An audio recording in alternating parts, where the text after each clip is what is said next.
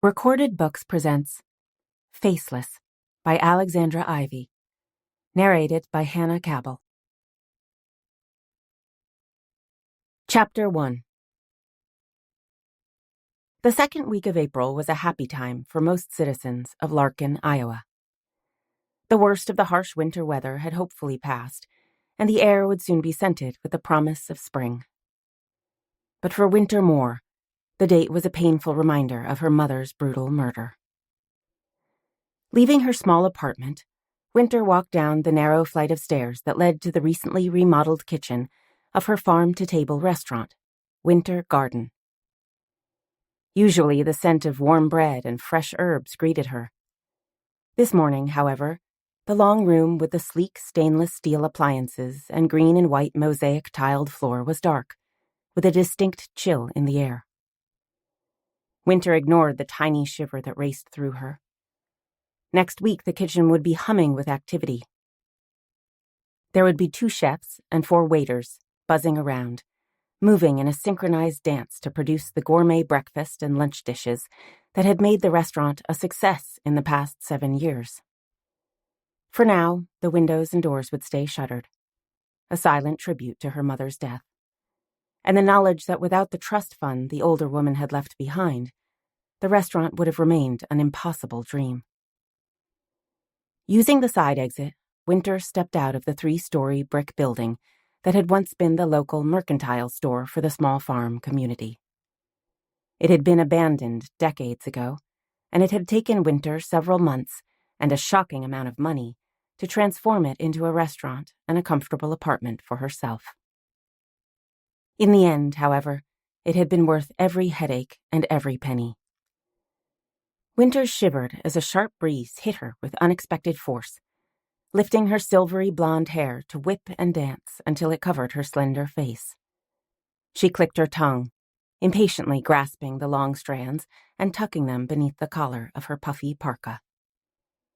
When she was working, she kept her hair pulled into a ponytail.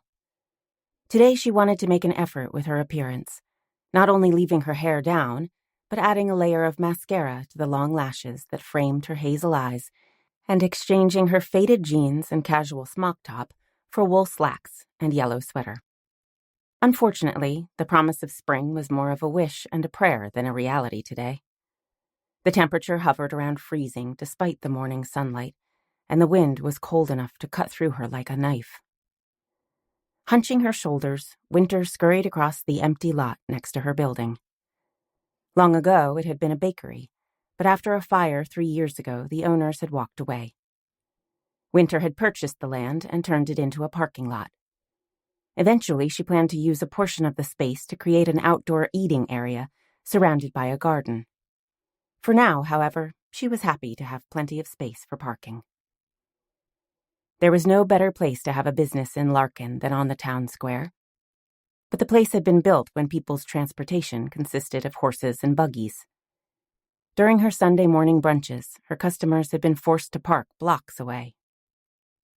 She was scurrying along the edge of her building in the futile hope it might block the wind, when a van with a familiar logo painted on the side parked next to her battered black pickup. Wynter watched in surprise as the woman jumped out of the vehicle and headed toward the back of the van. Tanya Knox was the owner of the gift shop that was on the other side of the parking lot, and one of Wynter's best friends, despite the fact she was 15 years her senior. It had been Tanya who'd walked her through the nightmare of business licenses, taxes, and local zoning. She'd also had a shoulder for Wynter to cry on when the water line froze and busted, forcing her to close down the restaurant for over a week. And when a rival restaurant owner in town paid his staff to leave nasty online reviews. Wynter halted to watch as Tanya pulled open the back of her van. The woman was several inches taller than Wynter and double her weight. Tanya wasn't fat, just solid with the muscles she acquired in the pottery studio she'd built at the back of the gift shop. She could lift and carry the heavy blocks of clay without breaking a sweat. In contrast, Wynter was reed slender. Her grandfather told her that a strong puff of wind would blow her away. On cue, a gusty breeze tugged at Wynter's hair, urging her to head to her truck and get the engine revving. It was not only too cold to be standing outside, but time was ticking. She wanted to get on the road. "Hey, Tanya. What are you doing up at this hour?" she called out. "I thought you said you needed your beauty sleep." Wynter Garden opened at 6 in the morning and served until 2 in the afternoon. That meant that Wynter was up by 4 to start prepping for the day. In contrast, Tanya slept until mid-morning and opened her gift shop at noon. Of course, she also gave pottery lessons in the evening, so it was often midnight before she was locking up. It made them perfect neighbors. Tanya turned, revealing the numerous piercings that studded her nose, her lip, and her ears. She had short black hair and pale eyes that she framed with black liner. Beneath her leather coat, her body was covered in tats that represented her love for art. She didn't try to look goth. She just was goth. Until her father had passed when she was 21, Tanya had intended to become a famous artist in Paris. Instead, she'd come home from art school to take over the gift shop and care for her mother. "I've decided beauty is highly overrated," Tanya told her.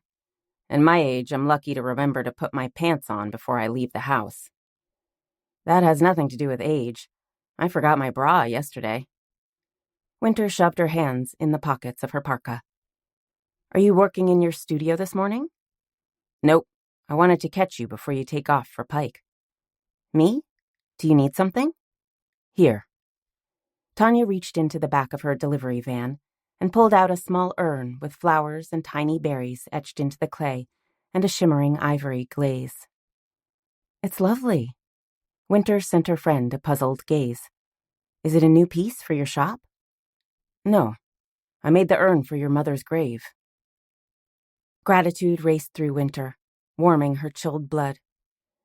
Living in a small town meant she was constantly surrounded by family and friends, but she was also alone. Her mother had been violently killed in a senseless crime. That made her different from her neighbors. Tanya was one of the few people who understood how hard this day was for Wynter. "You didn't have to do this. You already made an urn." Tanya shrugged. "It's been a few years. I thought you might want to change." "That's—" The words caught in Wynter's throat. She cleared away the lump. "It's perfect. Thank you." Her friend shifted in obvious discomfort. Tanya might create amazing art, but she kept her emotions hidden beneath her brash personality. Yeah. "I mean it, Tanya," Wynter insisted. "Not only the urn, which is gorgeous, but for remembering. That means a lot to me." Tanya waved her hand in an impatient motion. "Get going. It's too cold to stand out here yapping." "I'll come by the shop tomorrow and we can chat without threat of frostbite," Wynter murmured.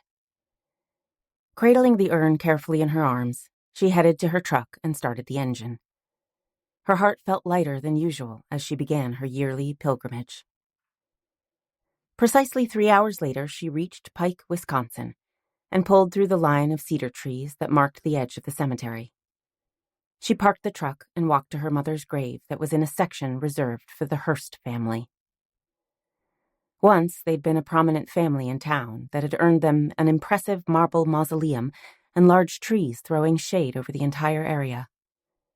Wynter wasn't sure when the Hearsts had lost their fortune, but the downward spiral was visible in the size and elegance of the various tombs scattered around the lot.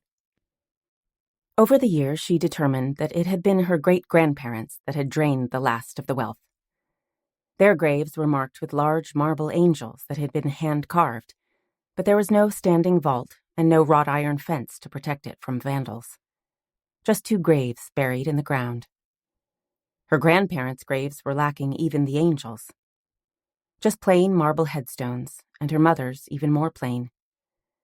If it wasn't the lovely urn she carefully placed on the white slab and filled with fresh flowers, the grave would appear barren, as if the person beneath the ground wasn't worth the time or expense of remembering. When she was young, she'd asked her father why he'd chosen to bury her mother in Pike instead of Larkin, where she could easily visit.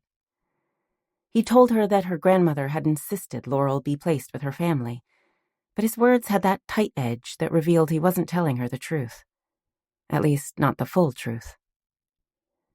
Once she finished wiping the year's worth of dirt that had collected on the tombstone, Wynter spent some time telling her mother the latest events in her life. There wasn't much to share. Just an update on the restaurant and the new muffler on the pickup. Her life wasn't exactly a thrill a minute. In fact, she nearly put herself to sleep trying to find something interesting to say. Maybe she should start thinking about adding some spice to her personal life, she ruefully acknowledged. The restaurant was stable now, and her apartment fully remodeled. It was time to put a little effort into refurbishing herself. How she intended to do that was a question that had no answer. Not yet. A gust of wind swirled through the air, tugging at her parka and spinning her hair over her face. With a resigned sigh, Wynter rose to her feet and brushed the dirt from her hands. This year was colder than usual. Plus, she had another stop before she could return to the protection of her truck. Grabbing the strands of her hair, she tucked them under her coat and walked through the narrow paths that divided the cemetery into sections. It wasn't a particularly large space, and the newer graves tended to be closer to the main road. She was hurrying toward a mound of earth that had recently been disturbed when she belatedly noticed the tall man standing next to the headstone. As she neared, he swiveled his head to study her, revealing his pale eyes that, when combined with his short blonde hair, hinted at a Nordic ancestry. He was tall and lean, and she guessed close to her own 29 years of age. "Can I help?" he inquired, his tone suggesting he was being more than polite. He prepared to offer whatever assistance she might need. Wynter shoved her hands in the pockets of her parka, wishing she'd grabbed her gloves out of the truck. "Sorry, I was looking for Sheriff Jansen's grave," she said. "It's here." He nodded toward the plot that was covered with bare, frozen dirt. "I'm his son, Kier." "I'm sorry for your loss." He nodded, his gaze sweeping over her with blatant curiosity. "Did you know my dad?" "Not personally. He investigated my mother's murder." He frowned, as if trying to place her face. "Your mother was from Pike?" "Originally, she was Laurel Hurst, at least until she married my father, Edgar Moore, and moved to Iowa." Laurel Moore. He repeated the name, then his eyes abruptly widened. "She was the woman shot at the old Shell station." Wynter flinched. "Yes." It was vaguely horrible that her mother's life was now defined by her death. No one mentioned that she'd been a trained artist with a talent for watercolors, or that she'd given up her career to care for her husband and young daughter. It was always the woman who was brutally murdered. "I remember the night." Kier slowly nodded his head. "My father brought you to the house." She glanced toward the headstone. "He was very kind. I was still in the car after—" The words died on her lips, but with an effort, she forced herself to continue. She couldn't tell Rudolf Jansen how much he'd helped her that night, but she could share her gratitude with his son. She sensed he would appreciate knowing that his father had touched her life. "He found me and took me to your home so my grandmother could go to the hospital. They were still hoping my mother could be revived." A sad smile touched her lips as she recalled being perched on the edge of a wooden kitchen chair with a heavy mug clutched in her tiny hands. "He gave me hot chocolate and wrapped me in a blanket until my grandmother could come to take me back to her house." She shook her head, meeting Kier's steady gaze with a rueful smile. "He stirred the hot chocolate with a peppermint stick. It's weird, the things that stick in your mind. I barely recall anything of that night, but the hot chocolate and peppermint stick are as vivid as if it happened yesterday." "You're right." The expression on his lean, handsome face was somber. "Trauma does very strange things to the mind." His voice was raw, as if he'd recently endured a shock, and she had a vague memory of hearing there'd been trouble in Pike. She reached to lightly touch his arm. "Sheriff Jansen was a good man." "He was." He frowned, tilting his head as if he was struck by a sudden thought. "You know—" "What?" "I've been slowly sorting through my father's boxes." Slowly being the operative word, he said. "I came across an envelope with your mother's name on the front." Wynter dropped her hand, blinking in surprise. What's inside? I don't know, but it was in with his files that he brought home from the sheriff's office after he retired, so I have to assume it has something to do with the case. The case was closed a long time ago, she said. It was a random mugging that went fatally wrong, open and shut. Keir was shaking his head before she ever stopped talking. If the criminal was never caught and tried, then the case was never closed, according to my father. He spent his vacations going over old reports in the hopes he might have missed something. A man dedicated to his job. Keir's lips twisted. Until the very end, he told her in pained tones. Then he gave a shake of his head, as if dismissing his bad memories. Would you like to see the file? Wynter shivered as a blast of wind sent a chill down her spine. Or maybe it was the stark reminder of what had happened to her mother 25 years ago. After all, it was one thing to visit a grave and arrange fresh flowers. It was another to dig up the awful memories of being a terrified child in the backseat of a car as her mother was shot point-blank 4 times in the chest. I'm not sure, she whispered. Christ, I'm sorry. His features tightened with regret. The last thing you probably want is to be reminded of that night. She waved away his apology. I don't usually spend time dwelling on the murder, she admitted, but I do try to keep her in my thoughts. I was so young when she died, I don't have many memories. That's why I'm here. This is the anniversary of her death. She glanced back at the grave next to her feet. And since I heard about your father, I wanted to take the opportunity to say goodbye to the sheriff. I'll let you think about it, he murmured. I'll be at my dad's house all day, attempting to repair a roof that decided to start leaking in the middle of the night. It's a 2-storied house with green shutters a few blocks north of here. Just drive up Olson Street and make a left on 4th. You can't miss it. Thanks. She stood as still as a statue as Keir walked away, her stomach rolling with a strange unease.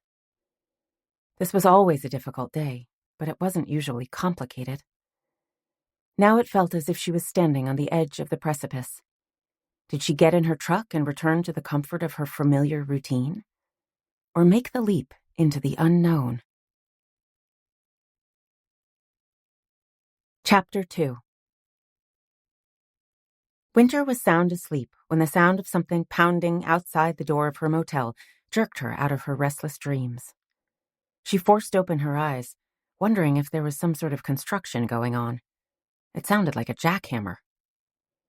Shifting on the lumpy mattress, she pulled the covers over her head, but the pounding continued. In fact, it got louder. Along with someone calling her name. What the hell? Rolling out of bed, she stumbled the short distance to pull back the edge of the curtain. She blinked twice, clearing the blur from her eyes, and peered out. It was late enough that the sun had risen over the horizon, spreading pale sunshine over the graveled parking lot. Wynter swiveled her head to glance at the dark form standing in front of her door. Noah Heller. The sight of him punched into her with stunning force. Not only because he was the last person she expected to see beating on the door of her motel room, but because he was the sort of man who commanded a punch-in-the-gut reaction from women. It wasn't just his 6-foot frame that was packed hard with muscles gained from his physical labor as a conservation officer, or the tanned face with features that had been chiseled to stark perfection, or the dark eyes that held an authority far beyond his 31 years of age. It was in the power of his presence, as if he carried around his own personal force field that captivated and held attention. Not the shallow charisma of a movie star, or slick charm of a salesman. It was a deep, resonating magnetism that was utterly natural and utterly irresistible. Shoving her tangled hair out of her face, Wynter hurriedly pulled on her slacks and sweater. She hadn't packed a bag, which meant she was forced to wear the same clothes from yesterday. Once she was presentable, she yanked open the door to regard her friend with puzzled confusion. Noah? She glanced over his shoulder, seeing his green Jeep parked next to her truck. What happened? He shoved his hands in the front pockets of his jeans, his thick muscles rippling beneath the insulated flannel shirt. It had to be sub-zero for Noah to wear a sensible coat. "Everything's fine. At least things are fine back home," he assured her, his dark gaze sweeping from her tangled hair down to her bare toes. "I'm more concerned what's happening here."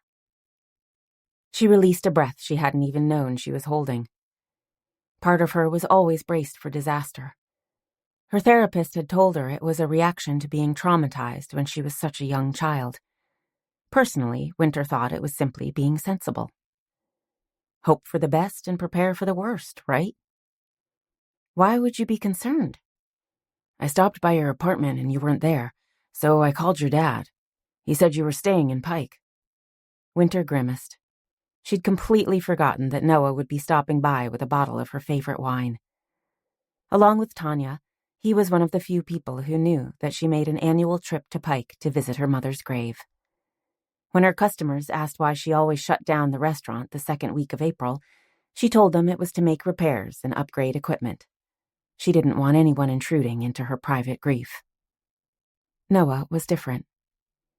He was not only a friend, but he'd endured his own tragedy when his parents had been killed by a drunk driver when he was just 14 years old. They shared a loss that others couldn't truly understand. "That doesn't explain why you're pounding on my door at—" She lifted her arm to glance at her watch. Her eyes widened in shock. "Crap, it's 10 o'clock?" "You've been coming here since you were 16 years old, but you never stay," he said. "I was worried." Wynter struggled to concentrate on his words. Her brain was still fuzzy from the long hours she'd spent tossing and turning on the lumpy mattress. "How did you find me?" A wry smile touched his lips. "There are precisely 2 motels and 1 B&B in Pike. It didn't take a genius to track you down." It was the sound of tires crunching on gravel that snapped Wynter out of her sleep-deprived haze. Noah had driven 3 hours to check that she was okay, which showed a hell of a lot more concern than her own father. When she'd called to say that she would be staying in Pike, he'd mumbled something vague and quickly ended the connection. He hadn't even remembered it was the anniversary of his wife's death. The truth was, Dr. Edgar Moore wasn't interested in anything beyond teaching literature at the local college in Larkin and collecting old manuscripts. She stepped back. "Come in." Noah quickly entered the room, his brows lifting at the cramped space with its cheap furniture. There was a narrow bed and 1 dresser with a portable TV bolted to the top. The ceiling was studded with beams that looked like they'd been made out of styrofoam, and there was psychedelic wallpaper peeling from the walls. "Yow." He shuddered as he turned a full circle. "It clearly wasn't the fine accommodations of the Pike Inn that lured you to linger." Wynter breathed in Noah's warm scent of pine. She didn't think it was a cologne, just the fresh scent that clung to him from spending so much time outdoors. "I don't know, it has a kind of Brady Bunch vibe," she teased, nodding toward the orange and purple and lime green comforter she'd thrown on the floor. "Or maybe it's more a melted crayon box style." He returned her smile. There'd always been an easy companionship between them. Ever since they'd met in grief counseling when she was 14 and he was 16. That was one of the reasons they'd never dated. Lovers were easy to find, and even easier to lose. A good friend was more difficult, and far more precious. "It looks like my grandmother's house," he murmured. "Yeah, mine too. Pike must have had a sale on avocado shag carpeting in the 70s. Noah grimaced. "I hope whoever was selling it went bankrupt. I'd hate to think it might have a comeback as some retro chic style." She snorted. "Not every house can be wood floors, wood walls, and a wooden beam ceiling," she said, referring to the cabin he'd built next to a lake a few miles north of Larkin. "Why not?" She pointed toward the edge of the bed. "Sit down." There were no chairs in the room, and she didn't want him towering over her when she explained why she'd stayed in Pike rather than return home. It wasn't his fault. She was just short, and the room was excessively cramped. "Yes, ma'am." He perched on the edge of the mattress with a curious expression. "Now what?" She hurried to grab the manila envelope that she'd dropped on the counter next to the sink in the bathroom around 3 in the morning. It was the only way to stop staring at it so she could try to get some sleep. Returning to stand in front of Noah, she shoved the envelope in his hand. Here. His gaze remained locked on her face. Could he see the tension that made her face feel tight with strain? Probably. What is this? He asked. She licked her lips. They felt dry and chapped. Before I left the cemetery, I decided to find Sheriff Jansen's grave. Noah frowned, as if searching through his memory for the name. He's the man who investigated the murder? Warmth flared through her. Noah had a long list of special qualities. He was smart, loyal, dedicated to his job as conservation officer and as a member of the community. Oh, and gorgeous. He was also the first person she'd ever had in her life who actually listened to what she said. The fact that he recalled Sheriff Jansen proved just how closely he paid attention. Yeah, he died a couple months ago, she said. While I was there, I met his son, Kier. That's not why you stayed. His voice was oddly flat. She shook her head. No. He told me that his father had an envelope with my mother's name on the front. He asked me if I wanted it. Obviously you did. I wasn't sure. Even after I stopped by his house to pick it up, I sat in my truck for hours debating whether or not I wanted to see what was inside. She'd been parked in the driveway, stiff with cold and with darkness creeping through the quiet neighborhood, before she'd finally opened the envelope and pulled out what was inside. Curiosity won out? Unfortunately. Why do you say that? See for yourself. Slowly, Noah opened the flap and tilted the envelope.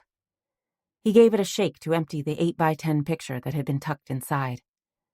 She stepped to the side so she could catch a glimpse of the grainy black and white photo that had haunted her dreams. It was a fuzzy image of a slender woman standing next to a white SUV with the driver's door open. She was wearing a knee-length designer coat and leather boots that had 3-inch heels. Her long, glorious blonde hair framed her pale face that, even at a distance and blurred by the poor quality of the photo, was stunningly beautiful. On the other side of her was the outline of a gas pump, and overhead was a canopy where the fluorescent lights battled against the darkness that surrounded the filling station. Noah lifted his head to meet her troubled gaze. Is this from the night your mother was attacked? Yes. It's a still shot from the surveillance tape. Christ. The stranger had lingered outside the motel all night, waiting, watching. There was a puzzling change in the annual pilgrimage. In the past, Wynter would travel to Pike to sit beside her mother's grave. Sometimes she would linger for an hour or two. If the weather was mild, she would spend the entire afternoon. The stranger would watch from the fringe of the cedar trees, savoring the opportunity to remember. And perhaps to gloat.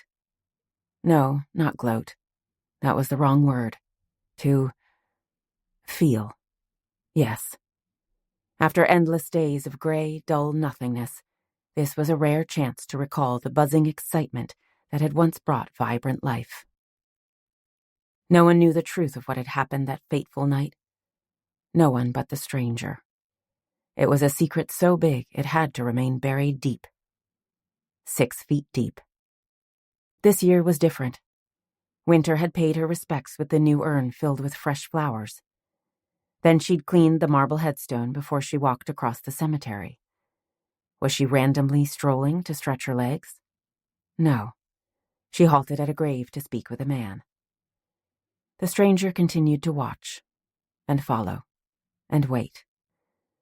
The curiosity was tainted with an unease as Wynter entered a small, shabby house just a few blocks from the cemetery, and then quickly returned to her car with a manila envelope clutched tightly in her hand. The stranger didn't know what was inside, but it had altered Wynter's tradition, which altered the stranger's tradition. Change was never good. Never. Chapter 3. Noah didn't know exactly what he'd expected when he climbed into his Jeep to make the drive to Pike. He'd been concerned last evening when he'd gone to Wynter's apartment and discovered everything dark and locked tight. Not just because he hated the thought of her driving so far alone, and in a truck that was what she called temperamental and what he called a death trap. But she knew he would be waiting for her. It was a tradition they'd established on her 16th birthday. She would travel to Pike to visit her mother's grave, and he would be waiting to offer her comfort. His concern amped higher when she didn't answer his calls or texts. At last, he'd been forced to contact Professor Moore. The older man said that Wynter was spending the night in Pike. He didn't know why, or even when she planned to return, but he seemed to think Wynter was fine. Noah wasn't as certain. The highway between Larkin and Pike was well maintained, but there was nothing but cornfields for endless miles. What if Wynter had broken down? There was always the possibility her phone was dead, or even that she couldn't get service. Anyone who lived in the remote areas of Iowa and Wisconsin knew that cell phones weren't always reliable. He knew he had to make sure Wynter was okay. And even after he'd gotten to Pike and discovered Wynter's truck at the cheap motel, he hadn't been satisfied. He had to see her. Why? Well, that was a question he hadn't bothered to ponder. Now he gazed down at the blurred photo in confusion. No wonder you were upset. Why would the sheriff keep this picture? Look on the back, she commanded. Noah flipped the picture over and studied the words that had been scrawled with a shaky hand. He has the purse. Why kill her? He read out loud. He lifted his head to send Wynter a puzzled frown. What does it mean? Reaching down, Wynter plucked the photo from his hands and turned it back over. Noah was instantly aware of her soft, feminine scent. He felt the familiar spark of awareness. It didn't matter that she was missing the usual aroma of warm bread and herbs that clung to her skin after a long morning in the kitchen. She was still a tasty treat. One he had to remind himself was a friend, and nothing more, on a regular basis. Look, she pointed toward the center of the picture, thankfully distracting his perilous thoughts. The mugger has my mom's purse and a clear path to escape. Why would he shoot her? Noah shrugged. He was probably afraid she would recognize him. His face is covered. Noah looked closer. It was difficult to see the man who was standing at an angle from Wynter's mother. He was in a shadow from the pumps, but he could vaguely make out that he was a few inches taller than his victim and wearing a puffy coat that made it impossible to know if he was skinny or fat. He could also see what looked like a ski mask pulled over his head. That doesn't mean she couldn't identify his voice, he pointed out, trying to keep his tone reasonable. There was a knot forming in the pit of his stomach. He suddenly had a bad feeling about why Wynter had remained in Pike. Or maybe he was high on drugs. I had a man shoot at me because he was drunk and he didn't want me to tell his wife he'd been fishing instead of being at work. Or maybe there was no reason, she agreed. I understand the picture doesn't offer answers, just more questions. Noah slowly rose to his feet, his hand brushing the tangled blonde hair from her cheek. Wynter was never a sleek, sophisticated woman. She didn't wear designer clothes or spend hours at a salon having her hair styled or her nails painted. One of his old girlfriends had called her a bohemian, and he'd realized that it was a word that captured Wynter perfectly. She was unconventional, creative, and as ephemeral as a summer mist.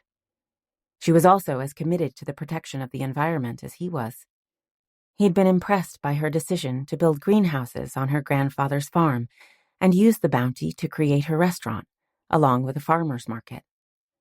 Others in town had mocked her hipster style, claiming the good, solid folks of Larkin would never enjoy cherry chutney on their sandwiches or veggie hash for breakfast.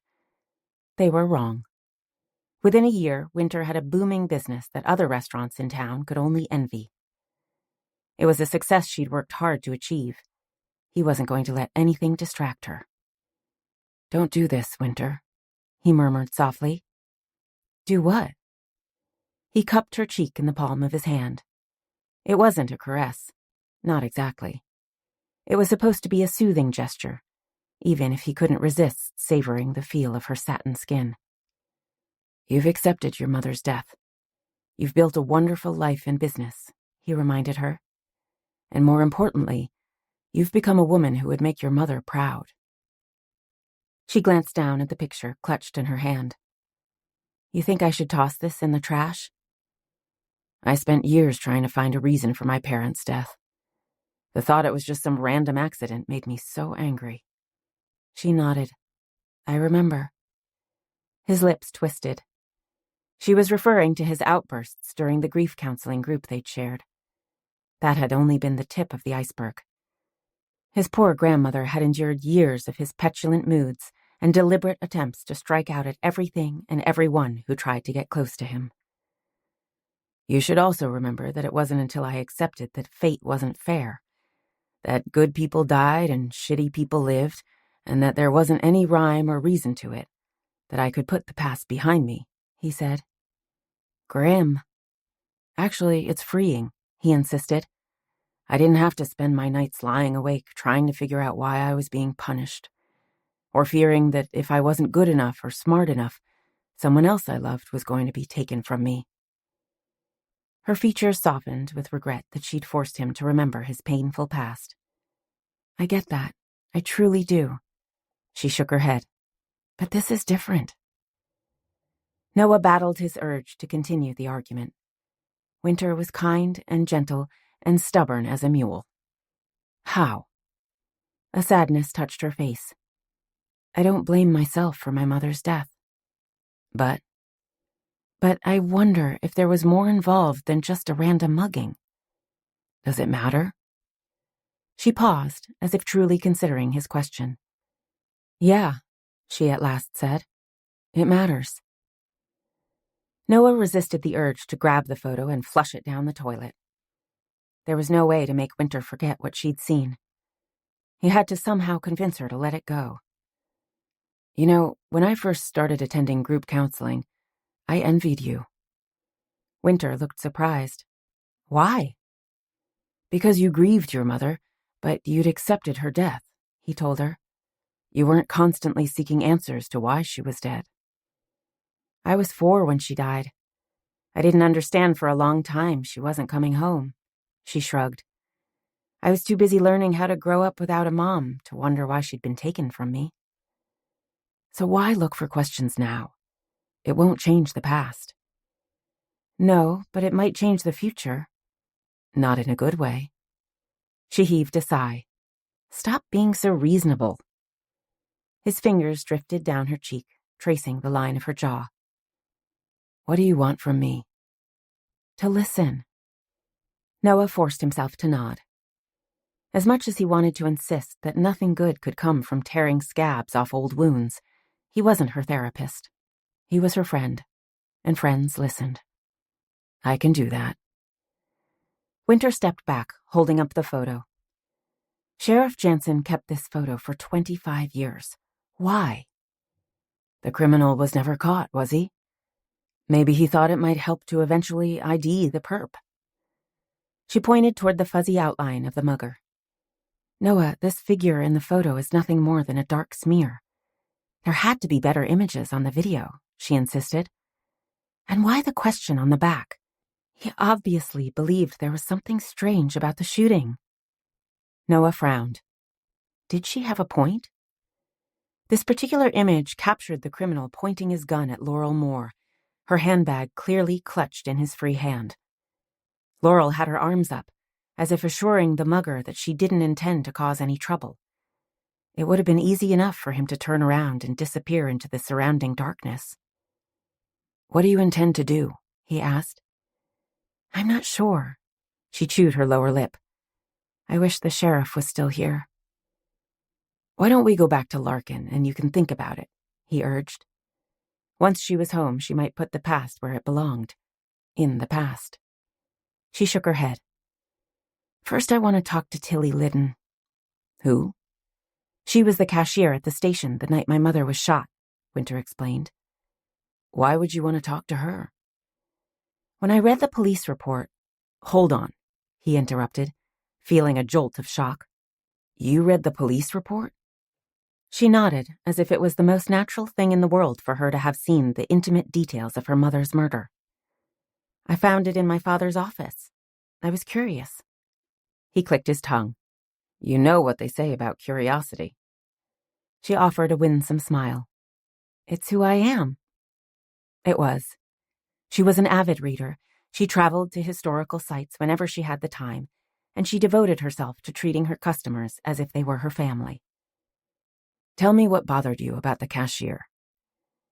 She claimed she was alone in the station and that she'd gone into a storage room, Wynter said. It wasn't until she heard the shots that she realized a crime had been committed and ran outside to find my mother dead and the mugger already gone. And? She lifted the photo and pointed toward the gas station in the background. It was barely larger than a shed with a huge window painted with the words, Shell Gas Station, and a glass door. Who is that looking out of the window? Wynter sensed Noah's tension, even if she didn't fully understand it. Okay, she was probably on a wild goose chase. There'd never been any reason to suspect that her mother's death was anything but a statistic, just one more victim of senseless crime. Not until she'd opened the envelope. Still, it wasn't like she was making wild accusations or leaping to conclusions. She agreed with Noah that there were a dozen reasons the criminal might have pulled the trigger. Fear, drugs, insanity. But there was no way she could return to Larkin without asking a few questions. Sheriff Jansen had been a trained lawman. If he was troubled by something in the photo, then she owed it to her mother to at least try to discover more about what happened that night. Stopping by the motel office to check out, Wynter asked directions to Tilly Liddon's house. The middle-aged woman didn't hesitate to offer a detailed map, along with a pleasant smile, despite the murders that had recently devastated Pike. Small towns never changed. 10 minutes later, she was pulling her truck to a halt in front of a small, prefab house with a narrow porch and a side deck that was sagging beneath the weight of boxes, plastic containers, and at least 2 moldy mattresses. This must be it, Noah murmured, leaning forward to peer out the front windshield. Wynter wrinkled her nose. Even with the morning sunlight, she felt a small shiver race through her. It's sad, isn't it? Noah sent her a puzzled glance. The house? Yes. I'm not sure it has emotions, but I'll admit it looks run down. Wynter continued to study the windows that were blocked by thick curtains and the yard that was cluttered with trash. Houses might not have emotions, but they reflect the people who live inside, she insisted. This one is sad, neglected, unloved. His dark gaze swept over her face, an indulgent amusement softening his features before he was out of the truck and headed toward the front porch. Let's go see what she has to say. Wynter had to scramble to catch up, barely reaching his side before he pounded on the door. From inside they could hear the sound of a TV turned on loud enough to leak through the thin walls, but there was no response. Noah pounded again, and again. Christ, keep your pants on, a voice called out before the front door was being jerked open. A woman not much taller than Wynter stood on the threshold, wearing an old robe that fell to her knees and a pair of worn slippers. Her frizzy hair was dyed black, and her thin face deeply lined, revealing years of smoking. Her eyes were gray and hard with suspicion as she took in first Noah and then Wynter. She smelled of cigarette smoke, coffee, and stale regret. Yeah? She demanded in a hoarse voice, as if she wasn't used to speaking. Tilly Liddon? Wynter asked. I'm Tilly. The woman who looked as if she was in her late 50s scowled. I suppose you're from the sheriff's office? She didn't wait for Wynter to respond. Tell that bitch to get off my back. I'm waiting on a dumpster to start cleaning. I'm not from the sheriff's office, Wynter assured her. Oh. The woman furrowed her brow before releasing a sharp, ugly laugh. Then I suppose you're looking to squeeze money out of me for some worthless cause. Tough luck. I ain't got nothing to squeeze. Wynter shook her head. I'm not here for money. The woman's expression hardened with suspicion. Then what do you want? I was hoping I could ask you a few questions. Is this a survey? The scowl was replaced with a sudden burst of greed. Do I get paid? I won't take less than $25. My time's worth that. Again, Wynter shook her head. I'm Wynter Moore. And? Tilly snapped. Is that supposed to mean something to me? My mother was Laurel Moore. Tilly's eyes were blank at the mention of her mother's name, and Wynter swallowed a sigh. There was one way to jog the woman's memory. She was shot at the gas station where you were working 25 years ago. Tilly flinched, as if Wynter had physically struck her. What is this? She hissed. Some sort of joke? No, Miss Liddon. I'm in Pike to visit my mother's grave. Look, I'm going to tell you exactly what I told that damn sheriff the 100 times he questioned me, Tilly interrupted, her shock replaced by an ugly anger. I saw nothing. I was in the storage room when the bastard shot your mother. I'm sorry, I can't help you. Wynter didn't know what she'd expected. Perhaps confused memories after so much time had passed. Or even a reluctance to discuss an event that must have been traumatic for everyone involved. But not this fury. Did Tilly fear that Wynter blamed her for not having done more to protect her mother?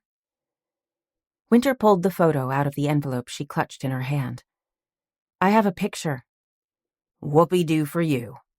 Tilly stepped back, her face red and her eyes dark with an emotion that Wynter couldn't read. I got a door and a lock. Wynter hastily shoved her hand out, waving the photo beneath the woman's nose. This was just before my mother was shot. There's a person standing in the window, watching it happen. Tilly stiffened, her gaze instinctively lowering to the photo that was nearly touching her nose. I don't see anything, she muttered. Wynter reached to point at the gas station. Right there. It's a shadow. It's you, Wynter insisted. Tilly roughly shoved Wynter's hand away. You can't prove that. I can't, but the photo can. All I have to do is have it enlarged and then cleaned up. There's software now that can do miracles with old pictures. She made the claim with more bravado than facts. She'd read an article about apps capable of fixing blurry pictures, but she had no idea how they worked or exactly how good they were. Tilly licked her lips, her hand going to the pocket of her robe to pull out a pack of cigarettes. Someone must have come into the station while I was in the storage room. Who? Wynter pressed. You surely saw them when you heard the shots and came out to discover what had happened. Go away, Tilly snapped, stepping back. But... The door slammed in Wynter's face. Next to her, Noah muttered a low curse, grabbing her hand to pull her back toward the truck.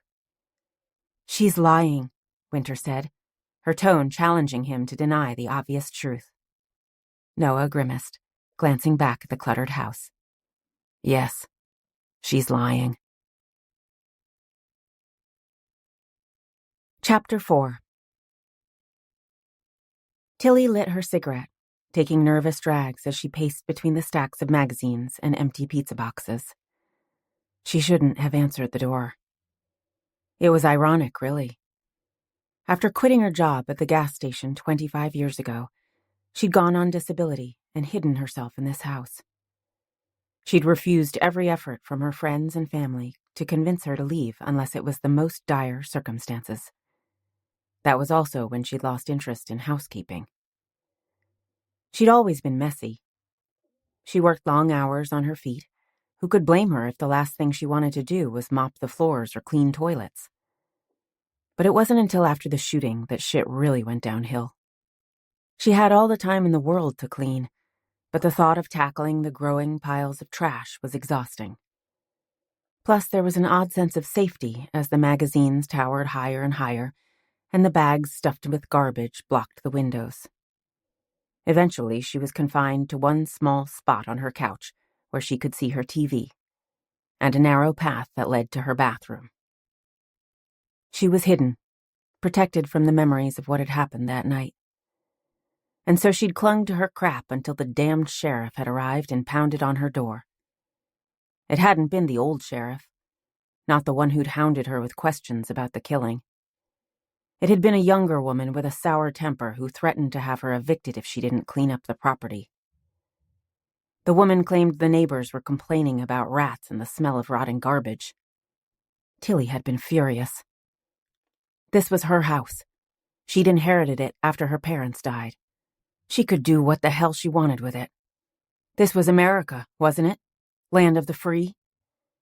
Except the sheriff had started throwing around words like city fines and fire marshals and condemning her home.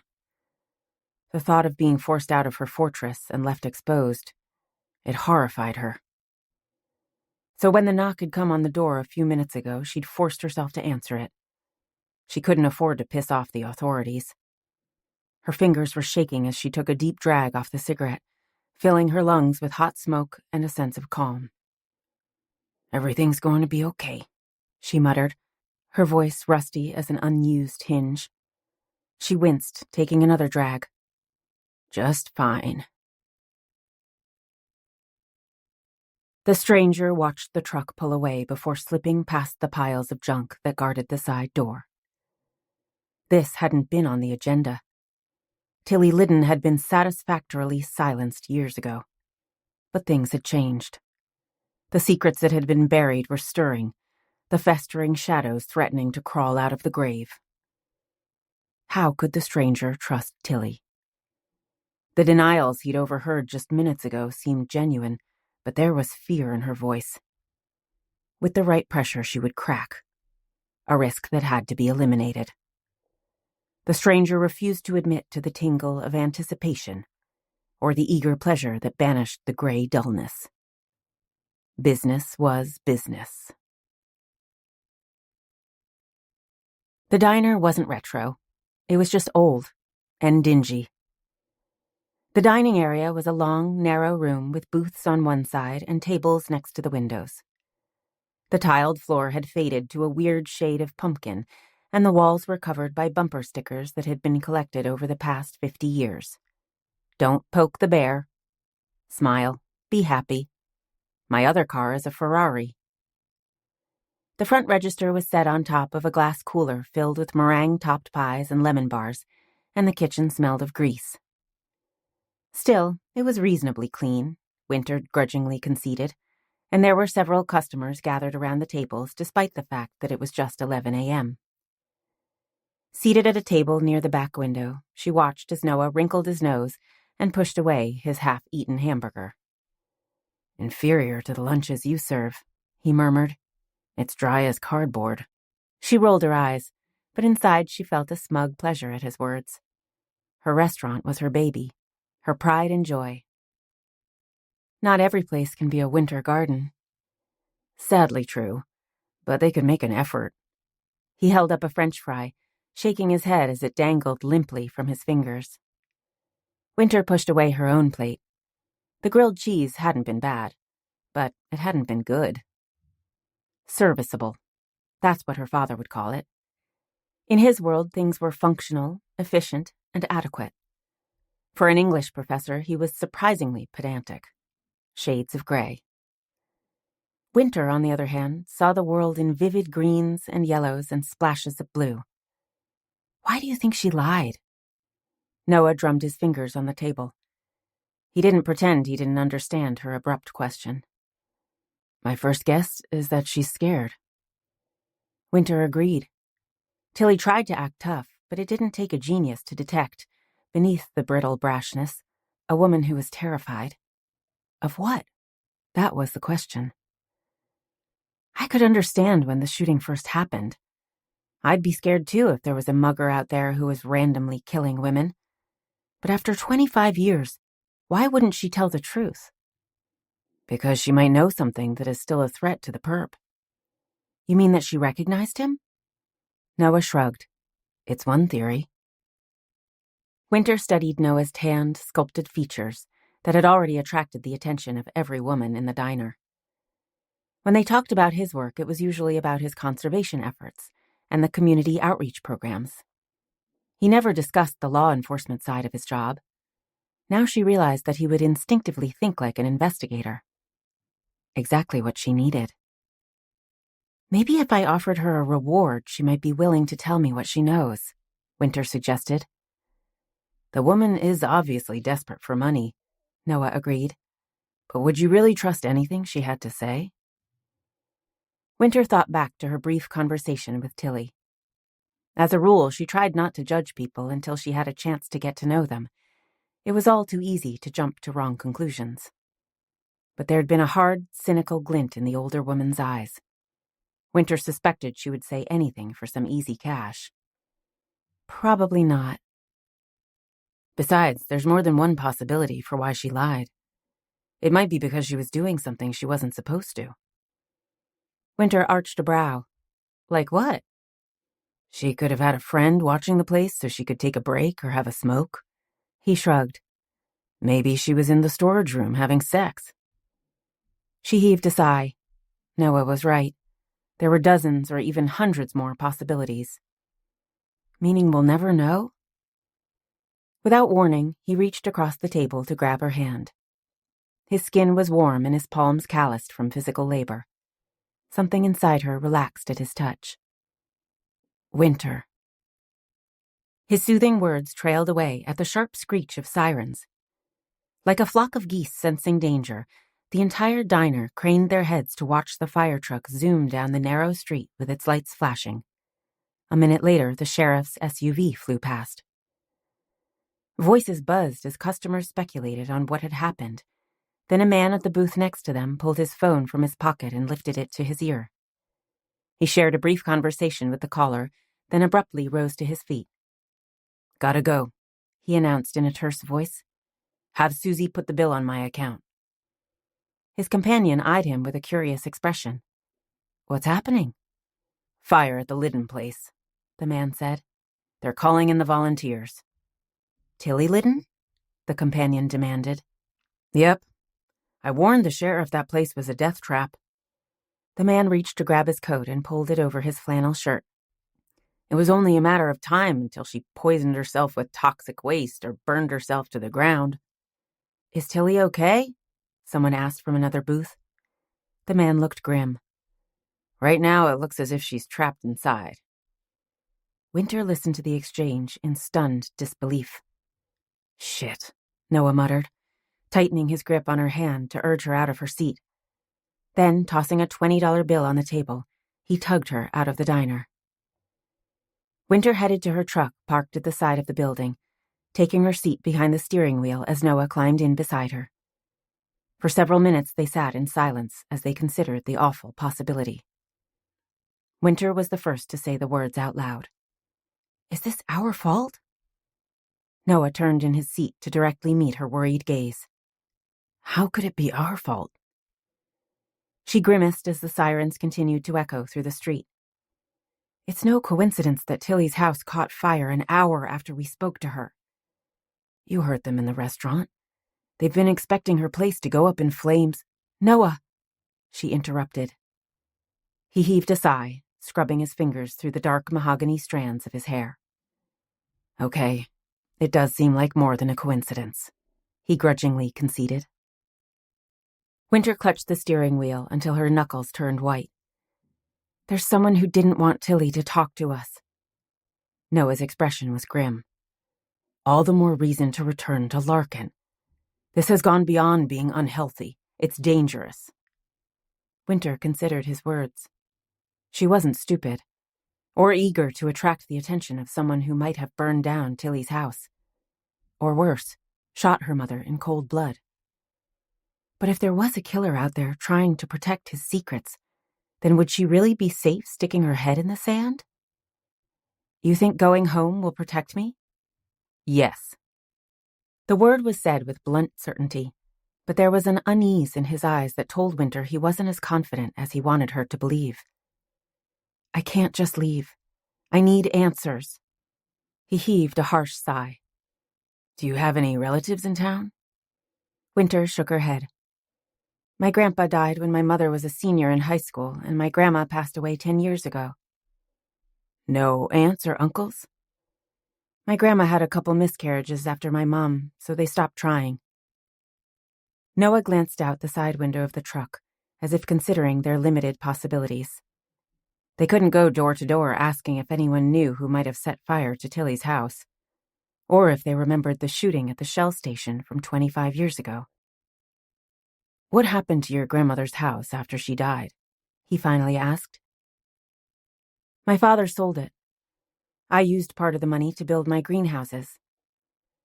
Wynter had been sad but resigned when her father had told her they had a buyer for the house. It had felt as if she was losing a part of the older woman who'd lived there for over 40 years. Still, she didn't want to see it decay like... "Oh, of course." "What?" Noah demanded as she dug her keys out of her purse and started the engine. "Where are we going?" "To my mother's cabin," she told him, turning out of the lot and headed toward Park Street, the main street out of town. "Where is it?" "Just a few miles north of Pike. We can be there in less than half an hour," she assured him. He pulled on his seatbelt even as he sent her a mystified glance. "Why are we going to the cabin?" Wynter didn't have a great answer. The truth was, she didn't have any better ideas. "The weekend my mother died, she brought me to Pike to visit my grandmother, and she stayed there," she murmured, picking up speed as they reached the main road. "At the cabin?" Wynter nodded. It gave her the chance to work on her paintings without a child interrupting her muse. "Was it something she did on a regular basis?" It wasn't just a casual question. Wynter frowned, then belatedly realized he was wondering if someone might have known her routine and followed her. Maybe from Larkin. "We came to Pike at least 1 or 2 weekends every month." "And your mother always went to the cabin?" "Yes, as far as I can remember." Wynter furrowed her brow, trying to dredge up the ancient memories. "Usually she dropped me off at Grandma's on Friday afternoon and picked me up on Sunday," she said. The precise details were fuzzy, but she never forgot how excited she was when her mother would pull out her Rugrats suitcase and start packing her clothes. She adored spending time with her grandma. No one would tell her to sit up straight or put on her shoes. Her nose would be dusted with flour, and the air would smell like yeast and butter and warm cinnamon. On that Sunday, she was later than usual. I was already asleep when she put me in the car. That's why I was lying in the back seat when... Her words trailed away, and she grimly pressed on the gas pedal as they reached the edge of town. "Did your father sell the cabin?" Noah asked, thankfully not pressing for details of that night. "No. My grandfather left it in a trust fund for me. Until I turned 18, it couldn't be sold. By then, we both rarely remembered I own it." Wynter veered onto an access road, forced to slow to a near crawl as her truck bounced over the potholes. Wisconsin winters had a habit of chewing up pavement and turning it into an obstacle course. "When was the last time you were up here?" Wynter leaned forward, concentrating on the trees that lined one side of the road. She didn't want to miss the turnoff. "I haven't been to the cabin since my mother died." "It hasn't been used?" Her lips twisted at his surprise. Noah was addicted to nature, to the point where he'd built his home in the middle of a patch of land 10 miles from the nearest town. It would take half a day to walk to his nearest neighbor. It would be unthinkable for him to own a property in prime hunting and fishing territory and not spend every minute possible there. "No, my grandmother had the windows shuttered after Mom's funeral and posted no trespassing signs, but no one has been inside." Noah fell silent as she reached the turn that was marked with an old billboard that advertised a nearby lodge and water resort. Thank God it was still there. It was the only way she could remember which road to take. She turned onto the narrow path before taking the first left, and then another right and another left. She remembered the few times her grandma had driven her to the cabin to take a picnic basket filled with lunch for her mother, that she would always sing a little song. "Left, right, left, it's easy as can be. Left, right, left, don't forget sweet sweetie." Wynter had no idea if she'd sung the song to remind herself how to get to the cabin, or in case Wynter happened to wander away so she might be able to find her way back. The path wound upward at a steep angle, and the dirt softened to a soggy mud. Worse, as she rounded the corner, she discovered a large tree had toppled to land directly in their path. "I'm afraid we'll have to walk." Noah shoved open his door and jumped out of the truck without hesitation. By the time she joined him, he'd tilted his head back to admire the towering red pine trees that surrounded them. "It's a beautiful location."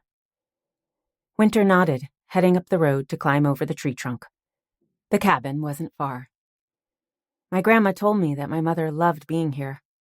It was a special place she came with my grandfather, just the two of them.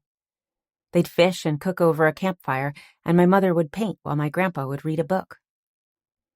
Noah kept step beside her, his large body moving with a loose ease that came from years spent hiking through the woods.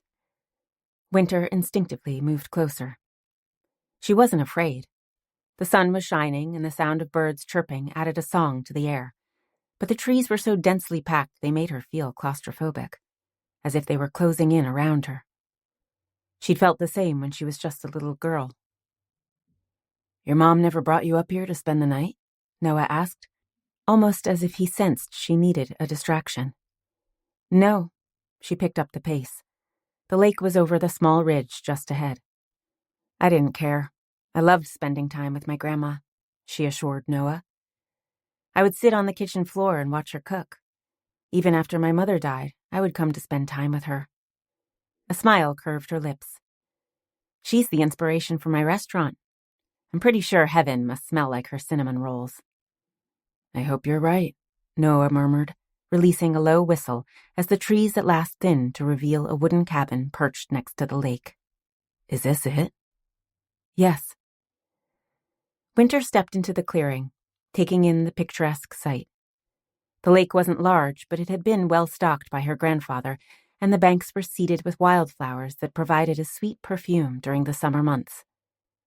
The cabin was built of weathered wood with a tin roof and a chimney that was beginning to crumble.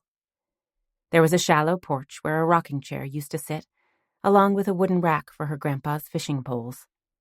Both were gone now, and heavy wooden shutters had been fastened over the windows. It made the place look gloomy, as if it had shut itself away to mourn the loss of her mother. Or maybe it was sulking at being abandoned. Wynter felt an unexpected pang of guilt. "How are you going to get in?" She jingled the keychain she held in her hand.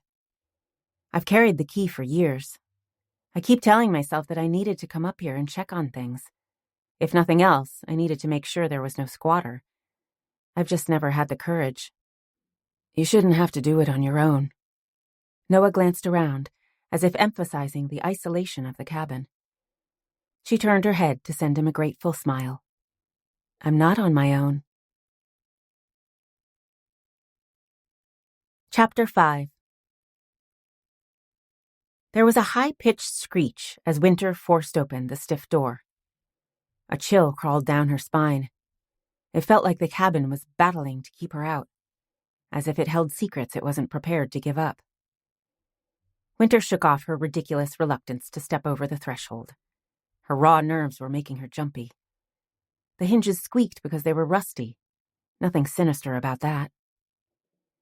Entering the cabin, she was instantly swallowed by the gloom. She halted to reach into her purse and pull out her cell phone. Then, pressing the flashlight on, she turned in a slow circle. The room was small, with a low ceiling and a few pieces of faded furniture. The walls were covered with paneling, but the floor was plain wood planks. It looked like every other fishing cabin in this area, except for the fact that it was littered with the supplies of an artist. Near the window was an easel holding a rectangular canvas. There was a tall stool that was half hidden by the stained smock that had been carelessly tossed on it. Around the stool were piles of paints and brushes and half-empty jars scattered in random patterns. And in the far corner was a stack of finished oil paintings waiting to be framed. "It's like a time capsule," she murmured, imagining her mother seated on the stool, her smock pulled over her clothes as she released her creative soul on the canvas. A sharp sense of loss cut through her. Not only had the world lost a gifted artist, but she'd been robbed of a mother. It was tragically unfair. Easily sensing her unexpected burst of grief, Noah headed back to the door. "I'll open a couple shutters so we can have some light." She nodded, appreciating the moment of privacy. This was why she'd waited so long to come to the cabin. She'd always suspected the ghost of her mother would be strongest here. Drifting toward the painting left unfinished on the easel, she studied the sweeping lines of vibrant color. There was something so boldly alive about the strokes, as if the artist was perfectly confident that she was creating a masterpiece. Lost in admiration, Wynter didn't hear Noah returning. It wasn't until he released a low whistle that she realized he was standing in front of the canvases piled in the corner. Your mother was talented. Wynter glanced around the room that was now filled with sunlight. It didn't dispel the ghosts, but it lightened the heavy sense of sorrow. I've always regretted the fact I didn't inherit her artistic ability, she told Noah. My grandmother said she knew my mom was going to be a painter when she found her in the dining room coloring a mural on the wall when she was just 5. By the time she graduated high school, she had her paintings displayed in the state capitol building and a dozen scholarships to the finest art schools in the country. Noah turned, his brows raised as if confused by her words. You did inherit her talent. I can't draw a stick figure. You create art on each plate that comes out of your kitchen. That's... Words failed as his praise settled in the center of her heart. Noah wasn't a charmer. He didn't flatter women or feel compelled to constantly flirt. He was direct, honest, and sometimes painfully blunt, which made his compliment all the more precious. Thank you. Noah stepped forward. Are you sure you want to do this today? I can bring you back next week, or later this summer when it's warmer. Wynter wavered. A part of her wanted to turn around and walk away, not because of the layers of dust or stale air or lingering ghosts, but she was tired from her long, stressful day and not sure her emotions were entirely stable. Then again, would she be able to sleep if she returned to Larkin? Not a chance. Meeting Noah's worried gaze, she forced a teasing smile to her lips. You just want to come when the fish are biting. He glanced toward the window that offered a view of the lake. I wouldn't mind testing the waters. We'll come back, but first I want to look around. For what? I'm not sure. Wynter crossed to peek through the opening into the tiny bathroom. There was a toilet, a bare sink with the plumbing exposed, and a handheld shower head attached to the wall. Sparse. This was the last place she stayed before she died. We might find something that will tell us if she was alone, Noah interrupted. Wynter whirled around, scowling at Noah, who was standing across the cabin. Of course she was alone. I was staying with my grandma and Dad was in Larkin. Noah nodded toward the doorway to the bedroom. Take a look. Wynter walked the short distance to step into the room that was dark from the heavy shutters still across the window. She could make out a double bed in the middle of the floor that was piled with tangled sheets and a quilt. On the far wall was a built-in bookshelf and a dresser. Closer to the door was a trash can filled with old takeout boxes from a local restaurant. It's a mess, she murmured. But I have a vague memory of our house being littered with stacks of painting supplies and toys scattered across the floor. After my mom died, my dad hired a maid to keep it spotless. It always felt empty. She grimaced. Even more empty.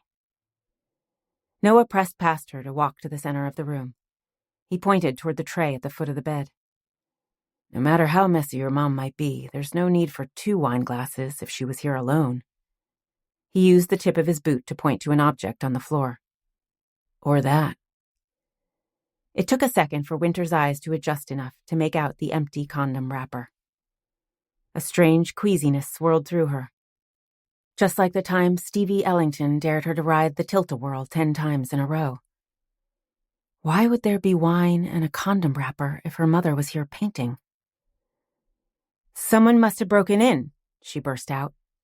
Her voice sounded too loud as it echoed eerily through the room. It's a perfect place if you're trying to avoid prying eyes. True, he agreed, but there was something that might have been sympathy in his eyes. Wynter cleared her throat. Let's look around. Noah moved to the dresser, pulling open the drawers. Wynter stiffened her spine and headed to the bed. Ignoring the tangled bedclothes, she lowered herself to her knees to peer beneath the mattress.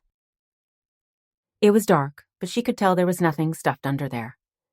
Not unless 25 years of dust bunnies counted. She coughed, starting to straighten. Then the dull gleam of metal caught her eye. Reaching out, she grasped the slender golden chain that was nearly hidden in a layer of grime. With a small sound of distress, she wrapped her fingers around the jewelry and sat back. "What's wrong?" Noah was quickly kneeling beside her, a steadying arm wrapping around her shoulders. She held up her hand, opening her fingers to reveal the bracelet that was studded with small but perfect emeralds. "This belonged to my mom." "You're sure?" "Yes." She stroked her thumb over one of the emeralds. "I've seen her wearing it in old pictures. It was a wedding gift from my father." Noah's arm tightened around her shoulders. "We should go, Wynter." He was right. There was nothing to discover here but hollow memories. She'd reached to grab the edge of the bed to help pull herself to her feet when she caught sight of an envelope sticking out from between the mattress and the box springs. Without thought, she grabbed it and pulled it out to discover her mother's name scrawled on the front. "Wait, Wynter." Wynter ignored the warning, opening the envelope to pull out a sheet of paper. Quickly scanning the letter, she dropped it on the floor, then reached beneath the mattress to pull out a dozen more envelopes. She read 2 more before she dropped them in revulsion. "Ugh." "Wynter, I need a minute," she muttered, trying to absorb what she'd discovered. There was an old saying about having the rug pulled out from beneath your feet. That's what it felt like. Or maybe it was closer to having the blinders torn away from her eyes. In either case, Wynter knew she would never be quite the same. "Are you okay?" Noah finally intruded into her dark thoughts. With slow, methodical movements, Wynter forced herself to fold the letters and return them to the envelopes. "The letters are to my mother." She stopped, clearing her throat. I don't know. I suppose they're love letters." "What do you mean, you suppose?" "They're a description of my mother's various body parts and what he intends to do to each of them." Noah stiffened. "Are they threats?" She shook her head. She almost wished they were, but the letters had obviously been from a lover who not only had an intimate knowledge of her mother, but an ongoing relationship. There had been graphic details of their previous sexual encounters, along with promises for future escapades. And worse, there was a mention of her mother's visit to the Art Institute in Chicago. She'd spoken at a seminar for young artists, just 2 weeks before she died. Which meant the affair wasn't ancient history. It had been going on for months.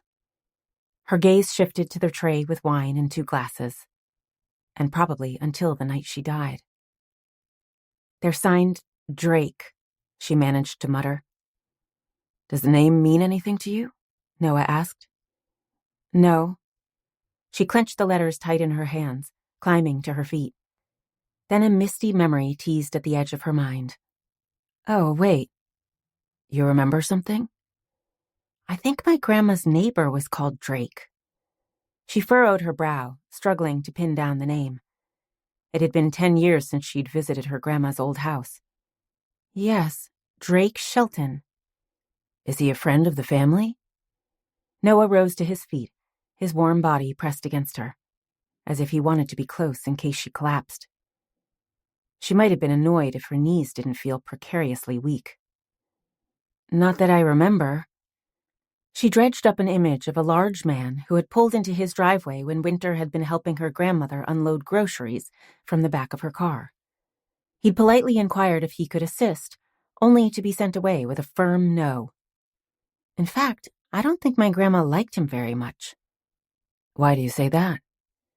"Just her attitude when their paths crossed.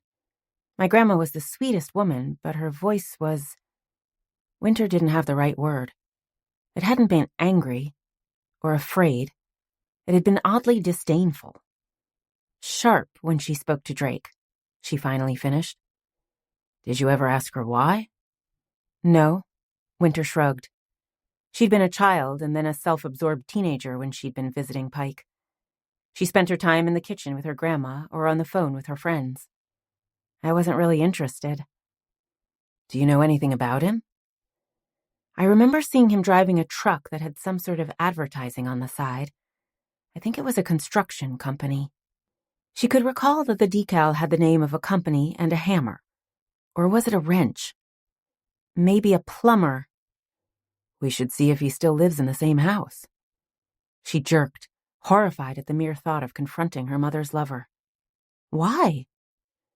It's possible that he was one of the last people to have spoken with your mother before she died, he pointed out in gentle tones.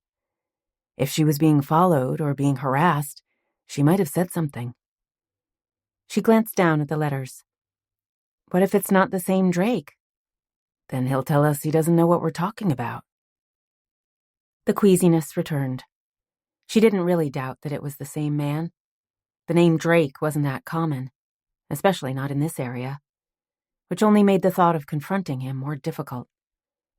I'm not sure I can.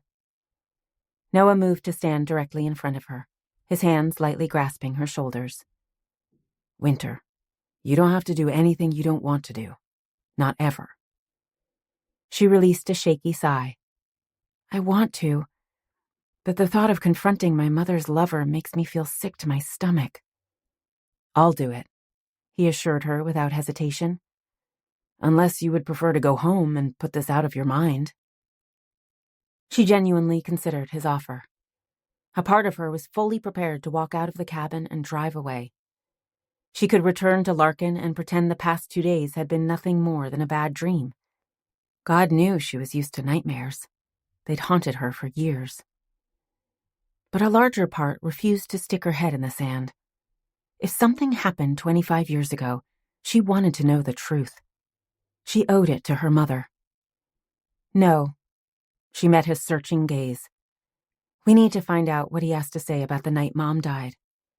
She might have told him if she was being harassed, or shared a description of a vehicle following her. If I was afraid, I would want to tell someone. Noah brushed his lips over her forehead before he stepped back. Are you ready?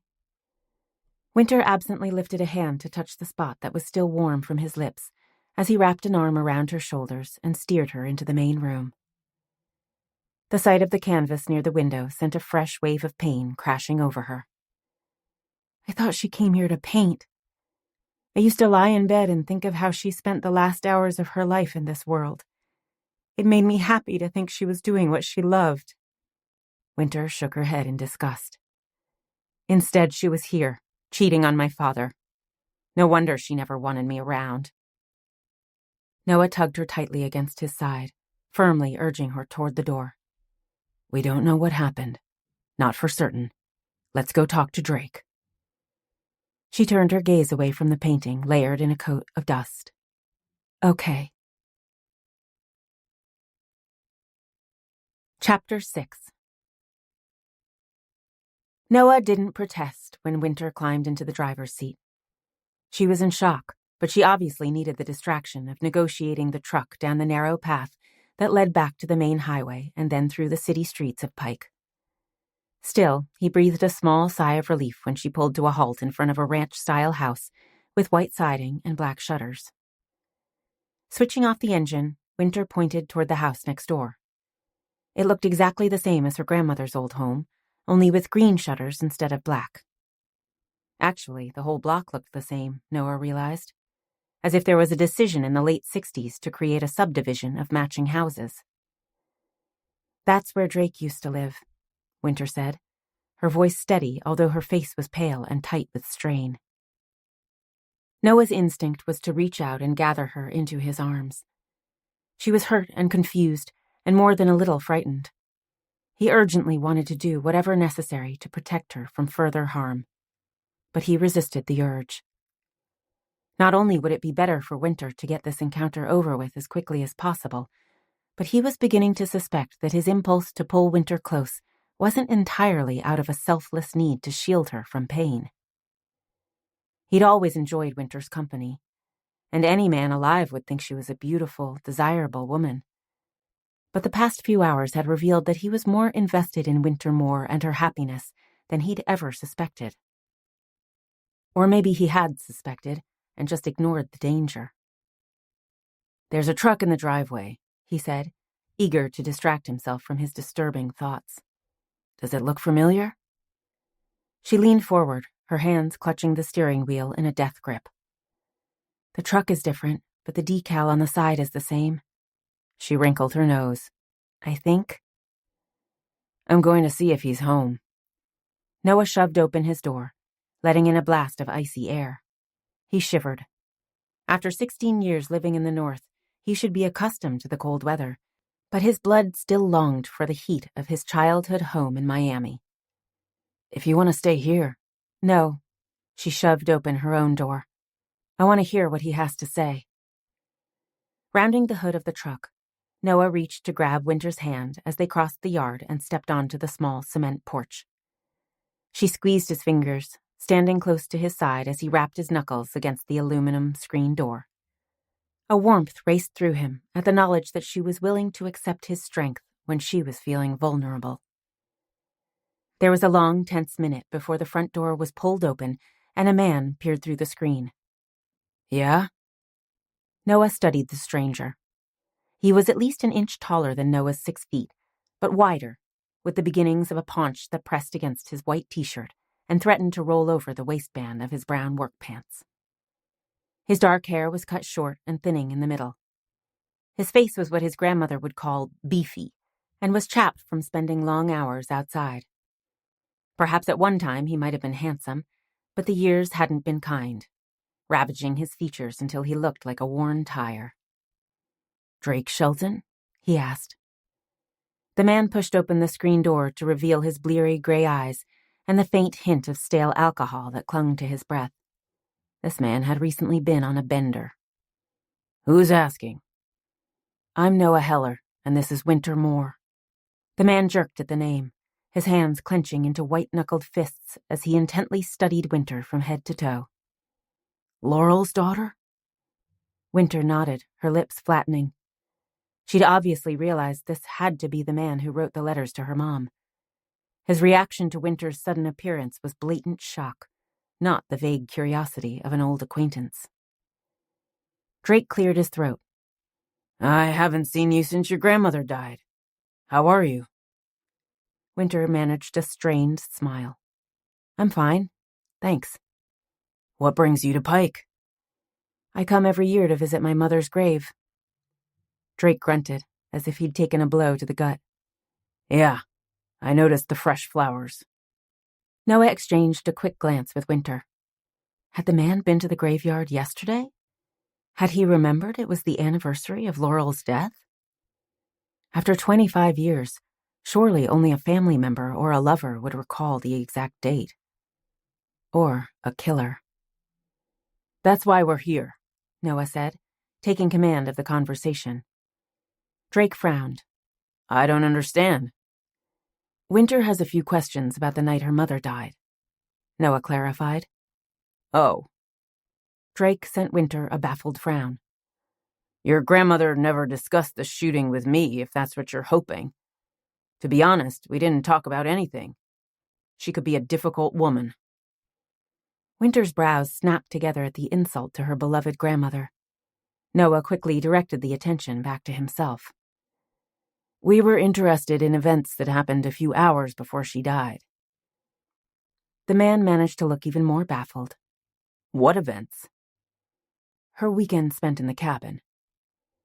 Drake froze, his eyes still bloodshot but no longer bleary. In fact, there was tension humming around him that assured Noah his words had hit a raw nerve. A cabin? The man darted a glance over his shoulder before returning his attention to Noah. What cabin? Noah folded his arms over his chest.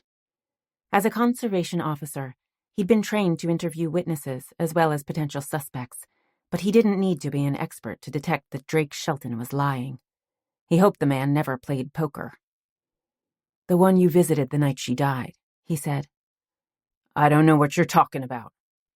You were there with my mother, Wynter said, her voice hard with accusation. Drake muttered a curse. Whoever told you that is a liar. We have proof. Wynter reached into the pocket of her coat to pull out the letters she'd found in the cabin. Drake stared at the folded envelopes, almost as if he didn't recognize them. Then the color drained from his face, and he stepped out of the house to glare down at Wynter. What the hell is wrong with you? He snapped. My wife is inside. Wynter tilted her chin. It didn't matter that the guy was towering over her, or that he doubled her in weight. She faced him without flinching. I'm not here to judge you. All we want to know is what you remember about my mother. Did she mention being angry with anyone? Or was someone harassing her? Was there anyone who frightened her? The gray eyes were hard with a bitterness that went beyond being accused of an affair. It was a soul-deep resentment. I barely knew Laurel. We went to school together, but that's it. If there was some man with her at the cabin that night, it wasn't me. Wynter calmly pulled out one of the letters and began to read out loud. To my heart and soul, Laurel, I've been dreaming of you again. Of your soft breasts and the taste of your sweet, sweet... Stop! Drake flushed an ugly red, shoving out his hand that was large and calloused from years of manual labor. Give 'em to me. Noah knocked Drake's hand aside, angling his body to make sure the man couldn't reach Wynter without going through him. Tell us about the last night you shared with Laurel, he commanded. Drake sent him a fierce scowl. I'm not telling you shit. And if you come back here again, I'll have you arrested for trespassing. Without warning, the man turned around to stomp back into the house. A second later, the front door was slammed shut. Noah grimaced as he glanced toward Wynter. That didn't go as well as I'd hoped. She shrugged. We know one thing. What? He was with my mother the night she died. Noah nodded. Drake's denial had been too violent to be real. He'd been with Laurel that night. So why deny it? Because of his wife? Or did he have another reason for hiding the affair? Questions without answers. Now what? He asked his companion. Wynter shivered, her face pale in the fading afternoon sunlight. Let's go home. Noah kept the bumper of his Jeep directly behind Wynter's truck on the journey back to Larkin. She'd insisted she was fine to drive home, refusing his offer to take her home and return to pick up her vehicle. He believed she was physically capable, but he also knew she was emotionally exhausted. He had no intention of leaving her on her own until he was sure she wasn't going to have a meltdown. 3 hours later, they pulled into the parking lot next to Wynter Garden, and Noah rolled down his window. Get in, he called as Wynter climbed out of her truck and locked the door. She sent him a puzzled glance. What? The best restaurant in town is closed, but we can still find something to eat, he told her. I'm not hungry. Then you can watch me eat. Her lips parted, as if she was intending to say no. Then, glancing toward the brick building that was shrouded in darkness, she abruptly moved to climb into the Jeep. Yeah, let's go, she muttered. Noah pulled out of the lot and headed 2 blocks north to the old diner, parking in front of a low, stone building with large windows and wooden shingles. It was after 7 p.m., but there were several cars lining the street. The gathered crowd was no indication of the quality of the diner food. The majority of the customers were in the back, in the bar room, enjoying the fine selection of microbrews. They entered the empty dining room, setting off the tinkle of a bell, and took a seat at one of the tables with a formica top and chrome legs. At the front of the long room was a counter with a few stools and the old-fashioned register. Beyond that was a kitchen where a lone man in an apron leaned against the sink, with his attention glued to the phone in his hand. Overhead, the flickering fluorescent lights cast a greenish glow that did nothing to add to the ambiance. Neither Noah or Wynter bothered to grab one of the greasy plastic menus stuck between the ketchup and mustard bottles. The diner had never been famous for its delicious food. It was quick, cheap, and occasionally edible. The only reason it had managed to stay open was because Wynter Garden was closed during the dinner hours. A bored waitress wandered over to take their order, and 10 minutes later returned to place the plates in front of them. Waiting until the older woman returned to the counter at the back, Wynter leaned across the table to study his large wedge of apple pie topped with vanilla ice cream and whipped cream. "How old are you?" she chided. He smiled, grabbing his spoon to dig in. The diner food was sketchy, but they bought their pies from a local bakery. Delicious. 31, he murmured, licking the whipped cream from his lips. About the same age as you. No way. She settled back in her seat, plucking a carrot stick from her salad. I'm still in my 20s. For what, 3 more months? She crunched her carrot between her teeth. Still in my 20s, old man. He scooped up another large spoonful. That's why I have to savor each day. That sounds like something we learned in therapy, she teased. She wasn't eating as much as he'd hoped, but a bit of color was returning to her cheeks. Probably. He swallowed the pie and ate some of the ice cream. I liked therapy, he said, his lips twisting as Wynter snorted at his claim. She obviously remembered the angry, sullen teenager who'd first joined the group. He'd done everything in his power to disrupt the sessions, hoping to get kicked out. I'll admit it took a while, but after a few months I stopped being an angry jerk long enough to start listening. It didn't stop me from missing my parents, but at least I wasn't constantly punishing my grandmother for being the poor fool to take me into her home. Yeah. She picked a slice of cucumber out of the salad. It was nice to know I wasn't alone. Plus, I got to spend time with you, he murmured. Bonus. Her smile was faint, but it had never looked more beautiful to Noah. That was a bonus. Noah polished off the last of the pie and shoved aside the plate so he could rest his arms on the table. I've always wondered why you dropped out. My dad didn't want me going anymore. Noah arched a brow. He'd assumed that Wynter stopped attending therapy because she'd just gotten her driver's license. Why go to grief counseling when she could run around with her friends? At the time, he'd been disappointed with the thought she'd no longer be a part of the group, but happy she felt ready to move on. Why would your dad want you to stop? He demanded. Wasn't he the one who insisted you go to counseling? She tossed aside her cucumber, wiping her fingers on a paper napkin. Erica suggested that I start seeing a hypnotherapist, she explained, referring to Dr. Tomlin, who'd been the therapist who'd organized the grief counseling sessions. She thought my nightmares might be caused by suppressed memories from the night my mother was killed. Noah nodded. Wynter never described her nightmares in detail, but she did share that there was rarely a night when she didn't wake at precisely 11:11 p.m., screaming in terror. Once she'd left therapy, he'd never talked to her about why she'd stopped showing up, or if her nightmares had disappeared. The first thing you learn in therapy was that it was like Fight Club. What happened in that room never left. Period. Now, however, Noah was willing to break the rules. The past hours had shaken Wynter and stirred an unease in the pit of his stomach. What happened 25 years ago wasn't just the stuff of nightmares. It might very well have cost Tilly Liddon her life. He didn't want you to be hypnotized? No. He thought if I did have memories, it would be more upsetting for me to have them retrieved. She rolled her eyes. And my grandpa was furious. He thought hypnosis was some sort of scam. In fact, he thought any sort of therapy was a scam. Your grandfather is, Noah didn't have to imagine Sander Moore's reaction to the suggestion of hypnotherapy. The older man owned a farm just a few miles from Larkin and was a well-known pain in the ass. He was gruff, opinionated, and ready to point his rifle at anyone stupid enough to step foot on his land. He also unashamedly adored his only granddaughter. Yeah, she chuckled. He is. Her smile faded, her brow furrowing as if she'd been struck by a painful thought. What's wrong? I wonder... Wonder what? She met his questioning gaze, her expression troubled.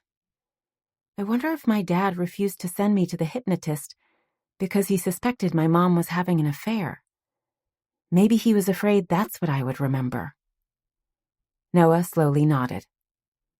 Not a bad theory. Drake retreated to the garage, opening the fridge he kept out there to pull out a beer. His head still throbbed from his night of heavy drinking after he'd visited Laurel's grave, but he needed something to steady his nerves. A damned shame he gave up cigarettes. But Laurel hadn't liked the smell that clung to his clothes and... Do you think I didn't know? The shrill voice pierced into his aching skull like a drill. He slouched lower in the lawn chair that he'd set next to the workbench. Damn it, this was his private space. The only spot in this godforsaken house that he could have a bit of peace. Now even that was being ruined. "Not now, Mona," he growled, his gaze locked on the bead of moisture dripping down his beer bottle. A short, thin woman with faded blonde hair and even more faded blue eyes stepped around the riding lawnmower to stand in front of him.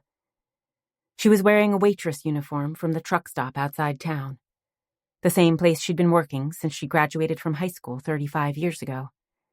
She smelled of fried hamburgers and diesel fuel. "Why?" she demanded. "Because you're mourning the loss of your lover?" Drake pressed a finger to the center of his forehead. "Because I have a headache, and your yakking is making it worse." He expected his wife to blink as if she was about to cry and scurry back into the house. It was her usual habit. No doubt she thought she was making him feel guilty. Nothing could be further from the truth. He didn't care enough to feel guilt. "Tough. You've been giving me a headache for years." Drake frowned. "What are you talking about?" Her face that had once been pretty was now lined with wrinkles and was hard with an ugly emotion. "It was one thing to suspect you were having sex with those skanks at the local bar," she ground out. "They were nobodies that you used and discarded. But Laurel Moore—" Her voice cracked with pain. Drake surged to his feet, the lawn chair scraping against the cement floor. "Don't say her name." Mona flinched, but wrapping her arms around her too thin waist, she stood her ground. "That year you spent sneaking off to that cabin to spend your weekends with her destroyed me." She regarded him with accusing eyes. "Did you love her?" "Shut up." "Did you?" "Yes." "Satisfied?" Drake took a deep swig of his beer, lowering the bottle to glare at the woman who'd become a little more than an unwanted squatter over the years. "I loved her since high school." Mona flinched, as if his words had caused her a physical wound. And maybe they had. "Then why didn't you marry her?" Drake clenched his teeth. He'd been pissed as hell when Laurel had left town to attend college in Madison. He had known deep in his heart that she would never return. She was too beautiful, too talented, too everything to settle for a man like him. "Because she wanted more than a small-town construction worker." He didn't try to disguise his bitterness. "She thought that professor of hers was going to take her places. Instead, she was stuck in another small town with a man who had no appreciation for the fact he possessed an extraordinary woman." He swallowed the last swig of beer. "That's why she came back to me in the end." "And what was I?" Mona demanded. "Second best?" Drake shrugged. At one time he'd thought this woman was pretty enough, and his ego had been soothed by the knowledge that she loved him to the point she would endure any insult or betrayal. Who could have suspected that her fawning adoration would be so annoying? "You were convenient." Mona made a strangled sound, her face flushing to a weird shade of purple. It wasn't pain or betrayal. For the first time in their marriage, she was truly furious. "I followed you." "What?" "That last night you spent with Laurel," she said, white flecks of spittle forming on the corner of her mouth. She looked rabid as her eyes smoldered with emotion. "I followed you to the cabin." Drake glared at his wife. Laurel was the only good thing in his miserable life. How dare this bitch try to taint his memory with thoughts of her creeping around, peering in windows like some sort of perv. "Why?" he growled. "I was going to confront the two of you. I was tired of being treated like I was too stupid to know my husband was having an affair." "So you spied on us?" She paused, almost as if she intended to lie. Then she shook her head. "I didn't get out of my car. I didn't have the nerve." Drake's anger didn't ease at her confession. Just the opposite. "Of course you didn't. You're as timid as a mouse. I barely notice you skulking around this house," he taunted. "If it had been Laurel, she would have crashed in and stuck a knife in my heart. She was a woman with courage, A woman who knew how to capture a man's passion. A strange expression settled on Mona's flushed face. You want a woman with courage? Fine. How is this? She sent him a tight, humorless smile. I think Laurel's daughter will be very interested in what I saw that night. Spinning on her heel, she turned to march out of the garage, her back stiff. Drake watched her leave, his protest jammed in his throat. Had the world gone mad? First Wynter showing up on his doorstep with his private letters, and now Mona acting as if someone had shoved a backbone up her ass. A darkness clouded his mind, his gaze shifting toward the shotgun he kept on a wooden rack nailed to the wall. Chapter 7. Wynter had expected another sleepless night after Noah dropped her off at her apartment. She had enough to keep her awake. Starting with the photo left behind by Sheriff Jansen and then the fire at Tilly's house just after they'd questioned her, and discovering her mom had been having an affair with Drake Shelton. But exhaustion had crashed over her just minutes after crawling into her bed. The only time she'd awakened was at 11:11 p.m., the exact moment her mother had died. She always woke at that time, and often she spent the rest of the night plagued with nightmares. Last night, however, a blessed darkness had claimed her around midnight, not releasing her from its clutches until nearly 7 this morning. When she finished her shower and dressed in jeans and a casual sweater, it was after 8. She ate a quick breakfast before leaving the house and driving to Grant College on the west side of Larkin. Parking in the private lot, she climbed out of her truck. The sun was shining and the wind had settled to a light breeze, making it feel almost warm. She told herself that was why her steps slowed as she strolled toward the domed administration building in the center of the small campus. Beautiful days in Larkin had to be savored. Deep inside, however, she knew it was her reluctance to confront her father that was causing her feet to drag. It was one thing to bravely decide she was going to demand answers from her dad, and another to waltz into his office and dredge up the memories they both had avoided for years. Entering the red brick building that hadn't been changed since it was built in the 1800s, Wynter strolled down the wide hallway lined with glass cases displaying trophies and old pictures. There was a distant hum of voices from behind the closed doors, but there wasn't the frenetic energy that filled the lecture halls or dormitories. This was the stiff hush of bureaucrats who liked to pretend they were too dignified to raise their voices. Wynter grimaced. Although she had attended school at Grant College, and her dad had taught there for 30 years, she rarely visited his office. Not only did he spend most of his time in the classroom or library, but he'd never encouraged her to interrupt him while he was at work. In the past few years, however, he'd taken over as head of the English department, which meant he spent less time teaching and more time dealing with administrative duties. At this hour, he should be behind his desk. Taking the steps to the second floor, Wynter paused outside the door at the end of the hall. Pressing a hand to her stomach, she sucked in a deep breath. Noah had offered to come with her, but she'd refused. It wasn't that she had any secrets to keep from him, or that her pride in being independent kept her from leaning on another. Having Noah at her side was the only reason she'd been able to survive yesterday. He was precisely the friend she'd needed. But Professor Wynter Moore was a fiercely private man. He rarely discussed his past relationship with his dead wife, not even with Wynter, and he never ever revealed his emotions. If Noah was there, wild horses couldn't pry the truth from his lips. Pushing open the door, Wynter stepped into the reception room that was decorated in muted colors. There was a long desk stacked with precisely arranged files and a sophisticated computer. Behind the desk was a middle-aged woman with blonde hair pulled into a smooth knot at the nape, and her pale face lightly coated with makeup.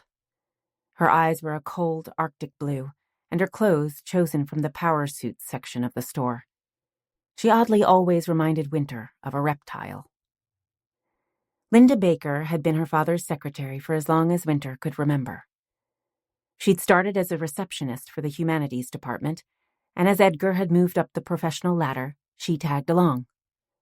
Now Edgar was dean of the English department, and Linda was an administrative assistant. "Wynter, this is a surprise." The older woman blinked before she pasted a smile on her thin lips. She had a condescending manner that set Wynter's teeth on edge. She didn't know if it was just the woman's personality to be a patronizing bitch, or if it was directed specifically at her, but Wynter did her best to avoid the woman. She didn't need the bad vibes in her life. "Is Dad in his office?" "Yes, but I'm afraid he's preparing for a budget meeting. I need to have a quick word." The secretary's smile remained as she reached toward the intercom on her desk. "I really should check with Dr. Moore. You know how he hates to be interrupted when he's busy." Wynter frowned. Linda had a habit of trying to prevent Wynter from spending time with her dad. She might have thought the woman was jealous if it wasn't so ridiculous. "I'm his daughter." Wynter firmly headed toward the door. "He's never too busy for me." "Wait!" Ignoring the secretary, who jumped to her feet and was hurrying to catch up to her, Wynter crossed the ivory carpet to push open the door to the inner office. She peeked her head in, locating her father seated behind his desk near the open window. "Am I interrupting?" Edgar glanced up in surprise. "Wynter? Of course not. Come in." She stepped into the office, hiding her annoyance when Linda bustled in behind her. "Can I get you anything?" the secretary demanded, staking her claim as hostess. "Coffee? Tea?" Edgar sent his secretary a warm smile. "Nothing for me. Thank you, Linda. Wynter?" "I'm fine." Wynter dismissed the woman from her mind as she moved to the center of the room. "We didn't arrange to meet today, did we?" her father asked, his tone polite but distracted. Nothing new in that. Edgar Moore hadn't known what to do with a young daughter after the death of his wife. He'd tried his best to give her a good home with everything her heart could desire, and Wynter never doubted that he loved her. But his focus would always be on his career. She'd accepted that truth a long time ago. "No." "Oh, good."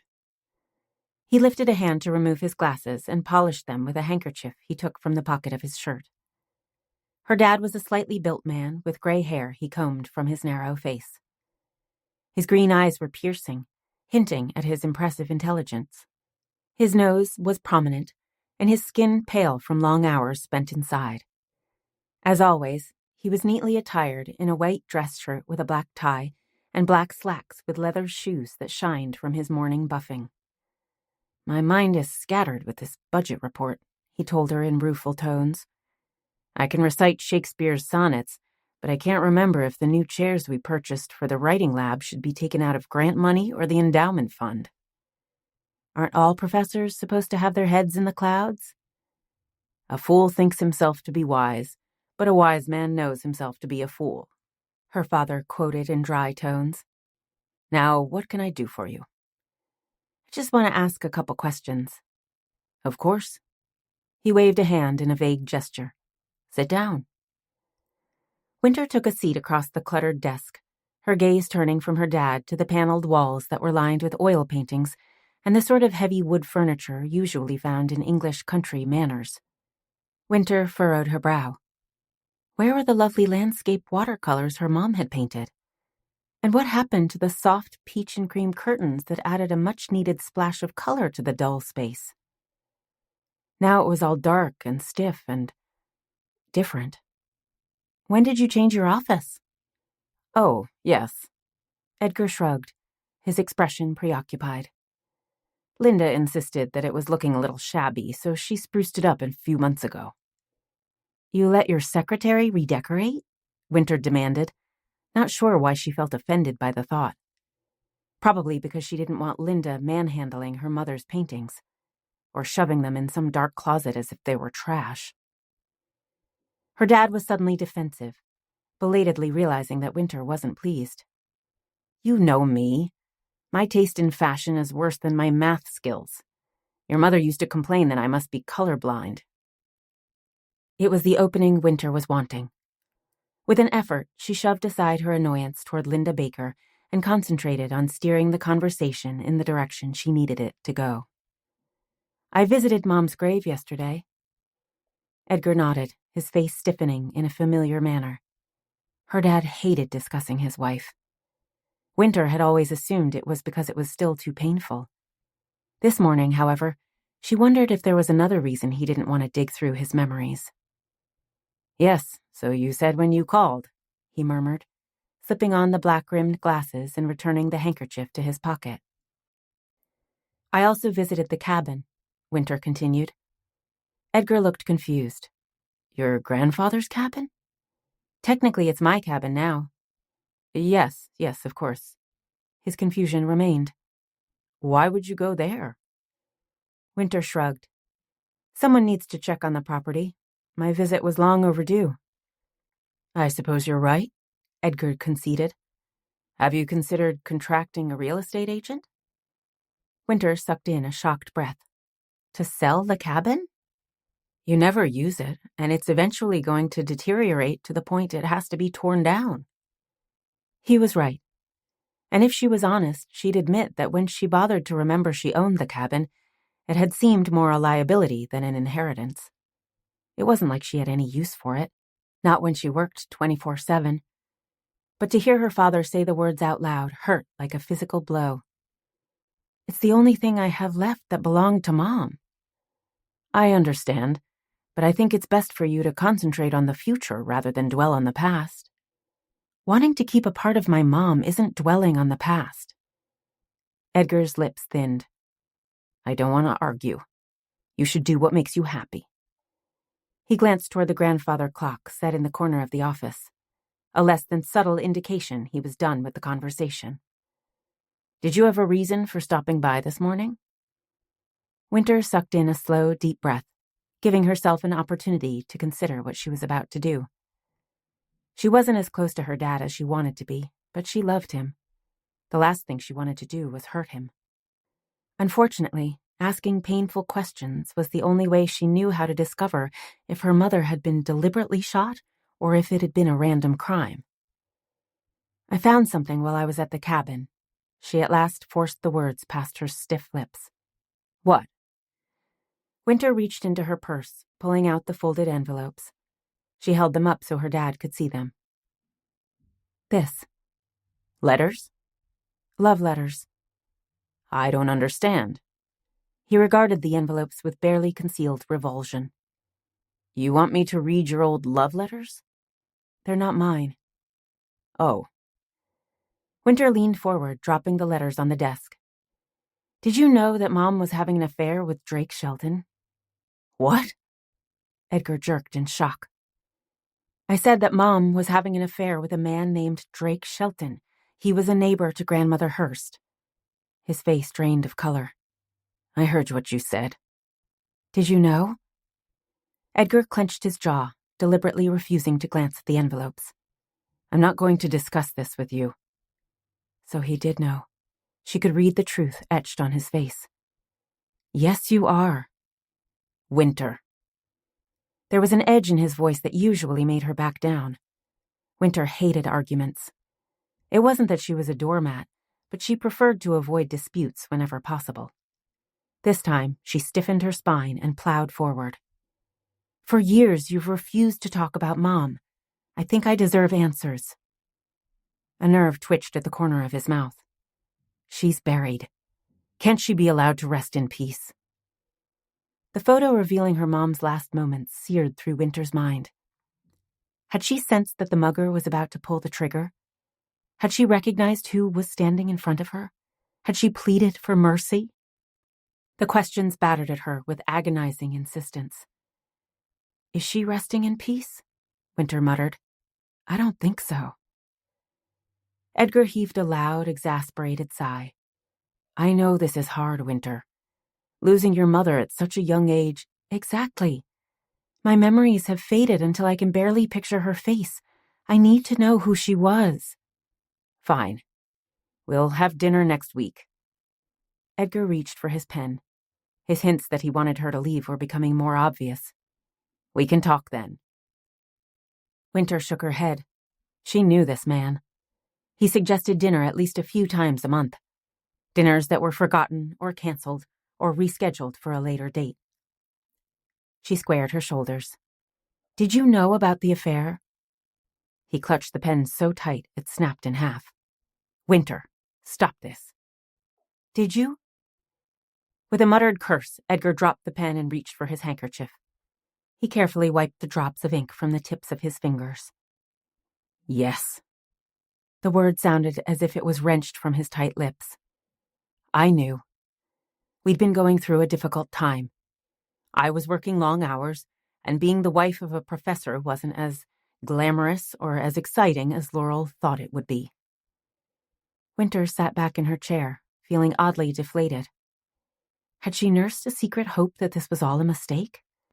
That her mother hadn't been using the cabin as some sort of sordid love shack? She swallowed the lump that threatened to form in her throat. Are you saying that she was bored? Frustrated, Edgar corrected. With what? With me? With her art? With this town? Wynter gripped the arms of her chair as a distant memory teased at the edge of her mind. The sound of her mom shouting before she was slamming out of the house. Frustrated with me? She asked in a soft voice. Yes, with you. Edgar tossed the handkerchief in the trash can beside his desk. It was a rare display of anger. I think she was hoping an affair would make her feel like she did when she was still a teenager. It's not uncommon. Marriages are never smooth sailing. There's always troubled seas. An affair is more than troubled seas. Perhaps. He glanced away, his jaw clenching as if he was battling back an emotion he didn't want to share. But we were working on our relationship. She swore she was ending the affair the weekend she was murdered, she finished for him. Died, he snapped. He always refused to use the word murdered, or even shot. Wynter assumed it was to protect her from the violence that ended her mom's life, or because he couldn't bear to use the words. And you believed her?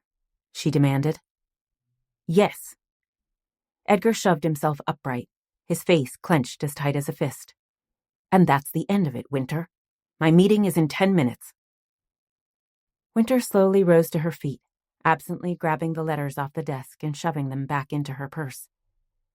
There was a tension humming around her dad's slender body that she'd never seen before. He was truly upset. But why? Because she'd brought up the painful memory of his wife's infidelity? Or because he was embarrassed that Wynter had discovered the truth? Or maybe he was upset with the knowledge his wife had been taken from him just when they were getting their marriage back together. Whatever the answer, she wasn't going to get any additional information from her dad. Not today. Walking out of the office, she was halfway across the reception room when she felt fingers close around her arm. Wynter. Linda Baker's cold voice sliced into Wynter's scrambled thoughts. Can I have a word? Forced to a halt, she glanced over her shoulder. What? I overheard your conversation with your father. Wynter glanced toward the connecting door. She'd been so distracted she hadn't realized the secretary had deliberately left it open. You were eavesdropping. She glared at the older woman. That was a private conversation between me and my dad. Linda didn't bother to apologize. They both knew she wasn't sorry. Instead, she offered what she no doubt hoped was a sympathetic smile. Crocodile. The word whispered through the back of Wynter's mind. I know you're upset. It must be a shock. Wynter jerked her arm free. As I said, it's private. She was heading toward the outer door when Linda's soft words brought her to a halt. Did you come here to discover the truth or not? Wynter slowly turned. Excuse me? Linda slithered forward, her features pinched into a sour expression. Your father will never reveal what he endured during his marriage. Wynter narrowed her eyes. She'd always sensed that the woman was possessive of her dad, and reluctant to share him with anyone, including his own daughter. Now she could clearly see that the woman was bitterly jealous of Edgar's dead wife. But you'll tell me? Linda leaned forward, drenching Wynter in the cloying scent of her expensive perfume. The man in Pike wasn't Laurel's first lover. Wynter gasped at the ugly accusation. How would you know? Linda shrugged. It was common knowledge in town. The words slammed into Wynter. I don't believe you. I'm sorry, Wynter. I'm not trying to be unkind, but I won't have you thinking ill of your father. There was no mistaking the admonition in the woman's cold voice. He tried to keep his family together despite the fact that your mother was constantly unfaithful. Wynter told herself to leave. She hadn't come here to listen to a woman she didn't even like talk trash about her dead mother. But her feet refused to budge. If Linda was telling the truth, then Wynter needed to hear what she had to say. Who? The secretary blinked at Wynter's abrupt question. What? You said my mother's affairs were common knowledge. Who else did she sleep with? Oh, Linda shrugged. Dr. Peyton, the art professor. Wynter jerked before she grimly controlled her expression. She didn't want to give Linda the satisfaction of seeing her shock. It wasn't that it was hard to imagine Dr. Peyton indulging in an affair. He was exactly what you would think a professor of art should be. A handsome hipster with a careless charm and air of a free spirit. Every woman on campus found him attractive. Who else? She demanded. Max Jenkins. Wynter shook her head. I've never heard that name. Linda puckered her lips into a moue of disapproval. He was a delivery driver. He committed suicide shortly after your mother revealed she was pregnant with you. She paused, presumably for dramatic effect. There were whispers that he died of a broken heart. The icy words pierced Wynter like a dagger. Whirling away from the secretary, she hurried out of the office. 10 minutes later, she was in her truck driving back home. She tried to concentrate on her father's admission that he knew about his wife's infidelity, and that she'd intended to end things with Drake Shelton. Was it possible that Drake had been infuriated when her mother had told him the affair was over? He'd certainly looked like a man who was deeply mourning the woman he loved when they'd seen him yesterday. Wynter clenched the steering wheel, struggling to keep her concentration on the road. If her mother could drive one man to suicide, could she drive another to murder? Chapter 8. Wynter intended to drive straight home. She was tired and in desperate need of coffee, but somehow she found herself heading toward the far side of Larkin, where a small cemetery was hidden behind a border of old oak trees. Pulling to a halt near the front gate, she stepped out of the truck to wander among the graves. She didn't really expect to find anything. Even if Max Jenkins had killed himself, there was no guarantee he would be buried here, or that she'd be able to locate his grave. Larkin was a small town, but it had been around since the early 1800s. A lot of people had died over the years. She was rounding the massive, Gothic-inspired mausoleum that had been built by one of the town founders when her eye was caught by a simple headstone next to the pathway. Maxwell Jenkins. Was this it? Wynter crouched down to brush away the thick layer of dust. Maxwell Jenkins, beloved son and brother, R.I.P., December 22nd, 1991. Wynter's mouth went dry, and with a muffled curse, she scurried back to her car. Why had she come? Just to prove that a man named Max Jenkins existed? And that he'd died around the time her mother would have discovered she was pregnant? Or because she desperately hoped Linda had been lying? Back in her truck, she drove straight to the center of town. No more detours, she sternly told herself. They only caused more headaches. Pulling into the lot, she caught sight of a silver van. She didn't need to see the sign on the side of the vehicle that advertised Wheeler Repair Services to recognize the owner.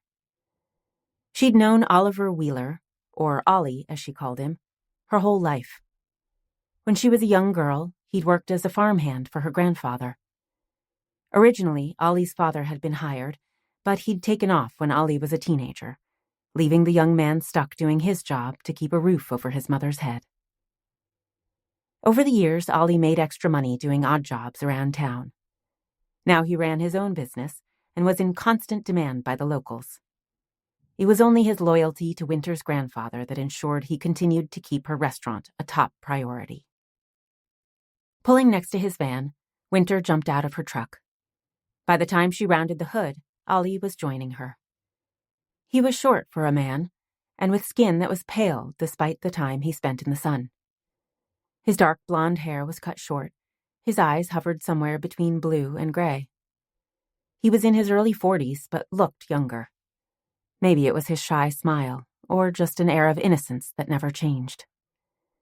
This morning he was wearing his usual coveralls with his name stitched on the pocket. "Ollie." She sent him a smile, more than happy to have a distraction from her troubled thoughts. "I didn't know you were coming by this morning." "I found a replacement handle for your walk-in freezer. I thought you would want me to take care of it while you had the restaurant closed."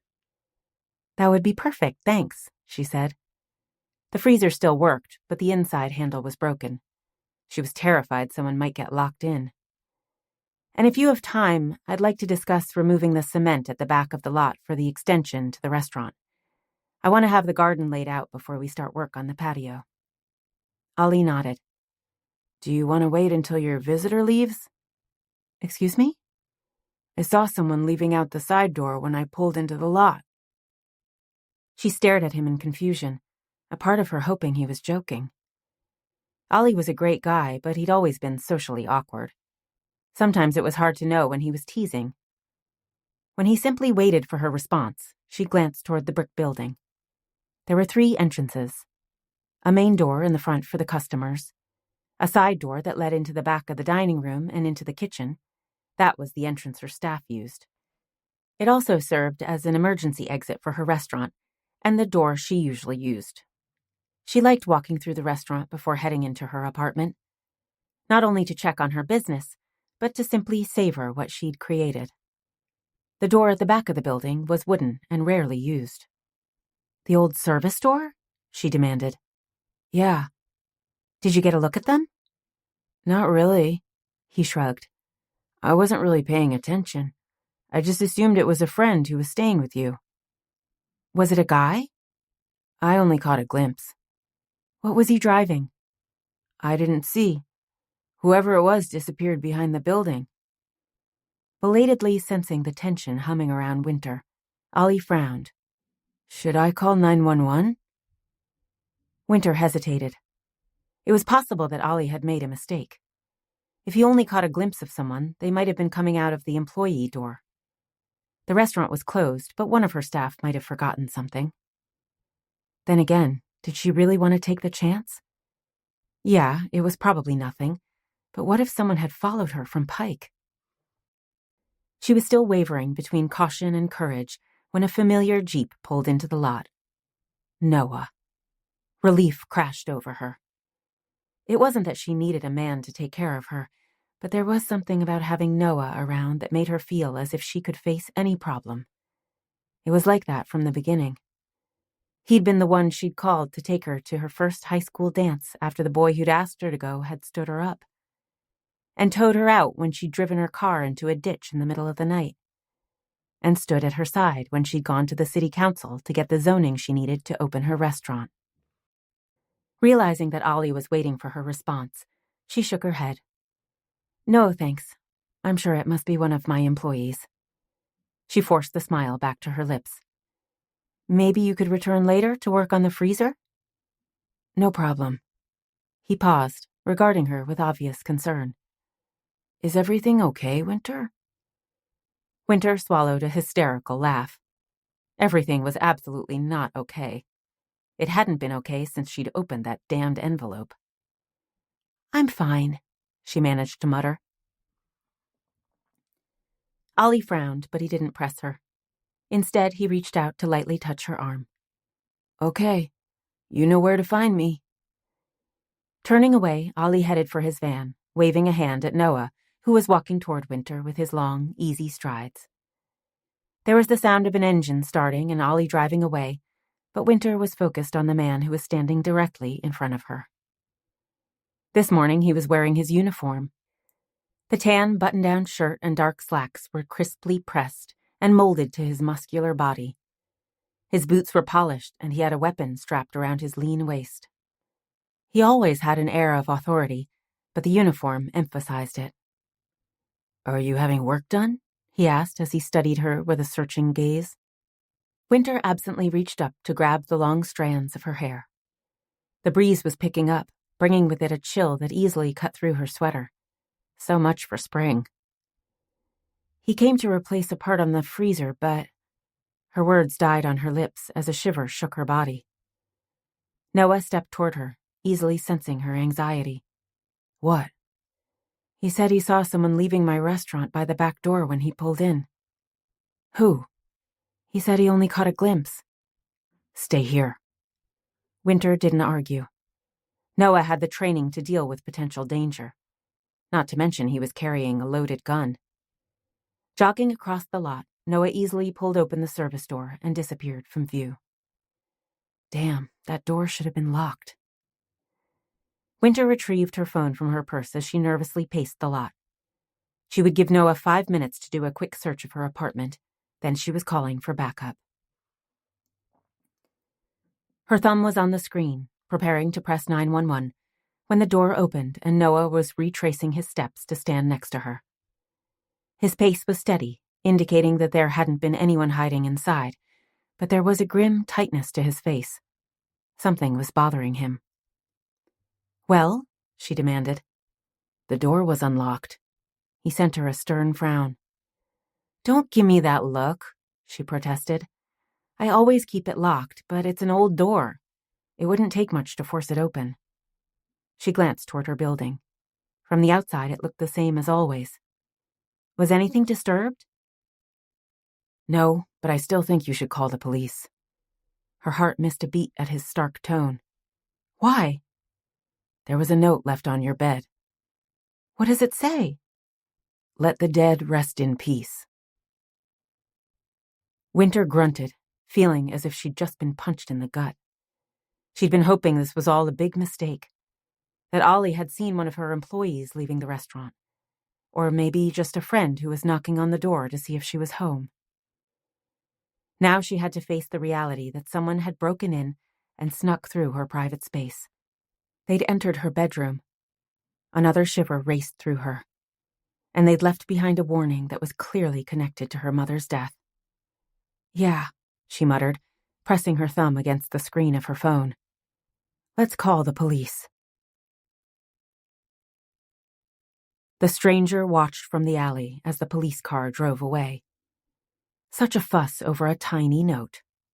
That hadn't been expected. Then again, it wasn't a disappointment. Not while watching the flashing lights and worried expressions. Excitement pulsed in the air, just like all those years ago. A craving for more crawled through the stranger. This was just a pale imitation of what had happened in Pike. That had been up close and personal, and intoxicating. What could be more thrilling than the pleading tears, the desperate screams, and finally the thunderous crack of a gunshot? And threaded through it all, the hysterical sobs of a child. The stranger relived the memories over and over during the past 25 years. Now the familiar pleasure was threaded with an aching for more. Perhaps... No, there were more important matters. The interruption this morning had revealed there were still loose ends that needed attention. Personal attention. Noah walked Shell Simpson to her patrol car that was parked along the curb in front of Wynter's restaurant to keep from being blocked in by the crowd of gawkers.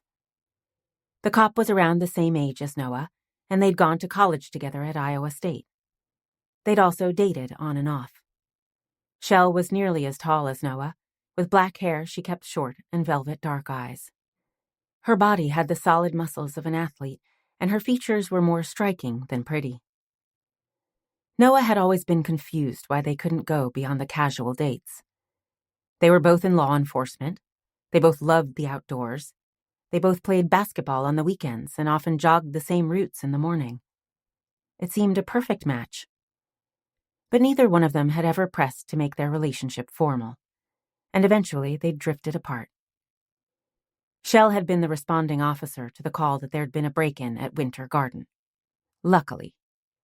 She might be one of Larkin's youngest cops, but she was by far the best. Plus, he knew she would listen. Not only to the facts of the break-in, but to what they'd discovered during their short visit to Pike. That didn't mean to say she would believe there was anything funky going on with Laurel's death, but she wouldn't dismiss them as crazy conspiracy theorists, or insist that he keep his nose out of police business. Some of the older cops were fiercely territorial. She listened in silence as he described the photo that had been left behind by Sheriff Jansen and the fire at Tilly Liddon's house, and the love letters that had led them to Drake Shelton's house. Once he was done, she nodded and pulled open the door of her cruiser. Shell wasn't the sort of person who chattered. If she had something to say, she'd say it. Otherwise, she liked the power of silence. Is there any hope of discovering who broke in? We've dusted for prints, and I'll send the note to the lab to see if they can give us any clues. I'll have a chat with Oliver Wheeler to see if he can describe who he witnessed leaving the building. She glanced around to the stores that lined Cedar Avenue. I'll also check to see if anyone has a camera that points in this direction. Her tone indicated she wasn't expecting to find anything that might be helpful. Noah didn't blame her. Larkin didn't have much crime, and there was no need to have surveillance on an empty lot. To be honest, there's not much more I can do, she admitted. Noah nodded.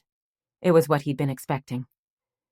Can you do any investigating into Laurel Moore's death? She paused, as if considering his request. Shell wasn't the sort of woman who made empty promises.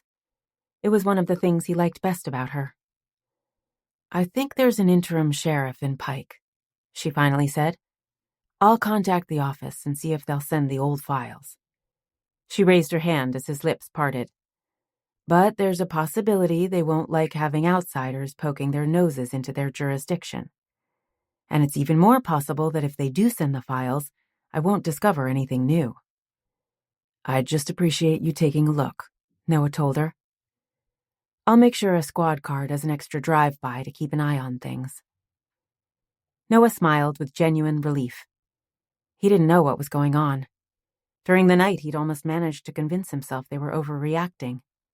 After all, they didn't have any actual proof that her mother's death had been anything but a tragic case of being at the wrong place at the wrong time.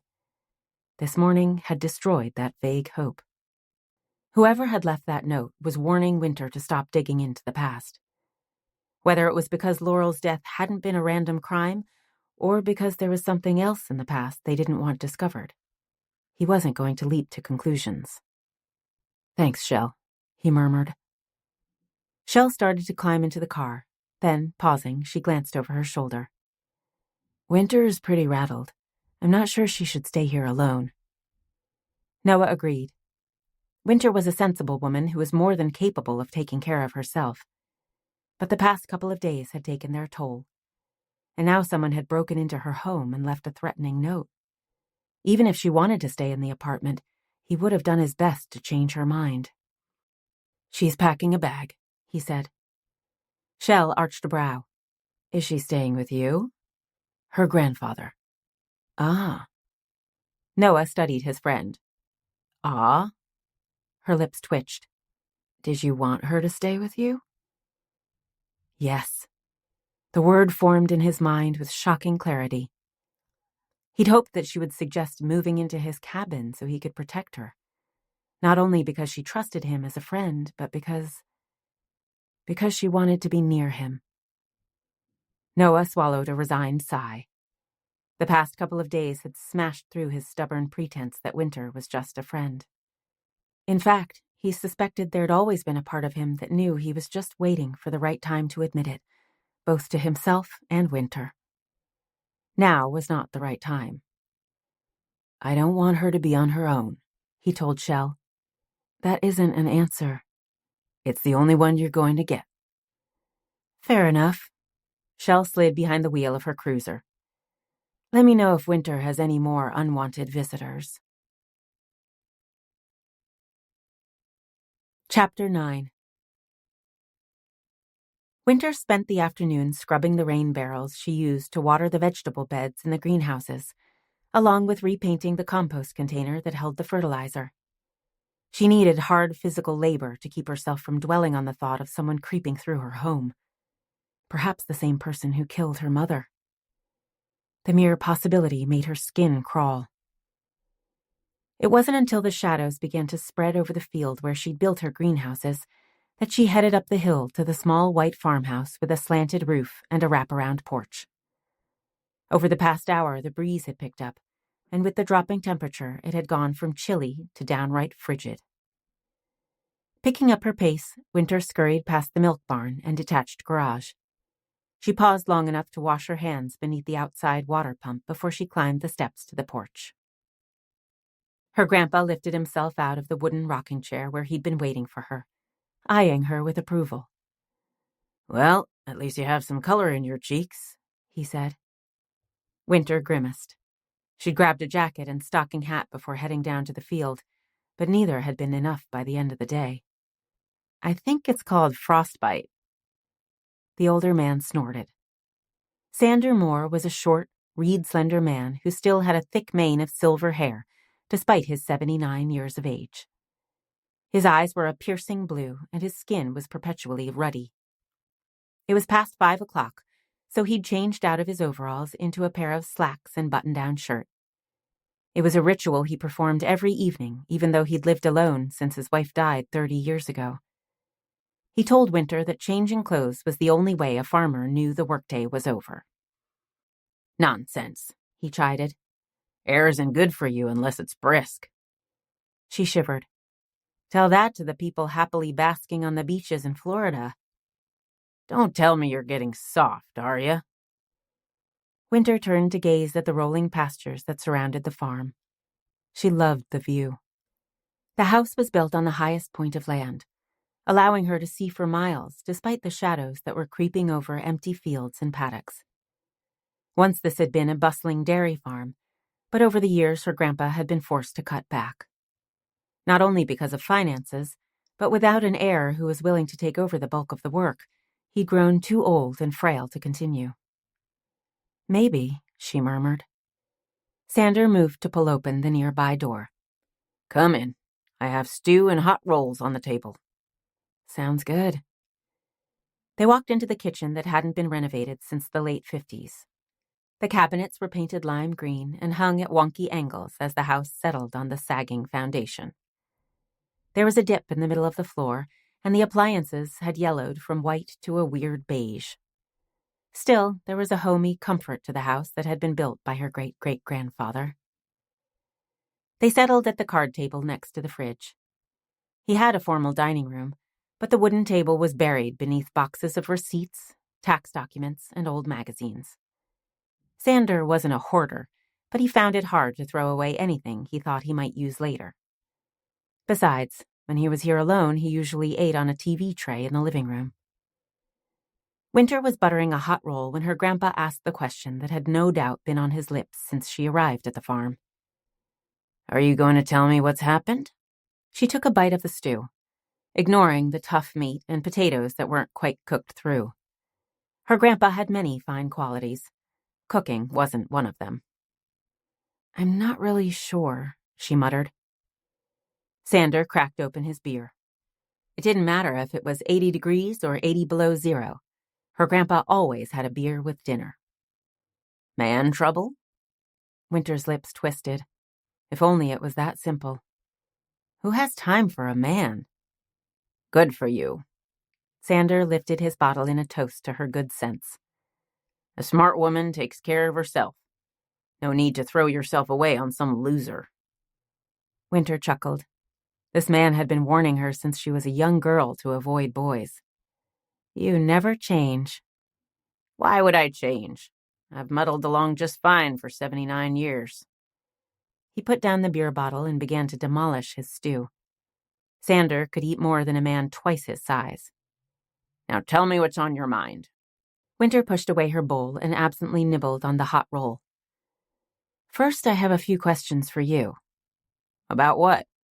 "About my mother." Wynter sent her a startled glance. Then he slowly lowered his spoon. "I'm not sure I'm the right person to ask." Wynter wasn't sure either, but she had to ask someone. Why not? I've told you that me and Laurel didn't often see eye to eye. That wasn't exactly what he'd said. In fact, he'd flatly refused to discuss his daughter-in-law. You never said what the problem was, she murmured, crumbling the roll in her fingers. Her appetite had evaporated. Sander sat back, as if his own appetite had disappeared. She was a restless sort of woman. Restless? She was never satisfied being a wife or mother. She was always... What? Looking for more. The simple words struck a chord inside Wynter. Not a memory, or at least not precisely, but a feeling, as if she'd sensed that agitation when she was just a baby. Did you know she was having affairs? Sander arched his silver brows at the abrupt question. Then, grabbing his beer, he took a deep swig. Honey, I'm not stupid, he said in blunt tones. Besides, Laurel didn't make much of an effort to keep them secret. I think she wanted the entire town to know. Wynter released a shaky breath. Obviously, she'd been the only one in Larkin not to realize her mom's infidelity. Is that why the two of you didn't get along? Sander snorted. The cheating I could understand. Wynter eyed him in disbelief. Seriously? I know it ain't politically correct to talk bad about your own kid, but Edgar wasn't much of a husband. He spent all of his time with his head stuck in a book. Her grandpa clicked his tongue. I blame your grandma. She was the one who insisted on calling him Edgar Allan after that weirdo writer. Wynter frowned.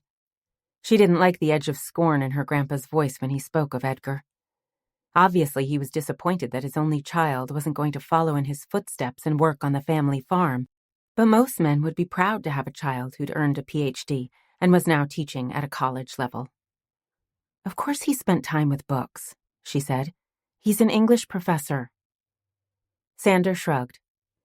Those fancy degrees don't mean he can spend his life caring more about characters in some old story than his own family. His wife was bound to get bored. Wynter squashed the urge to continue defending her father. This wasn't about her parents' marriage, or if her dad had been a neglectful husband. She was interested in her mom, and if there had been anything in her life that might have motivated the shooting in Pike. If it wasn't her affairs that bothered you, then what did? Sander drained his beer and set aside the bottle. I don't think we should be talking about this. Please, Grandpa. It's important, she pleaded. The older man heaved a deep sigh. Fine. She was always leaving you with babysitters or dropping you off here. I loved having you, of course, but a child needs to be with her mama. His voice was gruff as he glanced away, perhaps recalling an unpleasant memory. Plus, she spent money like it was growing on trees. She had to have the latest fashions and trips to New York or Chicago to visit the museums. Hell, she drove a car worth more than most people's homes. I had to loan them money over and over so they could pay the bills, but it was never enough. Your father eventually asked me to sell part of the farm to settle his debts. Wynter's breath tangled in her throat. She couldn't imagine her grandpa giving up his land. It would be like selling a piece of his soul. Did you? Sander jutted out his jaw, his expression hard. Of course not. I warned Edgar when he got married that he was making a mistake. I'd helped enough. He could deal with his own mess. This land has been in the family for 200 years. I wasn't going to throw it away on a... The angry words trailed away, and a flush touched the older man's face. Wynter didn't know what he'd been about to call her mom, but it wasn't nice. Anyway, I left him to deal with the problem. Wynter grimaced. It was easy to imagine her grandpa tossing her dad off the farm without a penny. She adored the gruff old man, but he could be brutal. Like many men his age, he had a belief that he was always right. What did Dad do? Sold off some old books. Sander rolled his eyes. Honestly, he cried like a baby when he boxed them up to send to the auction. I've never been so embarrassed. That's not nice, Grandpa. Dad's book collection is very important to him. I'll never know how he could be my own flesh and blood." Wynter ignored her grandpa's grousing. Sander might be disappointed in his son, but he loved him. And if push came to shove, he would do whatever necessary to provide for him. Instead, her thoughts were focused on the newest revelations about her mom. She pressed a hand to her stomach, feeling vaguely ill. It wasn't bad enough that Laurel had been sleeping around, but she'd also driven her father to selling his precious books to pay the bills. Was it because she was bored? Lonely?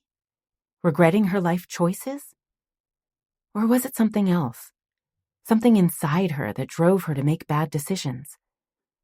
During the time that Wynter had been in therapy, she'd met numerous kids who'd been traumatized. They often acted out for any variety of reasons. Wynter slumped back in her chair, a weariness pressing against her with a physical weight. "I thought I knew Mom," she muttered. "I mean, not in the way normal girls know their mother. It wasn't like we got to share our lives." She shook her head. "But now it all feels like lies." Sander studied her with obvious concern, his thin face softening with regret.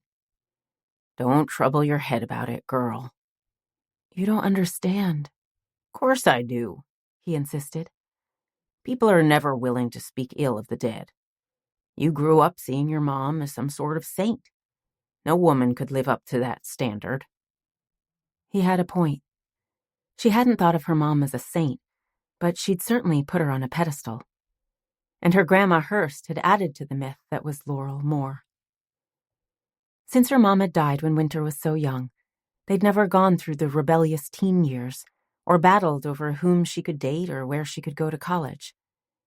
Instead, Laurel Moore had been a beautiful woman in a photo who never aged or disappointed Wynter. Her paintings hung in Wynter's restaurant, but she'd never overshadowed her daughter with her talent. And while Wynter had regularly visited her mom's grave, they'd never had a relationship that might have been fraught with hurt feelings and regret. "That's true," she agreed in a soft voice. "We all have our faults, including Laurel." Sander leaned his forearms on the table, his piercing gaze sweeping over her face. "Is that all that's troubling you?" "No." "Wynter?" "I think my mom was murdered." The words landed like a bomb, and Wynter clenched her hands as a shocked silence filled the kitchen. She hadn't intended to discuss her suspicions with the older man. He would be worried enough when she told him that someone had broken into her apartment. The last thing he needed to think about was some crazed killer returning from the past. But as he said, he wasn't stupid. He was bound to wonder why she was suddenly asking questions about her mother, and why the intruder would leave a note about the dead. Sander scowled. "We know that she was murdered." "Deliberately," Wynter clarified. Now that she'd revealed her fears, she might as well get her grandpa's opinion. He would surely have known if her mother had any enemies. Without warning, Sander slammed his flat palm onto the card table, rattling the dishes. "Who put that fool thought in your head?" "Rudolph Jansen." "The sheriff from Pike?" "Yes." "I thought the man was dead." "He is, but he left behind a photo of the night my mother was shot," she told him.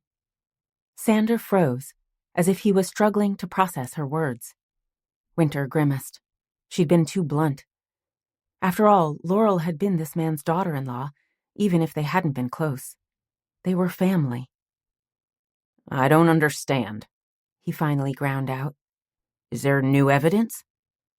Wynter shook her head. "No, but the sheriff wasn't convinced it was a random crime." "Why not?" "Because my mom had already handed over her purse when she was shot." He blinked. "That's it?" "Don't you see? The sheriff was convinced there was no reason to shoot her." "And he had a suspect?" "No, but—" "Was the case reopened?" "No."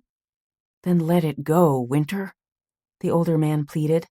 "I don't like seeing you upset." She lowered her gaze to her hands, tightly clenched in her lap.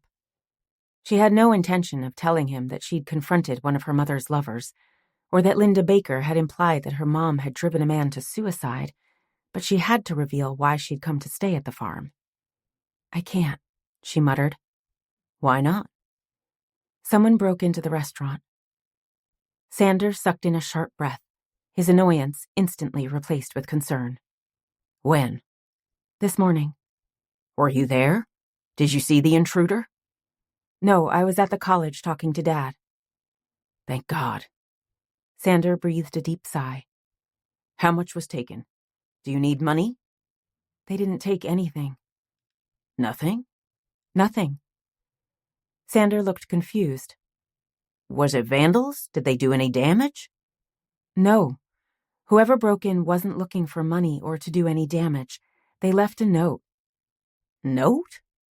The older man was even more confused. Wynter didn't blame him. None of this made any sense.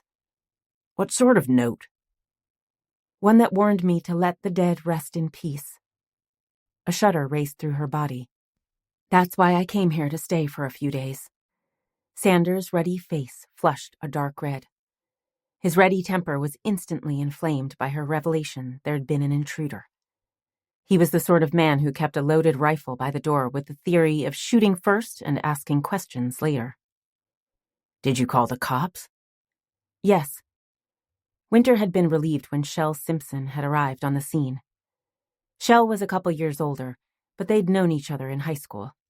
Plus, Noah clearly trusted her. She had no doubt Shell would do everything possible to track down the criminal. Still, there wasn't much to go on.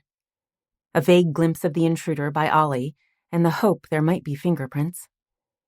They're investigating, but until they catch who did it, I wasn't comfortable staying on my own. Damn right you ain't staying there, her grandpa growled, his face still flushed. I'll go there tomorrow and change the locks.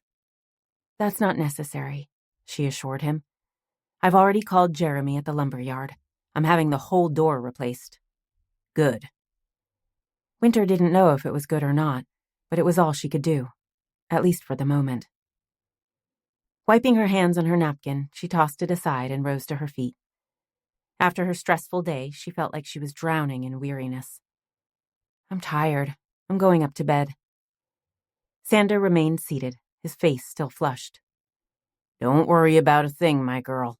I'll take care of you. I know you will, Grandpa. Wynter slept surprisingly well. She didn't know if it was being at the farm or out of sheer exhaustion, but whatever the reason, she was up early and had breakfast ready by the time her grandpa returned from his morning chores.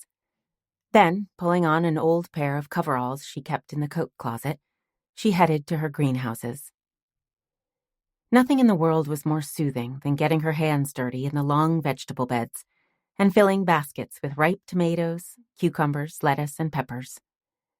The moist, warm air clung to her skin, and the scent of fertilizer perfumed the air.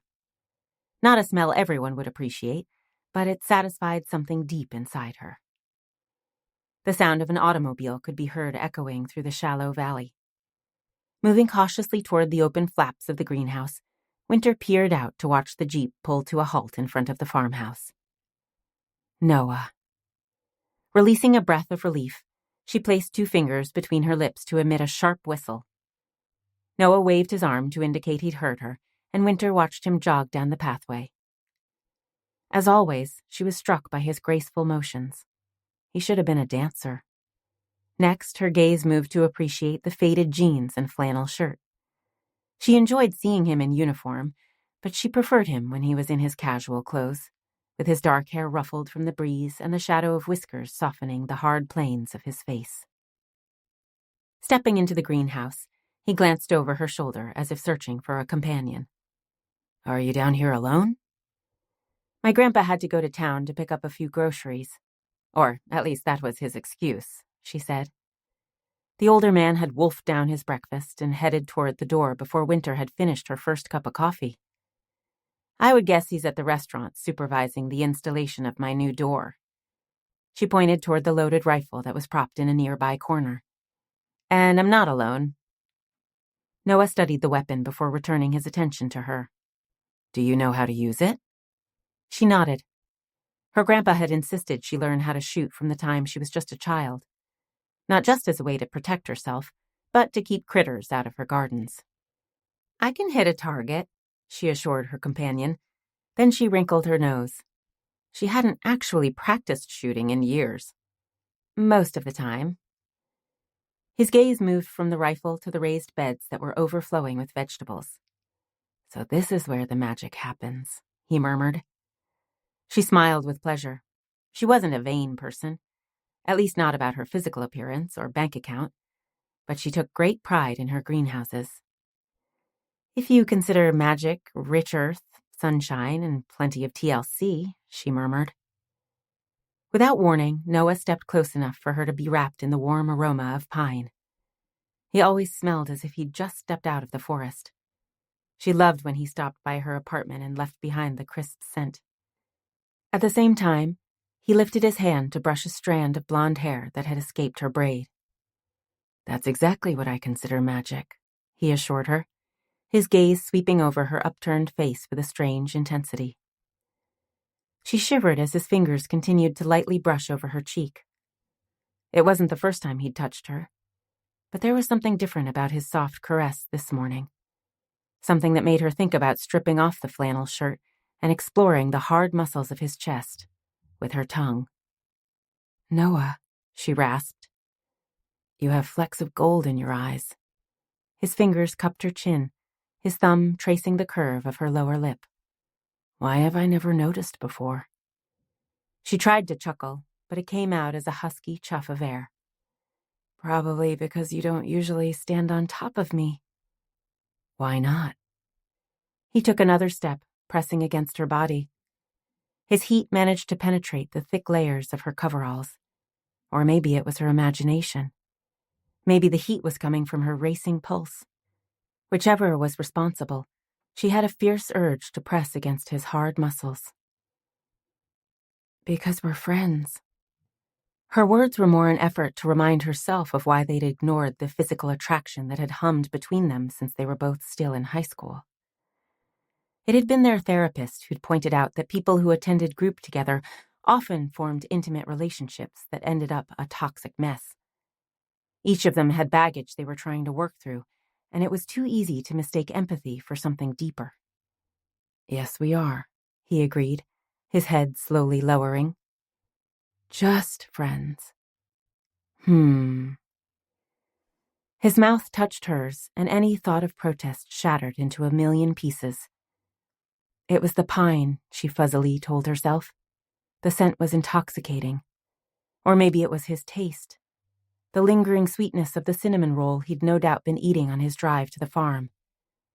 Or maybe it was the fingers that skimmed up and down the curve of her throat. His touch was so light she could barely feel it, but each brush sent sparks of desire sizzling through her. Wynter allowed her lips to part in invitation, and with a low growl, Noah deepened the kiss. Their tongues touched as his strong arms wrapped around her waist. A dizzying pleasure swept through her, banishing the dark heaviness that had been following her like a cloud. She hadn't been expecting this, but suddenly she realized it was exactly what she needed. The warmth of Noah's body, the nerve-tingling jolts of excitement, the glorious reminder there was something in this world beyond dread and suspicion. Impatiently tugging off her gardening gloves, she allowed them to drop to the ground as she rammed her fingers into his hair. The short strands were just as silky soft as she'd always imagined. She hastily shut down the thought. This was all about delicious distraction. The heat of the moment. If she acknowledged that she'd fantasized about the texture of his hair, or the erotic sensation of his whiskers scratching against her cheek, or the muscled perfection of his chest as she pressed against his body, then she couldn't pretend this was a temporary madness. Absorbed in the heady rapture of Noah's kiss, Wynter might have missed a vehicle approaching the house. Thankfully, Wynter Moore's car was 30 years old, with an exhaust system that backfired every few miles. He announced his approach from a mile away. Untangling her fingers from Noah's hair, she leaned back. Grandpa's back. Noah kept his arms tightly wrapped around her waist, staring down at her with a somber expression. Are we okay? She paused, truly considering his question. If he was another guy, she would have nodded and later decided how she felt about their kiss. She couldn't do that with Noah. His friendship was too important. There would be a huge hole in her life if he was no longer a part of her world. Meeting his steady gaze, Wynter gave a slow nod of her head. Nothing had changed. Had it? This was still the person who she wanted to spend an evening drinking wine with and watching bad movies, and the person who she wanted to call when she had exciting news, or was worried, or bored. She reached out to grab his hand. Yeah, we're okay. He squeezed her fingers. Good. Wynter turned to walk out of the greenhouse, waiting for Noah to join her before she closed the flaps. Together they climbed the dirt path that led to her grandpa's house. Is there a reason you stopped by this morning? She asked. Yes. Silence. She turned her head to study him with a frown. Are you going to tell me why? His lips twisted into a wry smile. I can't remember. Wynter flushed, feeling oddly vulnerable. Picking up her pace, she watched her grandpa pull his car to a halt in front of the porch. She'd offered to help put down a payment on a new vehicle a few years ago, but he'd gruffly refused. He had several tractors and an ATV that he used around the farm, and since he rarely went into town, he didn't see the need for a new car. She hadn't pressed. Sander would do whatever Sander wanted to do. End of story. Don't you have work today? She pointedly glanced toward his casual clothes. Nope, I'm officially off duty for today, this weekend, and through next week. She sent him a startled glance.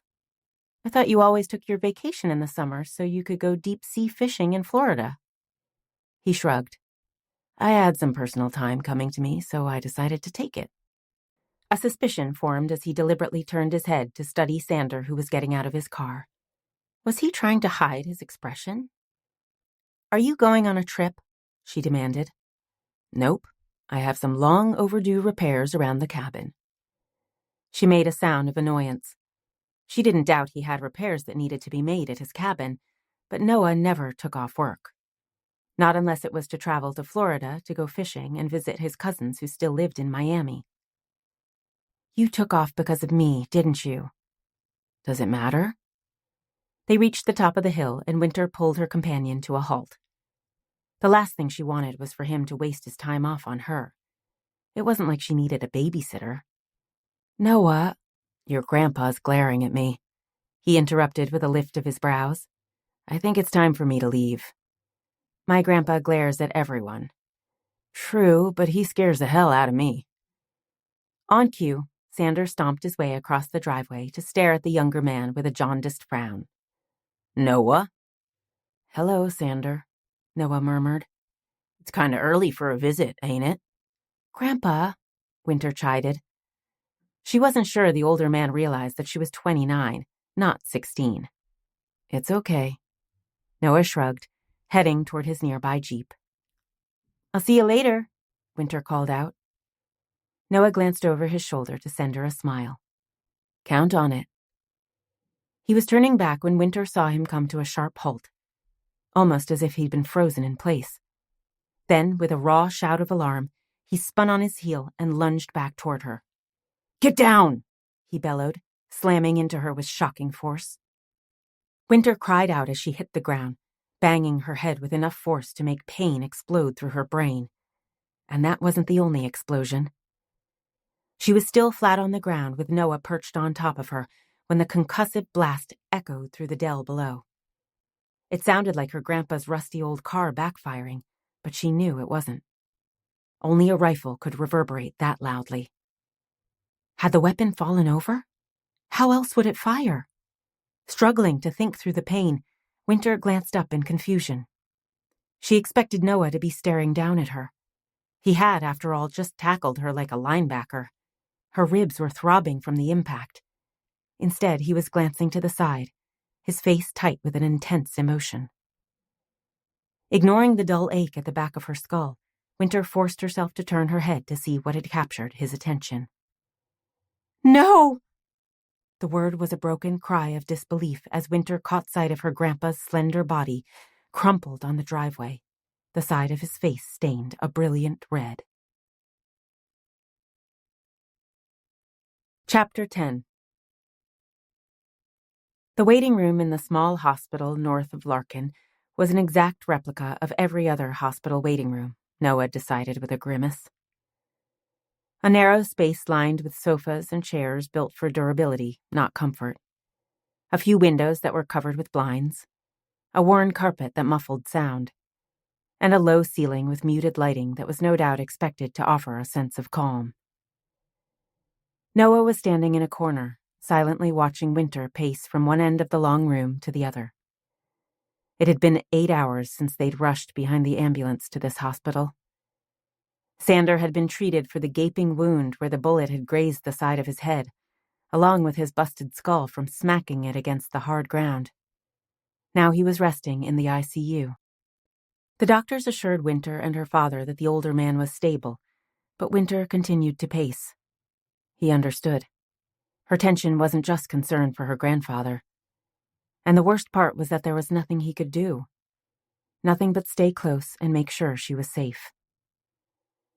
A movement near the entrance to the waiting room captured Noah's attention, and shoving away from the wall, he crossed the short distance to stand next to Shell Simpson. He'd called the policewoman after they'd arrived at the hospital and explained what had happened. She'd promised she'd head over to the farm to investigate. "Any word on Sander?" she asked, her expression coolly composed, as if they were strangers, not longtime friends. Noah fully approved of her professional demeanor. He often had to deal with people he'd known for years. When he was in his uniform, he was a conservation officer. That was clearly Shell's attitude as well. "He's out of surgery, but the doctors have him in an induced coma to prevent his brain from swelling." "Do they think he's going to make it?" He nodded. The doctor had been in to speak with Wynter and her father less than an hour ago. "He has as good a chance as any 79-year-old man who was shot," he said. "Thankfully, he is in reasonably good health, and the bullet just scraped the side of his head. He has blood loss from the wound, of course, but most of the damage happened when he fell and hit his head against a rock in the driveway. It cracked his skull." "What about Wynter?" Noah glanced over his shoulder. Wynter was staring in his direction, as if waiting to see if she was needed. Noah gave a small shake of his head. She had enough on her mind right now. He could deal with the police. He turned back to Shell. She's tired, terrified for her grandfather, and blaming herself. Blaming herself for what? "She's convinced that she put her grandfather in danger," he said, his jaw clenching with frustration. He'd done his best to reassure Wynter, but he couldn't deny a mounting suspicion that Sander wouldn't be in the hospital fighting for his life if there hadn't been some lunatic trying to stop Wynter from poking into the past. "Have you been to the farm?" "Yeah, the rifle was still in the greenhouse," Shell told him. "I have it at the lab." "Can you tell if it was the weapon used to shoot Sander?" She shrugged. "It's impossible to know without having it tested." Noah didn't need any lab results. What were the odds that there had been a rifle left in the greenhouse, and less than 10 minutes later, Sander had been shot by someone using a rifle from that precise location? Was there anything that might give a clue to who was responsible? "It's too remote for any security cameras, and the roads are all gravel. There's no way to pull a single tire track." Shell's expression never changed, but Noah noticed her jaw tightening. She was a good cop, but this area made any investigation difficult. The very lack of crime meant that people didn't take the same precautions as those in big cities. "They do it on TV all the time," he teased, hoping to lighten her mood. She didn't smile, but her lips twitched. "Yeah, they do a lot of stuff on TV," she admitted. She tilted her head to the side, studying him with a searching gaze. "You didn't see anything?" Noah shook his head. He'd been over those brief seconds 100 times, desperately hoping that he could recall some clue, no matter how minuscule, that might help reveal who'd been in that greenhouse. "No. I was headed toward my Jeep when the sunlight glinted off the barrel of the rifle sticking out of the side of the greenhouse. Otherwise..." His words died on his lips. He still hadn't allowed himself to consider what might have happened if he hadn't glanced back at that precise moment. If he hadn't managed to knock Wynter to the ground before the bullet whizzed past to hit Sander. It was too unbearable. "There wasn't a vehicle?" Shell asked. "I didn't see one." Noah was trained to notice his surroundings, especially when he was under stress. There hadn't been a vehicle in view, but that didn't mean there hadn't been one nearby. "There's a wooded area behind the barns where someone might have parked. If they had been watching Wynter, they could easily have circled down to the greenhouse while we climbed the hill to the house." Shell looked resigned, as if his answer was exactly what she'd been expecting to hear. "We're interviewing the neighbors. They're too far away to be witnesses to the shooting, but they might have noticed a vehicle driving past around the time of the crime," she said. "And once Sander is able to speak, he might be able to tell us where he spent the morning and if he noticed anyone following him home." Noah frowned at her words. "Have you considered the possibility it has something to do with her mother's death?" Shell planted her hands on her hips, as if preparing for a fight. "I'm not ready to jump to conclusions." Logical advice. The sort of advice he was struggling to follow. "No one tried to kill Wynter before she started asking questions about the night Laurel was murdered," he ground out. "Not to mention the fact she'd just received a threatening note." "Exactly. Why risk breaking into her apartment to leave a note if the suspect was going to try to kill her hours later? Wouldn't it make more sense to wait and see if the threat succeeded?" Shell demanded. "Besides, Wynter wasn't alone this morning." "What do you mean?" "You're assuming the shooter was aiming at Wynter." Noah frowned in confusion. "Who else? It couldn't have been Sander," he said. "Or me." Shell arched a brow. "You don't have any enemies?" Noah snorted.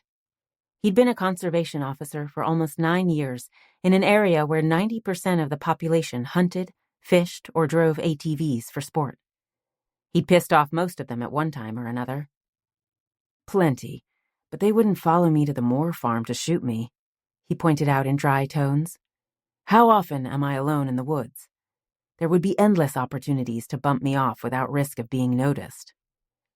Shell rolled her eyes. "Like I said, I don't want to jump to conclusions. All possibilities are on the table until I have evidence to take them off." She held up her hand as his lips parted, "Including someone trying to keep Wynter from prying into the past." Damn it, she was right.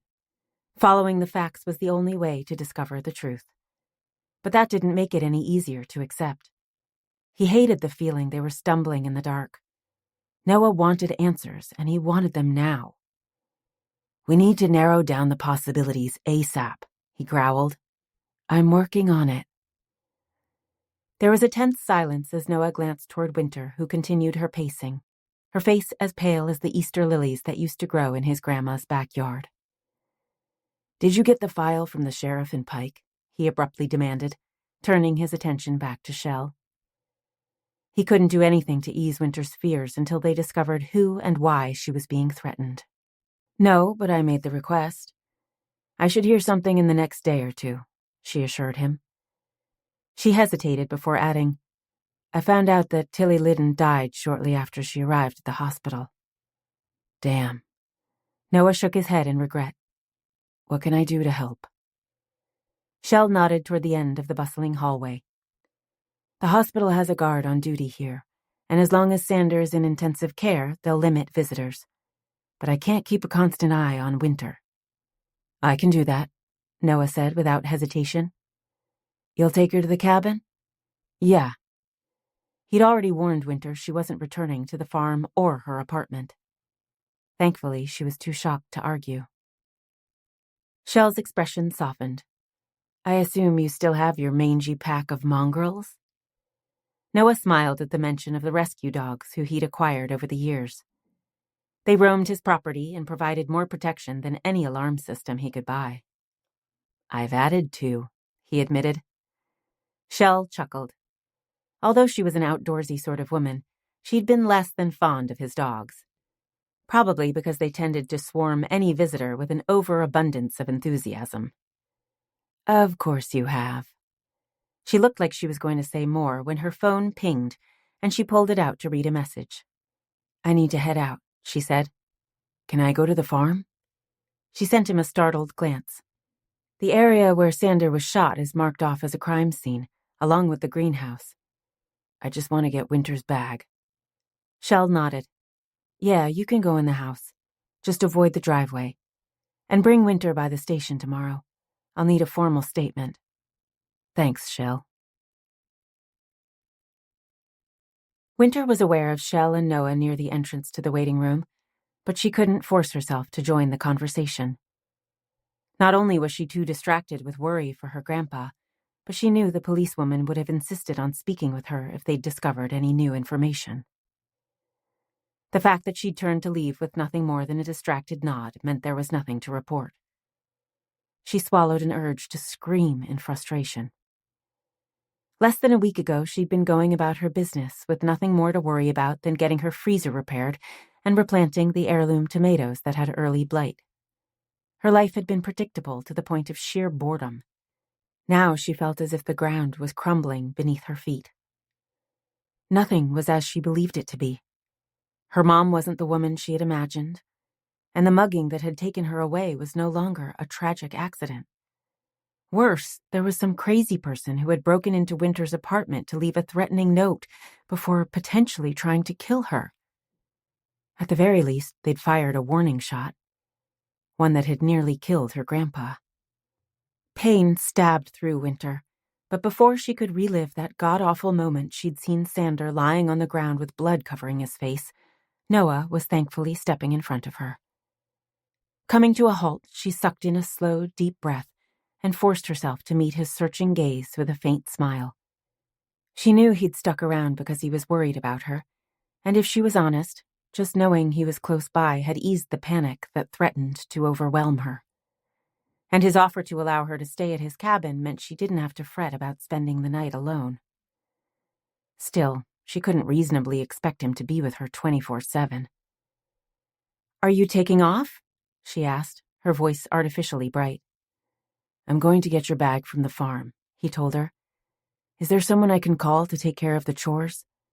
I'd offer, but I have no idea what needs to be done." "Ollie said he would take care of them," she said. The older man had stopped by a few hours ago, staying until Sander had been out of surgery and on his way to the ICU. At least for the next few days. "That was generous," Noah murmured.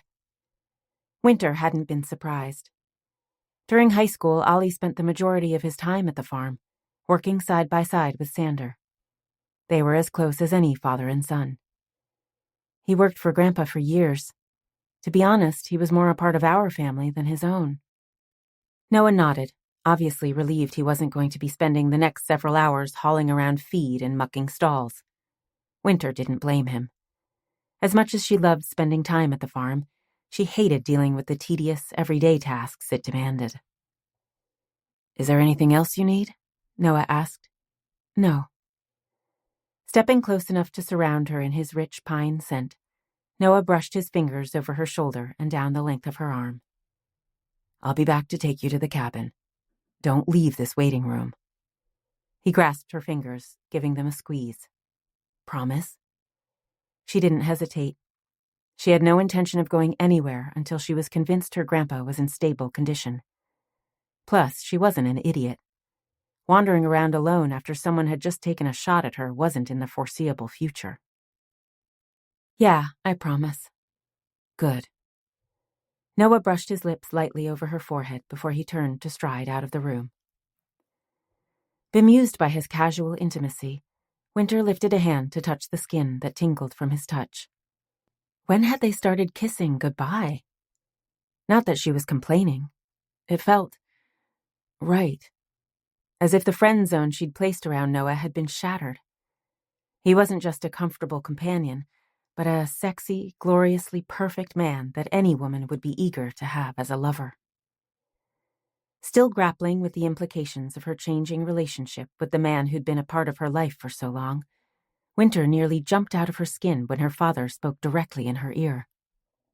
What did the police have to say? Whirling around, Wynter discovered her dad and the ever-present Linda Baker standing at his side. They'd arrived together at the hospital, and Wynter had been forced to bite her tongue more than once when she'd caught sight of the secretary fussing over her dad as if he was a child, not a grown man with a PhD. "I think they're still investigating," she said, "but I'm not sure how they can discover who pulled the trigger." "What is there to investigate?" Linda demanded, her reptile gaze flicking over Wynter's rumpled t-shirt and jeans, as if silently chastising Wynter for not taking the time to change her clothes before rushing to the hospital. Wynter had wondered what the woman would say if she could have seen Wynter's coveralls that had been covered in blood after cradling her grandpa's head in her lap, waiting for the ambulance to arrive. "It was obviously a hunter who accidentally shot your grandfather." Wynter scowled. This was no accident. Edgar cleared his throat. "We don't know what happened, Wynter." She jerked her head to glare at her dad. The older man was in his usual white shirt and black slacks, although he'd taken off his tie and stuffed it in his pocket.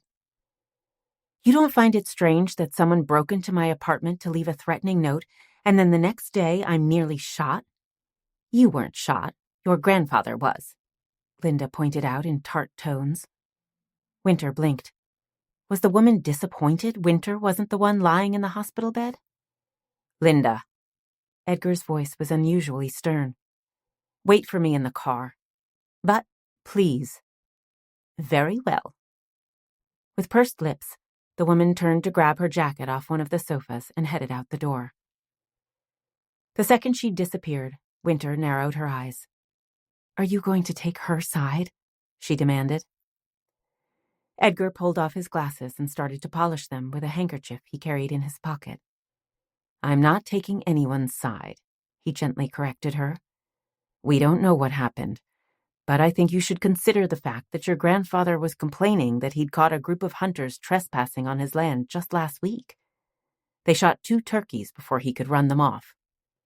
Wynter blinked in surprise. Her grandpa never said anything about trouble with poachers. "You're sure?" "Yes. I told him to call the cops, but he said he'd taken care of them. You know how he is." "Stubborn," she muttered. "Exactly." Her dad replaced his glasses and tucked away the handkerchief. "It's just something to keep in mind." Wynter nodded, but Edgar had already turned to grab his trench coat that was folded on a coffee table. "Are you leaving?" she asked. Edgar pulled on his coat. "The doctor said that Dad is as comfortable as possible for now. They'll call if anything changes." Her lips parted to argue, but he had a point. It wasn't like Sander would know if they were pacing the waiting room or in the comfort of their home.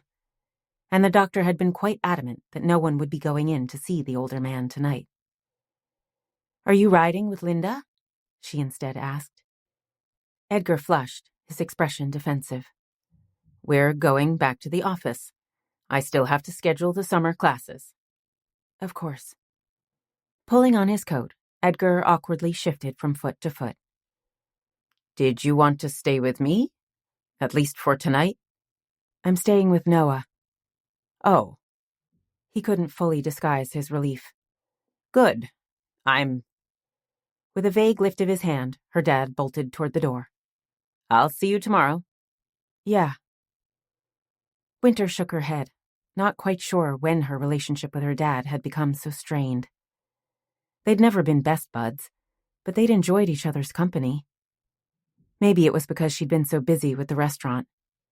She couldn't remember the last time they'd shared dinner or spent the day together. It was too easy to grow apart. Telling herself she would try to do better, she turned her thoughts to her dad's claim that there had been poachers on the farm. She wasn't a hunter, but she knew that it was turkey season in Iowa. It wouldn't be the first time people from out of town wandered onto her grandpa's land. Still, what were the odds? She was trying to wrap her mind around the possibility that the shooting had been nothing more than a terrible accident when a woman in a tailored pantsuit with her dark hair pulled into a knot at the back of her head and striking features set in lines of sympathy crossed the waiting room to pull Wynter into her arms. "Wynter, I'm so sorry." "Erica," Wynter breathed in surprise. Then she promptly burst into tears. Chapter 11. Wynter wasn't sure how long she sobbed. It was probably only a couple of minutes, but it was enough to give her the cathartic release that she needed. At last she pulled back and wiped the tears from her face. "Sorry, I don't know what happened." Erica offered a gentle smile, her dark eyes filled with a compassion that Wynter remembered during the year she'd spent in group therapy. She'd always insisted that the kids call her Erica instead of Dr. Tomlin. Not to try to be their friend, but to be more approachable. Then she'd built a sense of trust that let the group know it was a safe place to express any emotion without fear of being told that it was wrong to feel that way. Overall, she had a unique ability to offer a sense of calm acceptance no matter how out of control the situation might be. "I'm going to guess that you've been under stress and needed a shoulder to cry on," she murmured. "Something like that." Wynter sniffed and cleared the lump from her throat. "I'm better now. Feel free to return to your regularly scheduled programming." The smile remained. "I'm exactly where I planned to be," she assured Wynter. "I was visiting a friend who is having surgery, and I heard that Sander had been brought to the hospital. I know how close you are to your grandfather, and I wanted to see how you're doing." Wynter didn't try to put on a brave face. Not with this woman. She'd see through any pretense. "I'm a mess," she bluntly admitted. "Understandable. You're worried about your grandfather. You're supposed to be a mess." Wynter glanced away. Her emotions were raw and unstable, and a part of her longed to share the fear that was gnawing at her like a cancer. But was it fair? Dr. Tomlin had only stopped by to offer her sympathy, not to deal with Wynter's current disasters. "It's not just concern for my grandpa." The words were out before Wynter could halt them. "Wynter, I might not be your therapist anymore, but you can always talk to me," Erica murmured softly. "I would like that." "Okay." The older woman steered her toward a nearby sofa, and they both sat on the hard cushions. Visiting hours for the ICU were over, giving them privacy despite the public setting. Turning so she could study Wynter's face, Erica reached out to pat her knee. "What's on your mind?" Wynter took a minute to gather her scattered thoughts. She didn't want to discuss the shooting, or the note left in her apartment. This woman couldn't help with those troubles. But she did have a unique insight that Wynter desperately needed. "When I was in group, you said you knew Mom, but you couldn't discuss her." The older woman didn't actually flinch, but there was no mistaking her surprise at Wynter's words. "The therapy was about your healing and accepting your mother's death," she said, her words carefully chosen. "But you were friends?" Wynter pressed. "Yes." Erica tilted her head to the side. "Is there a particular reason you're asking?" "It was the anniversary of Mom's death this week." The therapist's pale face tightened, as if Wynter's words touched a sensitive nerve. 25 years. "Yes." Wynter blinked. It seemed a little odd that the therapist had known the exact year her mother died, unless the two had been closer than Wynter suspected. There was an uncomfortable silence before Wynter forced herself to continue. "I visited her grave." "Good." A wistful smile touched Erica's lips. "It often brings us comfort to visit the resting place of a loved one." "Not this time." "Why not?" "While I was in Pike, I discovered that my mom wasn't the woman I believed her to be." The words came out in a staccato burst, as if speaking them quickly would ease the discomfort. Like ripping off a bandage, fast and clean. Erica studied Wynter with a hint of confusion. "I'm not sure what you mean. Are you suggesting that Laurel wasn't your biological mother?" Wynter shook her head. It had never occurred to her that her mother might not be her mother, or her father her father. With a grimace, she slammed a mental door on the possibility. She had enough problems without inventing more. "She cheated on Dad," she bluntly clarified. "More than once." Erica released a sigh, something that might be regret in her dark eyes. "Ah." And that wasn't all. Now that Wynter had started, she couldn't stop. as if she'd just been waiting for the opportunity to purge the noxious emotions that had been brewing inside her since learning of her mom's past. She spent money she didn't have. My dad had to sell his book collection to pay her bills. Something flickered in the dark eyes. Anything else? She didn't want me. The older woman gasped, as if genuinely shocked by Wynter's abrupt claim. That's not true, she rasped. Your mother loved you, very much. How do you know? She told me. All mothers claim to love their children, don't they? Listen to me, Wynter, the woman insisted, grabbing Wynter's hand in a tight grip. Your mom didn't just claim to love you. She talked about you all the time. A tightness she didn't even realize was clenching her muscles, eased at Erica's fierce insistence.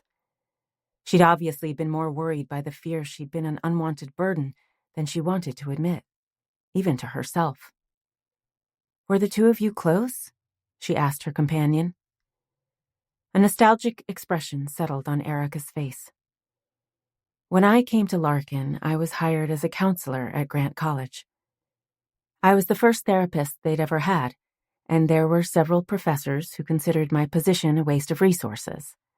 It didn't help that I looked like I was 16 and was obviously overwhelmed by my first professional position. She shrugged away the memories of dealing with the arrogant jerks who no doubt treated her with a barely concealed disdain. Wynter had grown up surrounded by academia and those stodgy professors who detested any change, even if it was obviously for the better. It was your mother who chatted with me at those dull academic parties and started inviting me to lunch, even an occasional night out.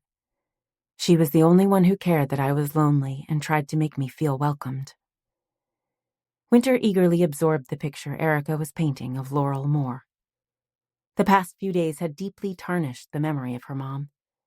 Laurel had been transformed from a loving parent to a selfish, pettily cruel woman who didn't care about anyone's happiness but her own. But now it was obvious that she had a kind heart, at least when she wanted. Did you know about the affairs? Wynter asked. She didn't have a perverted interest in her mom's lovers. She wished she could scrub the thought from her mind. But if one of them was responsible for Laurel's death, then Wynter needed to be able to protect herself. I suspected, but it wasn't something we discussed, Erica murmured. Did you hear any rumors? The older woman frowned, obviously uneasy. She'd been Wynter's therapist for over a year, long enough to develop an urge to protect her. At last she shrugged in resignation. There were always rumors swirling around Laurel. They claimed she was having a relationship with the art professor. Dr. Peyton? Yes, along with her next-door neighbor when your parents moved from an apartment to their house, her delivery man, and even one of the students she taught at the summer art camp. Erica shook her head in disgust. Most of those spreading the gossip were jealous and eager to make themselves feel better by trying to smear her reputation. Wynter made a mental note to check out Dr. Peyton. She already knew the delivery man, Max, was dead. She'd have to do some investigation on who her parents' next-door neighbor might have been, along with the student. A shiver shook through her body. She didn't want to try and figure out who could be cold-blooded enough to stand in front of her mother and shoot her in the chest. But what choice did she have? My grandpa said she was restless, she said, trying to suppress the memory of the night her mom was murdered. It made the nightmares worse. Erica considered her response. Laurel was exuberantly emotional, she finally said. What's that mean? Laurel lived with a passion that sometimes led her to extremes, the older woman clarified. She could be wildly happy one moment and then so furious she would start throwing whatever she could get her hands on the next. She was charming and unpredictable and a hopeless romantic. Erica lowered her lashes, but not before Wynter caught sight of the pain in the woman's eyes. She truly mourned for her friend. I'm not sure your father understood why she couldn't be satisfied like the other professors' wives, or why she constantly craved excitement. Larkin isn't exactly a hotspot of thrills, Wynter said dryly. No, but that didn't mean she didn't love her husband. And she adored you. Erica was quick to reassure Wynter. She just needed more. Erica leaned forward, her face softening. Wynter, I'm not sure who you've been talking to, but your mother had many wonderful qualities. She was kind and funny, and the very first person to offer help to anyone who needed it. She was an astonishingly talented artist and the most generous person I've ever known. Probably too generous. Why would you say that? Every hopeful artist in the area would ask for her to be a patron. I think she even left money in her will for local artists. Wynter made a sound of surprise. She'd known that her mother left money in a trust that she'd used to start the restaurant, but it hadn't occurred to her that there would have been other beneficiaries. What artists? There was a painter who had a local gallery. It closed a few years after your mom died. Then there were scholarships given to the local high school to be used for art students to attend the summer art camp at the college, Erica said. I think Dr. Peyton is in charge of it. Wynter jerked. Dr. Peyton, the art professor. Again. Did that mean anything? Maybe, but how did she find out? She shook her head in frustration. Any others? She asked. I can't remember. Erica paused. Her lips pursed as if she was reaching for a distant thought. Wait, there was another one. Something to do with pottery. Tanya Knox? Wynter demanded. That sounds right, Erica agreed. She left money to build a workshop or something. Tanya had gotten an inheritance from Laurel Moore? And she'd never said anything? Wynter didn't know how to process the information, so she didn't even try. I had no idea. Erica reached to give Wynter's fingers a light squeeze. Laurel was complicated, but never doubt she was a good person who loved you. It was a little after 11 p.m. when Noah entered his kitchen. It wasn't a large space, but it was designed to be functional. The handcrafted wooden cabinets were taller and deeper than most prefab models. The island doubled as a table, and the stainless steel appliances had been chosen by Wynter. They were small and sleek enough to fit in the space, but still restaurant grade. He wasn't an accomplished chef like Wynter, but he did eat at home most nights. Learning to feed himself decent meals had become a necessity, not a luxury. Putting a small pan on the stove, Noah measured out cocoa, sugar, milk, and a pinch of salt. The hot chocolate had just reached the perfect temperature when he heard the soft pad of approaching footsteps.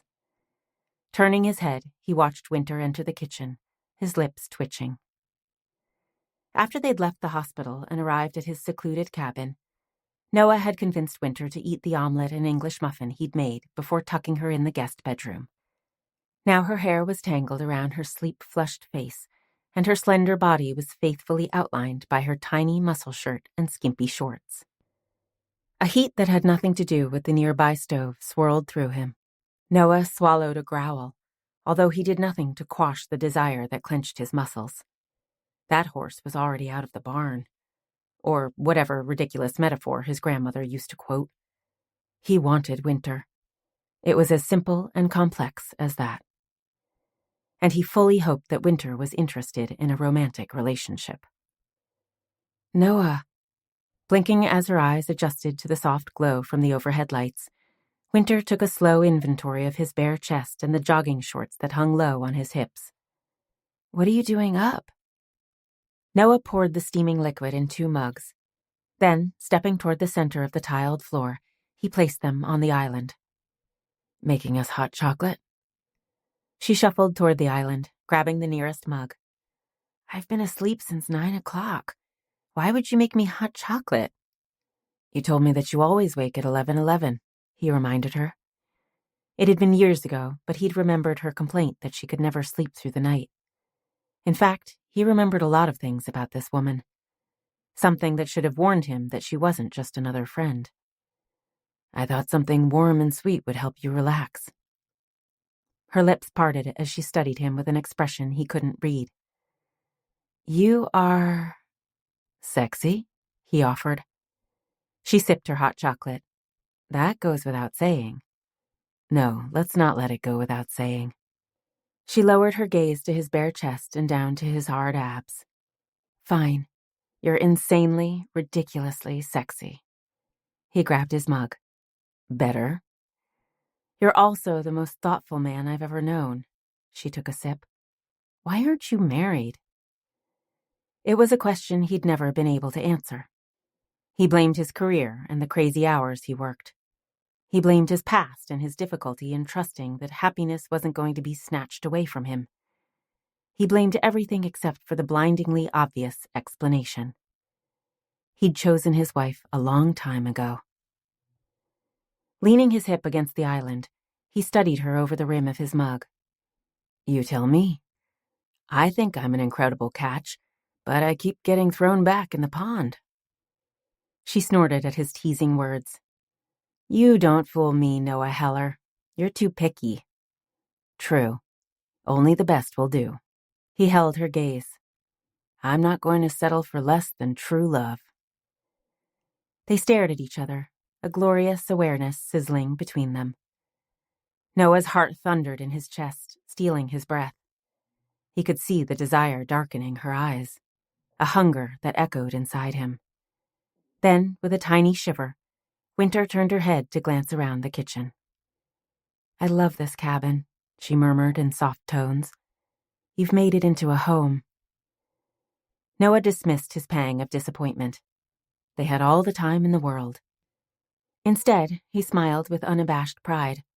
Most of the cabin he'd built with his bare hands. It's getting there. I need to think about selling my mom's cabin. She wrinkled her nose. It should be owned by someone who can give it the loving care that it needs. You could fix it up and use it as a rental, he suggested, wise enough not to mention his fear she wasn't in the best emotional state to make major decisions. It would be a nice extra income. She nodded. Something to think about. They both sipped their hot chocolate. A comfortable silence settled between them. It had always been that way. They fit together with an ease he'd never experienced with anyone else. Finally, he set aside his empty mug. Was it a nightmare that woke you? Wynter shook her head. No, it's just an inner alarm that goes off at the same time each night. Erica had a fancy name for it. She grimaced. I just call it a pain in the ass. Trauma has a way of hanging around long after the actual event. She pushed aside her mug, her gaze locked on him. What about you? I wasn't with my parents when they crashed, so I don't have the same horrifying memories. But I had my share of nightmares. How did you get rid of them? I haven't, he confessed. There were still nights he jerked awake, convinced he could hear his parents screaming in pain. Not entirely, but I no longer wake in a cold sweat. What's your secret? Noah paused, then he shared the secret that he'd kept to himself for years. I went to the jail to talk to Manny Adkins, the guy who crashed into my parents. Her eyes widened in shock. When? Just after my 18th birthday. What happened? Noah folded his arms over his chest. He didn't have any memory of the long drive to Florida, and just a vague impression of the large, oppressive stone prison that had been surrounded by layers of fences and armed guards. He did, however, have an acute recollection of the man who'd smashed into his parents' car. Adkins was tall and gaunt beneath his prison uniform, with a pasty white skin and hair the color of mud. His features looked too big to fit on his narrow face, giving him the appearance of a rat. Or maybe that had been his own imagination, Noah conceded. We met in one of those cramped prison cubicles where you have to speak through plexiglass sheet, he said. I expected... Noah? Wynter prompted when his words faded. He sharply shook his head. I don't know what I expected. Regret for the devastation he'd caused, not only to my family, but to his own. Or maybe a defensive refusal to admit that he had done anything wrong. That wasn't what you found? He was just pathetic. Noah released a harsh sigh. I was only 18, but I was more an adult than he was at 40. He whined about his sentence. He begged me to write to the parole board to get his sentence reduced, and when I refused, he asked for money. Noah made a sound of disgust. At the time, he'd stared at Adkins in disbelief. What kind of creep asked the son of the couple he'd murdered for cash? He forced himself to continue. He claimed the crash had ruined his life, and it was somehow my parents' fault for dying. What a jerk, Wynter muttered. Yes, and not worthy of the years I spent hating him. Noah shrugged. Instead of wasting my emotions on the man responsible for killing my parents, I tried to cling to the good memories of my childhood. A faint smile curved her lips. Tell me. Okay. Noah was willing to do anything to keep her distracted. When he'd come to pick her up from the hospital, she'd looked so fragile that he feared she might shatter. The stress was taking a heavy toll, but for now there was nothing he could do but stay near and offer her comfort. As you know, my parents moved to Miami along with my aunt and uncle to open a Thai restaurant. His father's parents had immigrated from Thailand when they were newlyweds, and his family had celebrated their culture. My kind of people, she murmured. Yes, you would have loved them. They had the same gift as you do. Working endless hours for little pay? She asked dryly. Certainly that, he agreed. His parents, along with his aunt and uncle, had lived above the restaurant and were on constant duty. But I was referring to their amazing ability to make their customers feel as if they were a part of the family. We had to hold their funeral at one of the megachurches to accommodate the crowd. Noah shook his head at the memory of the vast funeral. It hadn't seemed real to a 14-year-old boy who hadn't accepted his parents were gone forever. Easily sensing his stab of pain, Wynter reached across the island to brush her fingers over his bare arm. What is your favorite memory of them? That was easy to answer. No matter how crazy business might be, they always took me to the beach on Saturday morning. We built sandcastles and ate ice cream, and my dog would splash in the waves. A familiar warmth settled in the center of his heart. Adkins had stolen many things, but he could never take away those sun-filled hours that he'd spent laughing and playing with his parents. Even when I got older, we would go so I could flex my muscles for the local girls and work on my tan. It was our family time, and nothing was more important. She gave his arm a squeeze. You were lucky to have them. I was. But after they died, I allowed my fury of what I lost to blind me to the appreciation of what I'd been given. And now? I still get angry, he conceded. It's such a senseless loss. But I do know I was luckier than many people. I had my parents' love for 14 years. And when they were taken, I was given the security of my grandmother's home. Amusement sparked in Wynter's hazel eyes. She was a wonderful woman, but she scared the hell out of me. Nana was a fireball. He laughed. His grandmother had barely topped 5 foot and weighed less than 100 pounds, but the entire town was terrified of her. I watched her take a broom to the neighbor when he drove over her prized rosebush. His smile faded. I miss her every day. She glanced away, no doubt reminded that her own grandfather was currently clinging to life by a mere thread. I think I'll go back to bed, she murmured. Okay. Don't hesitate to call out if you need anything. He reached to comb his fingers through her tousled hair. Or if you just get lonely. She flushed, turning to head for the doorway. Thanks for the hot chocolate. Anytime. He watched her disappear, his body hard and aching to follow her to her bed. Any time. Chapter 12. From the protection of the thick woods, the stranger watched the lights switch off and the cabin plunge into the darkness. It was impossible to get closer without sending the pack of mutts into a barking frenzy. It was annoying. The stranger wanted to see Wynter's face. Was she crying? She had been earlier, back at the farm when she'd been covered in her grandfather's blood. A shudder of bliss raced through the stranger. It hadn't worked out as planned. Once again, there'd been a moment of distraction, and it had ruined everything. Well, not everything. There'd been screams. Delicious screams that had echoed through the air and ricocheted through the shallow dells. And then the ambulance and police cars had arrived with sirens blazing and lights flashing and more shouting. The melee had thundered through the stranger. Yes, a productive day, if not how it was meant to end. Perhaps the next task would provide a better outcome. Or at least more screaming. Alive at last, the stranger whispered.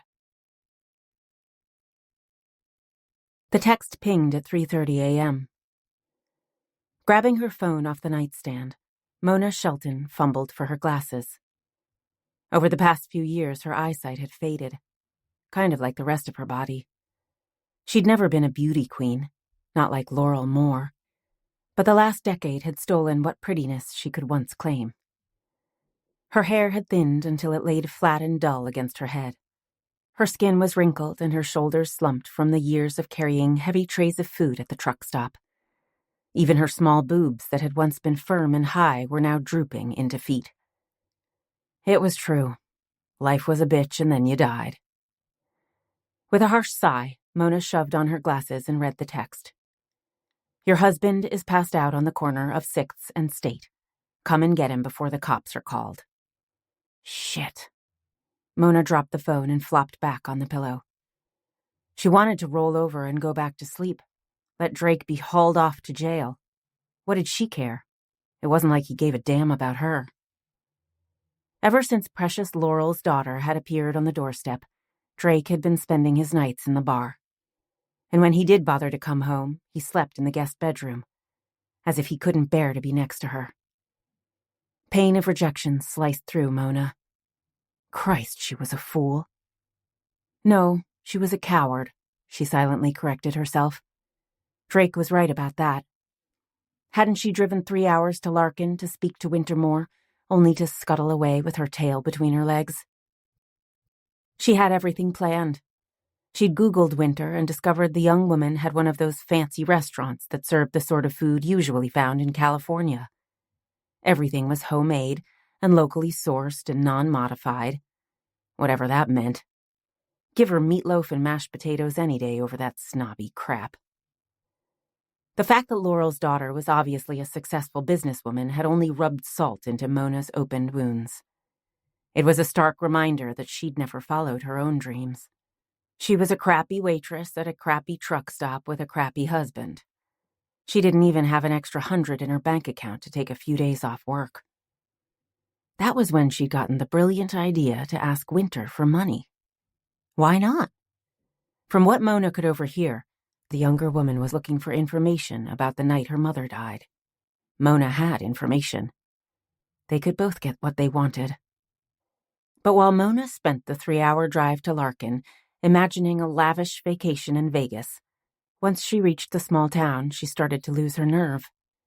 And by the time she'd actually arrived at the restaurant, she'd had to force herself to leave her car parked in a back alley to knock on the back door.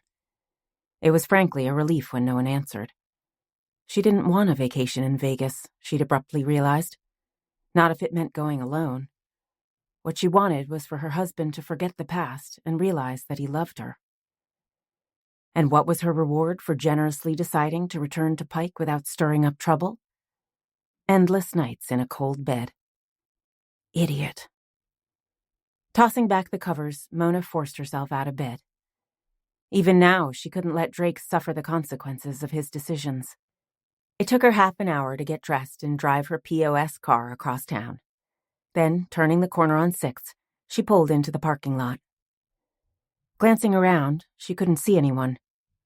Pike was a small town, but there were areas that had been hit hard by the recession. This street was one of them. The businesses that had once thrived were now shuttered, with plyboard over the windows, and painted with half-assed attempts at vandalism. With a frown, Mona dug out her phone. Had she come to the wrong address? Nope. Corner of 6th and State. So where was Drake? Mona's gaze landed on the nearest brick building where the front door was propped open. It had once been a pizza joint, but it had closed a couple years ago. Drake had loved the place despite the greasy floors and stench of stale beer. Could he have stumbled here in a drunken haze? It would be a place that would be on his mind if he had the munchies. Yeah, it was more than possible. But where was the person who'd sent the text? In fact, who had sent the text? She hadn't recognized the number, so how had they known to contact her? Oh. She rolled her eyes as she latched on to the most obvious explanation. Drake insisted on listing her number for his construction business, along with his own. Just for emergencies, he'd promised, although she was the one who got the angry calls when he was late for a job, or when he conveniently forgot to pay a bill. With a resigned sigh, she shoved the gearshift into park and climbed out. The sooner she found her useless husband, the sooner she could be back in bed. She paused at the opening to the building. It was too dark to see anything inside. Except, was that a body on the floor? Yes. Muttering a curse, Mona scurried into the building. Even after being abandoned for years, the place still smelled like stale beer. The perfect place for Drake to pass out. Wishing she possessed the backbone to leave him on the grimy tiles, Mona knelt down. Drake! She reached out to shake him awake. It wasn't until the head lifted off the floor that she realized her mistake. This wasn't her husband. It was... Explosive pain shattered her thoughts as a hard object smashed against her skull. A trap. Not knowing whether to laugh or cry, Mona collapsed flat on her face. She'd always known Drake Shelton was going to be the death of her. Chapter 13. After returning to bed, Wynter managed to get a few hours of sleep, but by 5 a.m. she was wide awake. No matter what was happening, she couldn't break the habits of a lifetime. Tossing aside the sheets, she grabbed a pair of jeans and a sweatshirt out of her suitcase and headed for the bathroom. The hot shower did more to refresh her than her restless sleep, and pulling her wet hair into a ponytail, she went to the kitchen to make breakfast. Less than an hour later, she had homemade biscuits with sausage and gravy waiting on the island. Strolling into the kitchen, Noah sucked in a deep, appreciative breath. Yum, he murmured, moving toward the counter to pour 2 mugs of coffee. Wynter hid her smile, astonished by how comfortable it felt to be pottering around Noah's kitchen. As if she was home. Of course, when she was home, she didn't have a gorgeous male wandering around, filling the air with the warm scent of pine. Settling on a stool next to the island, Wynter allowed her gaze to skim over the man who'd been her friend for years. She'd always known he was attractive. Even if she hadn't noticed, her girlfriend's constant sighs and fluttering eyes when he passed in the school hallways would have alerted her. But she'd never taken a thorough inventory of just how fine his ass fit in a pair of worn jeans, or the hard strength of his legs, or the broad width of his shoulders beneath his khaki Henley. His dark hair was wet, and there were small curls at the nape of his neck. Her fingers suddenly itched to run through those curls. She abruptly dropped her gaze as Noah turned to walk toward the island and set down the mugs. It wasn't that she was trying to hide her appreciation of his male assets, but ogling a man before breakfast just seemed rude. They ate in a companionable silence, Noah demolishing a second helping of biscuits with the sort of gusto that made a chef's heart sing with delight. They were both sipping their coffee when an explosion of barking destroyed the silence. Wynter had caught sight of the numerous dogs dancing around Noah's feet when they'd arrived at the cabin last night, whining for his attention. Now they sounded as if an army was invading. What's going on with the hounds of the Baskervilles out there? Noah rose to his feet to peer out the window over the sink. It's my early warning system. Warning of what? The apocalypse? That someone pulled onto the private road that leads to this cabin. It's... She winced as the beagle howled like it was being tortured. Hard to miss. I'll be right back. He disappeared from the kitchen, but before she could follow and ask what he was doing, he returned with his gun casually clutched in his hand. Crossing to the kitchen door, he pulled it open to step onto the porch. Wynter was quickly standing next to him, ignoring the crisp chill in the air. They watched in silence as a vehicle turned into the short drive at the side of Noah's cabin. Wynter's breath caught as she realized it was a police car. "Grandpa." Noah reached to give her fingers a squeeze. "It's Shell. I'm sure she's here to check that you're okay. If something had happened to your grandfather, the hospital would have called." Wynter stiffened at his words. Not because she didn't agree that it would be the hospital to contact her if something had happened to her grandpa, but because she didn't even know where she'd left her phone. Unlike most people of her generation, Wynter wasn't obsessed with social media or electronically chatting with her friends. She was forever forgetting where she put it. "My phone," she muttered in disgust. "I left it at Grandpa's house." Noah shrugged.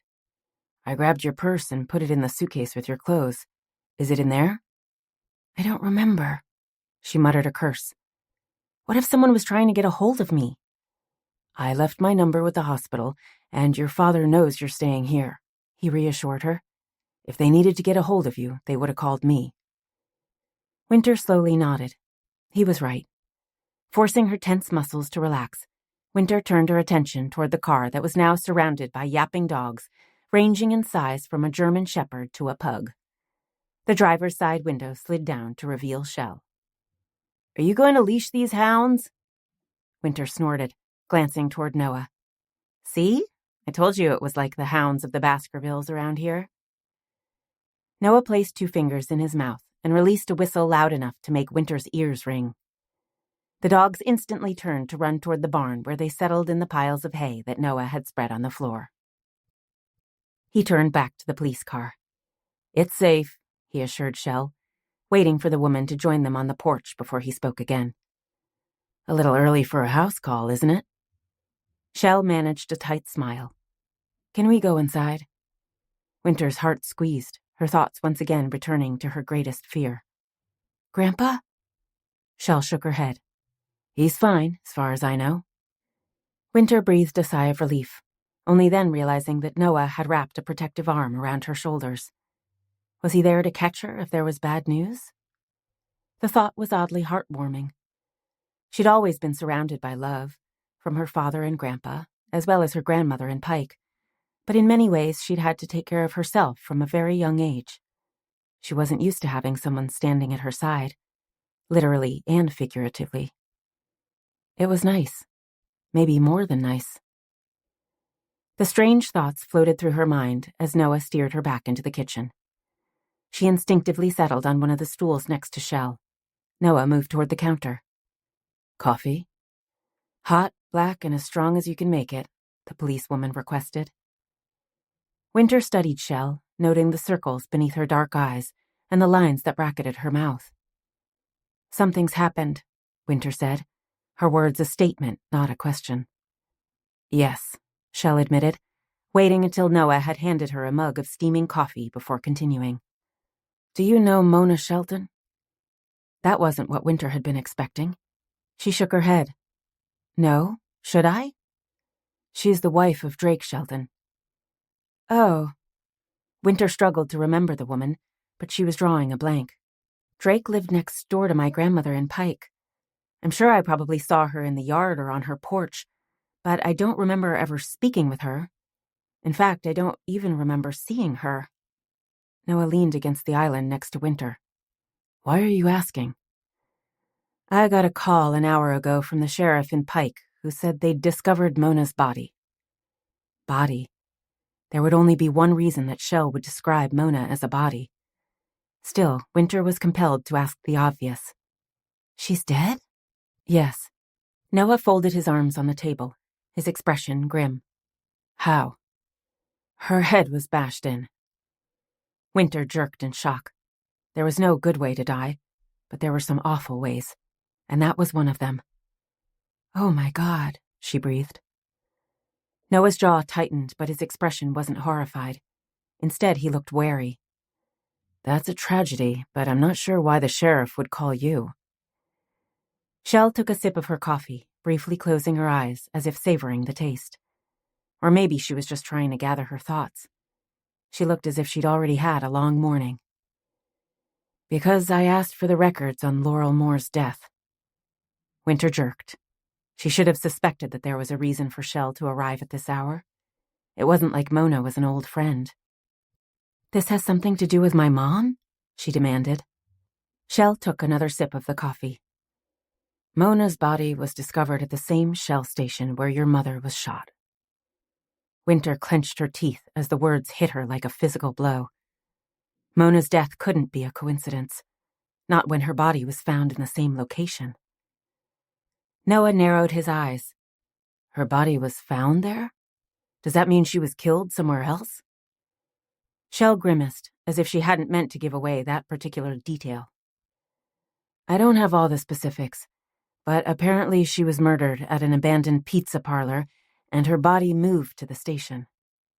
When did it happen? Wynter asked. Sometime between 3 a.m. and 5:30 a.m., Shell said. That's when the body was found. Wynter's thoughts returned to her brief visit to Drake's home. Drake had mentioned his wife was there at the time. What was she doing out at that time? Wynter frowned in confusion. Does Drake know? Shell set down her mug as if accepting the coffee, no matter how strong, wasn't going to give her the energy she needed to face the day. They haven't asked him. Why not? Noah demanded. He's missing. Wynter struggled to follow Shell's words. It wasn't easy. Her brain felt like it was stuffed with fog. No doubt the result of the shock that reverberated through her. Drake is missing? Wynter repeated. Shell shrugged. All they would say was that they haven't been able to locate him. Wynter furrowed her brow, futilely trying to piece together what had happened. I don't understand, she muttered, speaking her thoughts out loud. Was Drake with Mona when she was killed? And who would want Mona dead? Was she like poor Tilly? Did she have information about Mom's murder? Noah grabbed her fingers and gave them a light squeeze. Wynter, we don't even know if this is connected to your mother. It could be a domestic fight that got out of hand. It happens all the time, unfortunately. She grimaced. He was right, of course, but she didn't want to think this could be a case of domestic violence. Partially because she feared her arrival at Drake's house to discuss his affair with her mother might have caused the argument that led to Mona's death. That would be unbearable. Why would they call Shell? She challenged him before glancing toward the policewoman. It has to be more than the fact that Mona was discovered at the old station, right? Shell hesitated before giving a slow nod. There is something else. Wynter didn't know whether to be pleased or terrified that she'd guessed there was more. What? Shell tapped the tip of her fingers on the kitchen table. Mona received a text around 3 a.m. telling her that her husband was passed out on the street. The sheriff assumes she drove to pick him up and was killed after she arrived at the location. Wynter arched her brows. She had the answer to why Mona had been out and about at 3 in the morning. A trap, Wynter breathed. Yes, Shell agreed. Noah leaned forward, his expression tight. Did Drake send the text? No, Shell paused again. This one longer, and filled with an odd tension. It came from another phone. What phone? Wynter asked in confusion. Yours. Noah grunted, as if he'd been sucker punched. In fact, it felt like he'd taken a direct hit. He'd been so focused on why Mona Shelton might have been lured to her death that he hadn't been prepared for the shocking announcement that the woman had received a text from Wynter's phone. Equally disturbed by Shell's accusation, Wynter jumped off the stool.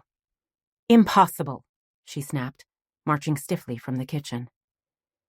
Noah watched her leave, assuming she was headed to the spare bedroom to search for her phone. He stayed in the kitchen. Not only because he had a gut-clenching suspicion that she wasn't going to have any luck, but he wanted to speak with Shell in private. What did they think happened? He asked. Shell waited until Wynter was out of the kitchen before she answered. Mona was at home, obviously alone when she got the text, she said. She gets in her car and drives across town. From there, they aren't sure, but they suspect she got out of her car and entered the restaurant. The killer was waiting or followed behind her. Noah tried to picture what happened. Mona was alone, perhaps convinced that her husband was out drinking. She gets a text and heads out to scoop the drunken idiot off the street. Then, what? Was it Drake waiting for her? It was surely someone she recognized. She wouldn't have let down her guard with a stranger at that time of night. He shook his head. There was no way to know who or what had been waiting for her. Instead, he shifted his thoughts to what had happened after Mona was murdered. You said the building was empty? Yeah. Why move the body? Shell sent him an approving glance. No doubt that had been her first thought as well. Exactly. And there's more. She leaned forward, her voice pitched low. Obviously, she didn't want Wynter overhearing what she had to say. The body wasn't just dumped at the Shell station. It was arranged in the exact same spot where Laurel collapsed after she was shot. Noah's jaw clenched.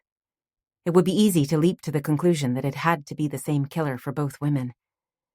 But he suspected that the photo of Laurel's dead body had been splashed across more than one newspaper. Someone could remember seeing it, or even have Googled the image. It was best to keep an open mind. Are there any suspects? He asked. Shell's gaze dropped, shielding her eyes. It's an ongoing investigation. Everyone is a suspect. Noah was momentarily confused. What was she hiding? Then he muttered a curse. Including Wynter? Yes. She was here all night with me. His words were edged with anger. And before you ask if she could have snuck out, just remember my pack of hounds. They would have raised hell if she stepped out of the cabin. That doesn't mean she didn't make the call, Shell pointed out, lifting her hand as Noah's lips parted to continue the argument. I'm just pointing out what the sheriff and Pike is going to say. I couldn't have made the call. Wynter's soft voice interrupted the tense exchange. My phone is missing. Chapter 14.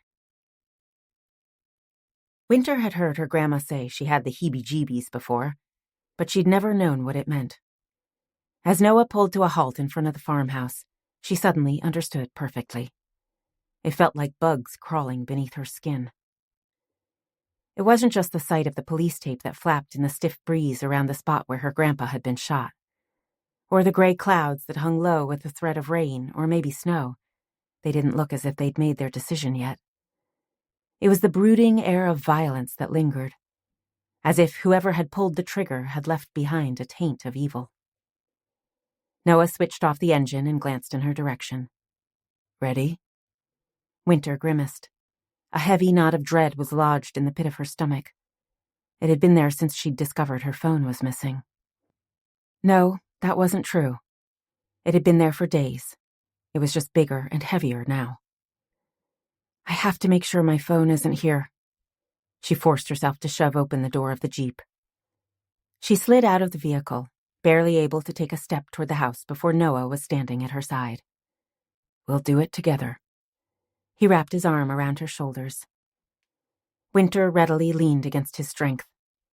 This morning she needed Noah, and she wasn't too proud to admit it. They moved toward the stairs that led to the wraparound porch. A sharp breeze tugged at her jacket and pulled strands of hair from her ponytail. Wynter shivered, but it wasn't from the cold. God, she muttered. Noah glanced down with a frown. Are you okay? How long has it been? How long has what been? Since I went to Pike. Noah took a minute to consider his answer. 5 days. Wynter shook her head. It feels like an eternity. Yeah, it does.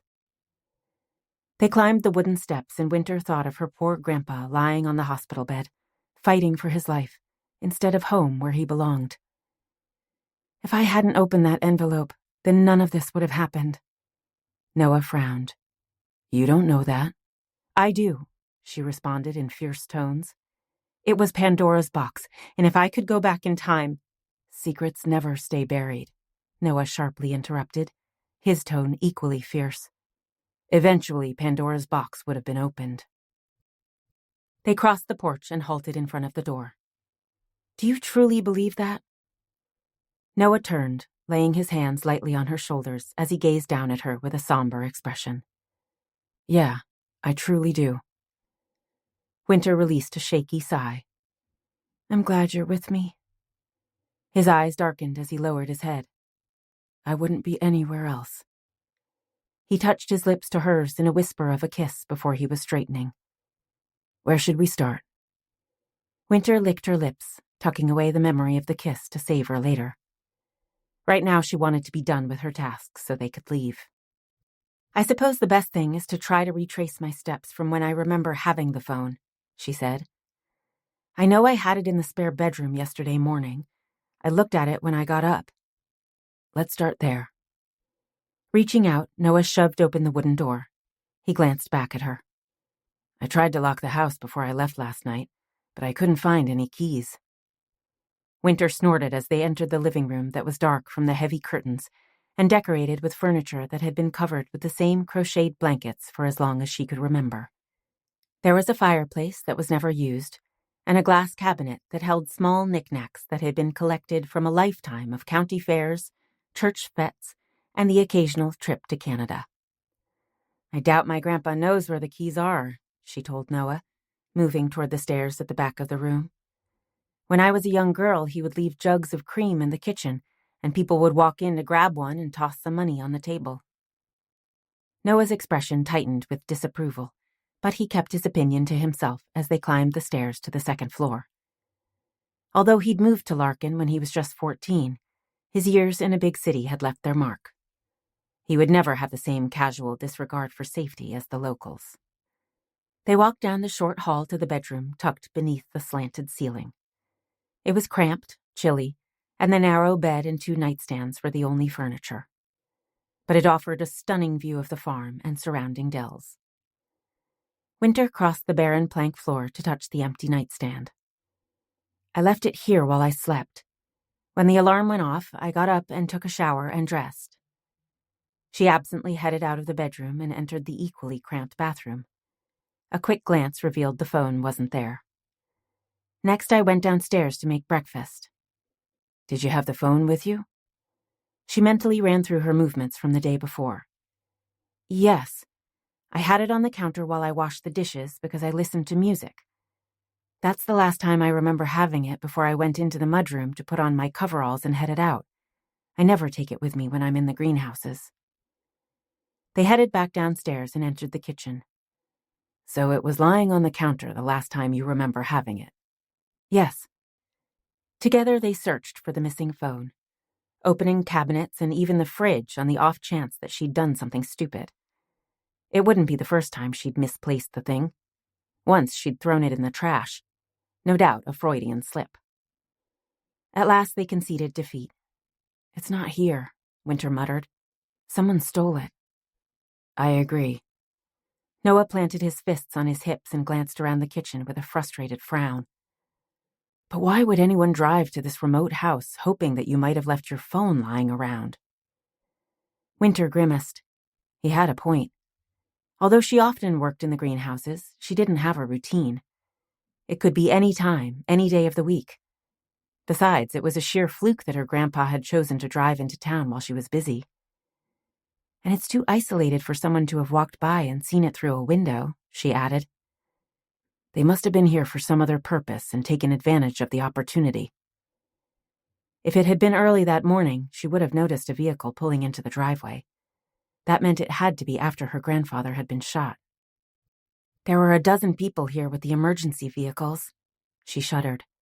She'd been consumed with her grandpa and her terror that he was about to die, but she had a vague memory of screaming sirens followed by a crowd of EMTs, cops, and volunteer firemen. True, Noah agreed, including a flock of gawkers who always follow the emergency vehicles. Any one of them could have wandered into the house without being noticed. Wynter was struck by a sudden thought. And I'm sure that Dad and Linda must have been here. Noah arched a brow. Why do you say that? They went to lunch after Grandpa got out of surgery, and when they came back they had a bag with Grandpa's pajamas and reading glasses. Noah's head turned at the sound of tires crunching against the gravel road. A few moments later, a van pulled into the drive. Ah. Noah's eyes narrowed as the vehicle parked next to his Jeep, and a man climbed out. Here's someone else who was here yesterday. Wynter rolled her eyes at his muttered words before walking down the steps of the porch to greet her old friend. Ollie. Hey, Wynter. Noah. Sorry I'm late. He pulled a pair of heavy gloves from his back pocket as he prepared to start the morning chores. My father made an unexpected return to town. Wynter made a sound of shock. She'd known Ollie and his mother all her life, but they'd never once mentioned his father. I didn't know he ever came back to Larkin. Ollie's jaws clenched, as if she'd hit a nerve. Jay Wheeler is like a bad penny who shows up when he's least wanted. Usually whenever he runs out of money. After a few days of his endless whining, my mother gets tired enough to hand over a few bucks to get rid of him. His lips twisted into a tight smile. This morning, he decided to try his luck with me. It took a while to convince him that I'm never going to give him a handout. Next, he insisted that he needed a drink. I had to drive around town looking for a bar open at this hour. I finally dropped him off at the Pig and Whistle. Wynter felt a pang of sympathy. However complicated her relationship with her father, he'd always been there for her. I'm sorry, Ollie. I can find someone to take care of things here, Wynter assured him. You have enough to deal with. No, I want to be here, Ollie interrupted, his tone firm.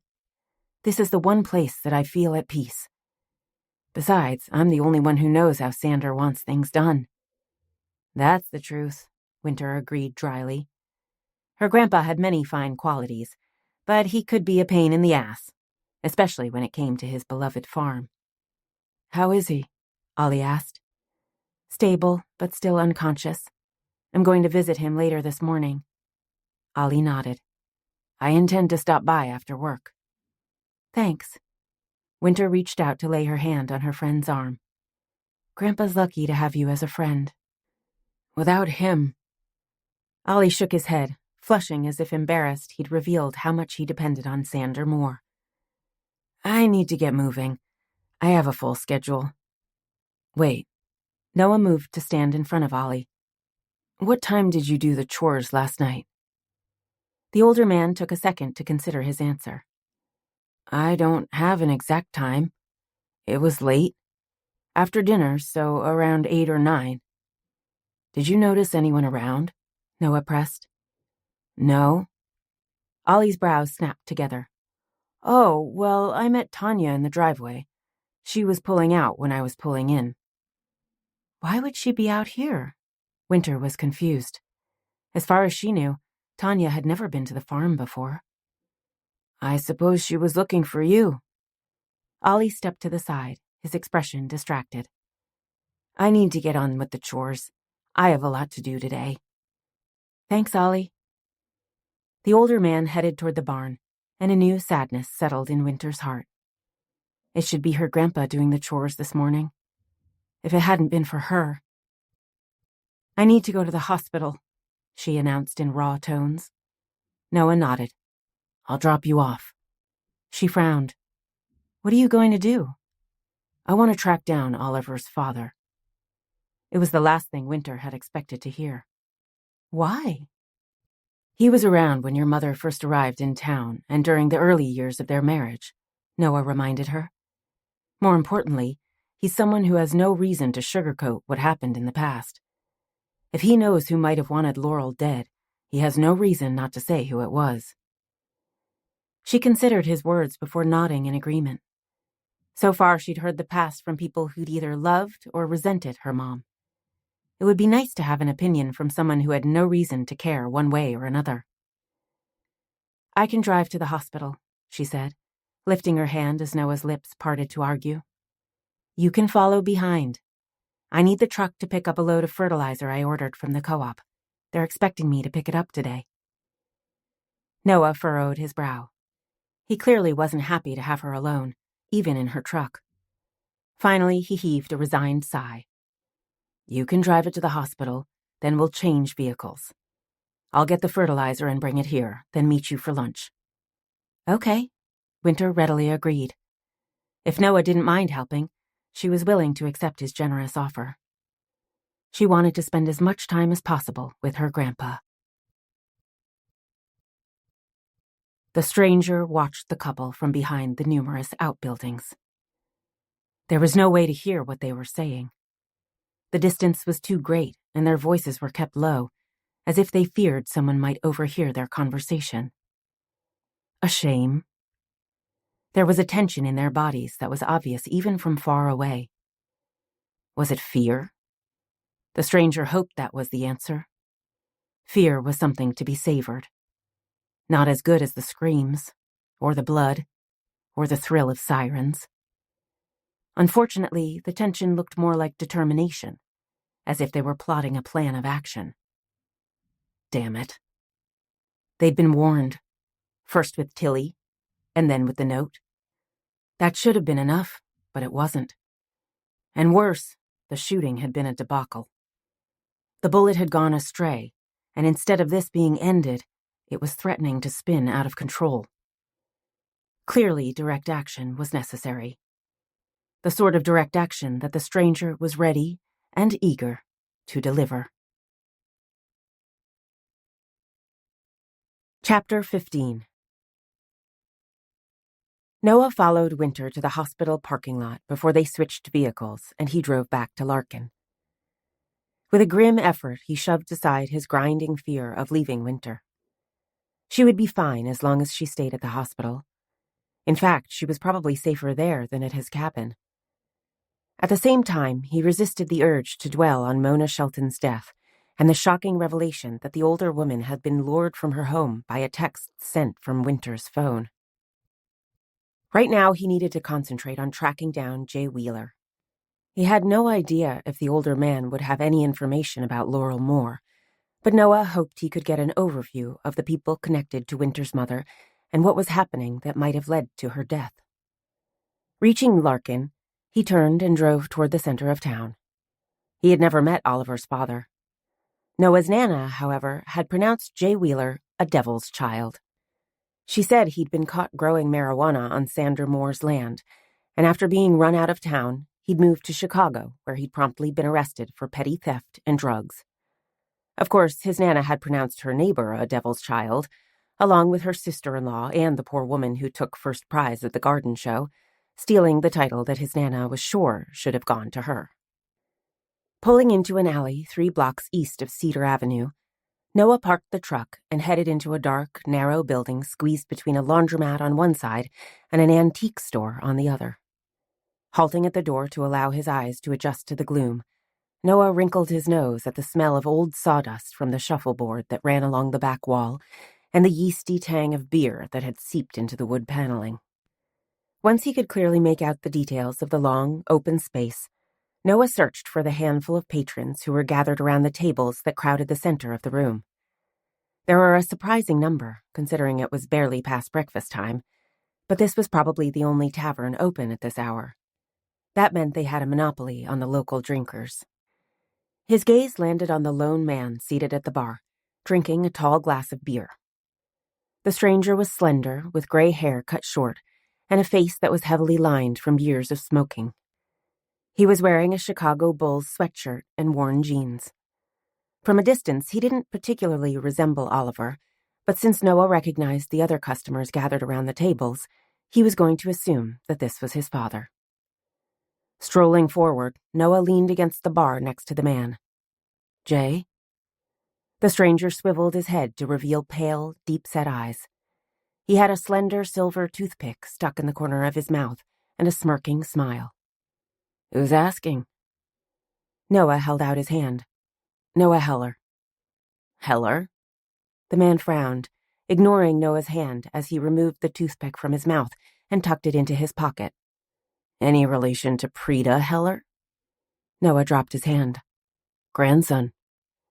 The man cast a worried glance over his shoulder. "She isn't with you, is she?" Noah hid a smile.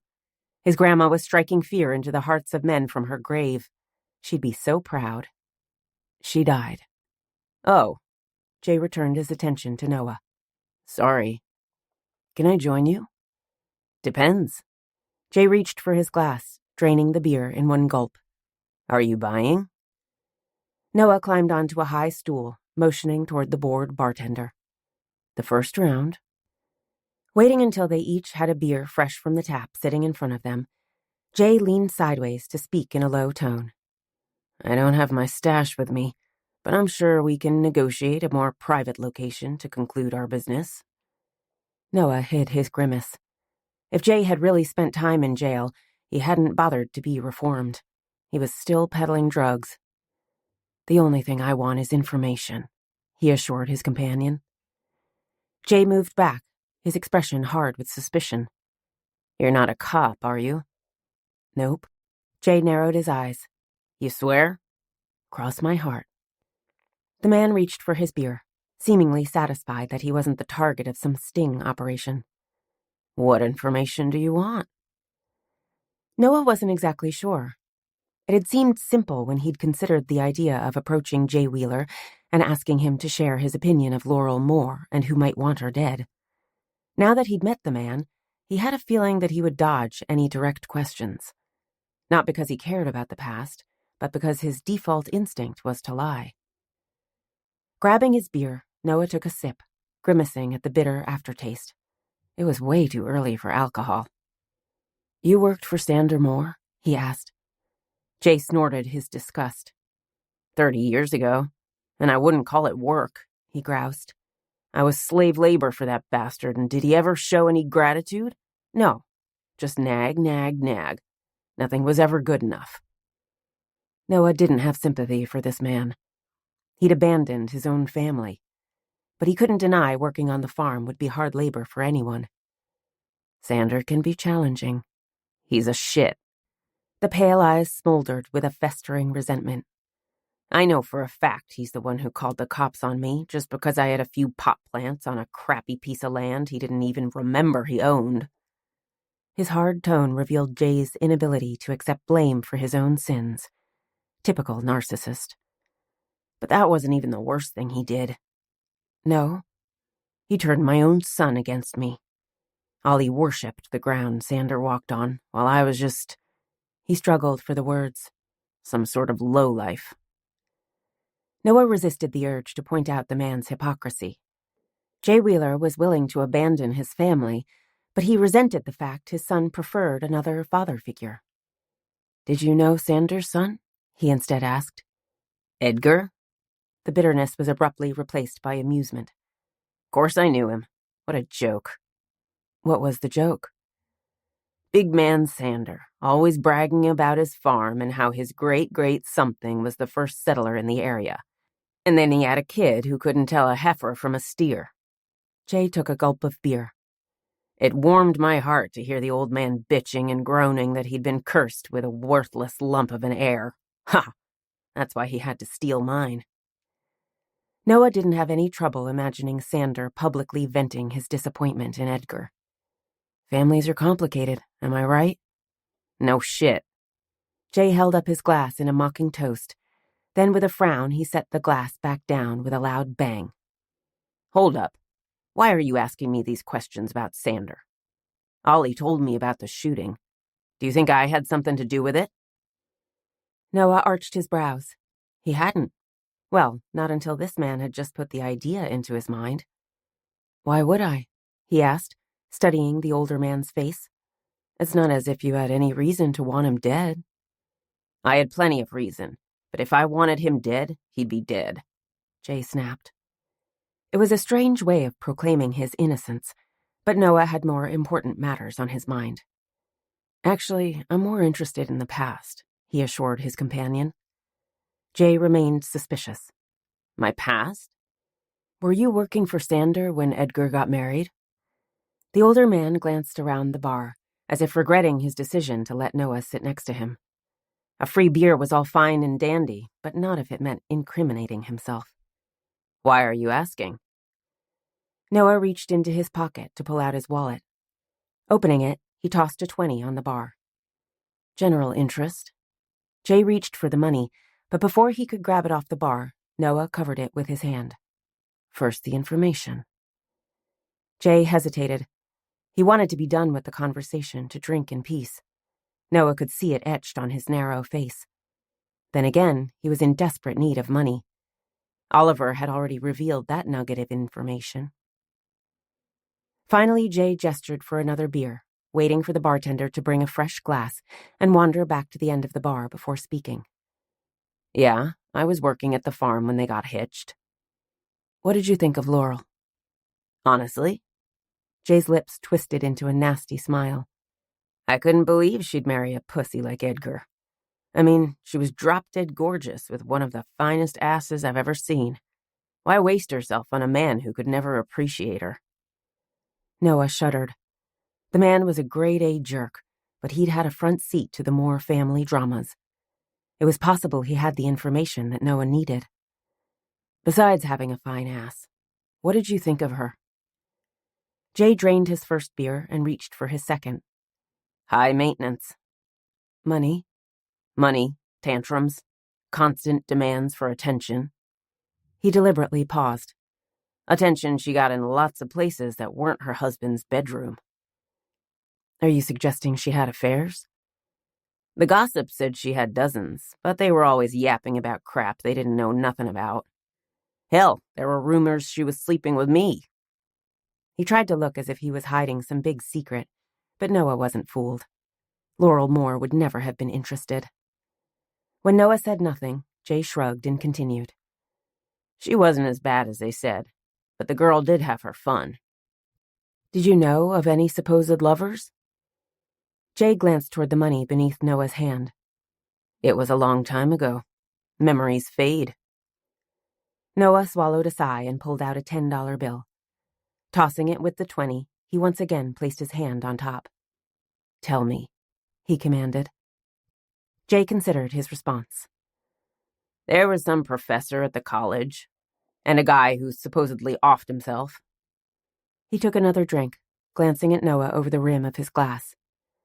But what really set the gossips on fire was the rumors that sweet Laurel could swing both ways. Noah blinked in surprise. Both ways? She had an eye for the ladies. I know what it means, Noah snapped, wondering if the man was trying to be shocking or if there really had been rumors that Laurel was bi. Do you have any names? No, just jabber, Jay conceded, obviously disappointed by Noah's lack of reaction. What's your interest in Laurel? My interest is in Wynter.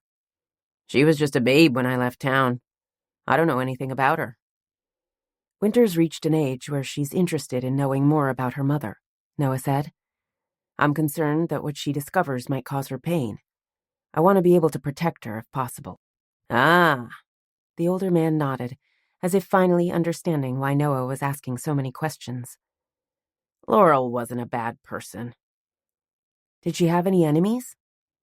Sander hated her, Jay said without hesitation. Of course, he hates everyone, including his own son. What was Edgar's relationship with his wife? Desperation. It was a strange word to describe a relationship. What's that mean? She knew how to press his buttons. Big time. You should have heard the fights they had.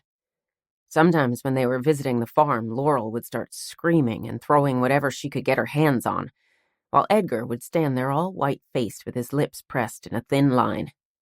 More than once I thought the fool was going to have heart failure. Can't keep all those emotions bottled up without something exploding. Jay shook his head as if with regret, but Noah didn't miss the malicious amusement in his eyes. What did they fight about? Everything. Nothing.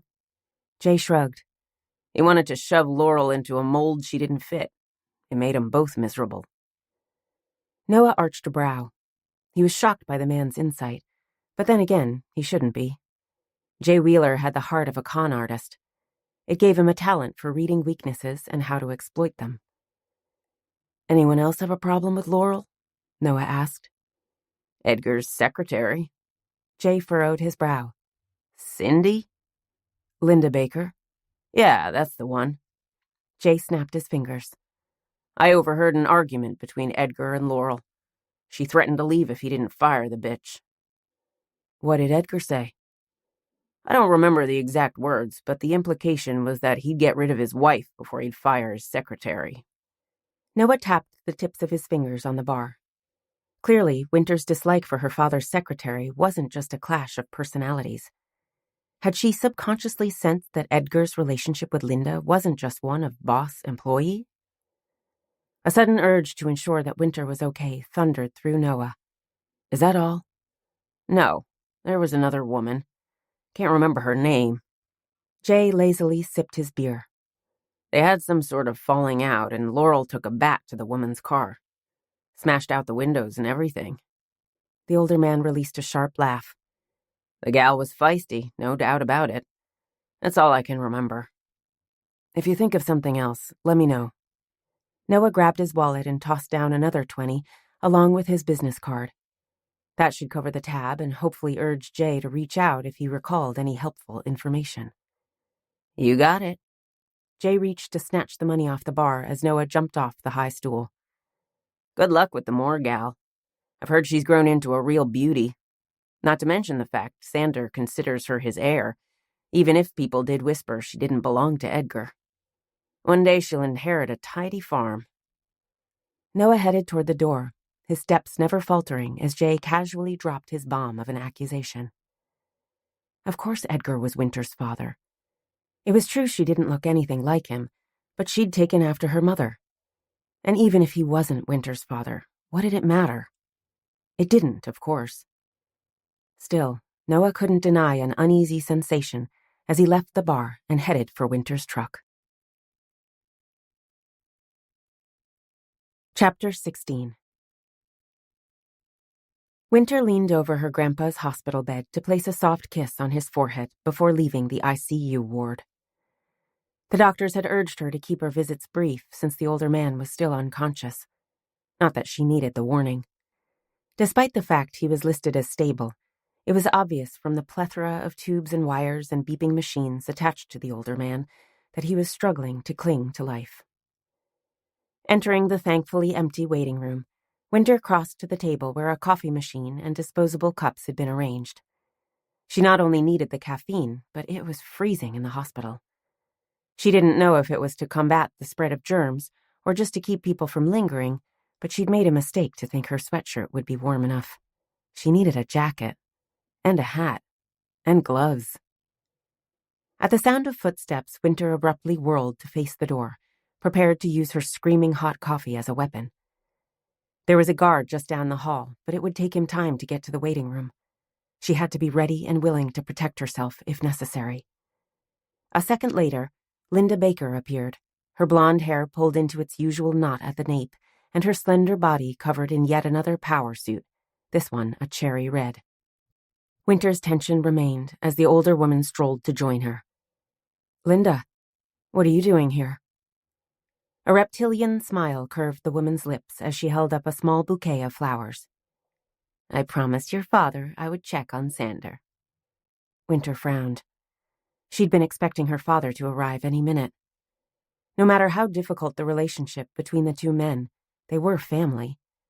And family was there for each other when the times were tough. Wasn't that how it was supposed to work? Why didn't he come himself? Wynter was annoyed that she was forced to ask this woman about her father's absence, but without her phone, she had no way to contact him. He has classes this morning and meetings this afternoon. He's a very busy man. Too busy to visit his critically ill father? Linda clicked her tongue, as if Wynter was being unreasonably demanding. Edgar called the hospital first thing this morning, and they told him that Sander isn't even conscious. What good would it do to pace the waiting room? Her cold gaze skimmed over Wynter, her lips thinning at the oversized sweatshirt and old jeans. He might as well be doing something productive. Did you convince him of that? I only have his best interest at heart. The loyal secretary. At least I understand the meaning of loyalty. Wynter narrowed her eyes. What's that supposed to mean? Don't act innocent, Wynter, Linda chided. You know the truth now. Wynter carefully turned to set down her cup of coffee on the table. It wasn't that she was afraid she might toss the scalding liquid in the woman's smirking face. Or, at least she didn't think she would. She'd always considered herself a pacifist who would never hurt another human being. But there was no point in daring temptation. She had no idea why she allowed this woman to rub against her nerves, but right now it felt as if steam was coming out the top of her head. Slowly, she turned back. Are you talking about my mother? Linda pursed her lips, making a show of her reluctance to speak ill of the dead. We no longer have to pretend she was a saint, she finally said in icy tones. Laurel was jealous of your father's devotion to his work and the demands on his time. If she'd loved him, she would have done everything in her power to support his career. There was an ugly edge in Linda's voice whenever she mentioned Laurel's name. She obviously harbored a deep resentment, even after all this time. Why are you obsessed with a woman who died 25 years ago? Wynter bluntly demanded. A surprising blush stained the woman's face, and Wynter was struck by a sudden realization. Is it because my dad still loves her? Linda flinched, revealing that Wynter had struck a nerve. But she quickly recovered, sending Wynter a poisonous glare. He was bewitched with her, nothing more. Eventually, they would have divorced. The words were no doubt intended to wound Wynter. Instead, they just reaffirmed her certainty that Linda was still desperately jealous of Laurel Moore. And you would have become the next Mrs. Moore? A dark emotion flared through the older woman's eyes. Yes. Wynter forced herself to consider the horrifying possibility. She had no idea if her father still harbored feelings for his dead wife, or if he'd ever actually loved her at all. But she did know that if he wanted Linda Baker to be more than a secretary, he could have done something about it a long time ago. My dad has been a widower for years. Why hasn't he asked you to marry him? Linda's face paled at the direct hit, her eyes smoldering with fury. Don't interfere in matters that don't concern you. He's my father. Everything about him concerns me. A hard, strange smile twisted Linda's lips as she shoved the flowers into Wynter's hand. Give these to your grandfather. I need to get back to the office. The woman stomped out of the waiting room, leaving behind a cloud of heavy perfume and frustrated fury. With a muttered curse, Wynter childishly tossed the flowers into the nearby trash can. Over the years, she'd crossed paths with Linda Baker, but they'd usually managed to remain polite. Now she prayed she never had to see the woman again. She was glaring at the mutilated flowers when someone loudly cleared their throat behind her. With a choked sound of shock, Wynter whirled to discover Tanya Knox standing just a few feet away. So much for being on guard, she ruefully chided her distraction. Hi, Tanya, she breathed, feeling a flush stain her cheeks. Is everything okay? Tanya stepped closer. She was wearing a black sweater and yoga pants with chunky silver jewelry and plenty of attitude. Her hair was spiked and her eyes were heavily rimmed with black liner. She looked wildly out of place in the small, rural hospital, but Wynter felt a rush of relief at the sight of her. She could use a friend. You look upset, Tanya murmured, her expression concerned. Is it your grandfather? No, he's still in critical condition, but the doctors say he's stable. Good. Tanya glanced toward the trash can filled with flowers. Then I assume it was Linda Baker that's making you look like you want to punch something. Or someone. I saw her leaving when I was coming in. Wynter heaved a sigh, feeling a pang of regret for the nasty encounter with the older woman. Sorry. I usually like everyone, but for some reason that woman gets under my skin, she muttered. Don't apologize, Tanya snorted. Unlike you, everyone annoys me, especially stuck-up bitches like Linda Baker. Wynter tried to dismiss her dark mood. She had enough worries without adding Linda Baker's obsession with her dad. Are you here to see Grandpa? She asked her friend. I'm afraid they're only letting in family. No, I was looking for you. Oh, do you need something? Tanya reached into the leather satchel she had slung across her body. I wanted to give you this. Pulling out her hand, she held out a silver key. Wynter wrapped her fingers around the key and frowned at Tanya in confusion. Am I supposed to do something with this? It fits the new door you had installed. Oh. Wynter shook her head, feeling like an idiot. I'd forgotten all about it. I figured you had. Jeremy from the lumber yard left the key in the mailbox after he was done, but I wasn't comfortable leaving it there. Tanya grimaced. Not after someone just broke in. Besides, Tanya bit her lip, looking annoyed with herself. Had she said more than she intended? Never mind. Wynter shoved the key into the front pocket of her jeans. What is it? Tanya shook her head. I don't want to bother you with something that's probably nothing. You should be thinking about your grandfather. Wynter smiled wryly. She should allow the woman to keep her secrets. Hadn't she just told herself she had enough to worry about? But not knowing was going to be worse. Her imagination could invent all sorts of awful things. Now you have to tell me, she insisted. Tanya grimaced, but studying Wynter's stubborn expression, she accepted defeat. Officer Simpson stopped by to ask if I had surveillance on the empty lot between our buildings. Wynter sucked in a sharp breath. It had never occurred to her that her neighbor might have video of the person who'd broken into her apartment. Do you? No. Tanya squashed Wynter's brief flare of hope. But last night I was working late and I heard a vehicle pull into the lot. Oh, did you see who it was? I did better. Tanya once again reached into her satchel. This time she brought out her cell phone. I took a picture. Moving to stand next to Wynter, the older woman turned the screen so Wynter could see the image. Here. The picture was dark and fuzzy, but Wynter could make out the side of her restaurant and then the vehicle that was near the back corner. It's a pickup. She leaned closer, as if it would help her peer through the darkness that surrounded the vehicle. Could you see who was driving? No. They pulled up next to your building and started to park. Tanya made a sound of disgust. I should have called 911, but I stepped out to take this picture and they took off. I think I must have spooked them. Wynter didn't blame her friend. You couldn't call the cops just because a truck pulled into an empty lot. What time? Tanya turned the phone back so she could touch the screen. 10:38. Wynter considered the possibilities. There was no use jumping to conclusions. I suppose they might have been there to drink or other late-night activities. It's usually pretty dead around there at that time of night. There's no way to know for certain. When they were pulling out, I got this. Tanya swiped the screen, pulling up a new image. Then, using her fingers to enlarge the picture, she turned the phone toward Wynter. For a second, Wynter didn't know what she was supposed to be seeing. It looked like the same truck, only zoomed in as it turned out of the lot. It wasn't until she was about to hand the phone to her companion that she noticed the decal on the side of the truck. Drake, she breathed in disbelief. You recognize who owns the truck? Drake Shelton. Wynter shoved the phone back into Tanya's hand, her thoughts scrambled. Why would Drake be in Larkin? And why would he have been at her apartment?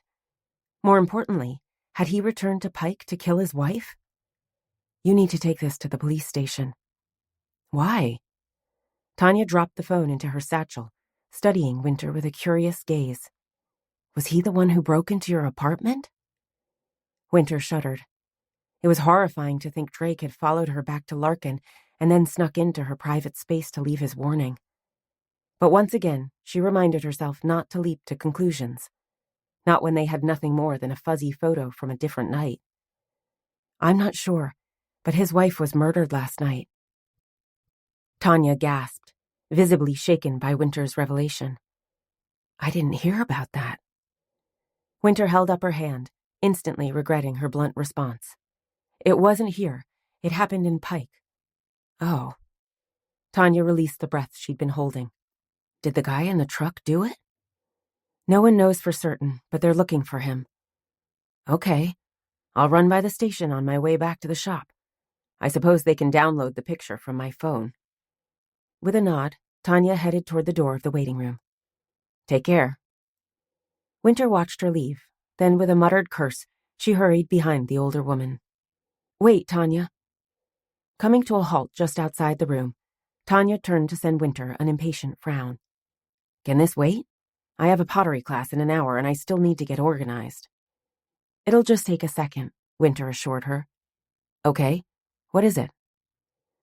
Wynter didn't have any subtle way of asking for the information she wanted.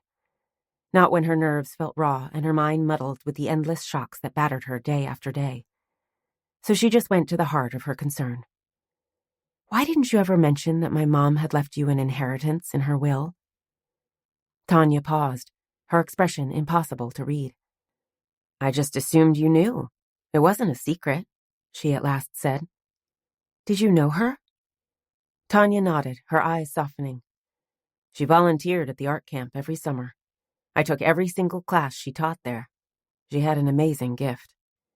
The icy dread that had encased her since seeing Drake Shelton's truck parked next to her building was forgotten as Wynter conjured the beauty of her mom's artwork. It was a lasting legacy that would bring pleasure to Wynter for an eternity. "Yes, she did," she agreed in soft tones.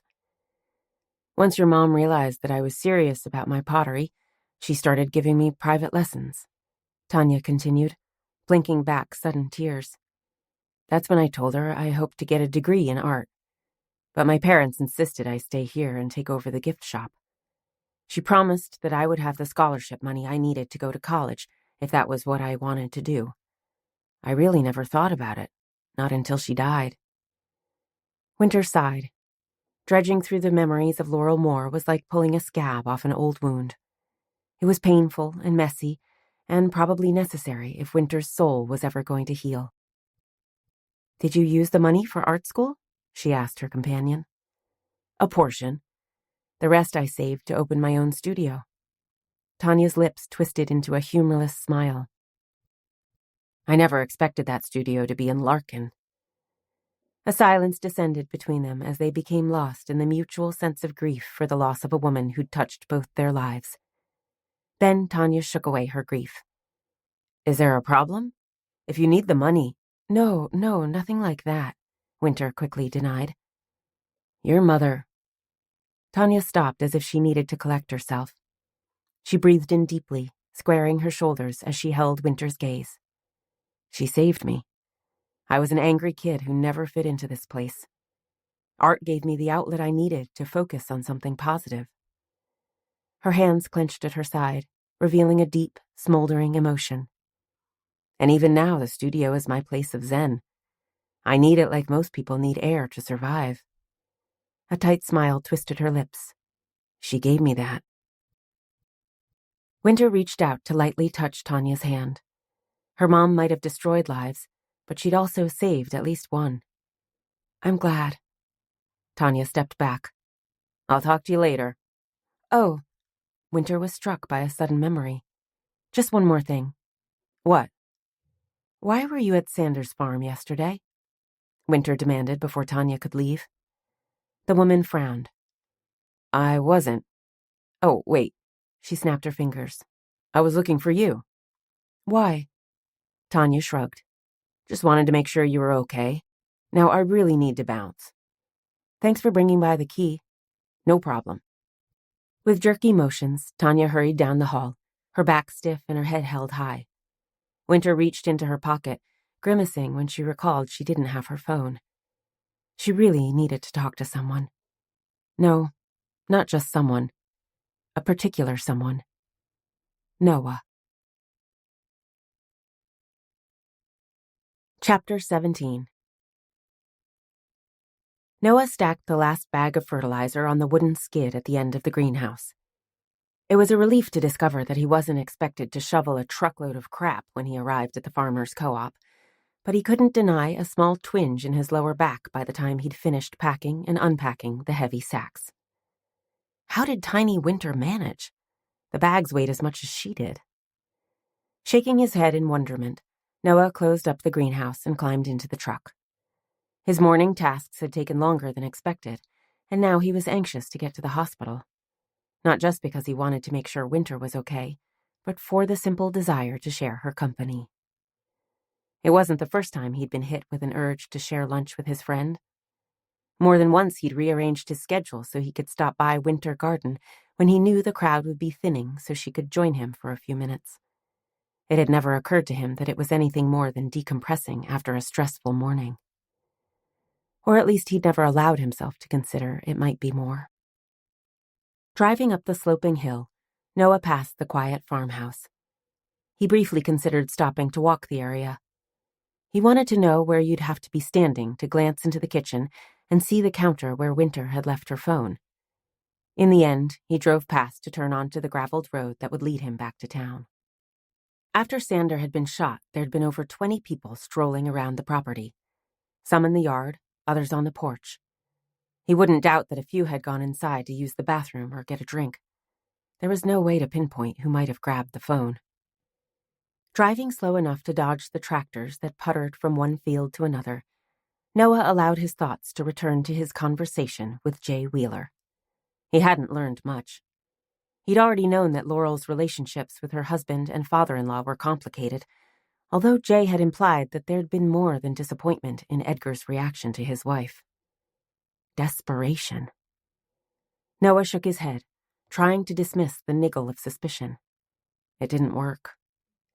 Edgar appeared to be a stereotypical mild-mannered professor, but he was still a man. To have his wife publicly taking one lover after another, not to mention putting him at financial risk with her extravagant spending, had no doubt infuriated him. Add to that his frustration that she refused to be the wife he'd no doubt fantasized about.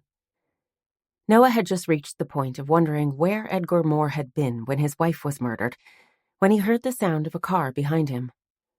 Glancing in the rearview mirror, he could see a truck zooming over the hill at a speed that sent gravel spraying behind it. "Idiot," he muttered, slowing so he could inch to the side of the narrow road. There were some people who had no regard for safety, not their own or anyone else's. He didn't care if the truck ended up in the ditch, but he didn't intend to join the fool. He continued to press on the brakes until he was at a complete halt as the truck swerved around him. Muttering a string of curses, he waited for the jerk to pass, only to realize that the vehicle had stopped. Turning his head, he could see a vague outline of someone in the driver's seat, but the angle of the sun made it impossible to determine more than the fact that they were wearing a baseball hat and a thick coat with the collar turned up. Wondering if they were lost and wanting directions to the nearest highway, Noah started to roll down the window. That's when he caught sight of the decal on the side of the truck. Shit. Drake Shelton. He jerked his gaze back just in time to see the driver lift a shotgun and point it in his direction. His last thought as he tried to duck to the side was that he hadn't told Wynter how he felt about her.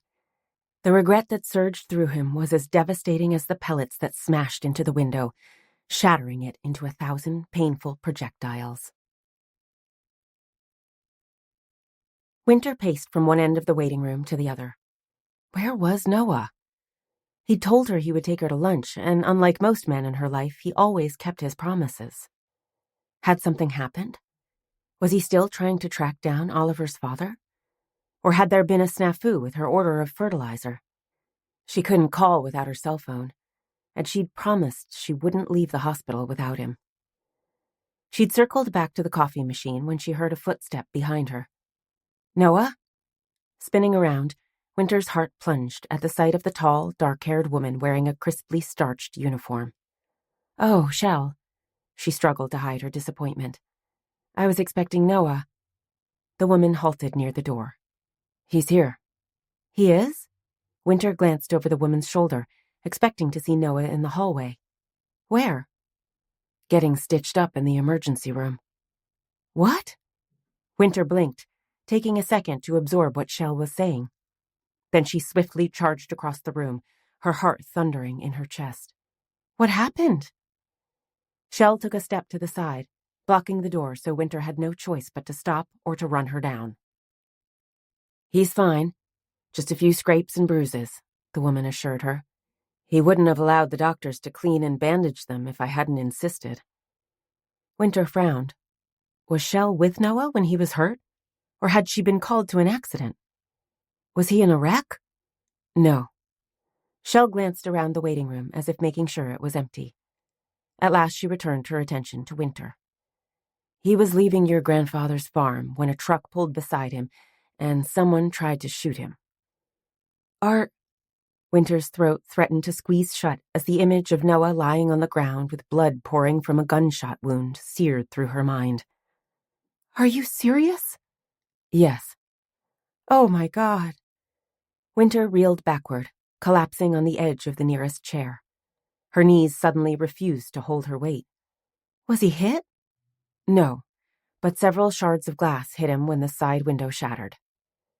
Wynter's blast of relief that he wasn't seriously injured was tempered with the lingering horror that someone had shot at him. "Someone tried to kill Noah?" She said the words out loud in an attempt to make them real. "Why?" Shell held up her hand, as if warning Wynter not to leap to conclusions. "That's one possibility." "You think it was an accident?" Shell shook her head at the ridiculous suggestion. "I think he was driving your truck when someone took a shot at him." It took Wynter a second to sort through her fuzzy thoughts. Of course. Noah had left his Jeep in the parking lot and taken her truck so he could collect the fertilizer and take it to her grandpa's farm. Anyone who'd seen him driving on the isolated road would naturally have assumed it was her. Her lips were numb, making it hard to form the words. "They were trying to kill me." Shell moved to stand directly in front of her. Was she worried Wynter might pass out? It wasn't out of the question. She felt like a punching bag for a heavyweight fighter. One blow after another until her head was spinning. "Again, it's just a possibility," Shell murmured.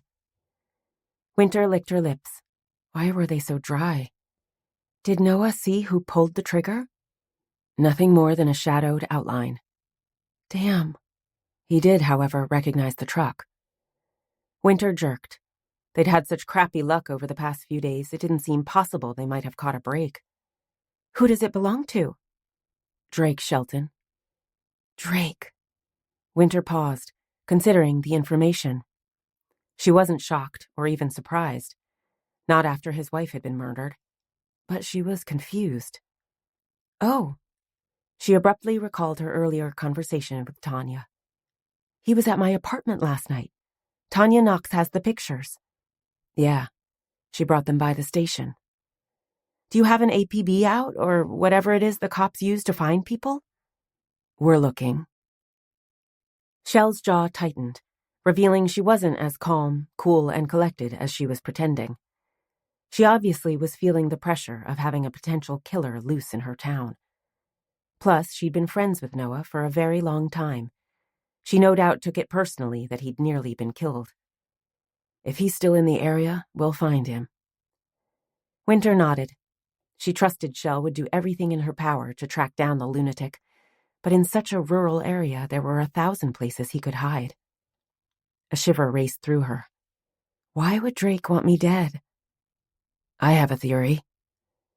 The familiar male voice came from the doorway, and with a gasp, Wynter jumped to her feet. A second later, she'd raced across the carpet to wrap Noah in her arms, carefully laying her head on his chest. For a long moment, she simply held him, listening to the steady beat of his heart beneath her ear. When she'd at last assured herself that he was alive and well, she tilted back her head, her eyes widening at the sight of the gashes that marred his cheek, his temple, and one that cut through his brow dangerously close to his eye. That one was held together with a butterfly bandage, and an ugly bruise was forming around it. "Your poor face," she breathed. "It's nothing but a few scratches," he assured her, his hands rubbing up and down her back in a soothing motion. "I think they make me look dashing, like a pirate." If she hadn't been so upset, she might have agreed with the dashing part. His hair was tousled and his cheeks rough with the whiskers he hadn't bothered to shave that morning. Combined with the scratches, he looked like a movie star in an action film. Right now, however, she was far more focused on the realization he'd come terrifyingly close to dying. "I'm so sorry," she murmured, reaching up to lightly touch one of the slashes. "Why would you be sorry?" Pain, mixed with a large dash of regret, swirled through her. "This is all my fault." Noah brushed a soft kiss over her forehead. "None of this is your fault." "But—" "He's right." Shell intruded into their conversation, moving to stand next to Noah. "Blaming yourself is a waste of energy. We need to focus on finding Drake Shelton, or whoever took a shot at your truck." Wynter nodded. She wasn't offended by Shell's stern words. The woman was right. Self-pity wasn't going to solve anything. Her fingers moved to hover over the deepest gash on Noah's brow. "You're sure you're okay?" "I'm fine." His lips twisted into a rueful smile. "Better than your truck." "I don't care about that." She gazed deep into his eyes. "Just you." Wynter. They were once again interrupted by Shell as she loudly cleared her throat. You said you had a theory? Noah nodded, reluctantly stepping away from Wynter, as if he was having difficulty concentrating when she was near. She sympathized.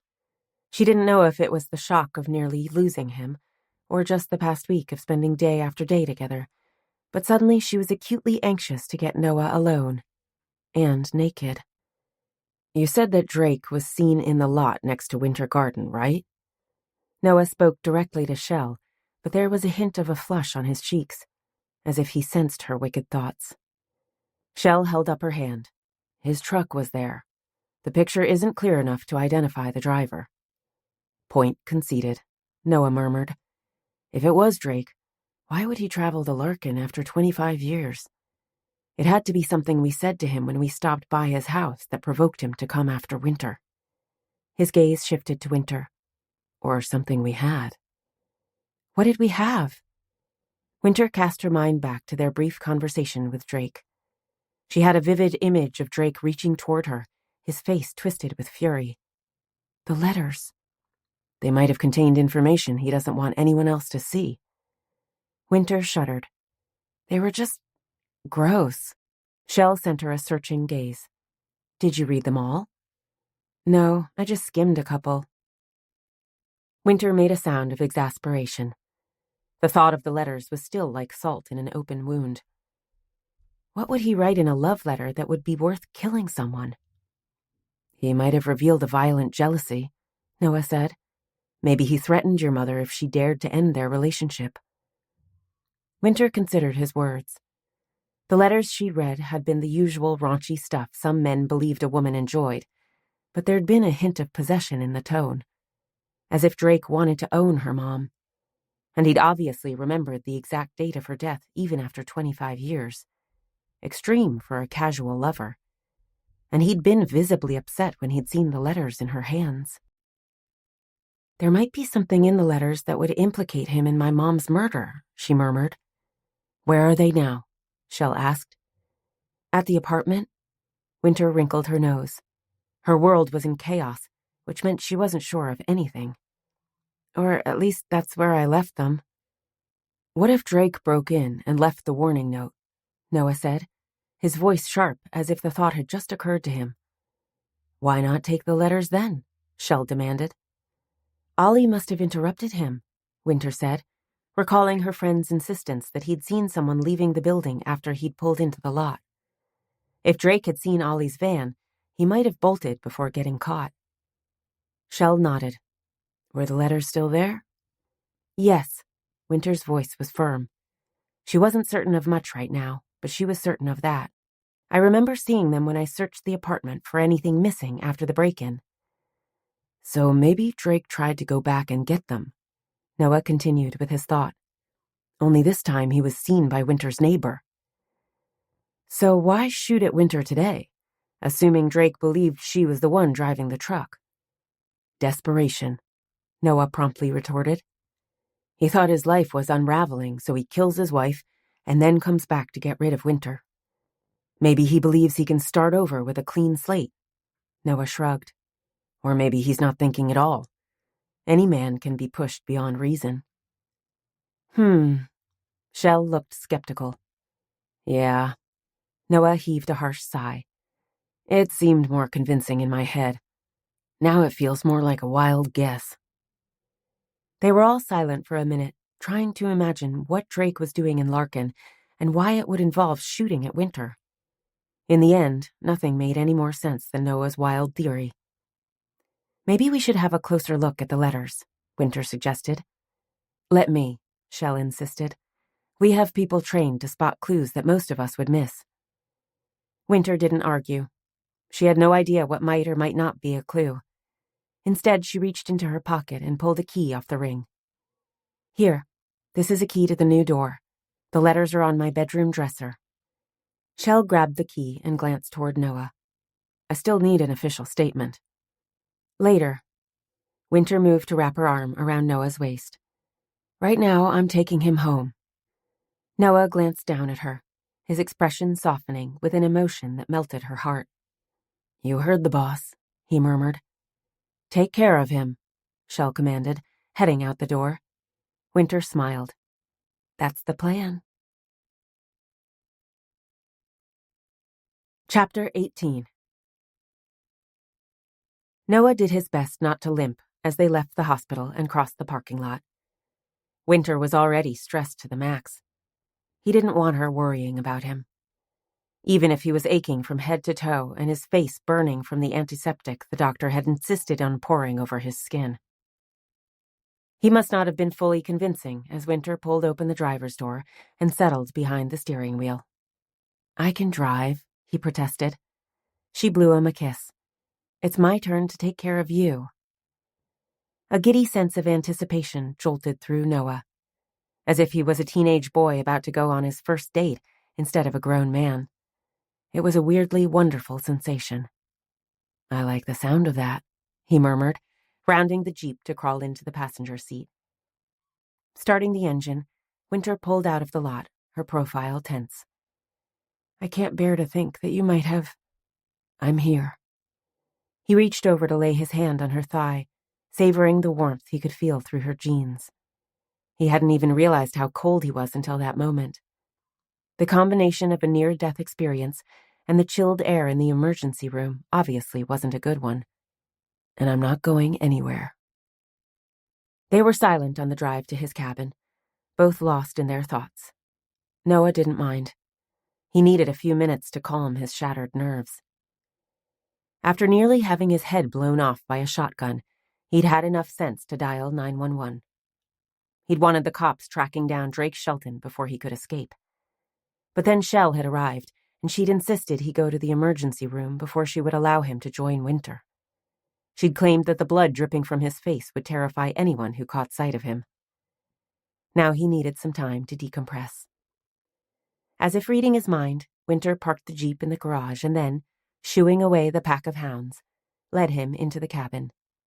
I'll run you a hot bath, she said. Noah heaved a sigh, his bruised muscles screaming for relief. Yeah, a hot bath would be awesome. Together they moved down the narrow hall and through his bedroom into his private bathroom. Wynter made a sound of startled appreciation as her gaze moved around the large space that was designed for a spa, not a simple cabin in the woods. The walls were painted a warm apricot shade with a window that overlooked the lake in the back. There was a double-sink vanity and a walk-in shower. And in the very center of the room, a soaking tub had been built into the marble-tiled floor. It was large enough for 4 people and deep enough that the water would come up to his chin when he was stretched out. For a man who often walked up to 10 miles a day, plus helping dig out vehicles stuck in the snow or chasing after poachers, he needed a way to relax. This was perfect. With a mysterious smile playing around her lips, Wynter bent down to switch on the faucet, allowing the water to fill the bath. Then, straightening, she turned to face him. Do you need help undressing? Noah hesitated. He wanted her help, desperately. But he always wanted to wash away the day before he touched her. Not just the blood that had trickled beneath his shirt, or the dirt from his mornings spent unloading bags of fertilizer, but the sense of evil that clung to him from the shocking attack. I think I can manage, he murmured. I'll make us some lunch. Wynter left the room, and with low groans, Noah managed to squirm out of his clothes. Tossing them toward the hamper in the corner, he used the shallow steps to enter the bath. Another groan was wrenched from his throat, this one of relief, as he sank into the hot water that swirled over his tense body. Allowing the bath to fill to the edge, Noah stretched out and leaned his head against the towel that was placed against the rim. His lashes drifted downward as he floated in the steaming water. Ah, heaven. He didn't know how much time had passed when he heard the sound of Wynter returning. Not more than 10 minutes or so, since the water was still warm. Opening his eyes, a choked sound of shock fell from his parted lips as he caught sight of his guest. Her sweatshirt and jeans were gone, and in their place she was wearing a flimsy robe that did more to emphasize her slender curves than hide them. Her hair was pulled into a tight braid, although a few tendrils had escaped to dance around her flushed face. I thought you were making lunch, he murmured. A stupid thing to say. but her unexpected appearance had shut down his brain. I did. With a smile, she untied the belt around her waist and allowed the robe to drop to the floor. Noah hissed, his heart forgetting how to beat as he allowed his gaze to slide down her naked body. Christ, she was perfect. She was slender, but not skinny. There were clearly defined muscles from her hours spent in the greenhouses and a supple grace from her years of yoga. Her breasts were small and soft and deliciously tempting. His mouth watered for a taste. How did you know exactly what I was hungry for? He growled. She moved to the edge of the bath. A lucky guess. Desire blasted through him. I'm the lucky one. She gazed down at him, lingering on the stinging scrapes on his face. Are you sure you're okay? I'm more okay than I've been in a long time, he said with a simple honesty. Good. She knelt beside the bath. He motioned to the empty space next to him. There's plenty of room. First, I want to kiss you and make it all better. She leaned forward, brushing her lips over the bandaged cut above his eye. Noah settled his neck on the rim of the bathtub, savoring the sensation of her soft caresses. Her touch was as light as a butterfly, but he hardened with painful anticipation. Better? Her lips moved to the scrape on his cheek. With an effort, Noah battled back the urge to yank her into the tub. She'd started this seduction, so she got to set the pace, even if it killed him. Her fingers stroked through the damp strands of his hair as she nibbled a path of kisses toward the corner of his mouth and then down the line of his jaw. A blistering passion tightened his muscles until he was clenching his teeth. Slow was fine and dandy, but this was excruciating. I want to do some kissing, he complained. Lifting her head, she offered a smile filled with feminine mystery. Then, reaching down, she pulled a condom from the pocket of her robe. He didn't know where she'd gotten it, and right now he didn't care. At last she swung her legs over the edge of the tub and stretched out beside him. Warm water lapped over them as their naked flesh rubbed together, creating a delicious friction. Noah growled deep in his throat. Why didn't we do this sooner? She murmured, nuzzling his shoulder. He turned, wrapping her tightly in his arms. I have a theory. She tilted back her head to meet his gaze. Another one? This is a good one, he promised, his fingers sweeping down her back. Tell me. I think we both knew a long time ago that we were destined to be together. Her eyes darkened as she draped her leg over his hip, pressing against his hard erection. Fascinating. Heat flared through Noah with a ruthless intensity, like he was trying to contain a wildfire that was prepared to rage out of control. It gets more fascinating, he murmured. She deliberately rubbed against his cock, sending shock waves of desire through him. Noah sighed in pleasure. Yes, it does, she agreed in a throaty voice. Much, much more fascinating. He struggled to think. Something that was far more difficult than it should have been. Where was I? She chuckled, clearly pleased she'd managed to scramble his brains. You were telling me how we always knew we were destined to be together. Right. If we knew, then why weren't we together? Because we needed to grow up. You've certainly grown. Lying face to face, with her leg draped over his hip, she rubbed her ankle up and down the back of his thigh, allowing the tip of his cock to slide just inside her body. In all the right places. He made a choked sound, his fingers tracing up the smooth curve of her waist until he could cup the soft mounds of her breasts. So have you. Her fingers tightened their grip on his hair, the small prick of pain oddly erotic. That's your theory? She demanded, her face flushed and her hazel eyes glowing with flecks of gold. We needed to grow up? Yes, we had to sow our wild oats. Lowering his head, Noah wrapped his lips over the tip of her nipple. He heard her groan in pleasure, her fingers moving to dig into his shoulders. I don't think that I had any oats to sow, wild or otherwise, she protested, her voice harsh with need. We had to make our mistakes. He moved to taste her other nipple, using the tip of his tongue until she was arched tightly against him in an unspoken plea. "I've made plenty of those." Noah nibbled his way up the length of her neck, hiding his smile of agreement. Wynter hadn't dated a lot. She was too busy creating her business. But the guys she'd chosen had never been husband potential, which was no doubt the only reason he'd never been threatened by them. "And discover what we didn't want." "And what we wanted?"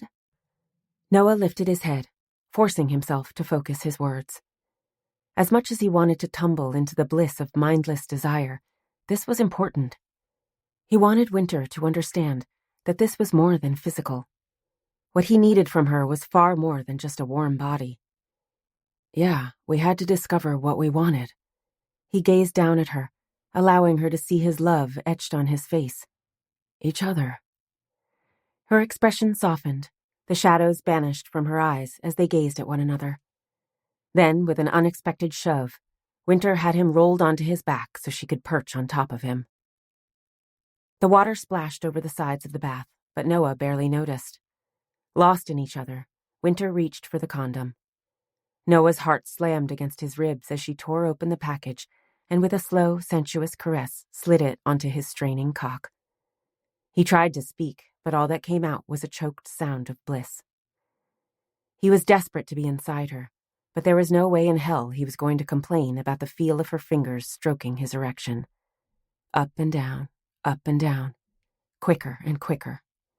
"Wynter," he rasped. "Please." A smug smile curved her lips. "Does that mean you're ready?" "Explosively ready." "Sounds dangerous." Holding his gaze, Wynter widened her legs to slowly sink onto his cock. Noah clenched his teeth as she took him in, inch by inch, until she was fully impaled. The sensation sent frissons of ecstasy sizzling through him, wrenching a gasp from his lips. They held perfectly still for a long moment, both adjusting to the titanic shift in their relationship. Hell, the titanic shift in their very existence. Glancing up, he caught sight of the vulnerability etched on her beautiful face. It was a vulnerability that echoed inside him. Sex was one thing. He'd enjoyed his past lovers. But making love was something completely different.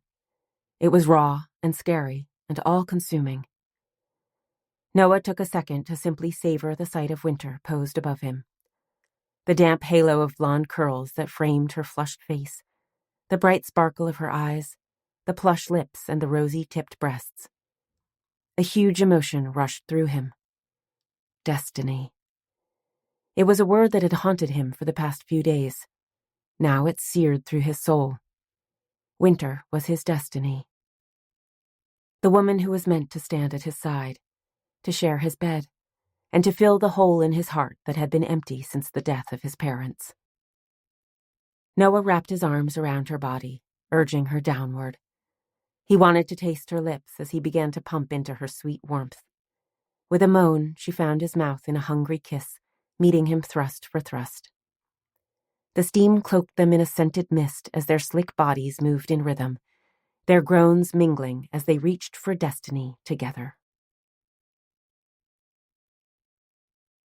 Chapter 19.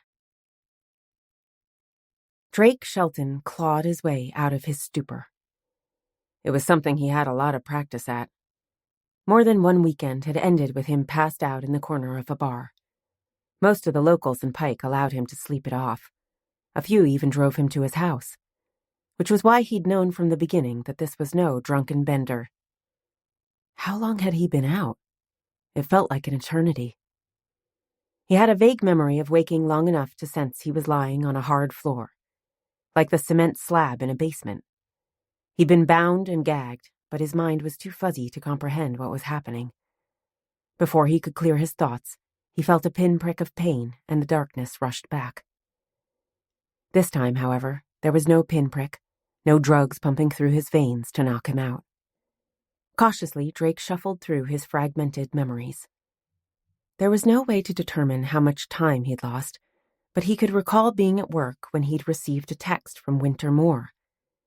She'd said she had a change of heart, and if he wanted the letters he'd written to her mom, he could have them. All he had to do was meet her at her restaurant in Larkin that night at 10:30 p.m. Drake had read the text a dozen times. It had felt like a trick, although he couldn't imagine who else would know about the letters. Well, his wife. But she was too stupid to do more than cry and pout about his obsession with Laurel Moore. Still, he'd taken the precaution of calling the number from the text. It would be foolish not to check. A few seconds later, he'd connected with Wynter's voicemail. It was her. He'd left a message that he would meet her that night. He'd wanted those letters, desperately. They were his only tangible connection to the woman he loved. It didn't matter that Laurel had been fickle and selfish and occasionally cruel. She had stolen his heart when they were just kids, and she never returned it. Sappy, but true. And if he was being completely honest, he wanted to see Wynter again. Not in a weird, creepy way, but with the knowledge that she could have been his daughter. Yes, that was what had happened, he groggily acknowledged. Once he was off work, he'd showered and changed, and then hopped in his truck to make the drive to Larkin. He'd just pulled into the lot next to the restaurant where they were supposed to meet when he'd gotten another text.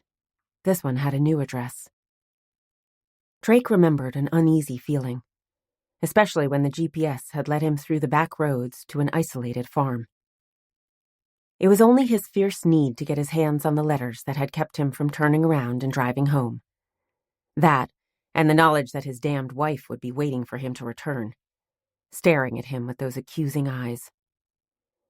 Parking next to the dark house, Drake had cautiously stepped out of his truck. The sooner he had the letters, the sooner he could find the nearest bar. He was just imagining the taste of a cold brew sliding down his throat when pain exploded through the back of his skull. That was when the hazy fog had consumed him and the hours had melted into one long blur. Now he lifted his heavy lids. It was still dark, but this was the darkness of night, not an enclosed basement. And he was no longer lying on a cement floor. He was in a vehicle. His vehicle, he realized with a stab of surprise. With an effort, he forced his heavy hands to grab the steering wheel. What the hell was going on? Turning his aching head, he glanced out the side window. It was the same house, the one where he was supposed to meet Wynter. How had he gotten back here? Or had he never left? Was it possible he'd hit his head, and this had all been some hideous nightmare? A lame explanation, but what else could have happened? Grunting at the effort to move his stiff muscles, Drake leaned forward and reached out to touch the ignition. Yes, the keys were still there. He fumbled to start the engine. Intent on his goal of getting the hell out of there, Drake didn't see the shadow approaching the truck, not until the passenger door was jerked open and someone was crawling in. His sluggish brain was still trying to process the realization that he was no longer alone when a metal cylinder was pressed against his temple. A blessing, probably. He didn't have time to feel terror before there was the loud click of a trigger, followed by a shattering pain that ripped through his brain. He was dead before his head hit the steering wheel. The stranger inspected the truck and then the dead body, ensuring that no clues had been left behind. At least no clues but the ones the cops were intended to find. There was a quick efficiency in the stranger's movements. Later there would be time to savor the chaos of the crime scene. The sirens, the screams, the gawkers with their shocked expression that didn't disguise their lewd excitement at the splattered blood, the brains, the death. Widening the search to the area surrounding the truck, the stranger felt a smug satisfaction. Anyone could kill. It took a true artist not to get caught. 25 years ago, the stranger had been lucky. Now there was no luck involved, just a pure skill that was being honed with each death. The stranger briefly faltered at the memory of the early snafu. For the second time, the shot had missed the mark. Unacceptable. But tomorrow was another day. Or, to use another cliché, the third time was the charm. Wynter slowly opened her eyes, glancing around the room. She wasn't surprised to discover she was in Noah's bedroom. or that their naked bodies were pressed close together beneath the light quilt. After they'd finally emerged from the bath, they'd gone to the kitchen for a late lunch. From there, they'd returned to the bedroom, both eager to continue exploring the passion that had been ignited between them. No, there was no surprise to wake in Noah's arms, but it was a surprise that she could see a glow of light around the curtains that covered the windows. Dawn was creeping over the horizon, which meant she'd slept the entire night. She never did that. Never, ever. She woke at 11:11 p.m. since the night of her mom's murder. She'd just assumed that it was now etched into her very DNA. The feel of warm lips pressing against her furrowed brow lured her out of her dark thoughts, and, tilting back her head, she met Noah's searching gaze. "You look troubled," he murmured, his voice raspy from sleep. "Is something wrong?" She blinked at the ridiculous question. "Do you want a list?" "Anything wrong between us?" he clarified. Ah. Was he worried she might have regrets about taking their relationship to a new level? It didn't seem possible, considering the number of times she kissed him awake to sate her hunger for his touch. Of course, Noah was that kind of guy. He would always be concerned that his partner was happy. That was only one of the reasons she loved him. Her heart skidded and crashed against her ribs. Oh, crap. Had she just allowed the L word to form in her head? She braced herself for a sense of panic. She'd never let herself become emotionally attached to her lovers. A part of her had assumed she was incapable of a lasting relationship. Not after she'd suffered such a traumatic incident in her childhood. But even as she expected her stomach to clench and her breath to squeeze from her lungs, she felt nothing more than a sense of peace. Maybe Noah had been right, she silently acknowledged. Maybe she hadn't fallen in love with anyone because she'd always known she was destined to be with Noah. She reached up to thread her fingers in his disheveled curls. No, I would say that everything is right. A tension eased from his body at her teasing words, a smile playing around his lips. Just right? You're sure it's not perfect? She rolled her eyes. Overachiever. That's true, he readily agreed. Erica warned me that losing both my parents at such a young age would either give me the attitude that nothing mattered or that everything mattered, and I would spend my days trying to please ghosts. The words struck a chord in Wynter. She, better than anyone, understood the need to live up to the expectations of a phantom. Is that why you finished college in 3 years instead of 4, and built this cabin with your bare hands? She asked, genuinely interested in his answer. He chuckled, his hands running down her back to cup her butt. They weren't bare. He gave her a light squeeze. This is bare. She brushed her lips along his jaw. You know what I mean. Yeah. If something's important to me, I have to do it to the very best of my ability, he admitted. But I've managed to strike a bargain with myself. What kind of bargain? To let the other things slide. He grimaced. Don't peek into my laundry room. It will give you nightmares. She nodded. It was all about balance. That was what they'd learned during group therapy. We were lucky to have Erica, she said, the furrow returning to her brows. She'd gone over her conversation with the older woman more than once, and she couldn't deny a strange sense of frustration, as if there was something she was missing. Although... What?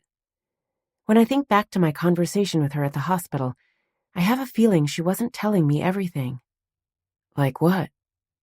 I don't know. She shook her head, unable to pinpoint the source of her angst.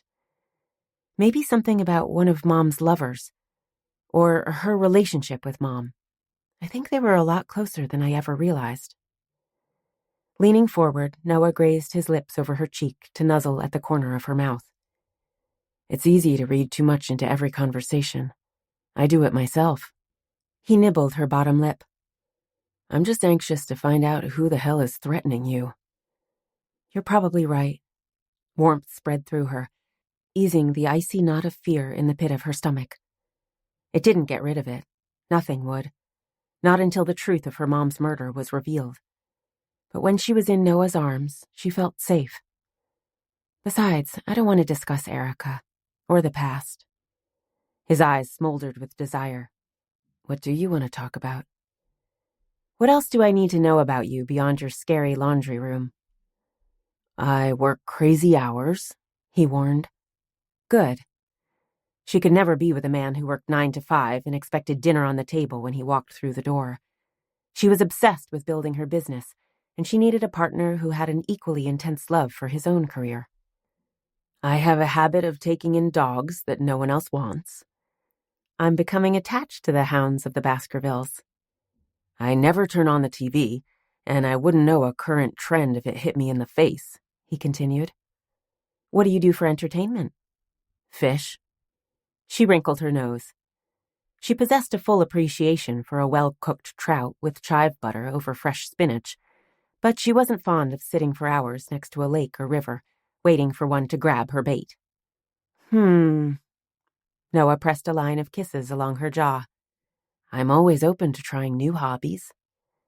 She wiggled closer to his hard body, smiling at his low groan of approval. What kind of hobbies? It took him a second to respond, as if she'd stolen his ability to think clearly.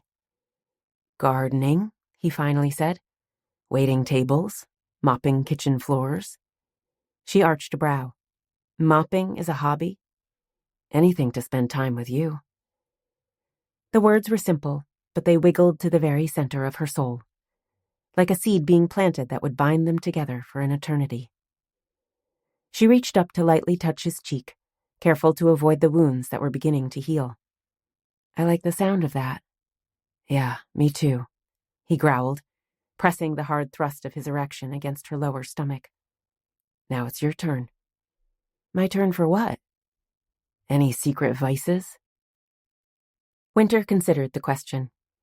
It wasn't that she didn't have vices. She just didn't know where to start. I talk to myself. When? All the time, she admitted. He might as well get used to coming home and to find her chatting away as if she was hosting a dinner party. I think it comes from being an only child. I didn't invent imaginary friends. I just had conversations with myself. He smiled. Which proves you're good company. I don't know about that. Anything else? I work crazy hours. Good. She pressed her lips against his chest, directly over his heart. I have no fun hobbies. What about the fishing? That could be a fun hobby. She chuckled. You're going to insist on this, aren't you? Just imagine us in the fresh air, sitting beside a lake with a pack of dogs and a cooler of cold beer. He sighed. Heaven. I suppose I could develop a hankering to learn how to fish, with the proper encouragement. A hankering? His voice thickened as he dug his fingers into the soft flesh of her butt. Is that like a yearning? A longing? More like a rueful acceptance, she conceded. She might not enjoy fishing, but if it meant spending time with Noah, she would pull on her waders and grab her pole any time he invited her. Ah. Her lips moved to tease his flat nipple, savoring the shudder of pleasure she could feel race through his body. This, however, is a yearning. He sighed in pleasure. And a longing? She chuckled, reaching down to wrap her fingers around his thick cock. Lots of longing. Chapter 20. Noah and Wynter had just finished a late lunch when a concussion of barks splintered the silence. Wynter winced, placing the last glass in the dishwasher. Your doorbell is howling. Yeah, I noticed. Noah moved to open the back door. He didn't know who was coming, but he intended to get rid of them as quickly as possible. Yes, there was danger looming just out of sight, and 1,000 questions that nagged at the back of his mind. But that could all wait. He had big plans for the night. Plans that included a bottle of wine, a hot bath, and a naked Wynter. They most certainly didn't include any unwelcome intruder. Stepping onto the porch, he ignored the sharp breeze that tugged at his loose running shorts. They were the only thing he was wearing, and they left too much skin exposed to the late afternoon chill. Pursing his lips, he released a long whistle. Instantly, his pack of dogs scrambled toward the nearby barn, and he turned his attention toward the long drive. Damn. The word was wrenched from his lips. There was a soft sound of footsteps before Wynter appeared beside him. She was wearing her short robe with her hair tumbled over her shoulders. What's wrong? He nodded toward the approaching police car. Shell. Wynter heaved a sigh. I wish she wouldn't make a habit of this. He wrapped an arm around her shoulders. It could be good news. Do you think so? Noah grimaced. Not really. Me either. In silence, they watched Shell park the car before she was slipping out and heading up the steps of the porch. She was wearing her uniform, and there was slump to her shoulders that revealed it had already been a long day. Noah felt a strange sense of déjà vu as he caught sight of his friend's tense expression. This wasn't a social visit. He nodded toward the door as Shell joined them. Do you want to come in for coffee? Social visit or not, his Nana had instilled good manners, usually with the whack of a ruler across his ass. Shell shook her head. No, I have to get back to the station. What happened? He asked. We found Drake Shelton. Wynter made a sound of shock, tilting back her head to send him a startled glance. You were right. It is good news. Noah remained wary. The past few days had been one disturbing surprise after another. It seemed highly unlikely their luck was about to change now. Do you have him in custody? He asked. He's dead. Shell's voice was flat, her expression unreadable. Wynter gasped in shock. When? Last night. Shell held up her hand as Noah's lips parted. I don't have an exact time. How? Wynter asked. A bullet to the head. Wynter leaned against Noah as if her knees had gone weak. Noah didn't blame her. They'd spent the past 24 hours convincing themselves that Drake Shelton had not only murdered her mother, but that he was now in Larkin, stalking Wynter with the intent to kill her. Should they be relieved that the threat was gone? Or terrified that it was still lurking in the shadows, waiting to strike? He was murdered? Noah asked the obvious question. Surprisingly, Shell hesitated. At first glance, it looks like suicide, she at last revealed. The gun was pressed to his temple, and there was a note beside him that said he was sorry. Noah considered his brief meeting with Drake. The man had reminded him of a dozen other guys he'd known. Conceited, stubborn, unwilling to concede that he might be wrong about anything. If he'd killed his wife and then decided to get rid of Wynter, he wouldn't feel guilt. He'd be pissed that he hadn't managed to finish the job. Noah studied Shell's grim expression. You don't believe it was a suicide? He said the words as a statement, not a question. He knew this woman too well to think she could be so easily fooled. I'll leave that up to the experts, she said, refusing to offer her personal opinion. But until the medical examiner tells me that it's a suicide, I'm going to assume it needs to be investigated as if it's a homicide. There was a short silence as they each tried to wrap their brains around the fact that Drake was dead. Was he in Pike when he died? Wynter finally asked. No, they found him in his truck. Shell bit off her words, as if not sure she wanted to answer the question. Noah frowned. Where? Shell grimaced before heaving a rueful sigh. No doubt she was reminding herself it was a small town that was incapable of hiding a secret. The word of Drake's death was no doubt already circulating through Larkin. In your grandfather's driveway. Noah tightened his arm around Wynter as she stiffened in horror. He was at the farm? She gasped. I'm afraid so. Wynter shook her head. Why would he be there? He didn't know my grandpa. Shell shrugged. Just one question on a very long list. Noah struggled to make sense of what she was saying. Why would Drake Shelton be at Sander Moore's farm? Even if he had decided to take his own life, it didn't make any sense. Or had he been killed somewhere else and taken there? If that was the case, why dump him at that particular spot? If they were trying to frighten Wynter or even warn her away from continuing her search for the truth of her mother's death, why not her apartment? Or even outside his cabin? A growl rumbled in his throat. He suddenly sympathized with a hamster spinning on a wheel going nowhere. Who found the body? He abruptly asked. Oliver Wheeler, Shell glanced toward Wynter. He said he was there to do the chores? Shell's voice remained calm, but no one knew her well enough to detect an edge in her tone. Was she hoping to catch the man in a lie? There was always a suspicion toward the person who discovered a body. Yes, he's been helping out since Grandpa was shot, Wynter said. Shell nodded, hiding any disappointment. Noah glanced toward the sky. It was nearly dusk. The body must have been discovered hours ago. That would explain the weariness that shadowed his friend's dark eyes. She no doubt had been called at the crack of dawn and hadn't stopped since then. "Are you leading the investigation?" he asked. "Unofficially, at least until the ME determines the cause of death." Her jaw tightened, as if she was battling a burst of irritation. "If it's suicide, I'll close the case. If it's murder, I'll call in the DCI." "DCI?" Wynter looked confused. "What's that?" "The Division of Criminal Investigation," Shell explained. Noah understood Shell's frustration. Drake had been killed in her town. She wanted to be the one who caught and punished the person responsible.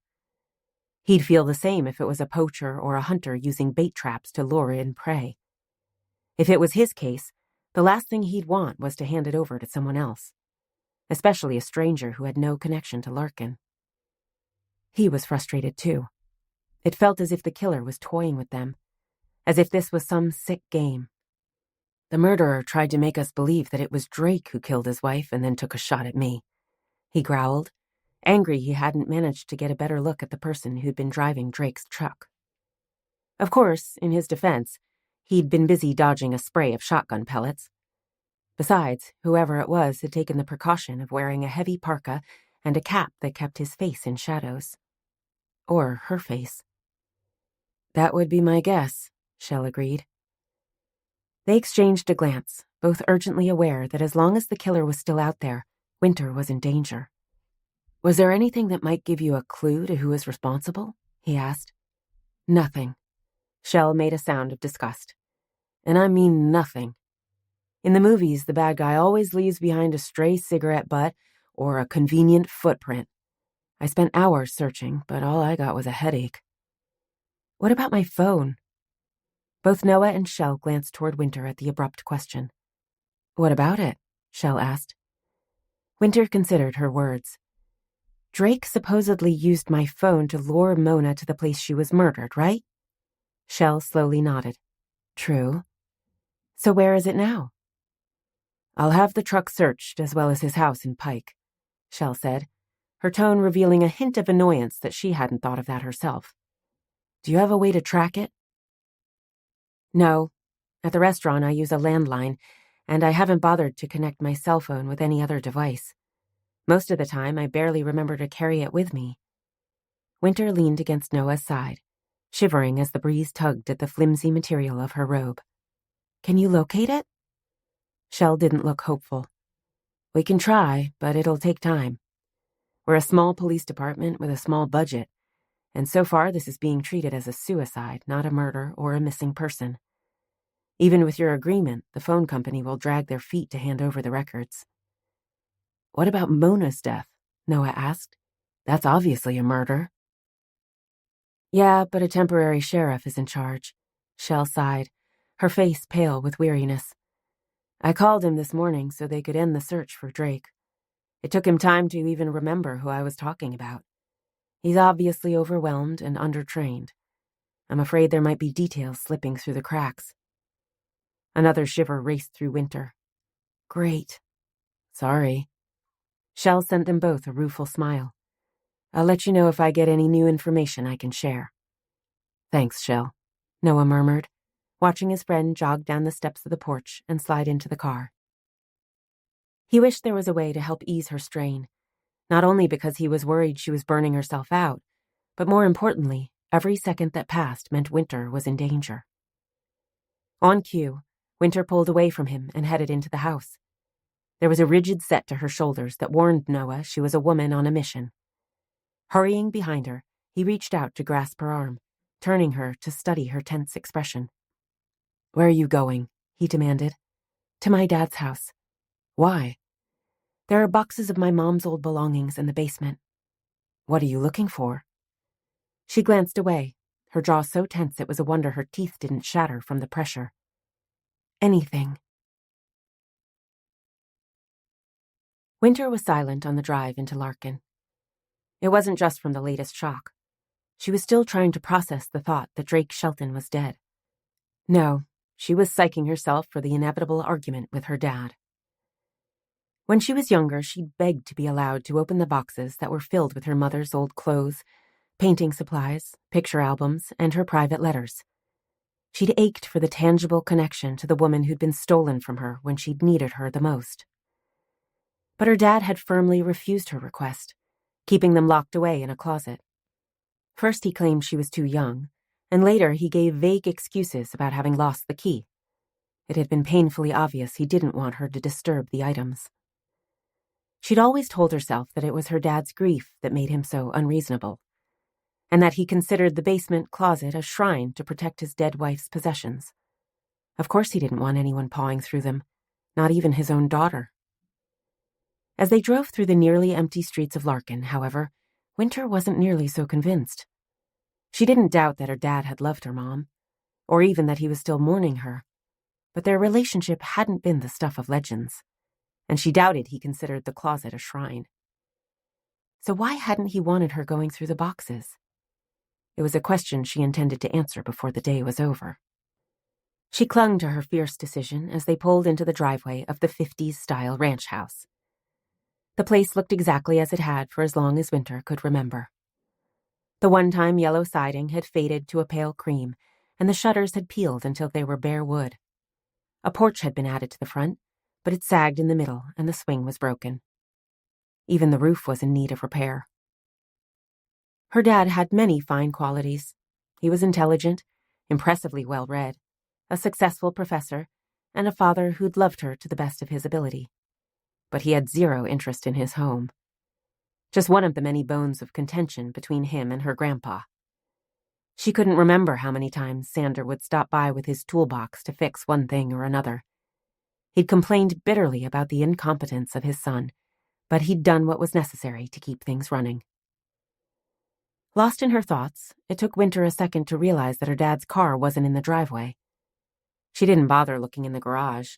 It had been overrun with containers of books for years. Only a miraculous intervention could have cleared out the space enough for a vehicle. So where was he at 6 o'clock on a Saturday night? Wynter considered the possibilities. He could be out for dinner, or visiting his father in the hospital. Both reasonable guesses, but she knew they were wrong. If her dad wasn't home, then he was at work. And since the car was gone, he must intend to stay a while. The only time he drove was when he was going to be late getting home. Noah turned to glance toward her. "I don't suppose you want to go back to the cabin?" Wynter shook her head. "No, let's try the college." Noah didn't point out that her mother's boxes had been in the closet for 25 years and would no doubt be there for another few days. Instead, he reversed out of the driveway and drove the short distance to the college, pulling into the guest parking lot. Wynter glanced around, surprised by the number of vehicles. There weren't any evening classes on Saturday, and the frat and sorority houses were on the other side of campus. So why were so many people there? It wasn't until they were walking toward the admin building, and Wynter heard the unmistakable sound of a string quartet that she realized why there was so many visitors. "There's an art show tonight," she said, turning to follow the flagstone pathway that cut across the quad. A scattering of students were dotted around the open lawn, tossing a frisbee in the light of the lamps that lined the walkway. And a few ambitious joggers breezed past them, but overall it was a quiet evening. Reaching the brownstone building that was too blocky and squat to claim architectural beauty, she pushed open the heavy door and stepped inside. Instantly, they were surrounded by the sounds of Mozart that filled the air, luring them down the hallway to the glass conservatory at the far end. "Why are we interested in an art show?" Noah demanded, walking next to her with a faint frown. "There's a chance that's where my dad is," she told him. "Besides, I want to talk to Dr. Peyton. I'm sure he's in charge of the show." "Why do you want to talk to him?" "I've heard from more than one person he had an ongoing affair with my mom." She shrugged. Plus, he received money for his summer art camp in my mom's will. He would have as much reason to want her dead as anyone else. They halted at the double glass doors, both peering in at the conservatory that had been converted into an art gallery. It was traditional, with sleek walls that were covered with various paintings and pedestals to hold the smaller statues and pottery. In the very center of the room was a circular staircase that led to a loft, and at the back was a dais where the quartet were playing. The lighting was subdued and carpeting covered the floor to stifle the sound of footsteps. Wynter wrinkled her nose as she caught sight of the guests drifting from one exhibit to another. They weren't there to enjoy the artwork. They were there to see and be seen. Carrying fluted glasses of champagne, they moved from one small group to another, performing a graceful dance as they laughed and chit-chatted with the pampered ease of the very wealthy. Obviously, this wasn't a regular student exhibit, but one of the fancy receptions that were held to attract money from the elite. Endowments were the lifeblood of a small college. Glancing down, she considered her loose sweatshirt and jeans. Noah was dressed just casually in a flannel shirt and jeans. Plus, his face was still cut and bruised from his near-death experience. Not exactly suitable for a black tie event, but hopefully they would be in and out before anyone could notice. "Let's go," she muttered, pulling open one of the glass doors. It wasn't the best time to try and talk to Dr. Peyton, but she was afraid she would lose her nerve if she gave herself time to think about it. Besides, if they cornered him when they were surrounded by potential donors to the art department, he couldn't throw them out. A cool, dry air draped around her like a shroud as they entered the gallery. The temperature and humidity were precisely controlled. She briskly passed the uniformed staff, who sent her a forbidding frown, heading toward the large, silver-haired man wearing a burgundy jacket and white frilled shirt. The head of the art department was always dressed in a flamboyant style, as if he possessed a need to attract attention. Wynter had never taken a class with the man, but she'd had friends who'd told her that his teaching style was equally flamboyant. Intent on her objective, Wynter barely noticed her path was taking her directly past the spiral staircase. Not until she caught sight of it out of the corner of her eye. Her feet stumbled, and she would have fallen if Noah hadn't reached out to grasp her arm. "Are you okay?" he asked. She swallowed the sudden lump in her throat. "I haven't been here for years." Noah frowned. "Does it hold a special memory for you?" She nodded toward the nearby stairs. "The loft displays several of my mom's paintings. I used to come here and stare at them for hours." "Do you want to go up now?" A shockingly fierce yearning tugged at Wynter's heart. Suddenly she was 16 again, curled on the soft settee in the shadowed loft as she allowed her mom's creations to fill the void inside her. The brilliant splotches of color, the scent of paint, the hushed silence. It had been the only tonic that could soothe the raw grief that would threaten to overwhelm her. She slowly shook her head. "No, I want to talk to Dr. Peyton." Noah reached to grasp her hand, giving her fingers a squeeze. "Okay." Together they continued through the crowd that milled around the gallery, reaching the professor just as he was turning away from a group of elegant women who were giggling, as if he'd made some naughty parting joke. Wynter moved to stand directly in his path. The man grudgingly halted, his expression tightening with annoyance as he gazed down at her. "If you want to discuss a class, you need to make an appointment during my office hours," he rebuked her in low tones. Up close, Wynter could see the self-indulgent bloat of the man's face and the wrinkles that marred his tanned skin. Once he'd no doubt been a handsome man with bold features and brown eyes so dark they appeared to be black.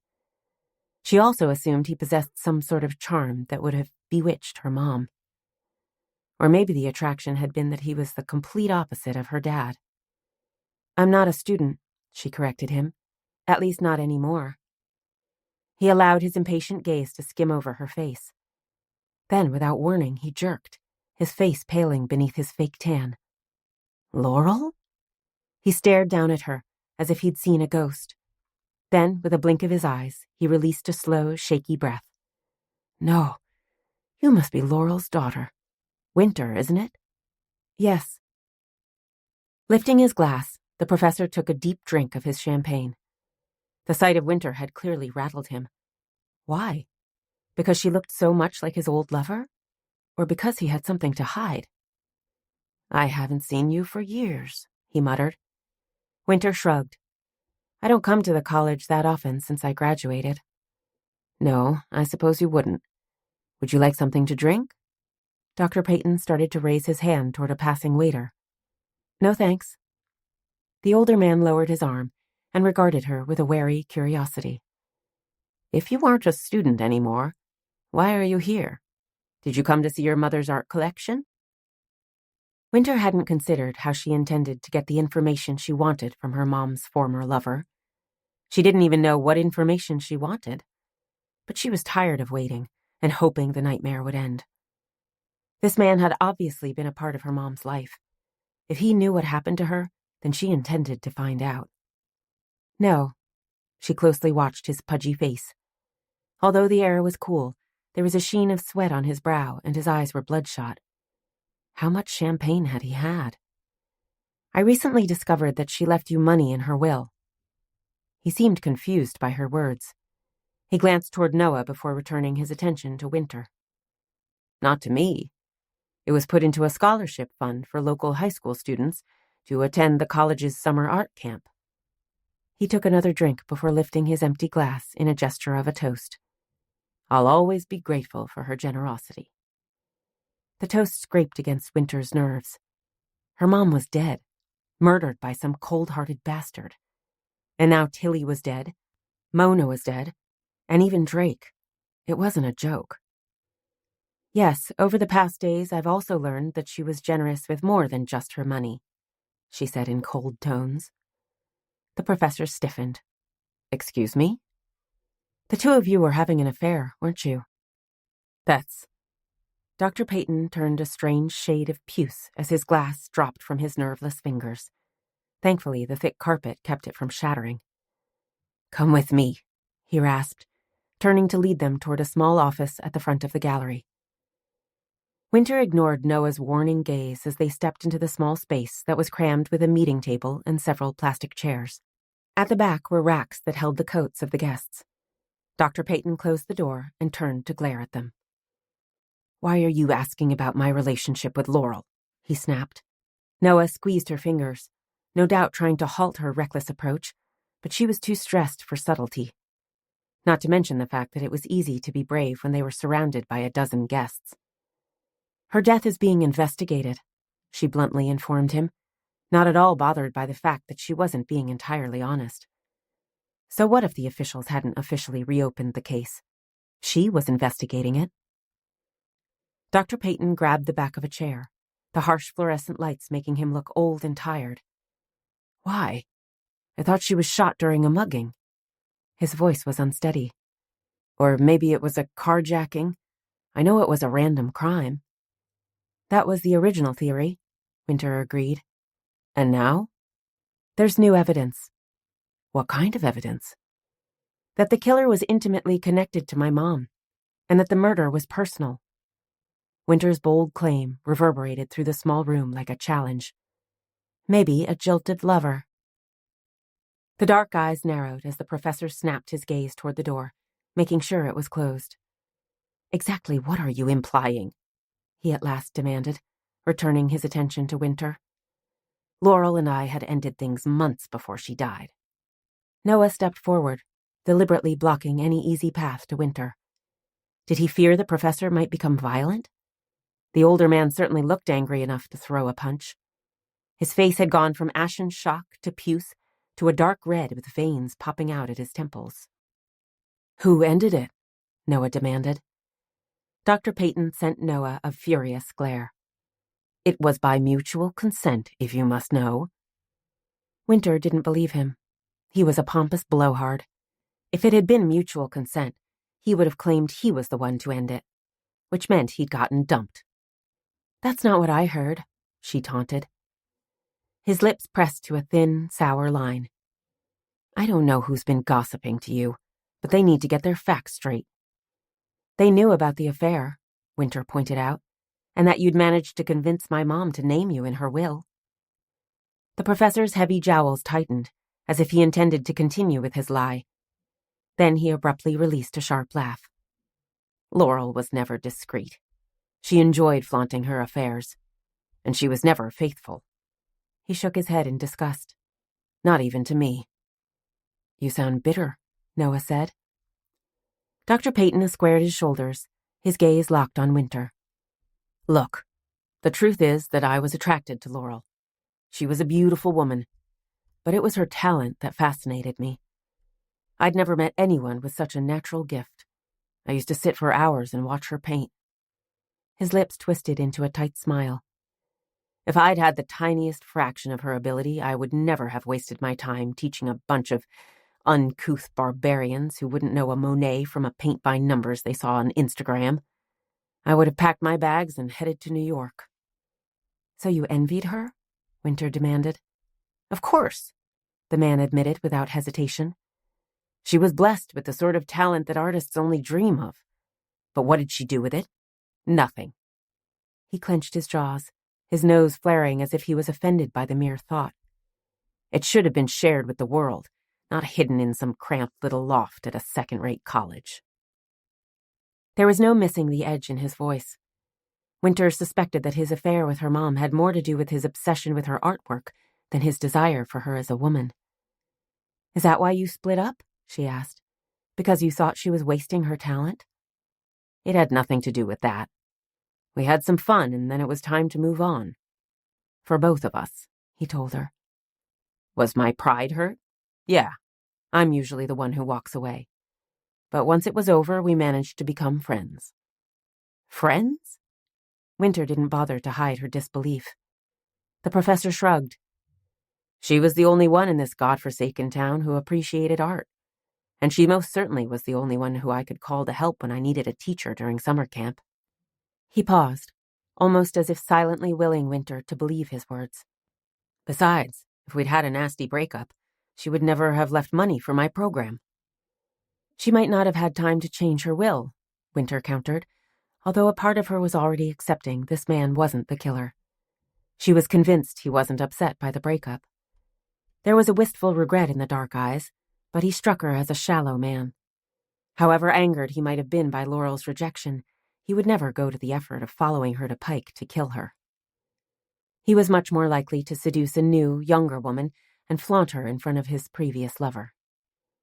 I don't have any information about what happened to Laurel, Dr. Peyton snapped. So if that's all, where were you the night she was killed? Noah abruptly demanded, catching both the professor and Wynter off guard. Expecting a blank stare, or a defensive refusal to answer the question, Wynter was surprised when Dr. Peyton offered his alibi without hesitation. I was still in my office after teaching a night class on art history. Wynter arched her brows at the smooth words. You have a good memory. Dr. Peyton shook his head.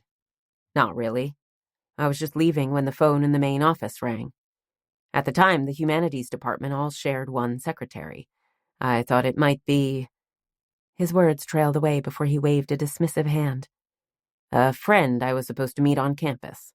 So I answered it. Wynter hid her grimace. The professor looked discomfited. Was he meeting another employee of the college? Or a student? She shut down her speculation. It happened 25 years ago. There was nothing she could do about it now. It wasn't your friend? She instead asked. No, it was the cops asking for your dad, he said, something that might have been sympathy touching his sweat-dampened face. I didn't learn until later that they were looking for him because Laurel had been killed. That's why I remember. Wynter jerked. Why wouldn't they call him at home? They tried. When he didn't answer, they called the office. Wynter swayed. She felt like someone had pulled the plug on her emotions, and they were draining away, like water down a bathtub drain. It was the strangest sensation. He wasn't there? She asked, her lips numb. Nope. A malicious smile touched the professor's lips, as if realizing he'd managed to retaliate for Wynter's implication he was involved in Laurel's death. I have no idea where he was, but I have plenty of eyewitnesses who know where I was. Is that all? Yeah, that's all. Wynter whirled on her heel and rigidly headed toward the door. She was vaguely aware of Noah following behind her, and the soft chatter of conversation combined with the strands of Mozart as she dashed through the gallery, but nothing mattered but getting out of there. She couldn't breathe. She needed fresh air. She needed... Tears streamed down her face as she ran. Chapter 21. Noah was freaked out. 1 minute Wynter had been confronting Dr. Peyton like a prize fighter hoping for a knockout punch, and the next she was darting out of the gallery as if the devil was on her heels. Keeping pace, he waited until they were out of the building and crossing the quad before he lightly touched her shoulder to gain her attention. "Wynter, wait," he murmured. "Your father's office is that way." He pointed toward the sidewalk that would lead to the admin building. She continued her power walk toward the parking lot. "I can't talk to him. Not now," she muttered. "What's going on?" She turned her head, allowing him to catch a glimpse of her pale face in the glow of the streetlights. Her eyes were wide, as if she was struggling not to cry, and her lips trembled. "I remember." He frowned in confusion. "Remember what?" "Something about that night." They reached the Jeep, and he quickly unlocked the doors. "The night your mom died?" "Yeah." He nodded, opening the passenger door. "We'll go back to the cabin. We can talk there." Erica stood in the shadows, watching as the Jeep squealed out of the parking lot and disappeared from view. For several minutes she simply stood there, uncertain what to do. She'd come to the campus for her weekly group sessions. Despite having a private practice, she maintained a position as adjunct counselor. It not only gave her access to the college's facilities and health clinic, but she enjoyed spending time with the students. Tonight she'd just been strolling toward her car when she'd seen Wynter hurrying toward the humanities building. There'd been an urgency in the younger woman's movements that had troubled her. Before she could halt her weird impulse, Erica found herself trailing behind Wynter. She was not only curious, but she had an instinctive need to make sure the younger woman was all right. Wynter, along with her companion, Noah, had, after all, been a patient. It didn't matter how many years had passed. She would always care about their welfare. Telling herself that it had nothing to do with Laurel, or the guilt that still haunted her, she silently followed behind the two, into the art gallery, watching from a distance as Wynter confronted Dr. Peyton. What the hell was going on? Erica stepped into a shallow alcove as Wynter, Noah, and Dr. Peyton walked past her to enter a small office. Telling herself to leave, she instead hurried toward the stairs that led to the upper loft. She'd spent endless hours up there, surrounded by Laurel's artwork. It was a painfully hollow reflection of the brilliant, vibrant woman who'd created the paintings, but it eased her loneliness. That was how she knew that any conversation in the downstairs office floated through the vent to the corner of the loft. Now she hurried there, shamelessly straining to hear the muffled voices. Erica was honest enough to admit that it wasn't just her concern that compelled her to eavesdrop. She wanted to know what Wynter was asking Peyton, and why the old perv looked like he'd been punched in his fleshy gut. What she heard left her pale and shaking. Not because Peyton had admitted to an affair with Laurel. That had been common knowledge. Although he'd been less than honest about how it had ended, she wryly acknowledged. The jerk had made a fool of himself trying to recapture Laurel's elusive attention. Once Erica had seen him on his knees in the middle of the grocery store, as if pleading for her to give him another chance. Of course, Laurel had brought a lot of people to their knees, including her. No, Erica had been shaken by the man's last claim, that he'd been in his office on the night Laurel had died, alone. If that was true, then that changed everything. Quickly jogging down the stairs, she rushed out of the gallery. When she'd arrived earlier in the evening, she'd noticed a familiar car in the parking lot. Now she made a beeline out of the building and across the quad. Less than 10 minutes later, she'd entered the admin offices and was thrusting open the door to the office of the dean of the English department. She frowned as she glanced around. The door had been unlocked, but the lights were off.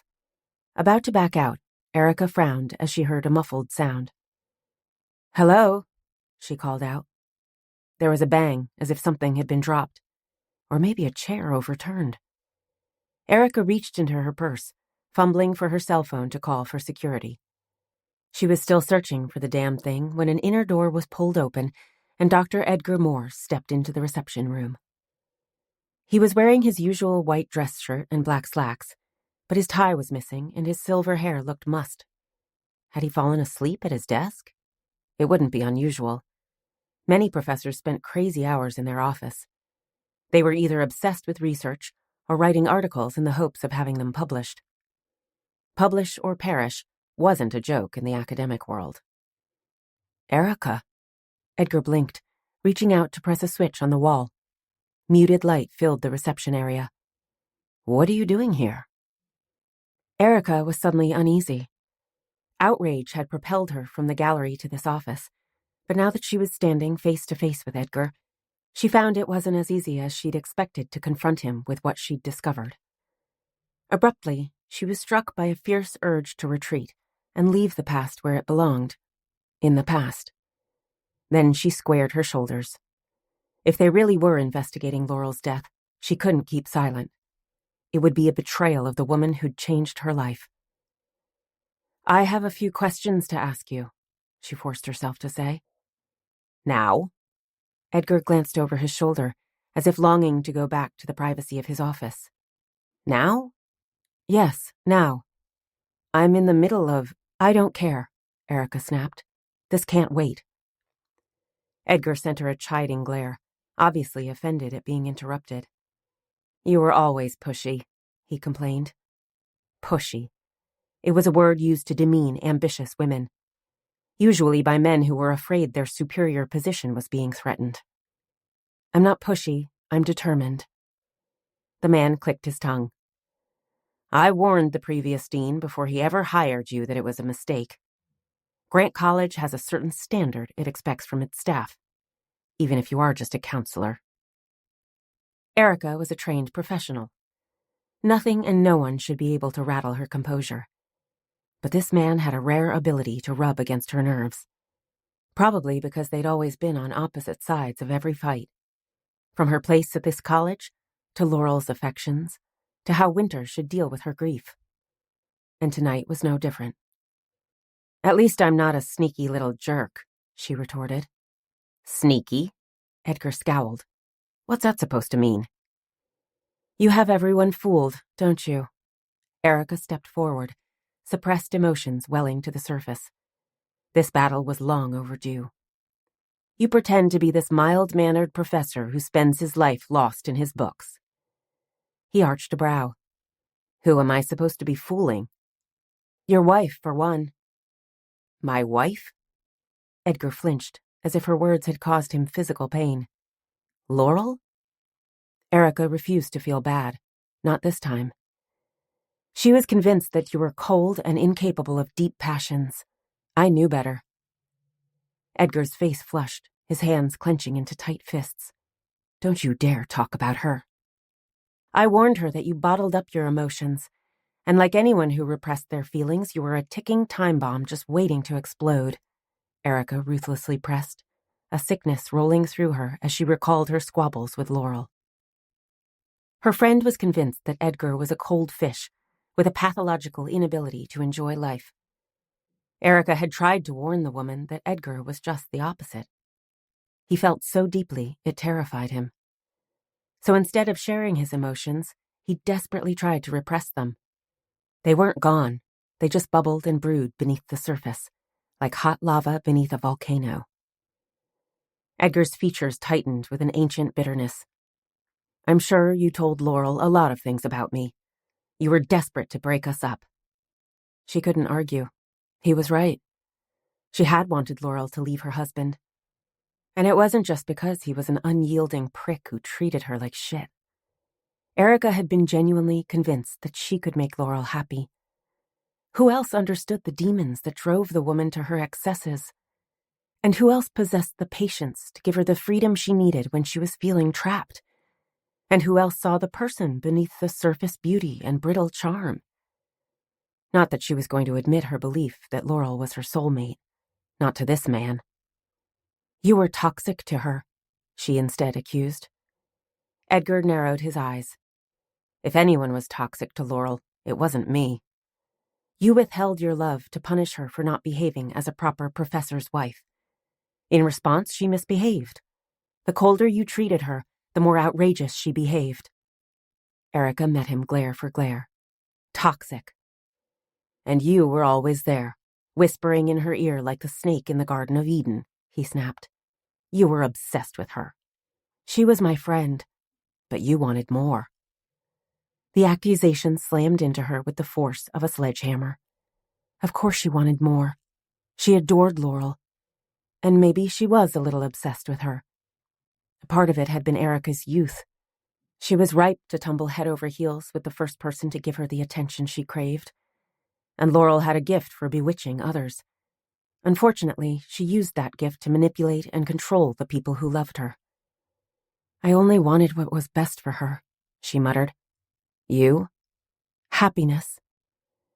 Edgar shook his head, his expression peevish. He'd never liked Erica. From her first day at Grant College, he'd done his best to convince the other professors she was a waste of precious monetary resources. And when she'd become friends with Laurel, his dislike of her had warped into an ugly jealousy. No, you tried to convince her into believing no one cared about her except you, he insisted. Erica's lips tightened. There might be some truth in his words. She'd hated sharing Laurel, with anyone. At least I didn't try to smother her. Between you and your father's incessant nagging, Laurel couldn't breathe. I wanted her to be free. To be free of what? Your expectations, they were crushing her. Edgar waved a dismissive hand. He was a typical male, assuming his wife would conform to his expectations without him having to bother with compromises. It didn't matter if Laurel was forced to give up her desire to become an artist, as long as Edgar was thriving and succeeding in his career. Nothing else mattered. Is that why you tried to convince her to have an abortion? He demanded. Erica gasped at the blatant attack. That's not true. His lips twisted into a nasty smile. I overheard her talking to you on the phone. Erica's mouth dried to the texture of sand. She remembered the call. Laurel had been in tears when she'd revealed she was pregnant. She'd told Erica that she was terrified. She didn't want Edgar to know. Not because he wanted to be a father. He was too selfish to want his life burdened with a baby. But Edgar's father, Wynter Moore, had been grousing for an heir from the day they'd gotten married. The old man had some weird obsession with passing on the family farm, as if it was a royal title, not a plot of sketchy land in the middle of nowhere. And since they were constantly in debt to Sander, Laurel was afraid that having a child was the price Edgar would force her to pay. I told her that it was a decision she would have to make on her own, Erica insisted, refusing to recall her private dismay at the thought of Laurel being pregnant. She'd known in that moment things would never be the same. She wasn't an awful person, but she'd been young and selfish. No one could know how she felt about becoming a mother. Not me, not you, not your father. Then why did Laurel end your friendship? Erica wrapped her arms around her waist. She didn't need to be a psychologist to know she was instinctively trying to protect herself from the pain of her memories. I ended it when it became obvious I was doing more harm than good, she admitted. It hadn't been one flaming argument that had created the rift. Instead, it had been a slow, steady decay of their relationship over the course of Laurel's pregnancy. The abrupt demands for attention when Laurel had time, followed by weeks of silence when she had something or someone more interesting to occupy her.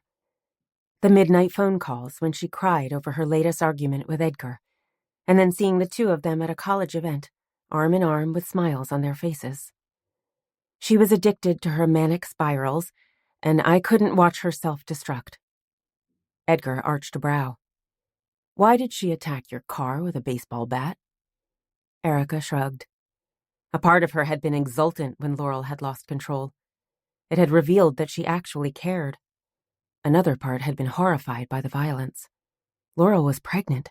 She needed peace and calm. It was obvious that ending the relationship was for the best. She was angry I wouldn't return her calls, she murmured. A sly expression settled on his narrow face. So you withdrew your love to punish her? No. I was hoping that she could find some peace in her marriage to protect her unborn child. She gave a sad shake of her head. The only thing we could all agree on was that Wynter was more important than our petty squabbles. Edgar's sneer faded, his shoulders slumping. Wynter. Erica studied the man who'd been a thorn in her side since she arrived in Larkin, abruptly realizing this was a perfect time to ask the question that had haunted her for years. "Why did you send Wynter to my therapy group?" she asked. "You never liked me." "No, I didn't like you," he readily agreed. "But you were the best, and more importantly, I knew you'd do everything in your power to ensure that Wynter overcame her grief. That's what I wanted for my daughter." Erica believed him. When Laurel had been pregnant, she doubted Edgar would be a good father. But Erica had to admit that she'd been impressed when he'd stepped in to take care of Wynter after Laurel's death. He wasn't the most attentive dad, but he'd given her a stable home and unconditional love. "So why did you insist that she leave the group?" she asked. Wynter loved being there with the other kids. It made her realize she wasn't alone in losing a parent. Edgar looked away. "I didn't want her hypnotized." "Why not? It's an important part of therapy for patients who struggle with traumatic memories." "If you must know, my father was convinced that you intended to screw with her memories to punish me," he muttered, almost as if he was embarrassed to reveal the truth. "And since he was paying the bills, I had no choice but to end her sessions." Erica blinked in confusion. How could I screw with her memories? He made a sound of impatience. "My father was suspicious of any sort of therapy. He thought you would try to convince Wynter that I had something to do with her mom's death." Erica narrowed her eyes. Had Wynter Moore suspected his son was involved? And that the hypnosis sessions would uncover memories that Wynter was unconsciously trying to suppress? The dangerous train of thoughts circled Erica back to the reason she was currently standing in the lobby of the dean's office, instead of headed home for a late dinner and a well-deserved bottle of wine. "I want to know why you lied to me about the night Laurel died." Edgar stared at her in confusion, looking puzzled by the unexpected question. "I don't know what you're talking about." "After Laurel had been killed, I came to you," she reminded him. It had been during the wake he'd organized a week after the funeral. The gathering had felt more like a social event, with chattering guests who sipped cocktails and discussed the latest gossip from the college. She'd been grief-stricken and angry, longing to lash out at someone.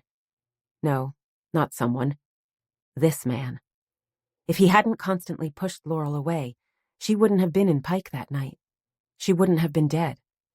And so she'd cornered him in the kitchen and bluntly demanded to know if he was responsible for killing his wife. "I wanted to know where you'd been that night." Edgar's confusion was replaced with the annoying expression of the absent-minded professor. "I told you I was in my office." "Yeah, that's what you said. You also said you had proof if I needed it. I let it go at the time." Edgar reached up, as if he intended to smooth the tie that wasn't there. "Why are you bringing this up now?"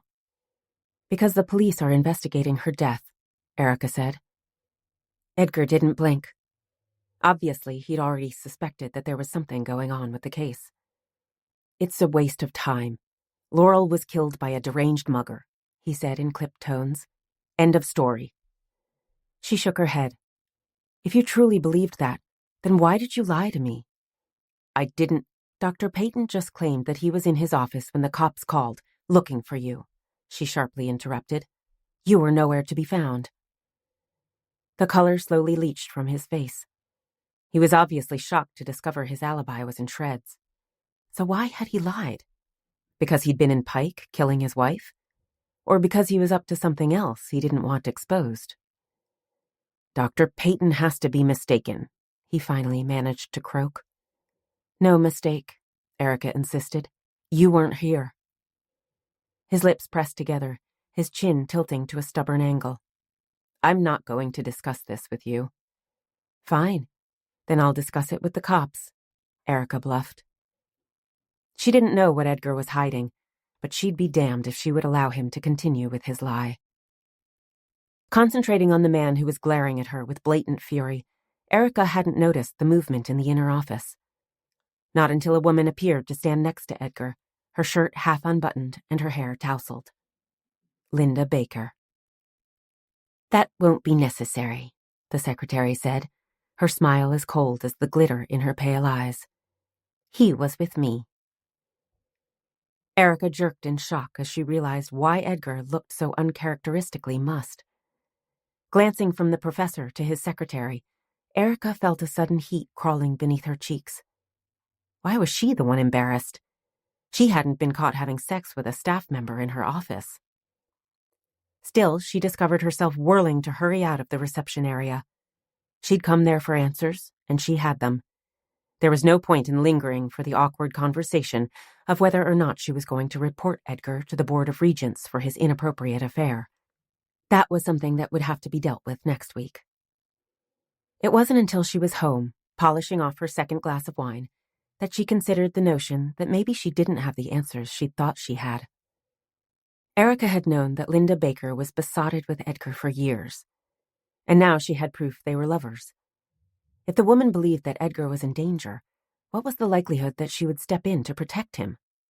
100%. That explained why she would reveal an illicit relationship that would no doubt be the end of her career at the college, along with Edgar's. So, if she was willing to risk her career for her lover, what was to say she wasn't willing to lie for him? What if they hadn't been together that night? It wasn't until Erica reached the bottom of the wine bottle that she gained the courage to reach for her phone. Dialing Wynter's number, she waited for the younger woman to answer. 1 ring, 2 rings, 3 rings. At last she was dumped into voicemail. Erica sucked in a deep breath before she spoke. "Hi, Wynter. This is Erica Tomlin. I have some information about the night your mom died that I think you should know. Give me a call."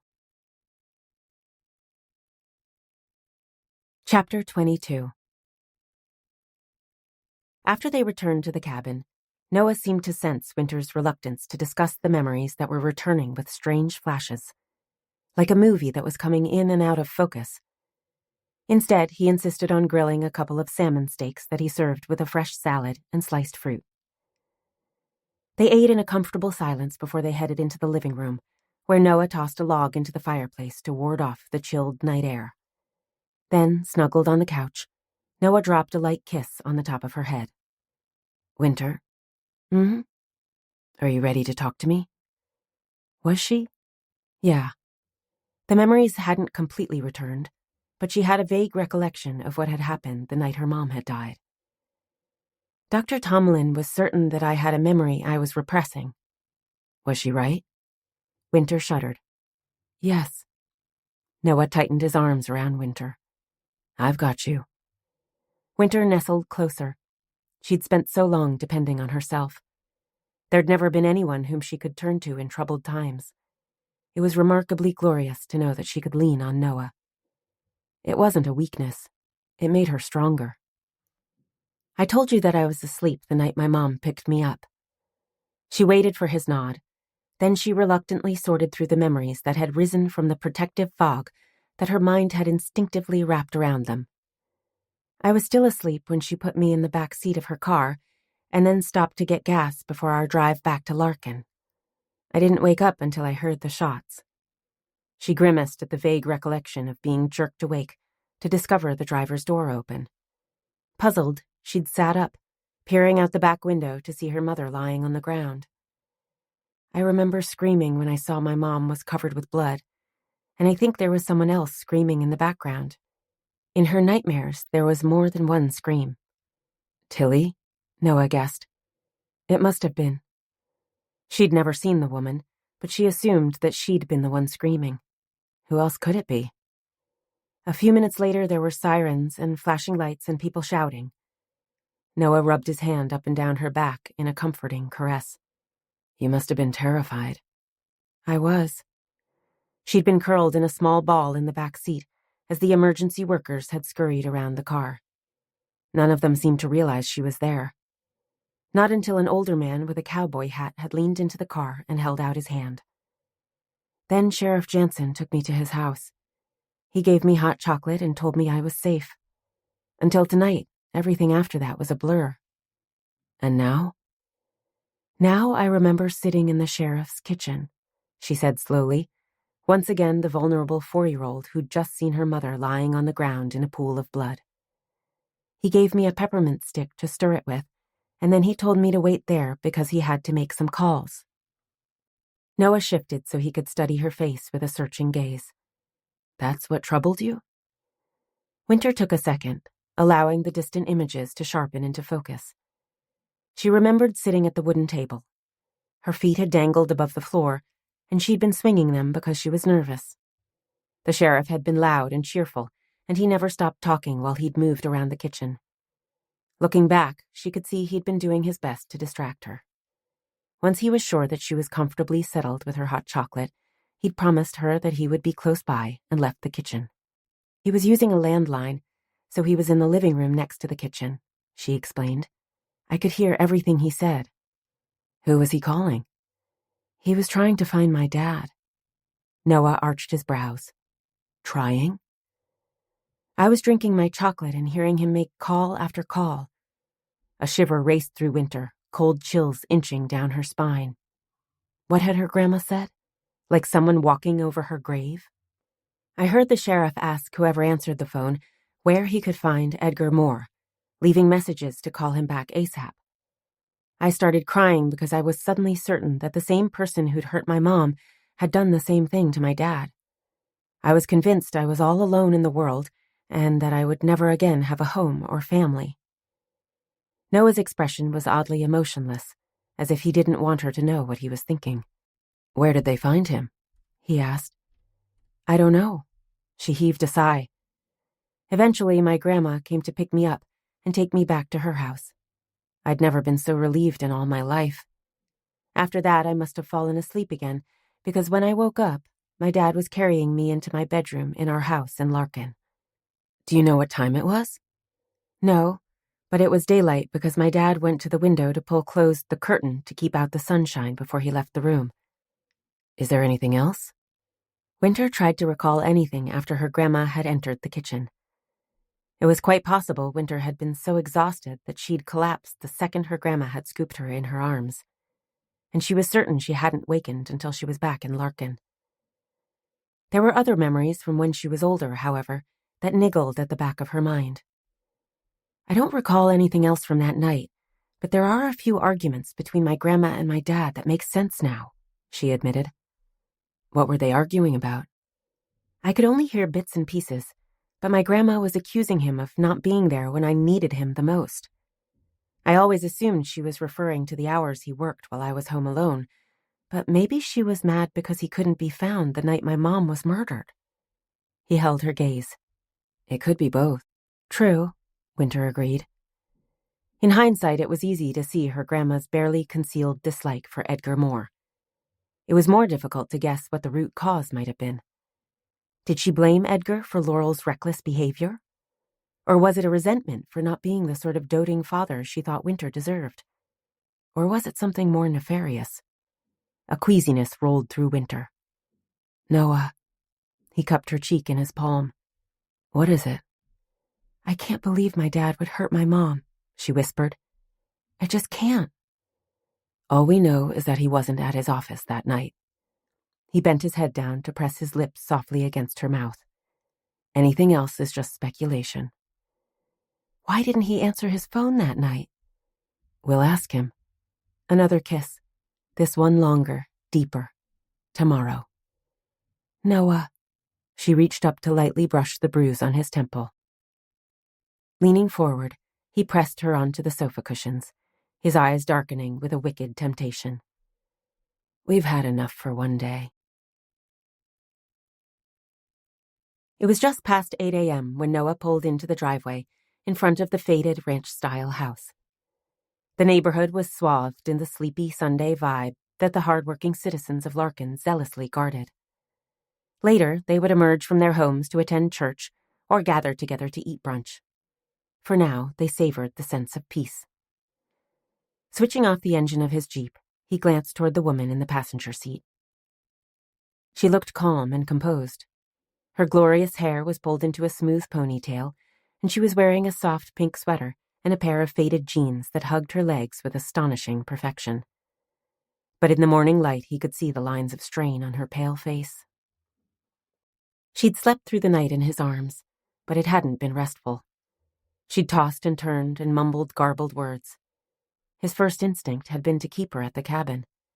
He wanted her safely locked away until they discovered what the hell was going on. But she'd barely nibbled at her toast, and he could tell she wasn't going to be happy until she'd reassured herself that her father wasn't involved in her mother's murder. He tried to convince her that he could confront her father. There was no need to strain their relationship with ugly accusations. Not when they didn't have anything more than vague suspicions. She'd been adamant that she was going with him. But she did agree that she would search through her mother's belongings in the basement while he actually spoke with her father. It wasn't the best compromise, but it was the only one he was going to get. Now he reached to touch a tendril of hair that had escaped her ponytail to lie against her throat. "Are you ready?" She didn't hesitate. Shoving open her door, she jumped out of the Jeep. "Let's go." She marched toward the porch at a brisk pace, and Noah had to hurry to catch up. Then, as they reached the door, her courage faltered. He watched the little color in her cheeks drain away and her lips tremble. "Steady." He wrapped his arm around her shoulders, tugging her close to his side. "I'm here." She tilted back her head to meet his unwavering gaze. "Always?" The color flooded back as Wynter realized what she'd just asked. "Wait, forget I said that." He lowered his head to press a quick kiss to her lips. "Yeah, always," he promised in a husky voice.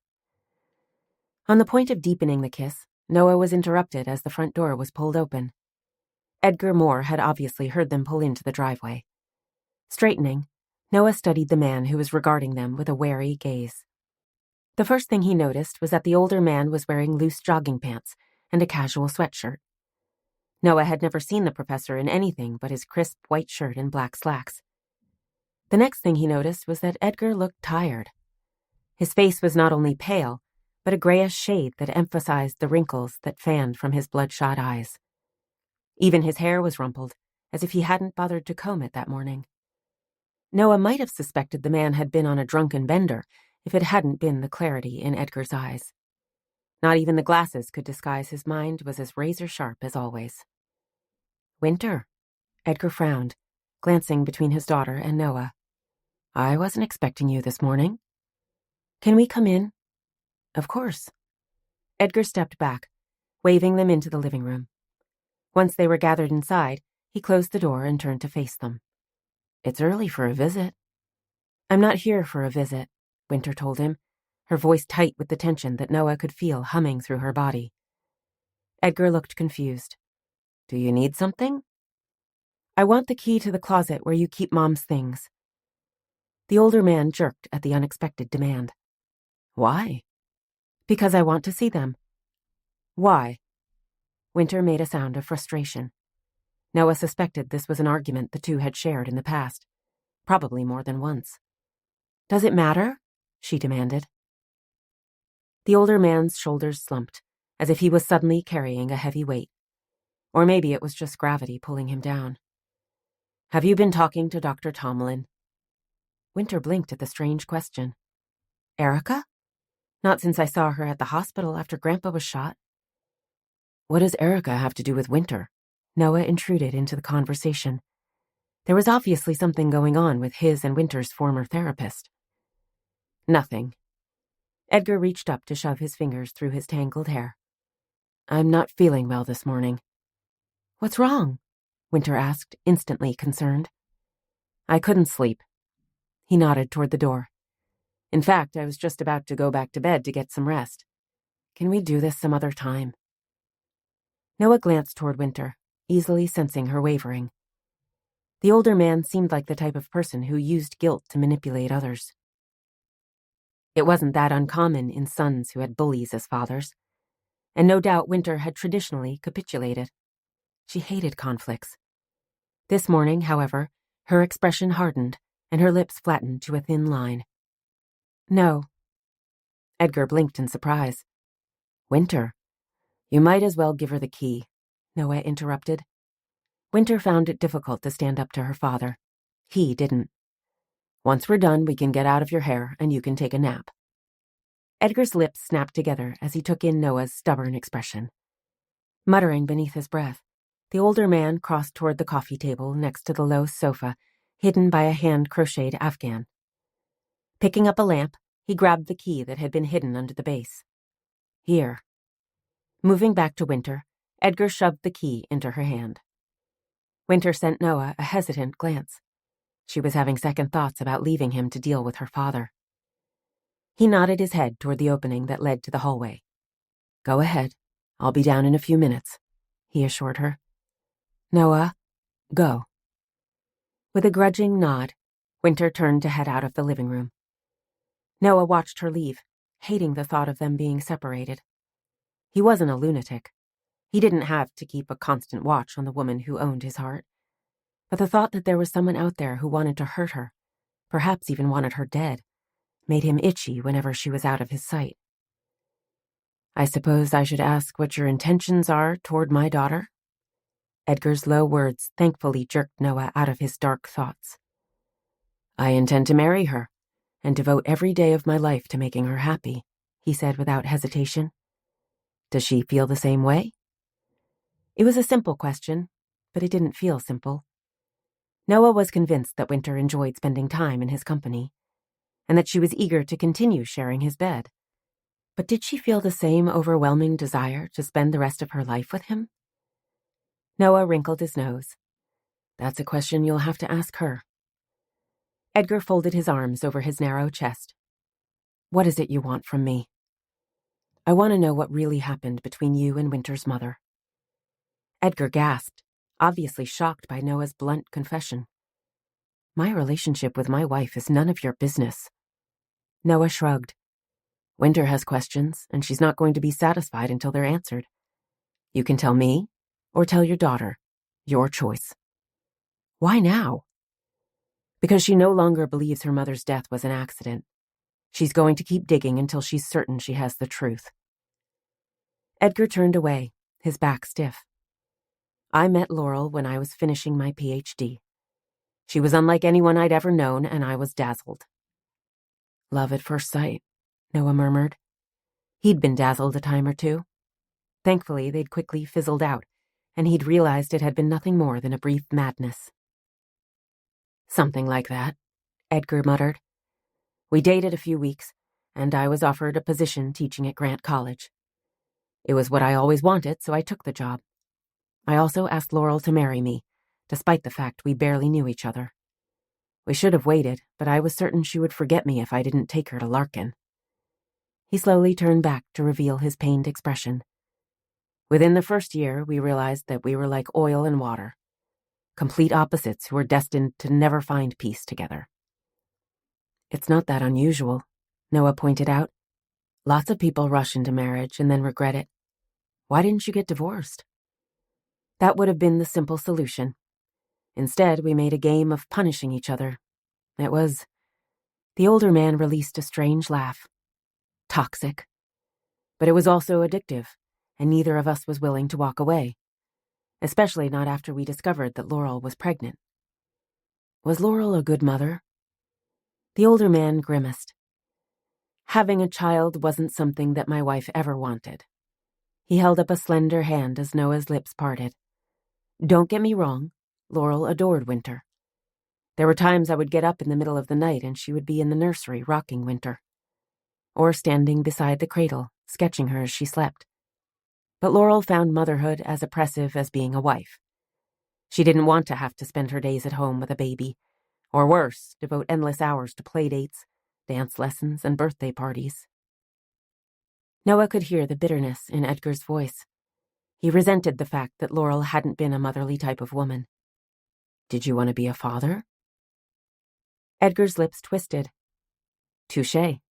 I was equally unwilling to sacrifice for my daughter. I was ambitious, and I devoted my time and attention to the college. I didn't even realize how selfish I had been until the past few days. Now... He allowed his words to trail away with a regretful shake of his head. Noah didn't press the issue. Edgar might not have been the most attentive father, but he hadn't been abusive. And Wynter had never feared she wouldn't have a stable home with food on the table. Plenty of kids had it worse. You told Wynter that her mother was intending to end her relationship with Drake Shelton the weekend she was killed, Noah said, homing in on the information that mattered most to Wynter. Was that true? Edgar took a second to answer. It was obviously a touchy subject, but at last he gave a restless lift of his shoulder. Yes, but it was a promise she'd made a dozen different times with her various lovers. Noah arched a brow.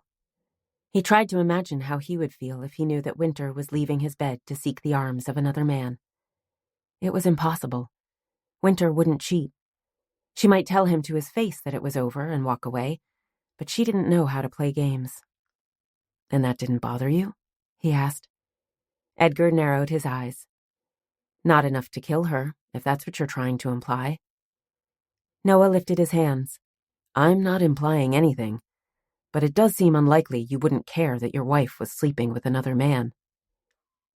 By the time Laurel died, we led separate lives. We stayed together for Wynter, but she had her amusements. He deliberately paused. And I had mine. Ah. Noah felt a sharp stab of dislike. This man had allowed his wife's flashy infidelity to obscure his own sins. She was labeled a whore, while he could play the long-suffering victim. And all the while he was just as guilty. You were having an affair. Edgar's lips pinched, as if he could sense Noah's loathing. It wasn't just an affair. I was in a relationship.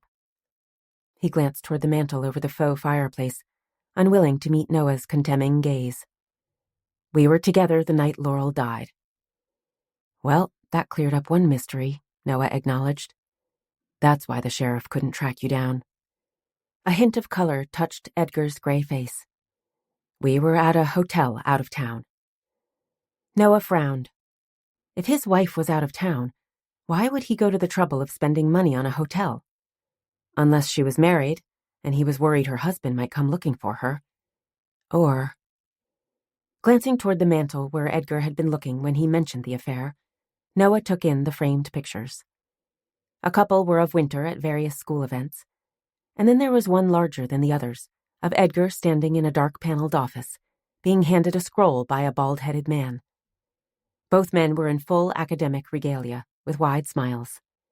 Noah assumed it was the day Edgar was named dean of the English department. His attention settled on the woman standing next to Edgar, gazing at him with open adoration. Linda Baker. The secretary? Edgar clicked his tongue in reproach. She's much more than just a secretary. Noah arched a brow. There was a fierce edge in the man's voice that warned his feelings weren't all in the past. You're still together? Yes. Noah silently wondered if Wynter had somehow suspected the two were in a relationship. It might explain her instinctive dislike of the older woman. Why keep it a secret? She works for me.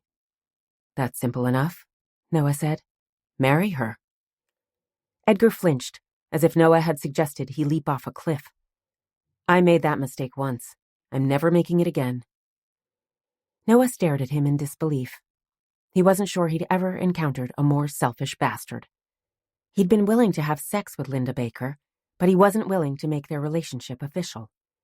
He'd kept the poor woman trapped in a sleazy affair for over 25 years. It wasn't just an abuse of power. It was an abuse of human decency. With an effort, Noah swallowed the words that hung on his lips. He planned to make this man his father-in-law in the very near future. It didn't seem the best choice to start off their relationship by calling him a humongous dick. So it was just fear of marriage that kept you from making your secretary your wife? No. Edgar bent his head, his eyes locked on the wedding band still wrapped around his finger. I'll always love Laurel, no matter how many times she broke my heart. Wynter had braced herself for the pain of sorting through her mom's belongings. It didn't matter how many years passed. The trauma of losing a parent never eased. And the fact that she'd been taken away in such a senseless act of violence only made it worse. But Wynter hadn't expected the bittersweet joy that cascaded through her as she unloaded box after box. She'd heard story after story about her mom, some good, some bad, some jealous, and some glossed with obsessive love. But the bits and bobs in the boxes were her mom speaking directly to Wynter. The old yearbooks showed a vividly happy teenager with a contagious smile and talent for commanding attention. In each picture, she was the obvious center of attention, the queen bee of the small hive. She was a cheerleader, a class president, on the homecoming court, and, of course, her art was splashed in every corner of the high school. There were also pictures of Drake Shelton. He was young and handsome and without the petulant bitterness that had marred his expression when she'd seen him just a few days ago, as if he was looking forward to a brilliant future. Wynter had touched the pictures, unable to believe that two such promising souls were dead. She turned her attention to the scrapbooks, her heart melting as she realized they were filled with her baby years. There were clips of her fuzzy white hair and ink prints of her tiny feet. There were also endless pictures of her pasted onto the pages, but it was the sketches at the back that captured Wynter's attention. They were simple charcoal outlines, but each one captured the very essence of Wynter in that precise moment. The soft curve of her baby cheeks, the inquisitive tilt of her head, the outstretched arms and swirl of her dress as she danced to music only she could hear. It wasn't just the magnificent talent that her mother shared on the page. It was her unmistakable love for her daughter. Tears trailed down Wynter's face as she packed away the boxes. She hadn't found what she was searching for. There were no old diaries or letters from mysterious lovers who might want her dead. No debts to shady loan sharks or jealous wives who might want her out of the way. No, she didn't find what she wanted, but she did find what she needed. Shoving the last box back into the closet, Wynter was about to shut the door when she noticed a small metal container on a high shelf. It was the sort of thing that was used for important papers. Wynter hesitated. She was looking for personal items, not business stuff. But then again, she might not ever get a chance to search through the closet again. Might as well take a quick peek. Grabbing the box, she flipped open the lid and grabbed the thick stack of papers that was folded inside. A quick glance was enough to tell her that it was some sort of official document. There was the name of a law office printed at the top, and below that a bunch of overly complicated words in mumbo-jumbo that cost $125 an hour to have written. A will. Her mom's will. Skimming through the pages, she managed to decipher enough of the legalese to determine that most of what she'd been told about the will was true. Laurel had set up a trust fund for Wynter. She'd given money to the college for an art scholarship, a few other small donations to local artists. Wynter was startled, however, by the size of the bequest given to Tanya Knox. $15,000 was more than just helping a struggling student through college. It was no wonder the woman had hoped to open her own studio with the funds. And then there was the inheritance for her dad. $100,000. It wasn't that unusual for a young woman to have a large life insurance policy. $200,000 was only a fraction of what she could be expected to make if she'd worked full-time for 30 years, or the cost of being a caregiver to her children and husband. What surprised Wynter was the fact that her dad had spent the years she'd been at home barely scraping by. They hadn't been poor.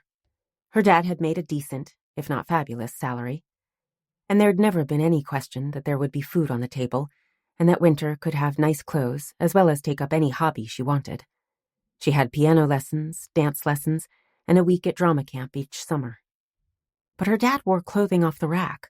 They never took vacations. And when she'd turned 16, Wynter had known she would have to buy her own vehicle.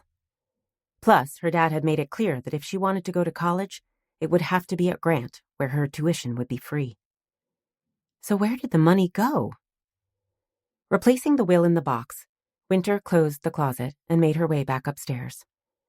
She didn't know if she felt better or worse now that she'd peeked into the mysterious boxes, but she felt more complete, as if a hole in her heart had been filled. Those sketches were physical proof that her mom had cared about her daughter, and that she'd spent endless hours watching Wynter as she'd grown from a baby to a young girl. Entering the living room, Wynter discovered the two men standing a few feet apart, the air sizzling with tension. Predictable, considering that Noah was trying to find out if her dad was somehow involved in the murder of his wife. As she walked to stand beside Noah, her dad sent her a weary glance. She'd never seen him look so tired. "Did you find what you were looking for?" he asked. "In some ways." Wynter released a soft sigh as Noah wrapped an arm around her shoulders. It was a silent promise that she didn't have to do this alone. Exactly what she needed. "I do have a question." Edgar frowned. "About your mother?" "About her will." "Oh." The older man looked oddly relieved. "It was fairly straightforward. Your inheritance was put into a trust until you reached the age of 18, and you were to be given any proceeds from the sale of your mother's art. I preferred to keep her collection at the college instead of trying to sell it. I assumed you would want to keep it in the family." Wynter was deeply relieved her mom's collection hadn't been broken up and sold. She had no idea what it might be worth, but she wasn't ready to part with any of it. "It's not about my inheritance," she said, her gaze locked on her dad. "It's about yours." She'd clearly caught him off guard. "What about mine?" "You received $100,000. "Yes?" He nodded, looking confused. "It was what the life insurance salesman suggested. I have the same amount in my policy." "That's a lot of money." She pointedly glanced around the room that had gone past comfortable to shabby. The carpet was worn, the furniture was sagging, and the wallpaper beginning to peel. What happened to it? Edgar shrugged.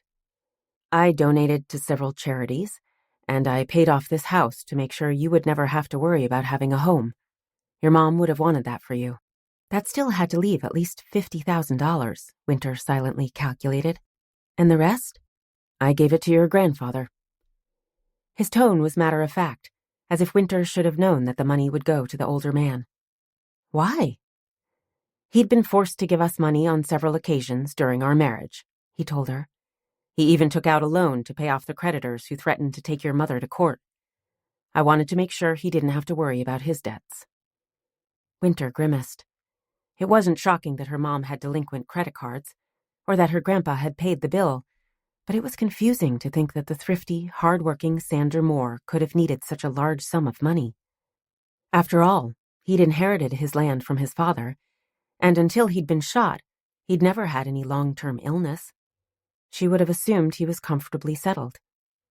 "He must have had a lot of debts," she muttered, horrified by the thought it might have been the need to constantly bail her mom out of debt that had put him in financial troubles. As if sensing her fear, her dad sent her a reassuring smile. "Small farms in this area stopped being profitable years ago. Something your grandfather refused to accept," he told her. "I told him a dozen times over the years that he needed to sell the place while he could still make a profit, but he nearly bit off my head at the mere suggestion. He was determined to hold on to that farm, even if it meant drowning in debt." His lips twisted. "Like a captain going down with his ship, I suppose." Wynter slowly nodded. Wynter Moore was nothing if not stubborn. She remembered a feud he'd had with one of his neighbors. He claimed the plot of pasture the man was using to graze his sheep was on his property. It didn't matter that he never used the land. One night he went down with a tractor and plowed the pasture until there wasn't one blade of grass to be found. "Problem solved," he told her, a grin of satisfaction on his wrinkled face. Shaking her head, Wynter returned her attention to her original question. Why not keep at least some of the money? Just enough to buy a new car or update the house? Edgar looked genuinely shocked. "I wasn't going to profit from your mother's death," he snapped. "I might not have been the best husband, but I was devastated when she was killed. I'm not sure I've ever accepted her death. Not in my heart." The words echoed through the air, bouncing off the walls with a defiant anger. Wynter released a harsh sigh. She believed him. Not only that he wasn't going to profit from his wife's death, but the fact that he still loved his dead wife.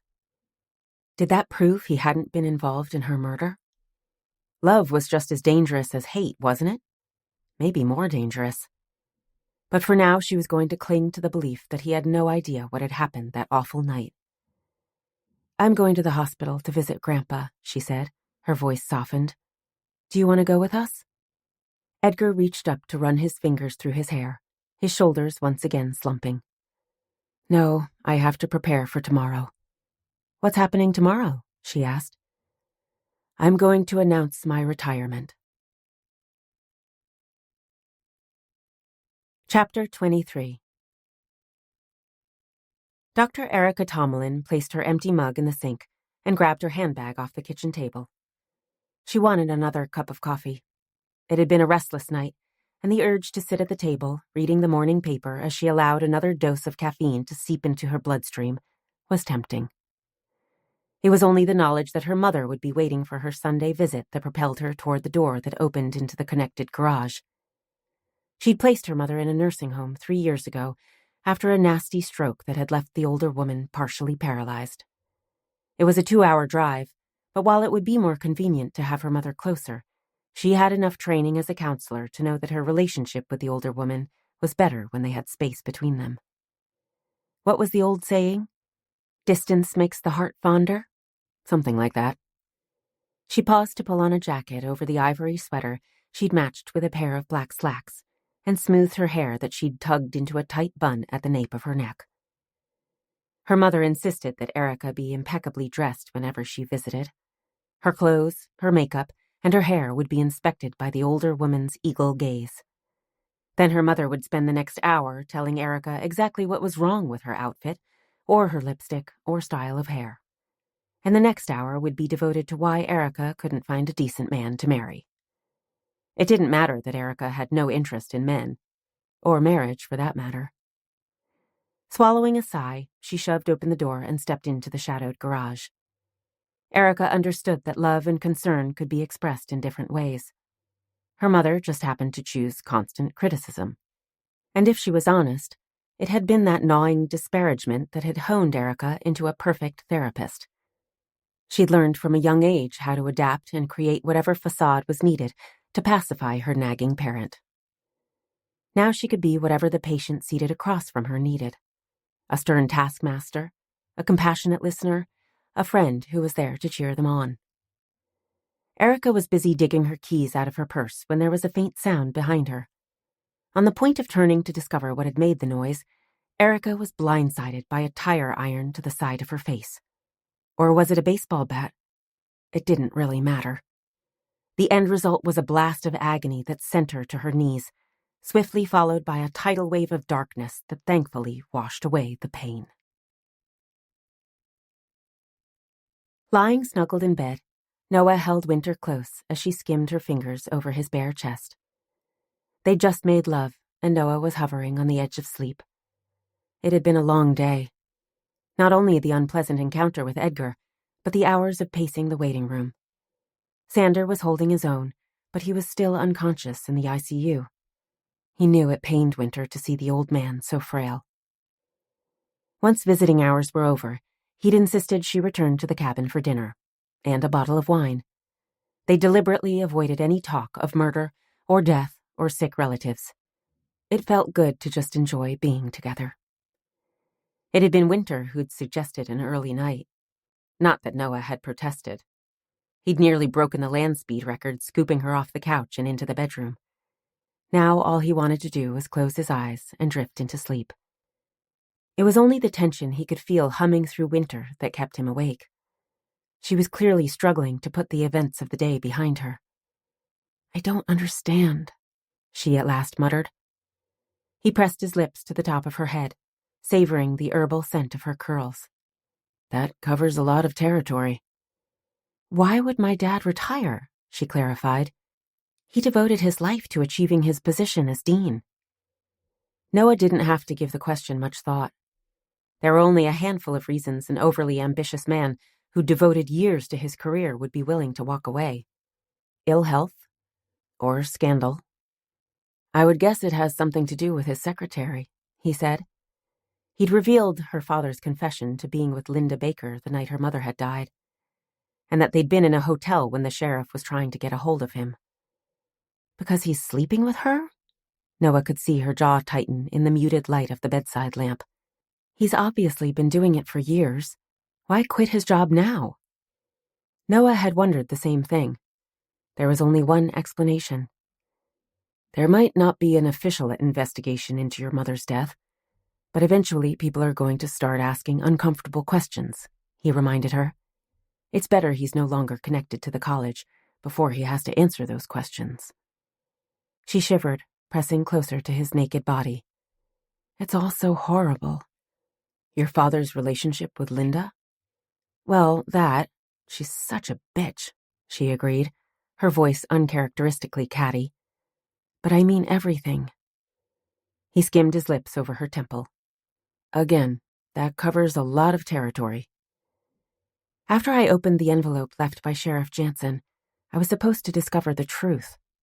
She paused, no doubt imagining her life if she'd never crossed paths with Kier Jansen, and never considered the possibility her mother's death was anything but a tragic fluke of being in the wrong place at the wrong time.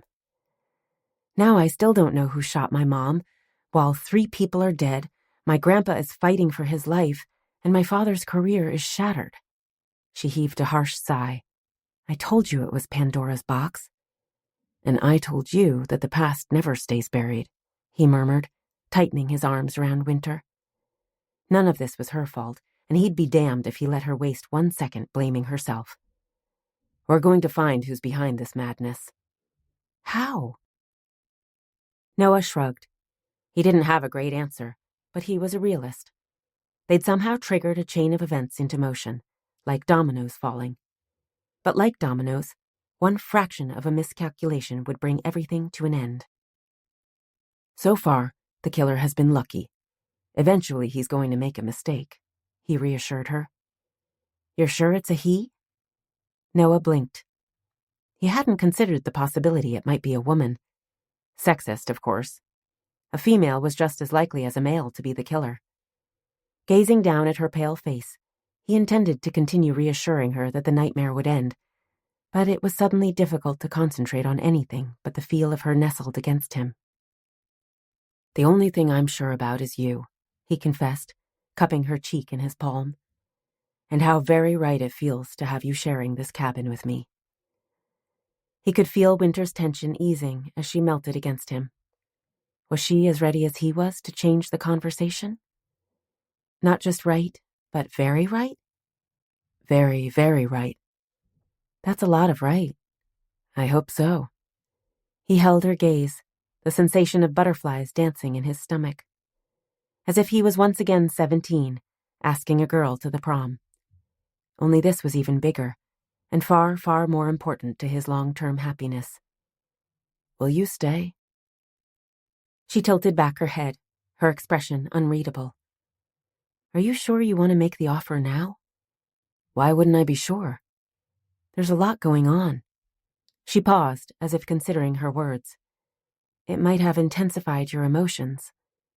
All it did was clarify them, he insisted. What did it clarify? Noah smiled. The butterflies vanished as the sense of utter rightness settled in the center of his soul. He wasn't nervous, he was resolute. Just how special our relationship has been. Her hand brushed over his chest, her touch tentative. Because we were friends first? Because it's always been exactly what we needed, he said. When we were young, we bonded over our shared sense of loss. Then we supported each other while we concentrated on our careers, constantly there without demands that neither of us were prepared to give. And now? Lovers who will fight to the death to protect each other. She considered his words, a small smile at last curving her lips. It doesn't sound like the most romantic love story. He wasn't insulted. His parents had shared a peaceful kind of love. There were never fiery arguments followed by passionate hours behind a closed door. They didn't throw things at each other or storm away, threatening never to return. Once his father had told him to never marry a woman who drove him crazy, no matter how exciting the relationship might feel at the time. Fireworks and rages soon lost their entertainment value. A man needs a soft place to land at the end of a day, his dad had said. Find that soft place. You lived through the fallout when emotions are out of control, he reminded her. Grand passions and obsession, and tragic endings are great at the opera. I prefer a steady, loyal, I got your back sort of love. Her brilliant eyes darkened with an emotion that was echoed inside Noah. A huge, constantly expanding emotion that was bigger than his heart, or his soul. It was immeasurable. Me too, she whispered. So you'll stay? You're very persistent. It's part of my charm. She arched her brows. Being stubborn is part of your charm? I'm resolute in my determination. That's completely different than being stubborn. She snorted in amusement. Aha! I'm glad you cleared up my confusion. He rolled onto his side, settling on his pillow until they were nose to nose. Are you ever going to answer my question? Will you stay? Her hand slid up his chest and behind his neck, pulling him forward. Their lips met. Just try to get rid of me. Never. He kissed her lips before moving down her body. Never, never, never. Chapter 24. Erica woke with an aching head and a dry mouth. For a minute she held herself perfectly still, like an animal curled in the brush, afraid any movement might attract the attention of a predator. She wasn't sure where she was or what had happened, but she instinctively understood that she was in danger.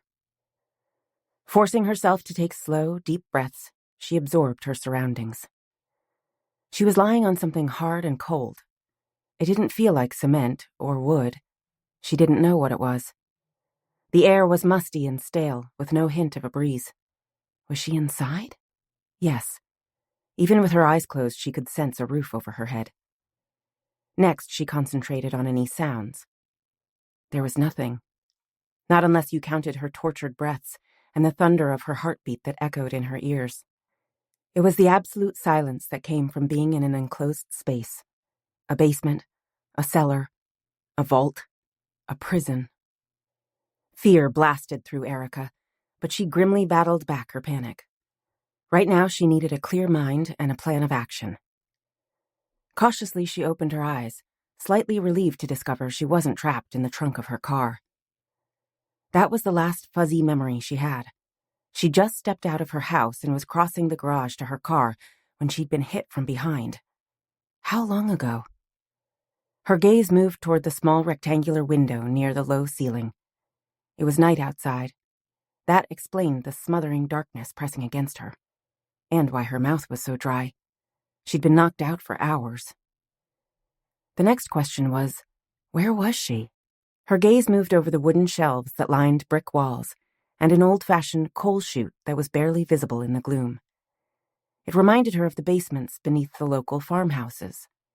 A place to store extra food for the winter, along with coal and firewood, plus a safe place to ride out a storm, but not a comfortable room to spend time in. Erica rolled slowly onto her back. Her head throbbed and her stiff muscles protested, but no crazed killer leaped out of the shadows. She was going to take that as a win. Counting to 10, Erica pushed herself into a seated position. She still had a headache, but the fog was beginning to dissipate. So, it was night and she was in a basement. She already suspected that she'd been brought there by the person who'd been hiding in her garage. What she didn't know was who it was or what they wanted from her. Steeling her courage, Erica grimly rose to her feet. Her knees were weak and her balance was dubious, but she didn't collapse. Yet another win. Once convinced she wasn't going to fall flat on her face, she turned in a slow circle. There was nothing to see beyond the dusty shelves and a short wooden staircase across the narrow space. She wasn't sure why she'd been left on her own, or how long she would have before her captor returned. But she suspected any hope of escape was now or never. She took a step, then halted, her heart lodged in her throat. Nothing.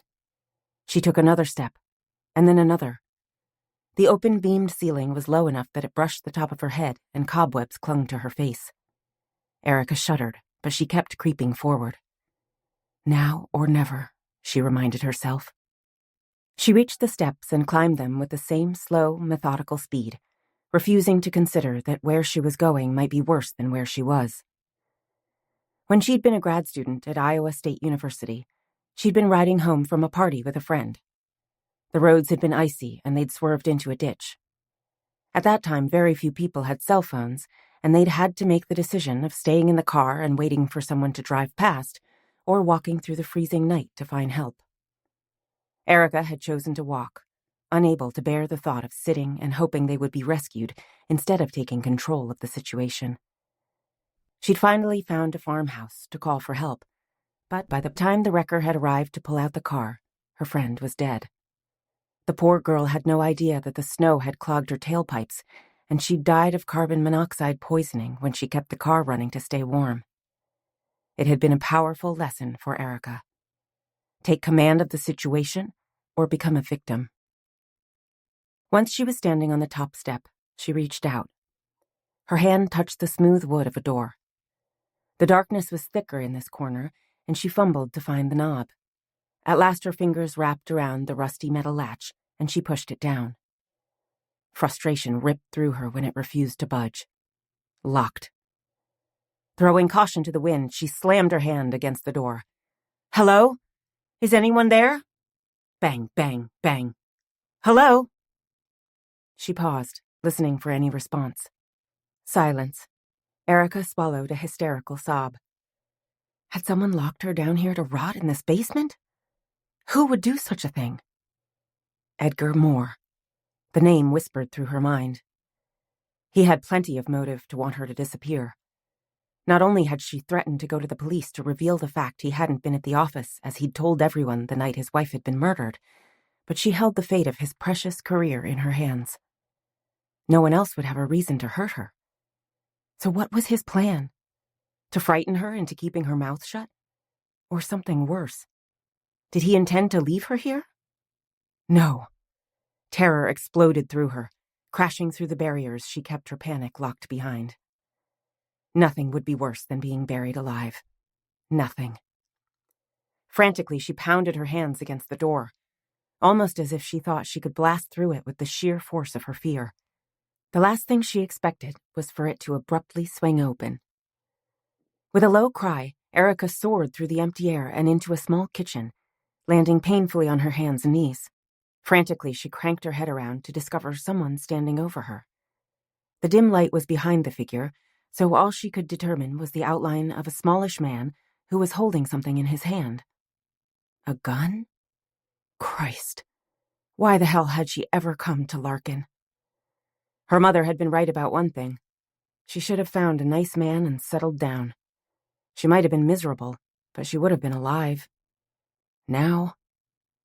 She heard the shot, but she didn't have time to be afraid. She was dead before she ever felt the bullet enter her brain. It was still dark as Noah watched Wynter climb out of bed and grab her robe.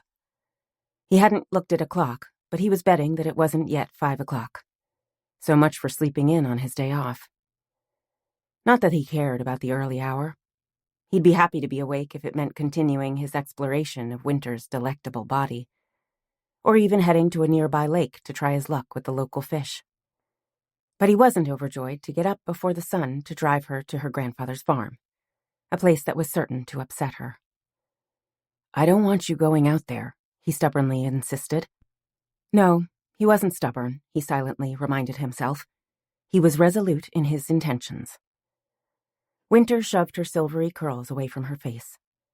"I have to take care of my plants. If they die, I'll be out several $1,000s. I also need to stock up Wynter Garden's pantry." Noah jerked in shock. With everything going on, he'd forgotten that she was due to reopen her restaurant any day. "You're going to open?" "I am." "When?" "Tomorrow."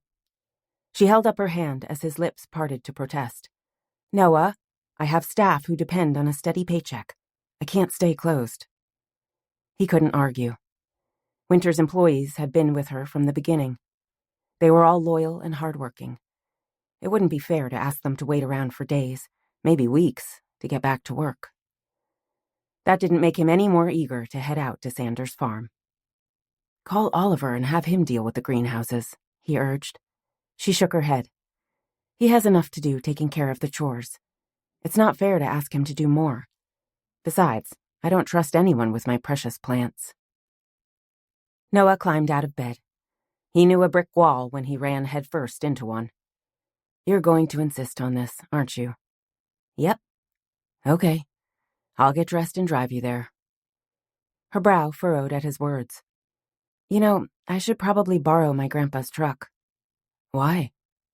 "Mine's out of commission for at least a few days, and I'll need transportation once the restaurant is open and you go back to work," she pointed out, her tone so reasonable it was impossible to argue.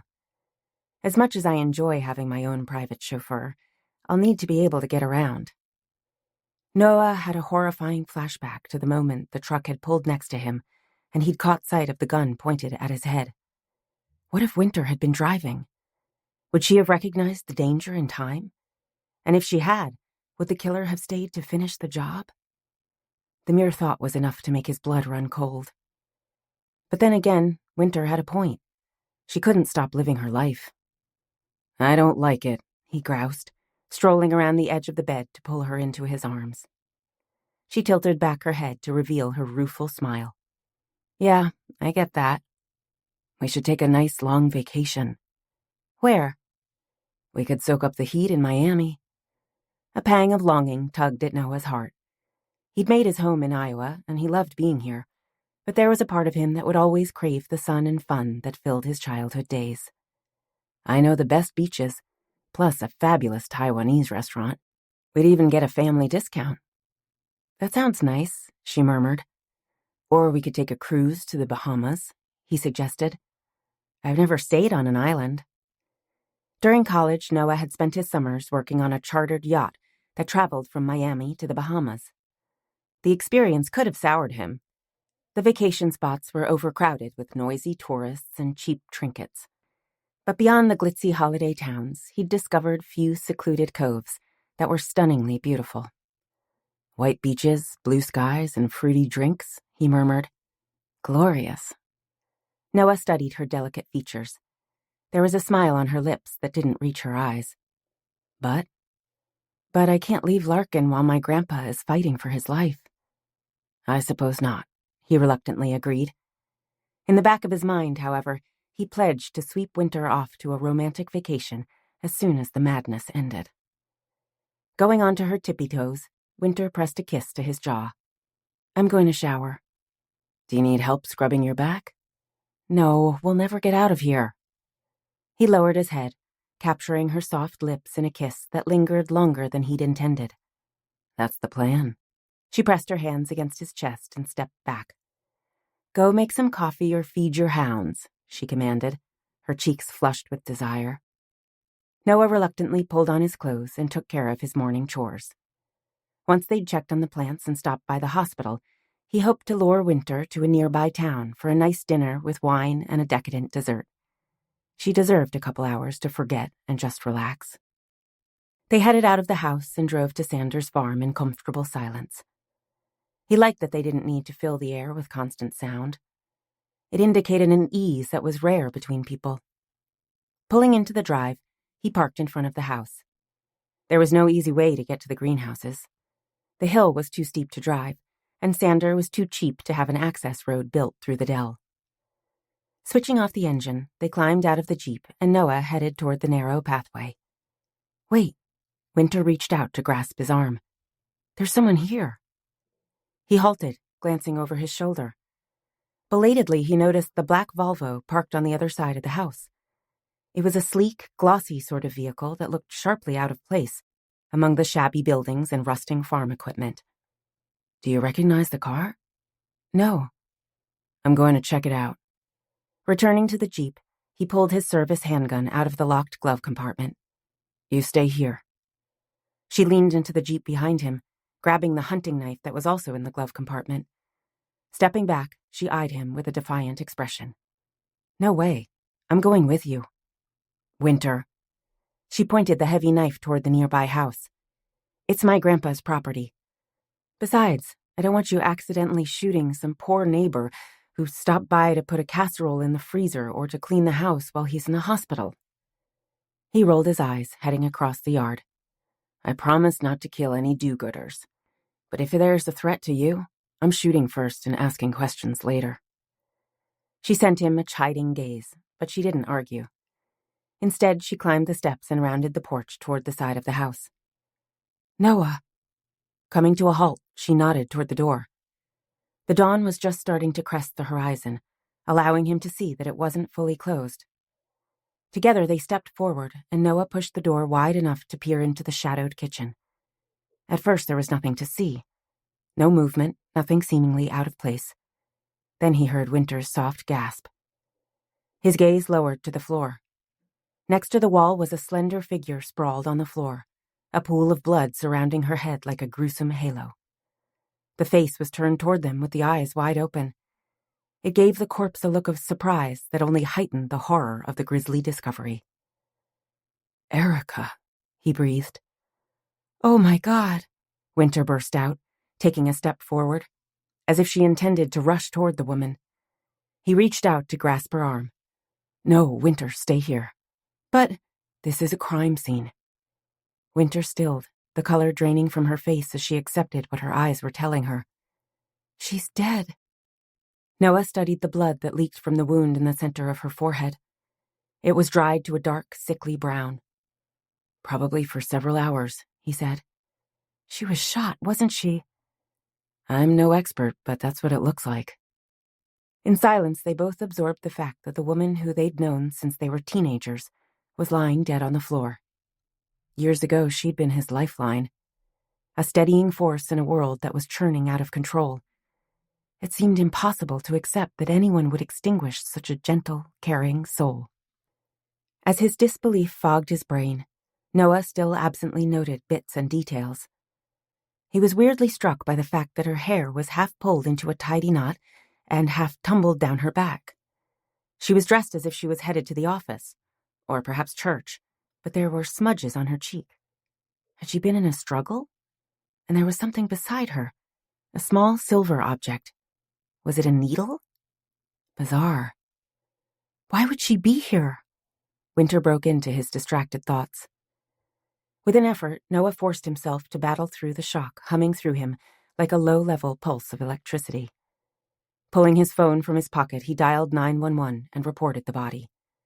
Then, satisfied that help was on the way, he glanced toward Wynter. Did she know Sander? I'm sure they met, but my grandpa was embarrassingly blunt about his opinion of therapists, she reminded him. He never wanted me in the grief counseling group in the first place. Noah frowned, trying to imagine what could have drawn the woman to this location. Could she have been looking for you? Wynter hesitated, as if trying to dredge up a memory. Finally, she shrugged her shoulders. I suppose it's possible. I can't remember if I told her that I would be staying with you or not when she stopped by the hospital. She might have assumed I would be here to take care of the livestock. Noah glanced back into the kitchen, noticing a narrow door that was open. Where does that door go? Wynter followed his gaze, making a small, startled sound. I'd forgotten that it was even there. It leads to the basement. What's down there? Nothing. Her tone was adamant. My grandma used it as a root cellar for the veggies and fruit she canned every summer, but after she passed, it was overtaken with dust and cobwebs. I suppose my grandpa would use it during a tornado warning, but as far as I know, it's empty. By the position of her body, it looked as if Erica had been stepping out of the basement when she'd been shot. Or maybe she'd been opening the door, and someone coming up from the basement had pulled the trigger. He could inspect an animal and establish the cause of death and the basics of what had happened. He could determine if a deer had been shot illegally from the road, or if the animal had been lured into position by bait traps. But this was a person. He was completely out of his depths. Still, there had to be a reason the door was open. Is there any other way in and out of the basement beyond the kitchen? There's a small window. It would be a tight squeeze. She paused. And an old coal chute. Grandpa's had trouble with animals crawling through that, so I think he nailed it shut. She sent him a baffled frown, tears flooding her eyes as if she was just now realizing this was more than a nightmare. Why would anyone sneak into what's nothing more than a barren cellar?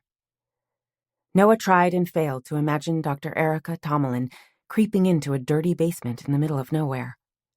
I have no idea, he admitted. Wynter shuddered, wiping the tears from her cheeks. "This is madness," he finished for her. "Yes," she agreed, another shudder shaking her slender body.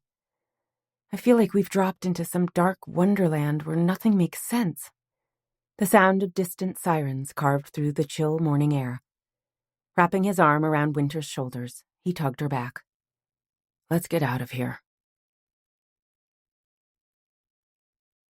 Chapter 25. The stranger lurked in the woods to savor the plethora of emergency vehicles gathered around the farmhouse.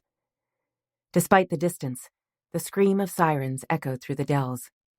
The stranger shuddered in bliss. It wasn't sexual. Only a pervert would be aroused by death. But there was magic in the frantic chaos. Lights flashed from a dozen vehicles, red and white and blue, so bright they threatened to blind the gathered gawkers. A thrilling sight, even if the stranger was too far away to truly appreciate the full impact. It wasn't as the stranger had planned. None of it. Dr. Erica Tomlin wasn't supposed to be involved. But she'd stuck her nose into business that didn't concern her, and then she'd made that fatal call. It had sealed her fate. There'd been no time for adequate planning. The stupid woman had to be silenced before she could speak with Wynter. His only choice was to hold her captive until there was an opportunity to consider the various options. There was too much to lose to make a mistake. Not now. After hours of debating one outlandish plot after another, the decision had been made. The bitch had to disappear. The cops might be suspicious, but with no body, there could be no way to determine if she'd been murdered or simply decided to walk away from her old life. People did it all the time. Waiting until the cover of darkness, the stranger returned to the farm, intending to collect the woman and drive her far away from Larkin. Who could have suspected she was already awake? Yanking open the door, the stranger had panicked when the meddling therapist had lunged forward. It was too risky to try and get close enough to knock her out. Last time, she'd been taken by surprise. This time, she would no doubt fight back. There was nothing to do but pull the trigger. Now the stranger accepted that the botched plan did at least have some benefits. A smile appeared as the chaos filled the emptiness inside. An hour later, Wynter finished watering her plants and picked the ripe tomatoes, lettuce, and cucumbers she needed. Some would be used in her restaurant, and the rest would be sold in her stall at the farmer's market. Noah was helping her load the crates into the back of the Jeep when a familiar woman dressed in a uniform jogged down the stairs from the house and crossed toward them. Wynter had been reeling from a combination of shock and grief when the first wave of emergency responders had arrived. She'd watched from the shelter of Noah's arms as they'd rushed into the kitchen, vaguely relieved when she caught sight of Shell. She didn't know if the woman had been on duty or if she'd come because she suspected the death was related to her ongoing investigations. It had been Noah who'd suggested she complete the tasks she'd come there to do. No doubt he'd hoped the distraction would help her recover from the horror of finding Erica Tomlin's dead body in her grandpa's kitchen. She wasn't sure it had worked. Granted, she was no longer battling the urge to vomit, but she'd gone from too many emotions to not enough, as if everything had shut down in an effort to protect her from the shock. "Thanks for hanging around," Shell murmured. "I know this wasn't easy." "I'm almost numb," Wynter confessed. Shell heaved a weary sigh. "Yeah, I get that." "Are you in charge?" Noah asked, standing just behind Wynter. "For now. Agents from DCI will be here tomorrow." Shell's voice was carefully bland, making it impossible to know if she was relieved or pissed that the case was being taken off her hands. She reached into her pocket to pull out an electronic pad and stylus. "But I still need to take your statements." "Does it have to be now?" Noah demanded. Wynter glanced over her shoulder, sending him a reassuring smile. He'd been a steady presence as she'd mindlessly moved through the greenhouses. What was that song her grandma used to sing? Something about a safe harbor. That was what Noah had become. No, what he'd been from the day they'd first met all those years ago. "It's okay, Noah." she assured him before returning her attention to Shell. We came here this morning because I wanted to check on my greenhouses. The watering system isn't set up on timers, so I have to do it manually. Plus, I needed some produce for the restaurant. I'm opening it tomorrow, and I always make vegetable soup on Tuesdays. Wynter cut off her words, realizing she was babbling. Shell scribbled something on the pad. What time did you get here? Early, Noah answered. Just past 6. Shell touched the pad, scrolling through her notes. The call came in at 6:15. So you went to the house before going down to the greenhouses? Wynter nodded. We pulled into the drive, and when we got out of the Jeep, we noticed the car. It obviously didn't belong to my grandpa, so we decided to see who was here. And that was when you discovered Dr. Tomlin? Yes. It was oddly difficult to form the word as the image of Erica's bloody face and blank stare seared through her mind. Did you go into the house? Perhaps sensing Wynter's sudden distress, Noah smoothed his hand down the curve of her back. We stepped inside the door, he told Shell. Once we saw Erica, we stopped and called 911. Did you see anyone else? Noah shook his head. No. Shell glanced up, her gaze taking in the sheer isolation of the farm. It was a double-edged sword.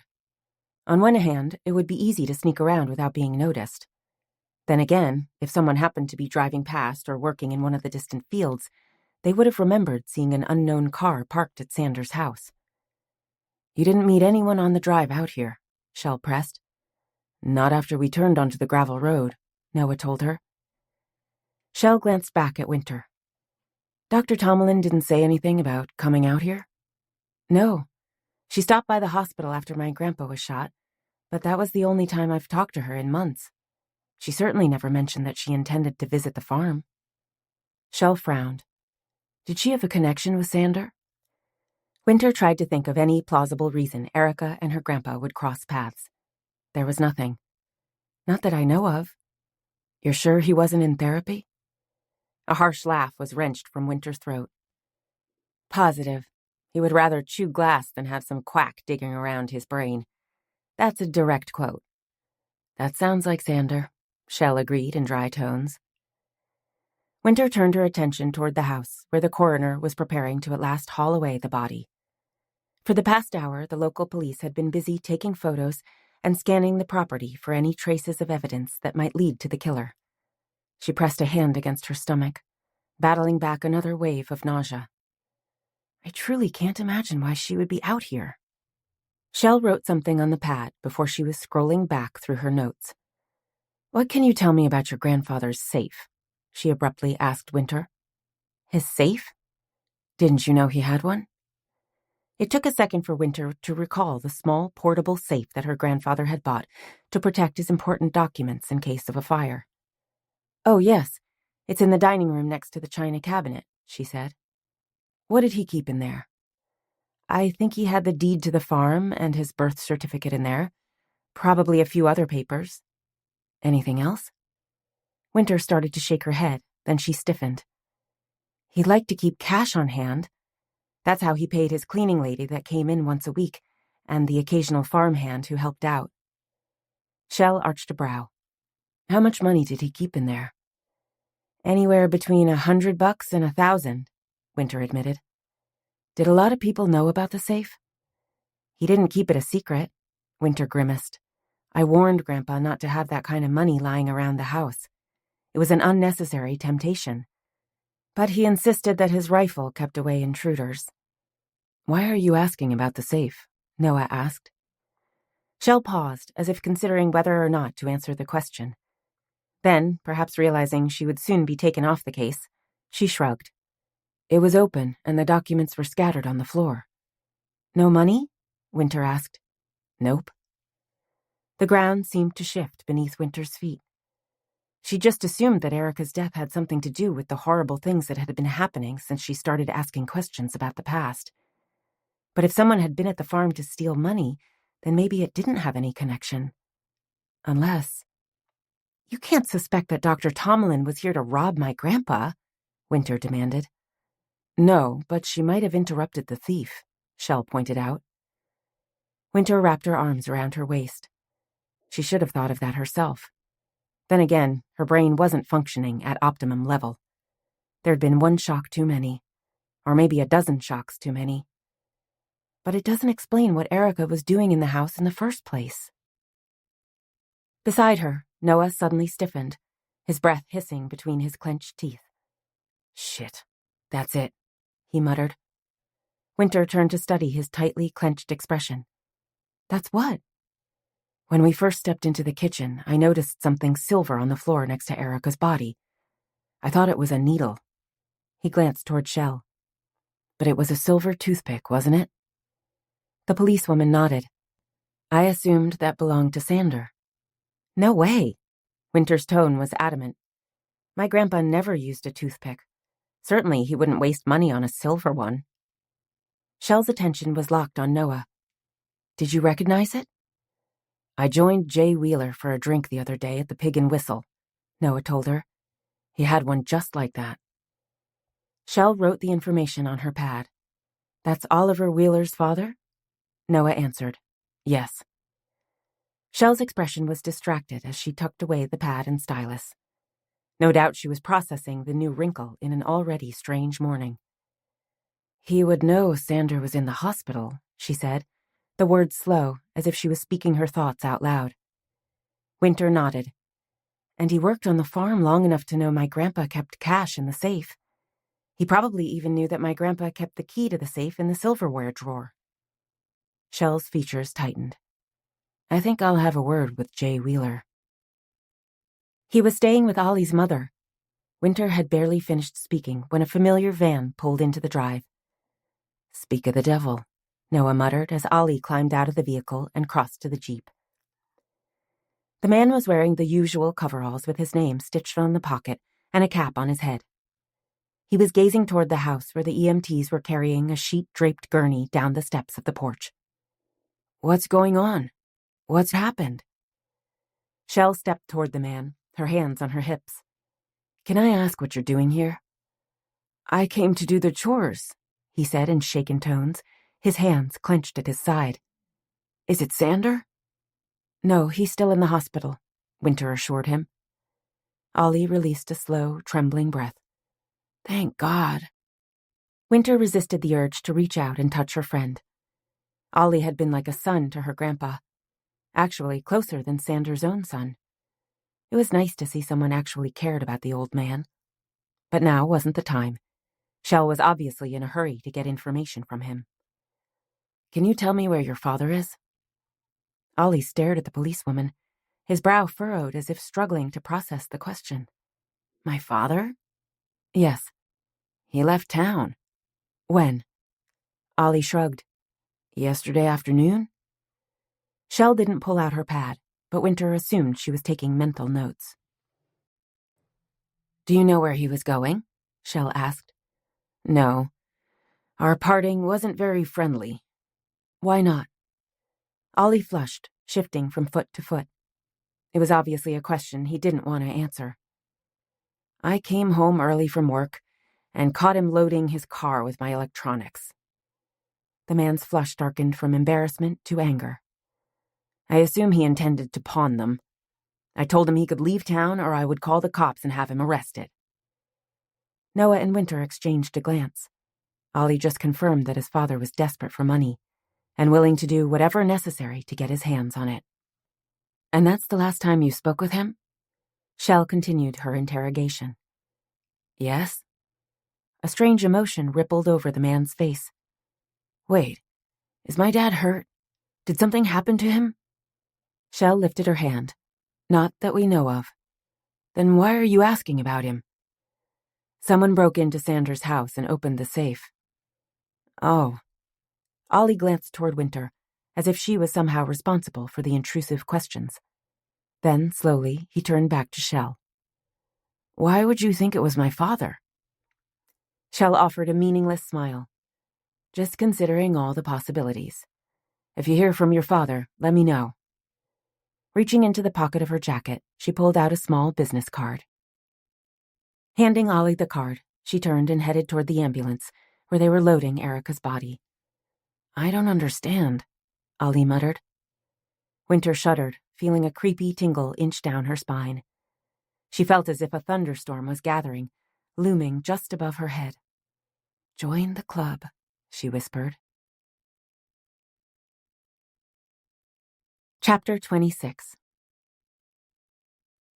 Noah turned on the main road, heading back to Larkin. Next to him, Wynter sat in dazed silence, her face pale and her eyes shadowed with sadness. His own mourning for Erica would have to wait. As much as he would always appreciate the therapist's ability to pull him out of the quagmire of self-pity that had threatened to drown him, his concern right now was for Wynter. She was still in danger, and now she was going to have to deal with the sight of Erica's dead body lying on her grandfather's kitchen floor. There was a point where a person couldn't handle any more stress. They either snapped or shut down. He was betting that Wynter was the type who shut down. "Do you want to go back to the cabin?" he asked. "You can soak in the tub while I make us lunch." She glanced over her shoulder at the crates that were loaded into the back of his Jeep. "I need to take the produce to the restaurant." "I can run them by later," he assured her. "No." Her lips twisted into a humorless smile. "I want to stay busy." "Yeah, I get that." She made a choked sound of distress. "How many are going to die? Tilly, Mona, Drake, Erica." Her voice broke before she forced herself to continue. "My grandpa." Noah reached out to grab her hand. "Sander is too ornery to die." She clutched his fingers as if they were a lifeline. "I hope you're right." "I'm always right." A whisper of a smile touched her lips before it faded to a frown. "This has to stop, Noah." He didn't have to ask what she meant. This madness was spreading through Larkin, like a cancerous growth that was consuming everything and everyone in its path. It was only a matter of time before it claimed them. Maybe the DCI officers coming tomorrow will have more luck than Shell. I'm sure they have more training in murder investigations and better access to crime labs. Things should at least move faster. Maybe. There was a silence as he slowed the Jeep and turned onto Cedar Avenue. Then Wynter made a sharp sound of frustration.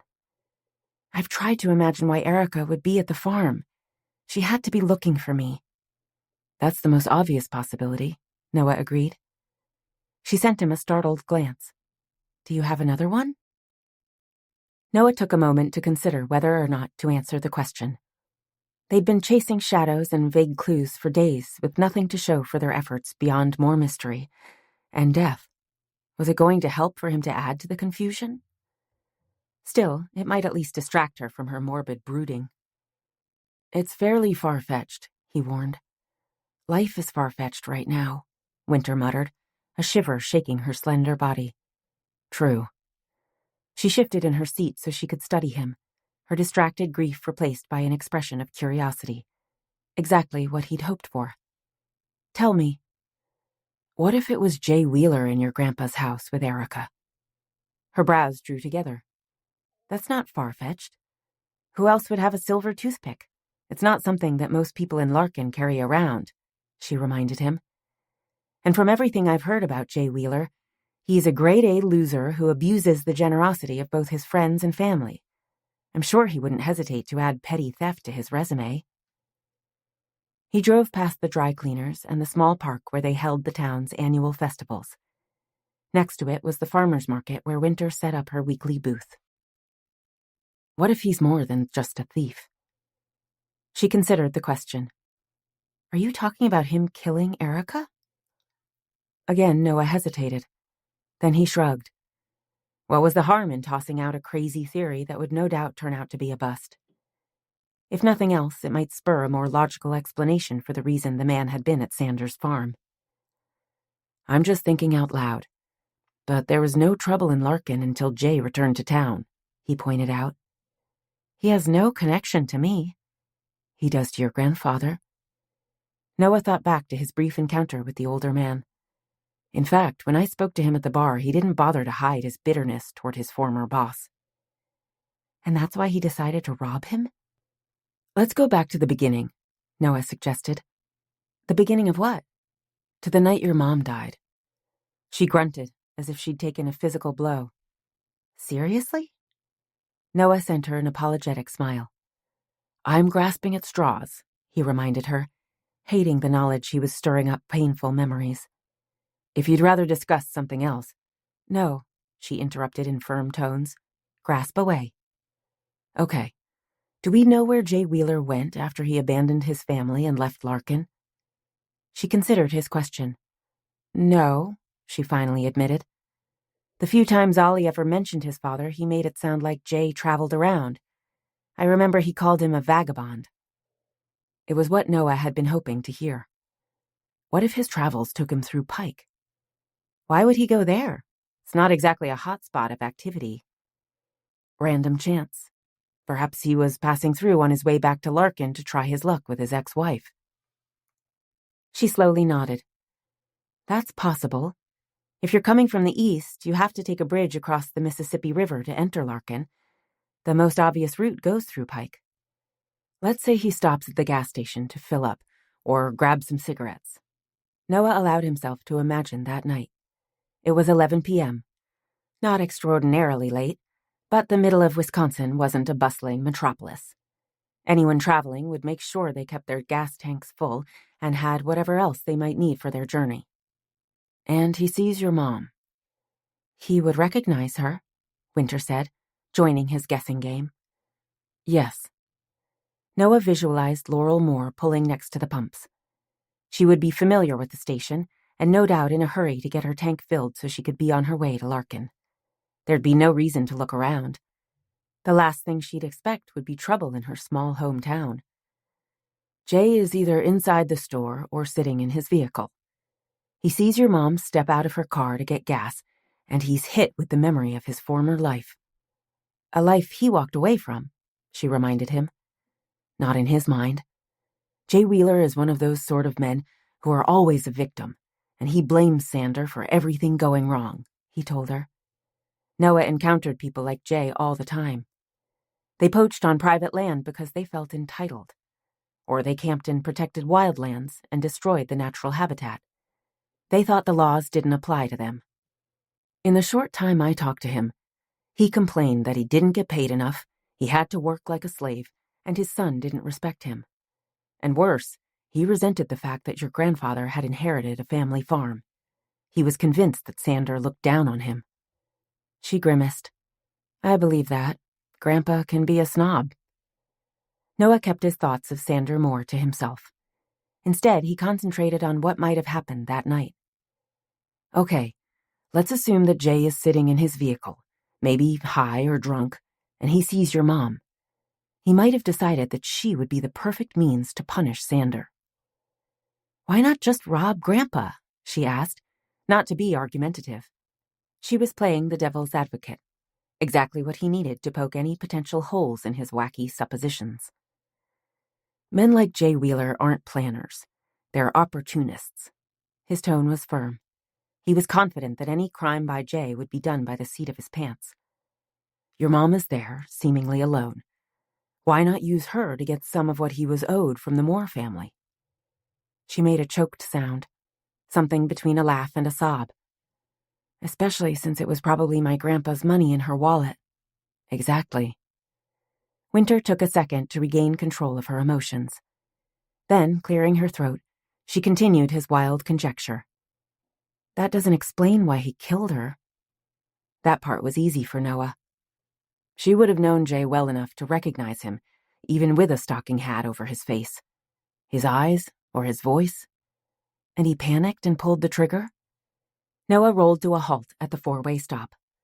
The more he thought about the theory, the more dubious it seemed. I warned you that it was far-fetched. It's as good an explanation as any other we've come up with, she protested. And it does offer a reason why nothing happened for years. If killing Mom was a reckless accident, then Jay would do everything possible to avoid attracting attention. Noah drove through the intersection, his imagination moving beyond Laurel's death to current events. Now we need to figure out how he would know the sheriff had given you the picture. Maybe he wasn't passing through Pike. Maybe he moved there at some point, she suggested. He could have seen me at the graveyard and followed me to the sheriff's old house. Why would he be at the graveyard? Noah asked, taking over the role of devil's advocate. She shrugged. It was the 25th anniversary of my mom's death. I doubt Jay Wheeler is a sentimental kind of guy, he said in dry tones. True, she agreed, her expression distracted as she considered alternate theories. What if Tilly recognized Jay that night and contacted him after we stopped by her house? She at last offered. Noah pulled into the empty lot and parked next to Wynter's building. Unhooking his seatbelt, he swiveled to face her, thinking back to their meeting with Tilly. But why would she call him? Blackmail? They'd spent less than 10 minutes in the company of the former cashier, and she'd tried to angle a way to get money from them. She was obviously desperate, and he didn't doubt she would stoop to blackmail if she could get a few bucks. Wynter unhooked her own seatbelt. Or to warn him. Noah jerked. Yes, that made sense. The woman had obviously been lying. He'd assumed it was to protect herself. Now he wondered if it was to protect someone else. She might have worried that Jay would discover we'd been asking about your mother's death and fear he would think she revealed the truth. His lips twisted. Ironically, the call might actually have sealed her death warrant. Wynter shivered, no doubt considering the possibility she was responsible for the woman's death. What about the Sheltons? Drake obviously spent a lot of time in bars. Maybe he overheard Jay confessing to someone. Noah tapped his fingers on the steering wheel. Or he might have done some sort of repairs at Tilly's house and she said something. That could be. But why kill Mona? A warning, maybe? They glanced at each other, both realizing that the explanations were thin. And worse, they demanded a series of coincidences that seemed unlikely. Still, they didn't have any better theories. Perhaps, Wynter murmured, obviously skeptical, but, like him, unwilling to give up on the theory. Then she blinked, as if struck by a sudden thought. If it was Jay, he must have been shooting at my grandpa, not me. Noah allowed his mind to conjure the image of Jay lurking in the shadows. He would be familiar with the farm, probably more familiar than anyone other than Sander. It wouldn't have been hard to slip past them to enter the greenhouse and grab the rifle. He would also have been able to disappear without being noticed. The one thing that nagged at Noah was Jay's own words. He'd said that he wouldn't have missed if he'd been aiming at Sander, and Noah believed him. But what if he'd been aiming at Wynter? Noah had tackled her at the same time the bullet had raced past them and hit the older man. Not necessarily, he murmured. What do you mean? If I was trying to end the investigation into Laurel Moore's death, I would get rid of you, not Sander, he said.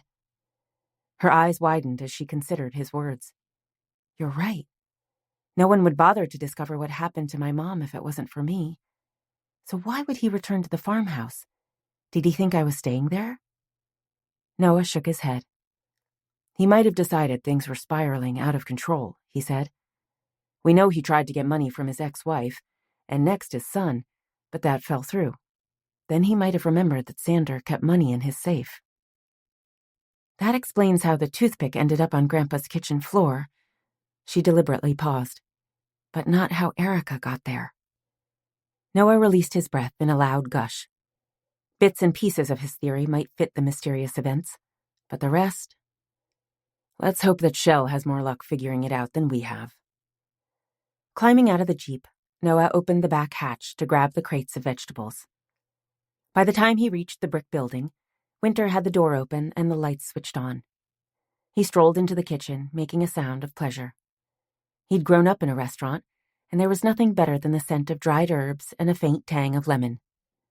It drove away the horrifying images of Erica and the pool of blood that leached into the tiled floor of Sander's house. At least for the moment. I love the smell when I walk in here, he told Wynter. She smiled with obvious pleasure, busily stashing away the crates. Tomorrow it will smell even better. Flossie will be in at 4 a.m. to start baking bread. He leaned against the stainless steel counter, folding his arms over his chest. You've created a masterpiece. Yes, I have, she agreed without false modesty. Do you ever consider expanding the business? Yes, I just got word from the city that they approved my plan to add on additional seating outside. No, I meant another restaurant. Oh. Wynter shook her head, effortlessly moving around the kitchen as she pulled out pots and pans from an industrial-sized dishwasher, arranging them on the stove as if preparing for an early morning rush. Not really. Quality control is the reason Wynter Garden has been so successful. I know that every plate being served is made from the freshest ingredients and cooked by someone I trust. Even my waiters have been here from the beginning. They treat the customers like family. She sent him a smile, usually because they are family. Noah felt a surge of pride rush through him. This woman had created a business that the savviest entrepreneur would envy. But she hadn't stepped on others or bullied her way to success. She'd turned her dream into reality. And more than that, she'd filled this place with love. That was more important than anything she served on a plate. I like that. He moved to wrap his arms around her waist, tugging her against his body. She tilted back her head to meet his gaze. What? A woman who knows exactly what she wants and is satisfied when she gets it. She flushed with pleasure. What about you? Am I satisfied? He waited for her nod. I will be. When? He smiled down at her. When I have the woman I love agreeing to be my wife. Her flush deepened. Noah. He didn't know what she intended to say. Even as the words formed on her lips, the sound of shattering glass split the air. Chapter 27. Wynter darted beneath Noah's arm, avoiding his effort to keep her in the kitchen. Dashing into the dining area of the restaurant, she took in the sight of splintered glass that sparkled like diamonds scattered across the floor. Oddly, her first reaction was relief that it was one of the narrow windows that ran along the side of the building and not the large pane in front that was painted with Wynter Garden in dark gold. The cost of replacing it would be considerably less. Her second reaction was a need to confront whoever was responsible. With brisk steps, she hurried to pull open the door, ignoring Noah's aggravated demand that she wait. If it was the killer, why would they throw a rock through the window and alert her to their presence? It was much more likely they would try to sneak up on them. No, this was the work of some petty vandal, and she intended to find out exactly who was responsible. Stomping into the empty lot, Wynter expected to see a group of kids who assumed the building was empty. Instead, she caught sight of an expensive black SUV parked next to Noah's Jeep, and a middle-aged woman in a black pantsuit standing next to it with a rock in her hand. Wynter halted in shock. Noah, however, stepped next to her, calmly holding his weapon in his hand. Put down the rock, he commanded in a voice that demanded obedience. Linda Baker sniffed, several tendrils of blonde hair escaping from her tidy bun to dance around her flushed face. Or what? You'll shoot me? Linda released a hysterical laugh. Go ahead. My life is over. Noah. Wynter grabbed Noah's arm as he took a step forward. She didn't think he intended to shoot the older woman, but he most certainly was going to run her off. Before he did, she wanted to know what had gotten into the normally frigid secretary. What are you talking about? Why would your life be over? Your father retired this morning. Wynter frowned. I know. He told me he was going to. And I was politely asked to clear my desk. That caught Wynter off guard. It hadn't occurred to her that this woman would be fired at the same time. The new dean would need a secretary, wouldn't he? Or she? Then Wynter realized that her father must have confessed why he was retiring, and the whole sordid affair would have been exposed to the powers that be, destroying Linda's career at the college. I'm sorry, but what does that have to do with busting my window? Wynter demanded. Linda's blue eyes were no longer icy. In fact, they blazed with a fierce emotion. Hate. It's your fault. Wynter stared at her in confusion. What is? Everything. That covers a lot of territory. Noah repeated his words from the previous night, and Wynter smiled wryly at his teasing. Linda, however, wasn't amused. Lifting her arm, she waved the rock she still clutched in her hand. This isn't funny. Noah narrowed his eyes. Throw that and I'll hogtie you and drag you to the police station. If it hadn't been for you, Edgar would never have retired, Linda snarled, but she did drop the rock. Clearly, she wasn't so lost in her fury that she didn't sense Noah meant every word he said. "I wasn't the one having a secret affair with my secretary," Wynter reminded the older woman. "No, but you were the one who was so childishly jealous you couldn't bear to see your father happy." "That's not true," Wynter protested. "Of course I want Dad to be happy." Linda shook her head, her hands clenching at her side. "You don't even realize what you've done, do you, you selfish bitch?" There was a low growl from Noah as he took another step forward. Obviously, his patience with Linda Baker was at an end. "No." Wynter tightened her grip on his arm. "I want to hear what she has to say." She returned her attention to the older woman. "What have I done?" "After your mother died, you turned her into a saint." There was a shrill edge to Linda's voice. "Edgar should have told you the truth about her, but he wanted you to have your fantasies." Wynter couldn't argue.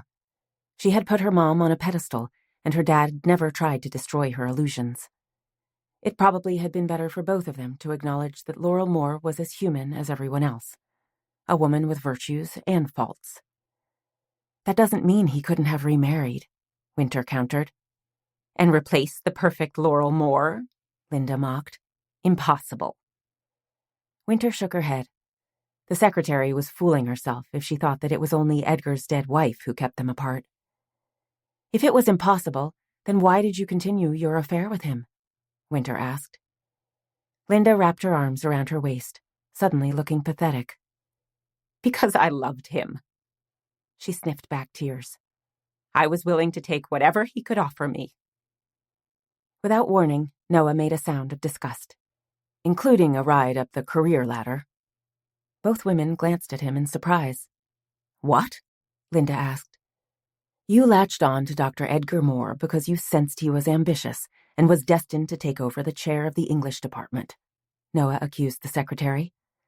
"No doubt you assumed he would someday take over as president of the college." The deepening flush on Linda's face proved that Noah had struck a nerve. She had expected Edgar to become president of Grant College with her at his side. Obviously, it hadn't mattered whether it was as his administrative assistant or as his wife. "There's nothing shameful in being ambitious," she protested, her features settling in sulky lines. "There is if you sleep your way to the top." Linda gasped at the direct attack. "Don't you dare judge me." Wynter shook her head. Any feelings of pity she'd felt for a woman who'd been kept as a dirty secret for over 25 years, crushed by the realization that Noah was right.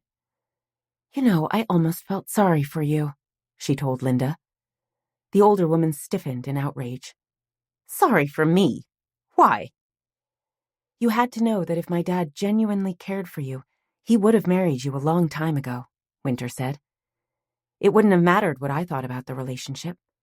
It wouldn't have mattered what anyone thought or said." She glanced toward Noah, a lovely warmth chasing away the distress at having her restaurant vandalized by a hateful, bitter woman. "He would have done everything in his power to be with you." "He does care about me," Linda insisted, her voice still shrill. Wynter glanced back. "I'm sure he feels something, but Dad is simply incapable of a healthy relationship. I don't know if it had something to do with how he was raised, or if it was his dysfunctional marriage to my mom, but he's too selfish to share his emotions." Her lips twisted as she thought of her own strained connection with Edgar Moore. With anyone. Linda took a step back, as if hoping to avoid the truth of Wynter's words. "That's ridiculous." Wynter wasn't done. She narrowed her eyes. "But that didn't matter to you because you were using him as much as he was using you, weren't you?" Linda tilted her chin, her expression defensive.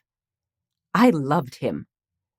"You loved being secretary to the dean," Wynter pressed, studying the woman with a new insight into her pretense of devotion. All those years standing guard outside Edgar Moore's office, offering him whatever he needed, including a warm body in his bed. And in return for her loyalty, Edgar had ensured that she was given the position she craved. "And now that that's gone, you're going to walk away from him, aren't you?" Linda lifted her hand to point a finger directly at Wynter's face. "I didn't walk away. He threw me out. He said he was ashamed that you found out we were together the night your mother died." Wynter paused. Could her father truly be ashamed? Or was it a convenient excuse to dump the woman he no longer needed in his life? Questions that Wynter didn't really want answered. Instead, she deliberately glanced over her shoulder. "And in retaliation, you decided to vandalize my property? You hurt me, so I hurt you." Wynter rolled her eyes. The woman sounded like a petulant child, not the professional assistant who'd treated Wynter with an icy contempt for years. "Do you want me to call the police?" Noah asked. Wynter considered the question. She wasn't in the mood for the fuss of calling the cops and filling out paperwork, not to mention the horde of gawkers that was bound to show up. On the other hand, if she didn't report the crime, then the insurance company wouldn't pay for the repairs. She was busy deciding which choice would cause the least amount of annoyance when Linda interrupted her thoughts. "If you call the cops, I'll tell them the truth," she warned. Wynter froze, already sensing she wasn't going to like what the woman had to say. "What truth?" "Your father and I were at a hotel the night your mom died." "I already know that." With a defiant expression, Linda headed toward her SUV. "Did you know that hotel was in Pike?" Wynter watched Linda squeal out of the lot, her hand pressed over the unsteady beat of her heart. If the older woman had hoped for a dramatic exit, she'd been amazingly successful. The SUV disappeared down the street as Noah wrapped a comforting arm around her shoulders. She tilted back her head to study his brooding expression. "Dad was in Pike the night my mom died." She repeated the words, trying to make herself accept them. She couldn't. It didn't make any sense. Do you think she's lying? Perhaps sensing her desperate desire to deny the idea that her dad could have been in the same location her mom had been murdered, he nodded. "It's possible. She was obviously trying to find a way to hurt you." Wynter clenched her teeth. Neither of them believed that Linda was lying, not when it would be easy to discover the truth. "Why would he be there?" she burst out. "It doesn't make any sense." "The only way to find out is to ask him." "Yes." The word came out as a regretful sigh. "But not now." Noah turned her to face the building. "We have other things to worry about." Wynter clicked her tongue as she studied the busted window. "Damn, it looks like I won't be opening tomorrow after all." "Don't worry about it. I'll take you to the hospital so you can check on your grandfather, and then run by the lumber yard to pick up some plywood to cover the broken window. Once the glass is swept away, you should be able to serve the hungry masses. I'll also order a replacement window." Wynter shook her head. "It's my job to take care of those things." "You have me to help. At some point, I'll need you, and you'll be there for me." He smiled. "That's how relationships work." She gazed up at his face that was shockingly handsome in the late morning sunlight. Her heart filled with a warmth that felt like sunshine. It swelled and spilled through her with a delicious surge of warmth. Turning, she leaned against Noah, nestling her head against his chest. "I think I like this relationship thing," she murmured. He kissed the top of her head. "Just like?" She chuckled, a small portion of her tension easing. This man made everything better. "Perhaps I love this relationship thing." "Me too." They stood in the empty lot, leaning together for several minutes. The feel of Noah's solid muscles and the steady beat of his heart beneath her cheek gave her the strength she needed. With this man at her side, she could deal with anything. "Okay, let's go to the hospital," she at last said. They drove in silence, but as Noah pulled to a halt in front of the entrance, he leaned across to grasp her hand. "Don't leave this hospital until I come to pick you up," he warned. "Honestly, I'm too tired to go anywhere," Wynter retorted. Noah lifted her hand to press her fingers against his lips. "Once you've visited your grandfather, we'll go back to the cabin and take a hot bath. I think we could both use it." She shivered at the memory of hot water swirling around her body as Noah moved over her. "Sounds like heaven," she whispered. She leaned forward to brush her mouth over his cheek before climbing out of the Jeep and heading into the hospital. She wrinkled her nose as Noah's fresh pine scent was replaced by the astringent smell of bleach. She would be with him soon enough, she reminded herself, bypassing the front desk and taking the elevator to the 3rd floor. Her sneakers squeaked against the waxed floor, drawing unwanted attention as she walked down the hall. She flushed as the nurses at the station lifted their heads to watch her pass. But before she could enter the waiting room, a tall, slender man in a white coat hurried to stop her. "Ah, Miss Moore," the doctor called out. "I tried to call you earlier." Wynter silently cursed. She had to get the stupid phone replaced. Yet another chore that needed her attention. "Has something happened?" The doctor smiled, halting any panic before it could get started. "Mr. Moore's brain swelling has gone down, and we've taken him off the medication keeping him unconscious," he told her in soothing tones that doctors no doubt practiced in med school. "It's possible he might wake this afternoon." Relief crashed over her like a tidal wave. Until that moment, she hadn't realized just how scared she was that the old man wasn't going to survive. "Can I see him?" "Of course. He's been moved to a private room across from the ICU. But don't push him," the doctor warned in stern tones. "If, and I stress the if, he does wake, he'll be weak and potentially confused. Let him take his time recalling what happened." Wynter offered an eager nod. "I will. I'll stop by later this afternoon, but if you need anything before then, just have the nurse page me."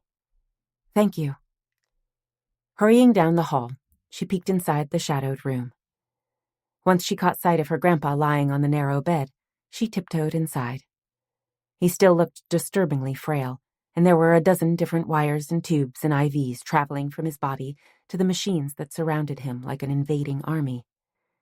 But there was color in his cheeks, and his breathing was deep and steady. She moved closer, standing next to the bed. What was going to happen when he left the hospital?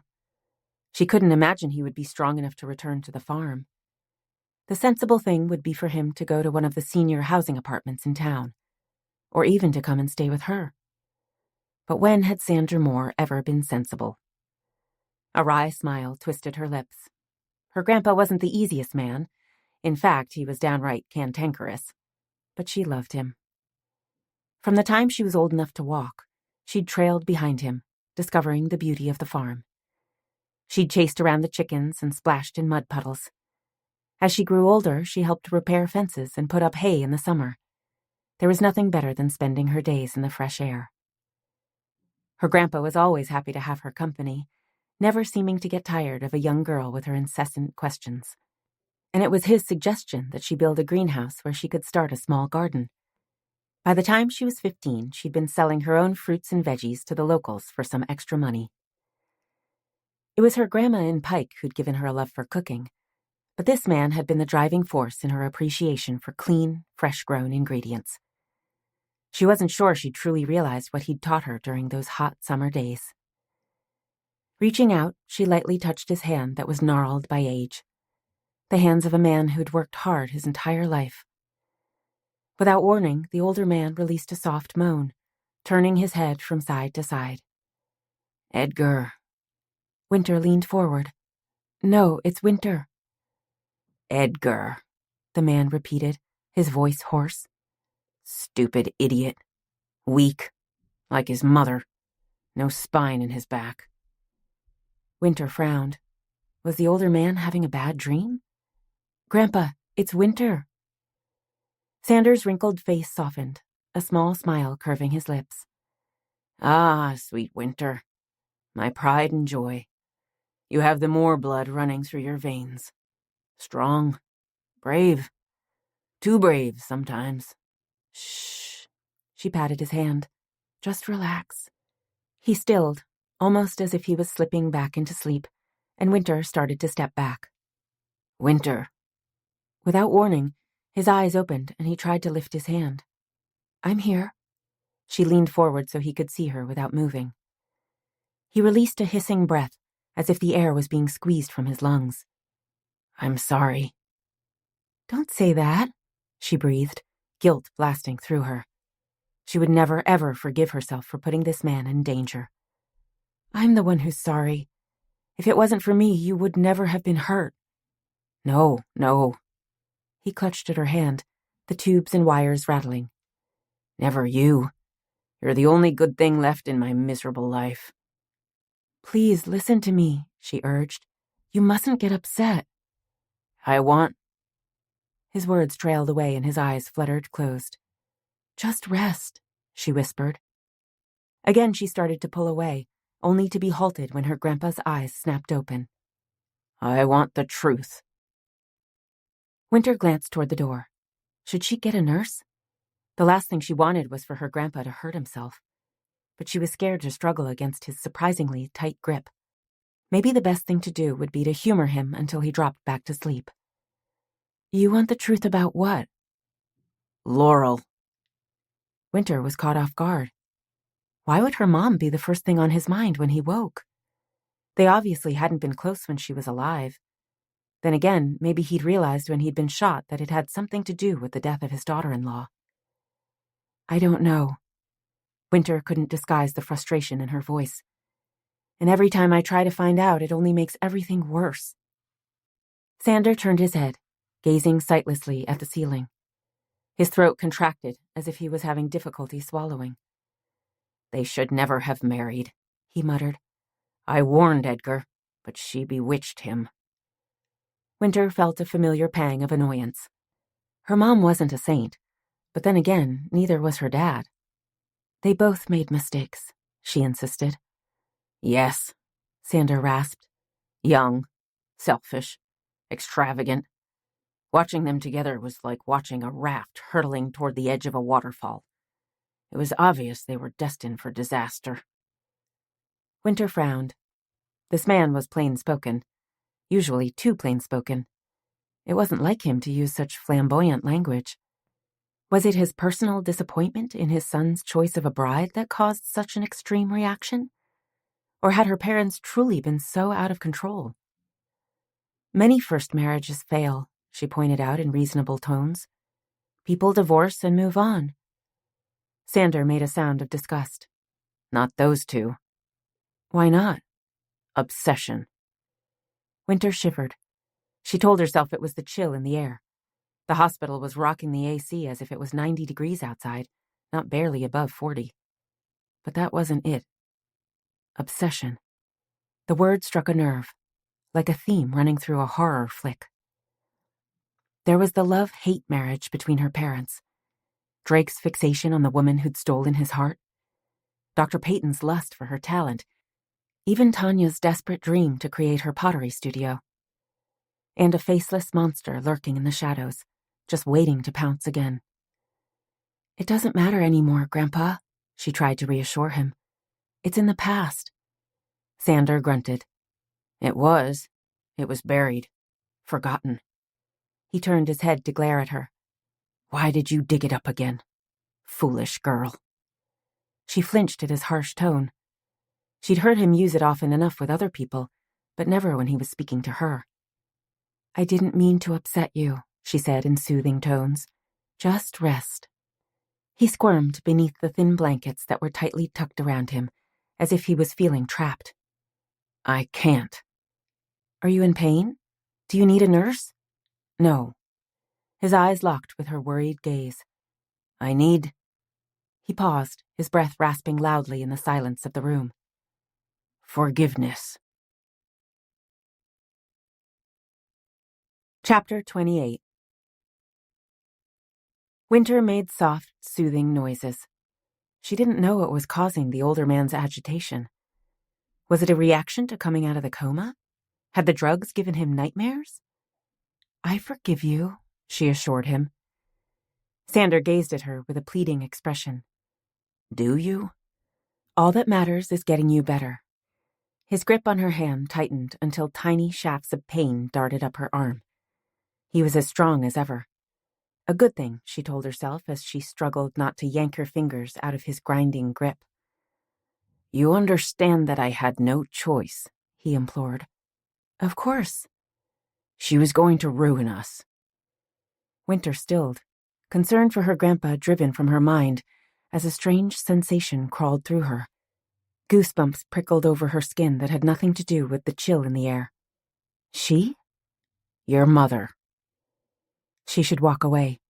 Her grandpa was groggy from the drugs and in no condition to make any sense. but she couldn't move, as if something had frozen her in place. How was she going to ruin you? The question was out of her mouth before she could stop it. His jaws bulged, his eyes smoldering with hatred. She turned your father into a joke, he snarled. Everyone in Larkin knew she was sleeping with anything that moved. Grandpa, it wasn't bad enough that he acted like a sissy, always prancing around with his nose stuck in a book. Now he was a man who didn't have the balls to satisfy his wife. He overrode her efforts to halt his grievances. Pathetic. Wynter pressed her lips together. Her grandpa might be injured, and maybe even delusional, but she felt compelled to defend her parents. Why are you so hard on him? Because he's the last of the Moores, Sanders snapped. We come from a long line of courageous pioneers. We work with our hands and tend to the land. We don't sit on our ass in some fancy office. Wynter swallowed a sigh. She'd heard this story 1,000 times, of how her ancestors had braved the long voyage from Ireland to settle in New York, and how they built wagons with their own hands and pawned the family silver to buy 2 horses to travel west. Sometimes the story included battles with Indians, other times they fought off bandits, but in the end they persevered and settled a homestead that had been in the Moore family ever since. It's not the 1800s, she reminded him in soft tones. His brows snapped together. It's a Moore tradition. Okay, I get it, she murmured, even though she didn't. Every family that wasn't indigenous had come from somewhere to settle. It didn't make them special. As if sensing Wynter's lack of pioneering pride, Sander clicked his tongue. That wasn't all. It wasn't? No, it was the money. The older man's tone was peevish. The school loans, the mortgage, the endless credit cards. Edgar was at my house every week with his hand out. It took Wynter a second to realize they'd moved on from Sanders' annoyance at his son's lack of manly attributes and her mom's infidelity. Why didn't you just say no? Laurel. Wynter waited as Sanders stared at her with a mute plea in his eyes. At last she realized he was waiting for her blessing to continue. She hesitated. A whisper of warning urged her to walk away. She could get a nurse who would give the older man something that would calm him while she went to the waiting room for a cup of coffee. She was in desperate need of caffeine. But instead, she spoke the fateful words. What about her? She discovered my one weakness. Sander Moore was confessing to a weakness? She never thought she'd hear that come out of his mouth. What weakness? You, he whispered. I would do anything for you. An aching emotion tugged at her heart. This man had been the one constant in her life, a rock she could cling to no matter how stormy the seas might get. I know that, Grandpa. She threatened to take you away. Wynter jerked. That was the last thing she expected. Mom? Yes, your mom, he snarled. Wynter was confused.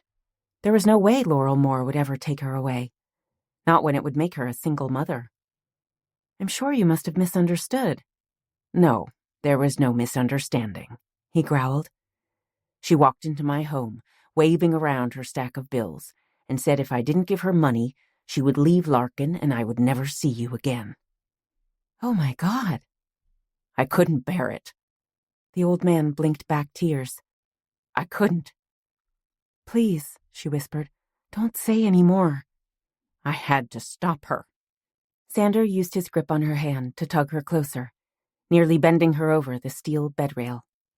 You understand, don't you? I couldn't let her steal you from me. Not after she'd destroyed everything else. Dad would never have let her leave, she assured him, wincing at the press of hard steel against her waist. Bah, that moron wouldn't have the spine to stop her. Of course he would. You said yourself they were obsessed with one another. I had to do something, he interrupted. I had to protect you from that evil bitch. No court in the land would convict me for doing that. Convict him? That was an odd phrase, especially for the older man. What did you do? What I always do. Solved the problem. The chill in the room seeped into Wynter's skin. Remaining posed over the bed, she took in Sanders' defensive expression and tear-filled eyes. This wasn't a man confessing that he'd paid off Laurel so she wouldn't move away with his granddaughter. He'd already admitted he'd given them money. A sense of foreboding curled through the pit of her stomach. How? How did you solve it? I couldn't go myself. Her grandpa glanced away, as if he couldn't bear to look her in the eye. So I told him I would give him the money he needed. Wynter shook her head. Was the older man confused? Had he forgotten what they were discussing? We were talking about Mom and her threatening to take me away, she reminded him. I know what we're talking about, Sander bit out. I don't understand. You said you gave him the money he needed, she repeated his words. Needed for what? Isn't it obvious? I paid him to make sure she never came back from Pike. Wynter slowly straightened. A strangled laugh wrenched from her throat. Just for a crazy second, she'd almost thought her grandpa was confessing that he'd paid someone to kill her mom. But that couldn't be right. Could it? No, she breathed. Sander muttered a curse. I couldn't believe the idiot would do it in front of you. What sort of monster would kill a mother in front of her child? In front of her child.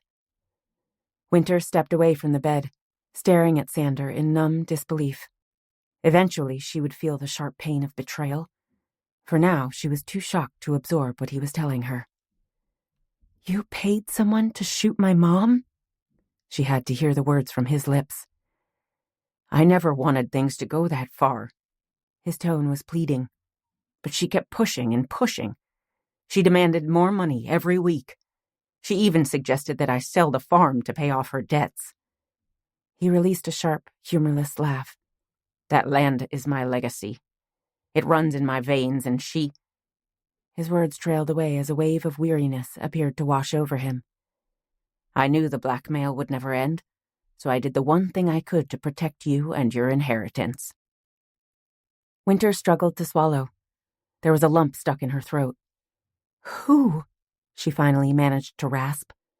Who shot my mother? A low, familiar voice whispered from the door behind Wynter. I did. Chapter 29.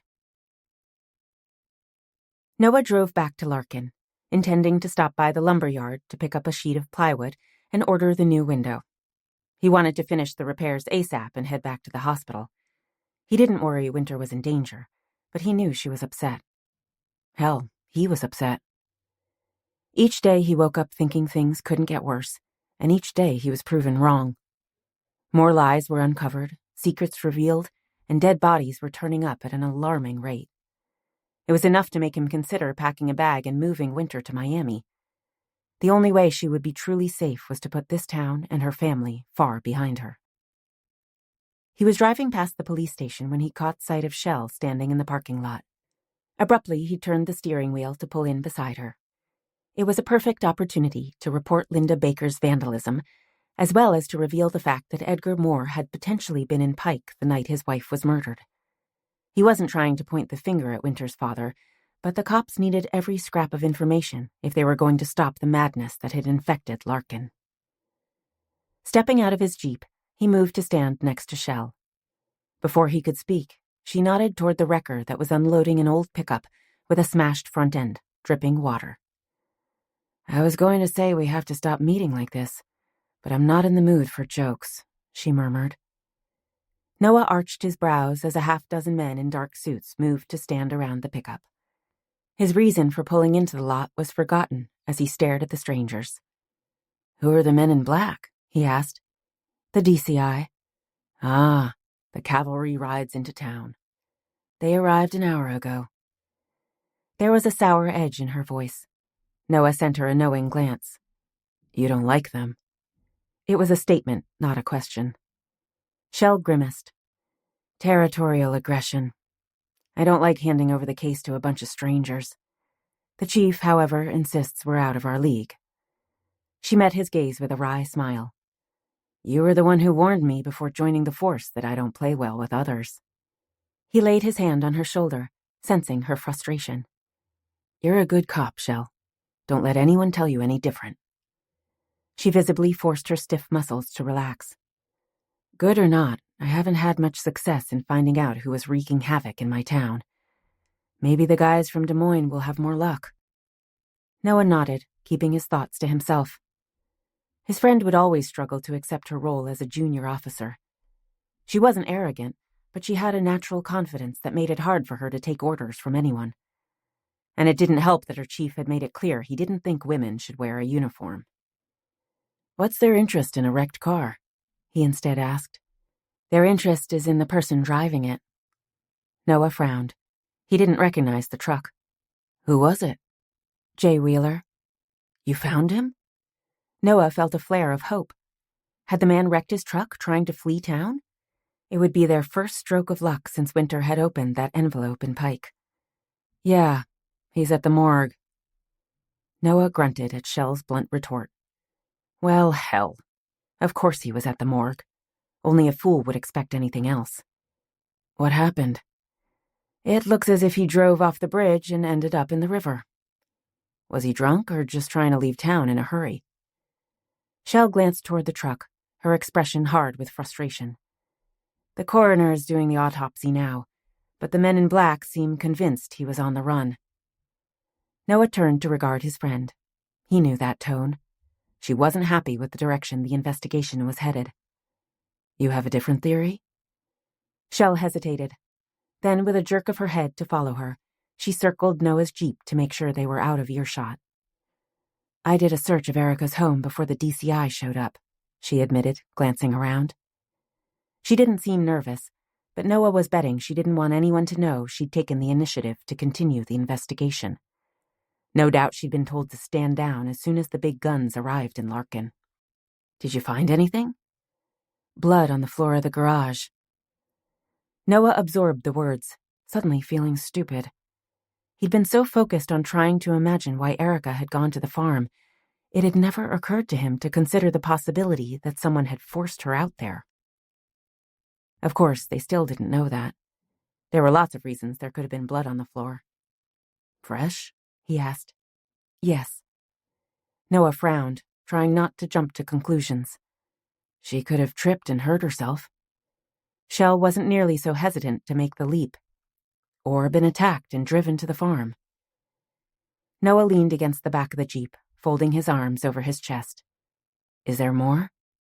Shell once again glanced over her shoulder. I shouldn't be talking to you. You know you can trust me, Noah reminded her. There was a long pause before Shell revealed what she'd discovered. I found Erica's phone in the garage. And her last call was Saturday night. Okay. To Wynter's number. Wynter lost her phone days ago, Noah reminded his companion. We know that, but Erica probably didn't. True. Which means she likely left a message. Noah nodded, wondering why the therapist was calling Wynter. Had she been checking on Sander? The two women weren't that close anymore, but Erica would certainly know how worried Wynter would be about her grandpa. It wasn't until he noticed Shell's patient expression that he realized he was missing the relevant point. If she left a message, then whoever stole Wynter's phone would have listened to it. Exactly. It would have been easy enough. She has an old phone and never bothered with putting in a security code. Noah narrowed his gaze. Do you suspect Erica knew something about the mystery killer? It would be the most obvious reason someone would kidnap her and haul her to a remote farm. Noah shuffled through his thoughts, trying to arrange and rearrange them in a way that made sense. Erica was a therapist. It was possible she'd suspected someone in town who would have the temperament to kill. She might have wanted to warn Wynter.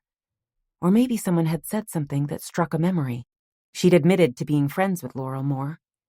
Perhaps she'd grabbed her phone and hit Wynter's number, never suspecting that she was signing her own death warrant. Then what? The killer had snuck into her garage, waiting for an opportunity to strike. Last night? Maybe this morning. He, or she, had driven her car to the farm knowing that Sander was in the hospital and that it was empty.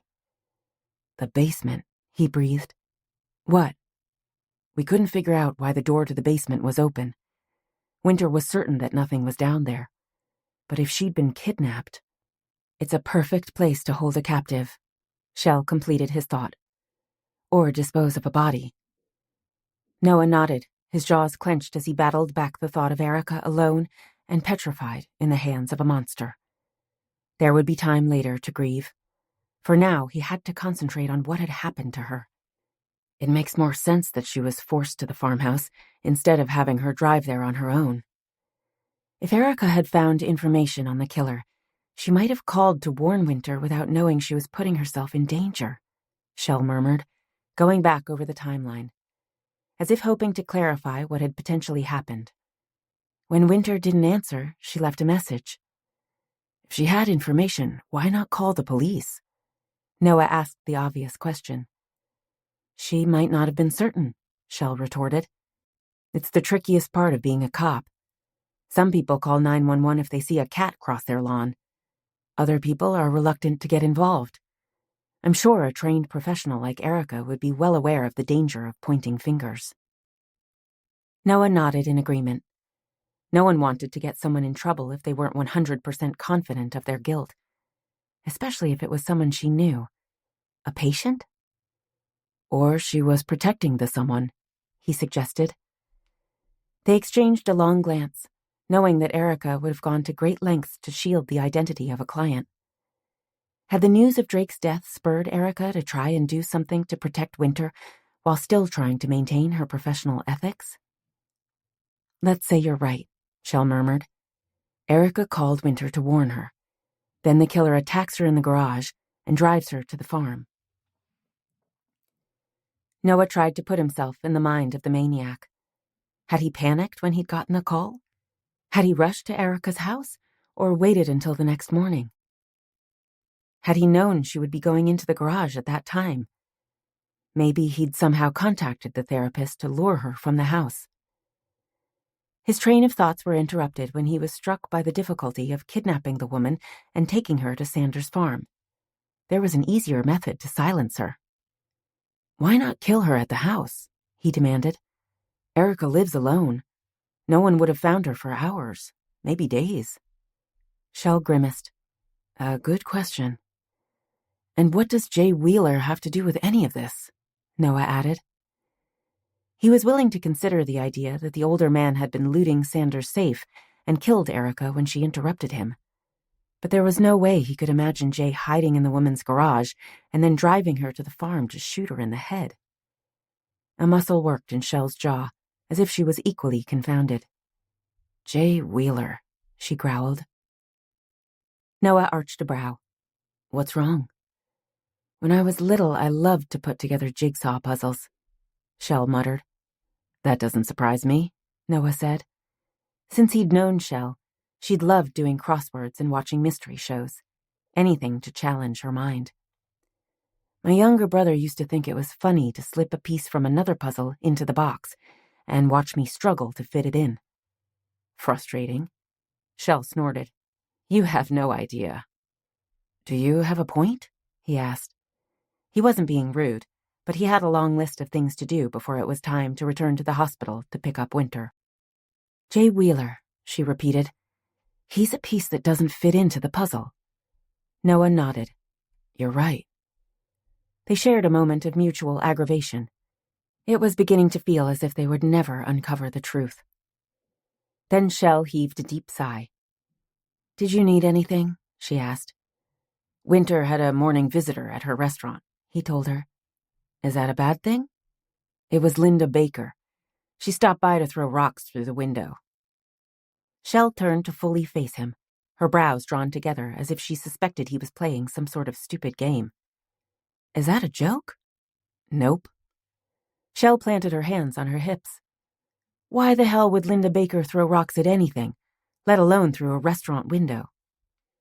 Noah gave her a quick rundown of Edgar's decision to retire rather than have his affair with his secretary exposed, and Linda's less than delighted reaction to being dismissed from her job, not to mention being dumped by her lover. Shell looked weary, soul-deep weary.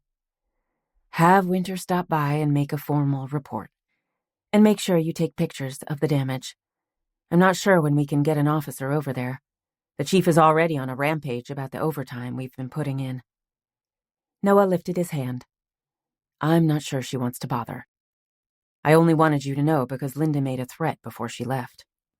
Shell's weariness evaporated as she stiffened, clearly ready to take action. A physical threat?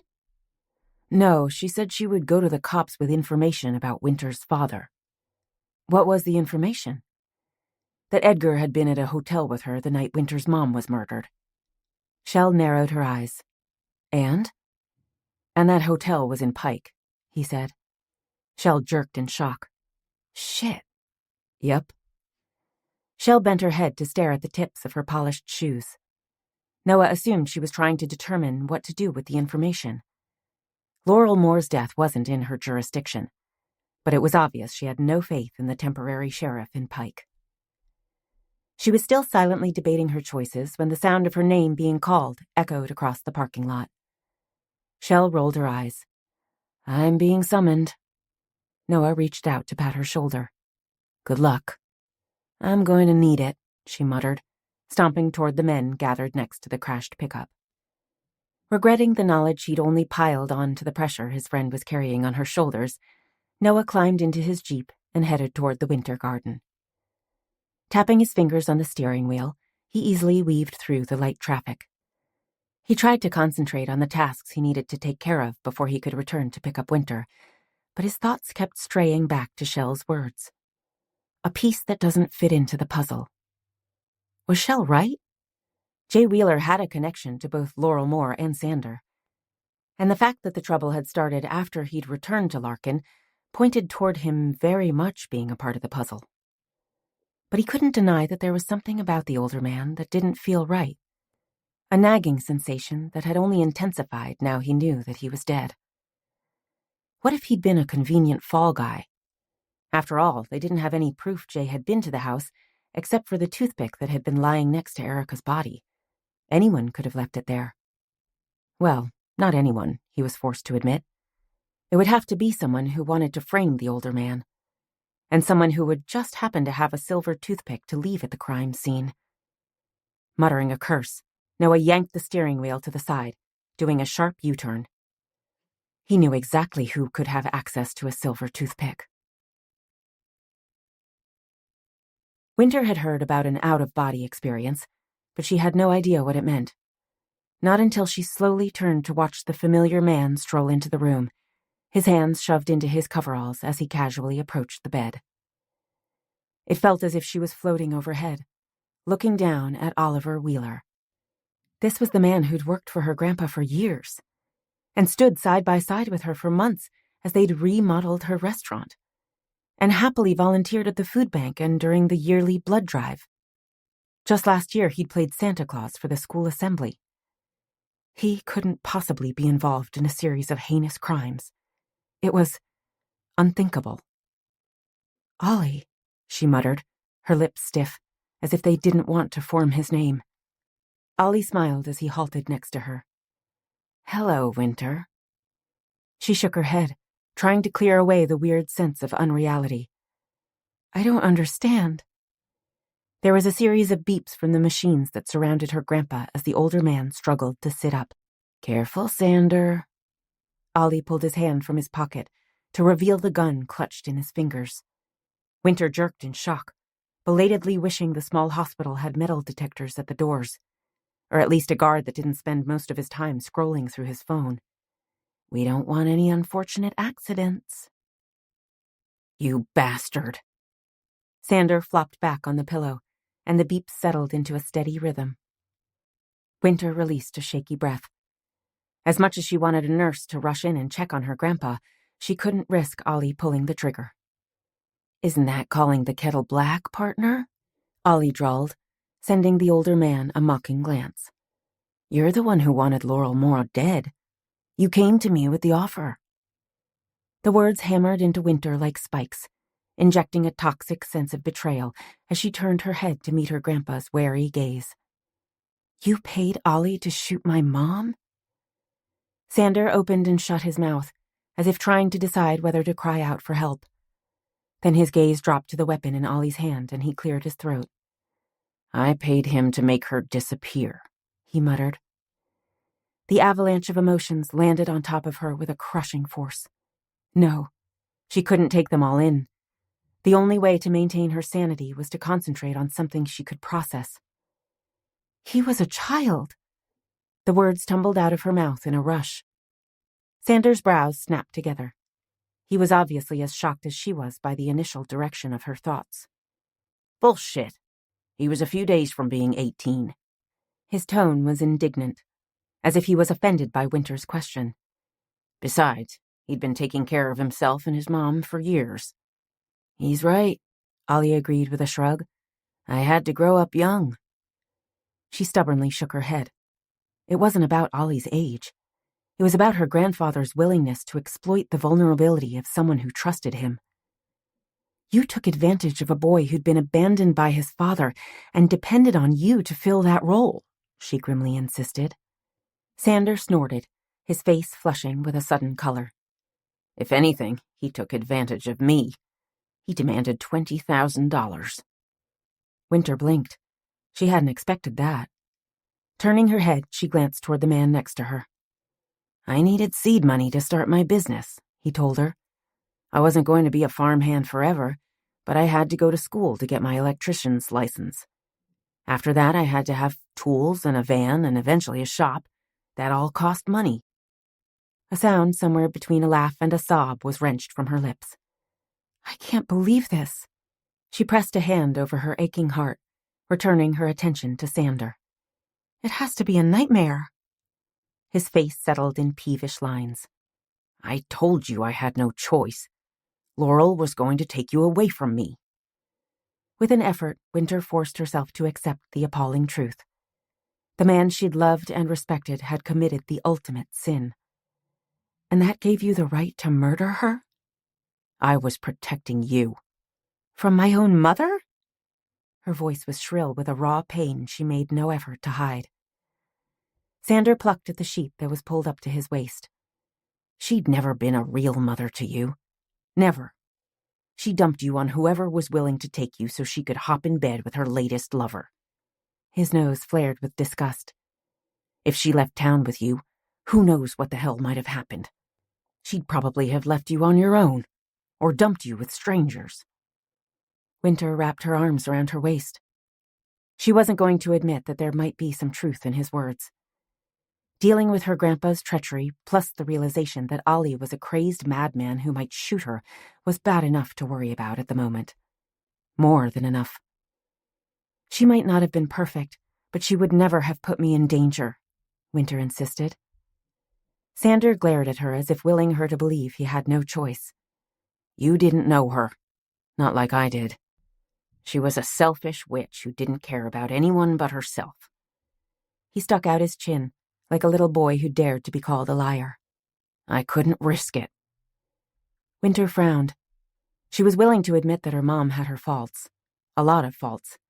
But there was a desperate edge in her grandpa's voice that suggested he wasn't just trying to convince her that he'd saved her from a fate worse than death. He was also trying to convince himself. No. A flood of bitterness joined the venomous brew of fear and disillusionment that churned in the pit of her stomach. You weren't concerned about me. Of course I was, the older man protested. She shook her head. You were worried about the precious Moore name. Very good, Wynter, Ollie commended with a mocking smile toward the hospital bed. She knows you better than you expected her to, eh, Sander? The older man kept his gaze locked on Wynter, refusing to acknowledge the man pointing a gun at his heart. If you mean I was tired of seeing your mother turn my son into the town idiot, I'll agree. Wynter didn't have to imagine her grandpa's fury as he watched his flamboyant daughter-in-law blaze a path of pandemonium through stodgy Larkin. Laurel obviously hadn't cared about scandal. In fact, she seemed to do everything in her power to be a constant source of gossip. Even worse, Sander was an old-fashioned sort of man who would expect a woman to obey his commands.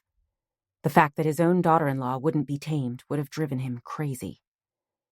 You were the one embarrassed, not my dad, she insisted. Because the dolt doesn't have the sense that God gave a goose, he snapped. She was destroying the family reputation. Wynter blinked back sudden tears. How often had the world been bathed in pain and bloodshed because some stubborn man was afraid his pride had been injured? And she had to die for that? Sander lifted his hand in a pleading gesture. I was desperate. Wynter stepped back. Over the years, she'd forgiven her grandpa for his gruff temper, his refusal to admit he might be wrong, and his habit of waving around his rifle when he was losing an argument. But this? She would never, ever absolve him for his part in her mom's death. You were an arrogant bastard who didn't care about anyone but yourself. Next to her, Ollie chuckled, as if enjoying the tension between Wynter and the older man. It gets worse, doesn't it, Sander? Tell her about the money. Sander clenched his teeth. Shut up. Gets worse. Her grandpa had arranged the death of her mom. How could it get worse? What money? She demanded. Sander glanced away, refusing to meet her gaze. I told you. She always had her hand out. Every week she needed more and more. She wasn't the only one who needed more, Ollie interrupted. Wynter turned her attention toward the man next to her. It was obvious her grandpa wasn't going to admit the truth. What are you talking about? The life insurance policy that Sander convinced your dad to buy. He wanted to make sure he had enough to pay off the debts he owed on the farm. Wynter's heart forgot how to beat. Ollie had been right. This was worse. Damaged pride and embarrassment could provoke someone to strike out in anger. A momentary madness that you would later regret. But convincing her dad to purchase a life insurance policy meant that Sander had planned and plotted her mom's death in cold blood. A calculating monster who took advantage of everyone around him. As if sensing her surge of revulsion, Sander made a sound of despair. That's from your mother, Wynter, he insisted. She had credit cards and a new vehicle and house payments she insisted I pay for. Of course I was in debt. It wasn't just her debt, Ollie taunted. The precious Moore estate that was built by pioneers and the pride of Larkin is a money pit. It's a family heirloom, a legacy, the older man snarled. Something a man like you would never understand. Ollie laughed. I'm not one of the idiots at the barber shop who believe your pathetic lies. It's a failing patch of land in the middle of nowhere with a few scrawny cows, a couple chickens, and a house on the point of collapse. Not much of a legacy. Sander flushed. Obviously, he was more offended to have the failure of his precious inheritance exposed than the fact that he'd been willing to kill his daughter-in-law to keep his secret. We had a few bad years, that's all, he muttered. Ollie sent Wynter a triumphant glance. Without the cash from the insurance company, he would have lost everything. That's why he wanted me to kill your mom. No, Sander rasped, once again trying to struggle to sit up. Don't listen to him. The beeping from the machine sent out a shrill warning as Sander tugged at the wires, and with a speed that caught Wynter off guard, Ollie leaned forward and smashed the butt of his handgun against the side of Sander's head. He connected directly with the bandaged area where the bullet had grazed him nearly a week ago. With a grunt of pain, Sander fell back on the pillow, his eyes closing and the beeps fading. What are you doing? Wynter gasped, shocked by the unexpected attack. She shouldn't have been. She now knew that Ollie had killed her mom and no doubt 4 other people. He was a violent sociopath. But knowing the truth and accepting it were 2 different things. She'd known him for so long. How was it possible she'd never suspected that behind that shy smile was a heart of evil? Keeping him quiet? Ollie leaned over the bed rail, studying Sander's pale face with an emotionless expression. Hopefully he'll die. If not, I'll come back and finish him off. He straightened, turning to face her. After I'm done with you. Done with me? Her mouth was so dry it was difficult to form the words. What's that mean? He stepped toward her, pressing the tip of the gun against her side. We're going to leave the hospital. You're going to smile and nod and convince everyone you're delighted to be with me. He dug the weapon into her flesh, hard enough to leave a bruise. Got it? Wynter's thoughts were racing. A part of her knew she should scream for help. It was Survival 101 not to meekly travel to some isolated spot with the crazed madman, right? Why make it easy for Ollie? But another part of her warned her not to do anything stupid. Her grandpa might wake up and alert the cops, or Noah could come looking for her. The gun dug even deeper, and she winced in pain. Yeah, I got it. Ollie put his arm around her shoulders, keeping the gun hidden as he pulled her close to his side. Anyone glancing in their direction would assume they were a couple, supporting each other during a time of stress. It was a regular sight for people entering and leaving the ICU. Still, she hoped someone would notice that Ollie was holding her just a little too close, and that his face was flushed with something Wynter assumed was excitement. The smallest distraction would hopefully give her the nerve to try and escape. But any chance of being noticed was dashed when he turned away from the main hallway and instead pushed through a swinging door. Moments later, they were heading down the service elevator. Chapter 30. Wynter struggled to breathe. The panic she'd been desperately trying to contain was thundering through her by the time they stepped out of the elevator. It was obvious that no one was going to rush to the rescue. She was on her own with a psychopath who had every reason to want her dead. Reaching a narrow back door, Ollie used a key she assumed he'd been given to do maintenance work. Or maybe he'd stolen it. Either way, they avoided staff and visitors as he led her to his van that was parked only a few feet away. Wynter released a small whimper as he opened the back of the van and shoved her into the darkness. She'd always been an optimistic person who loved life, but the thought of dying truly crystallized how urgently she wanted to survive. She wanted to walk into her restaurant and smell the warm bread baking. She wanted to spend the evening working in her greenhouses, gathering the plump vegetables and digging her fingers in the rich earth. She wanted to fall asleep in Noah's arms, his soft breath brushing her face. She wanted to grow old, complaining that her knees ached and that the world wasn't the same as it used to be. Ollie forced her past the neatly stacked tools and spare parts. Then, as they reached the mesh barrier that protected the driver from the cargo in the back, he forced her to sit on a narrow ledge. "Ollie, you don't have to do this," she breathed, her eyes wide as he efficiently grabbed a roll of duct tape and bound her wrists together. Next, he ripped off a piece of tape and started to place it over her mouth. Wynter jerked back, banging her head against the side of the van. "No, please, Ollie." He scowled, but perhaps sensing her panic, balled the piece of tape and tossed it aside. "Scream, and I'll not only kill you, but I'll hunt down your father and your precious boyfriend and destroy them." He pointed the gun directly over her galloping heart. "Do you believe me?" Yes.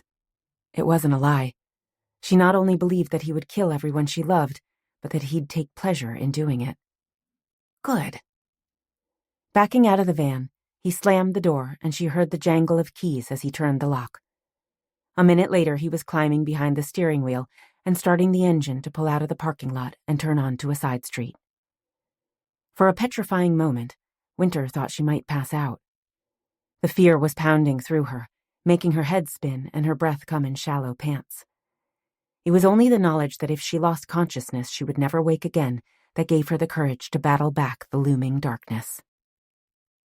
She was going to survive, she told herself. Somehow, some way. Grimly clearing her mind, Wynter glanced toward the equipment around her. There had to be something that could help her escape. The built-in shelves were loaded with tools. At the same time, she forced herself to lean toward the metal mesh that separated her from Ollie. She had to keep him distracted. Otherwise, he was going to sense she was plotting something. "Where are you taking me?" she demanded. Ollie glanced in the rearview mirror, sending her a smile that chilled her to the bone. "You're about to have a horrible accident." He mockingly clicked his tongue. "Such a shame." "Why, Ollie? I thought we were friends." She didn't have to fake the tremor in her voice. "We are." There was a genuine surprise in his tone, as if startled by the question. "I've always considered you my little sister. That's why I agreed to get rid of your mom when Sander asked me to take care of his problem." Wynter grimaced. She would never forgive her grandpa. Not for his part in killing her mom, or for choosing a mere boy to do his dirty work. Ollie was clearly mentally ill, but Sander was the one who'd pushed him over the edge. "I thought it was for the money," she reminded him. Her gaze skimmed over the gadgets and plumbing parts on the shelves. There was nothing in easy reach that she could use as a weapon. Presumably, the sharper equipment was locked in the steel toolboxes that were stacked at the back. Ollie turned onto the narrow access road that ran parallel to the highway. Was he worried he might get stopped by a cop? Or just avoiding traffic? Whatever the reason, Wynter found herself barely able to stay on the narrow ledge as they bounced over the crumbling cement. If Sander was going to ask me to take out his trash, then he should have to pay for my services, Ollie told her. An uncontrollable fury blasted through Wynter. My mom was not trash. She could see Ollie frown in the rearview mirror. Sander made me believe she was. He told me over and over that she was putting you in danger and that it was only a matter of time before something awful happened to you. Wynter swallowed her hot words. There was no point in arguing. As long as she knew in her heart that her mom had loved her, that was all that mattered. Besides, she had more important matters to concentrate on right now. About to demand to know if they were headed to Larkin, Wynter was abruptly flying forward as they hit a deep pothole, landing on her knees. At the same time, a plastic bucket directly across from her toppled over. She'd noticed it when they'd first pulled out of the parking lot, but it was filled with brushes and masking tape and other painting supplies. Nothing that could be a weapon. It wasn't until it turned over that she could see the curved handle of a box cutter at the bottom. It wasn't big enough to cause any damage, but it was perfect for slicing through the tape that bound her wrists together. Still on her knees, Wynter grabbed the cutter and swiftly hid it between her palms as Ollie slowed and glanced over his shoulder.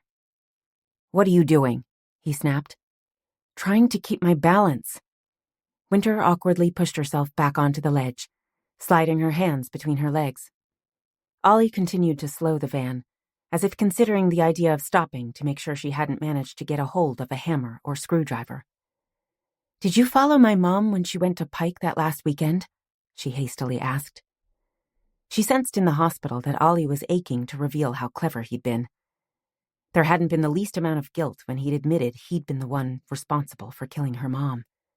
He'd gotten away with murder for years, but he hadn't been able to share his secret. Now he was eager to display his cunning.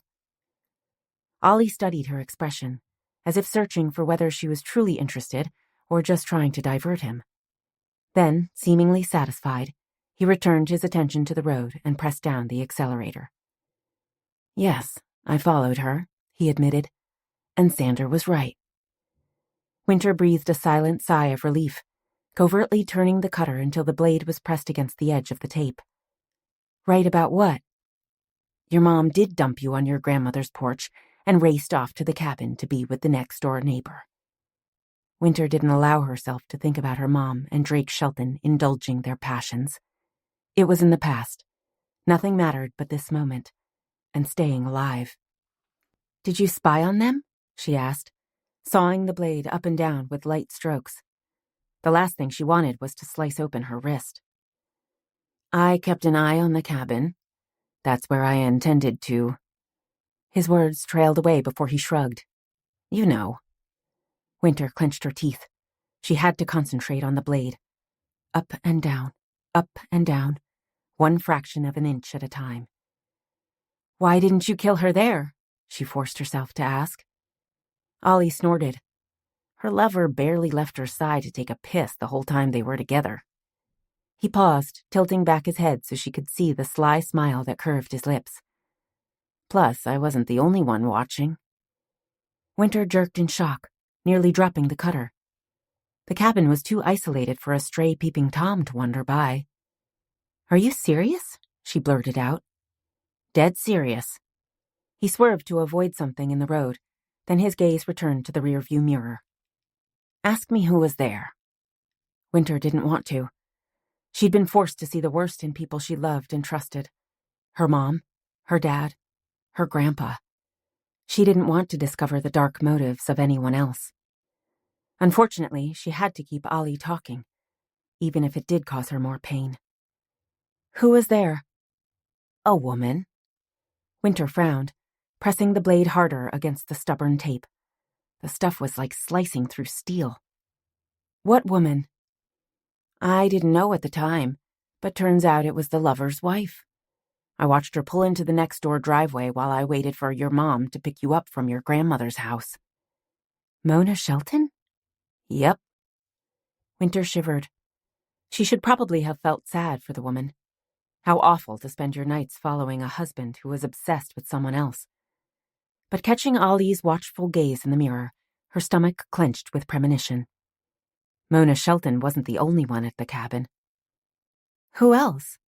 He chuckled, pleased with the harsh edge in her voice. You know. I don't. Think, Wynter. She didn't want to play his sick game.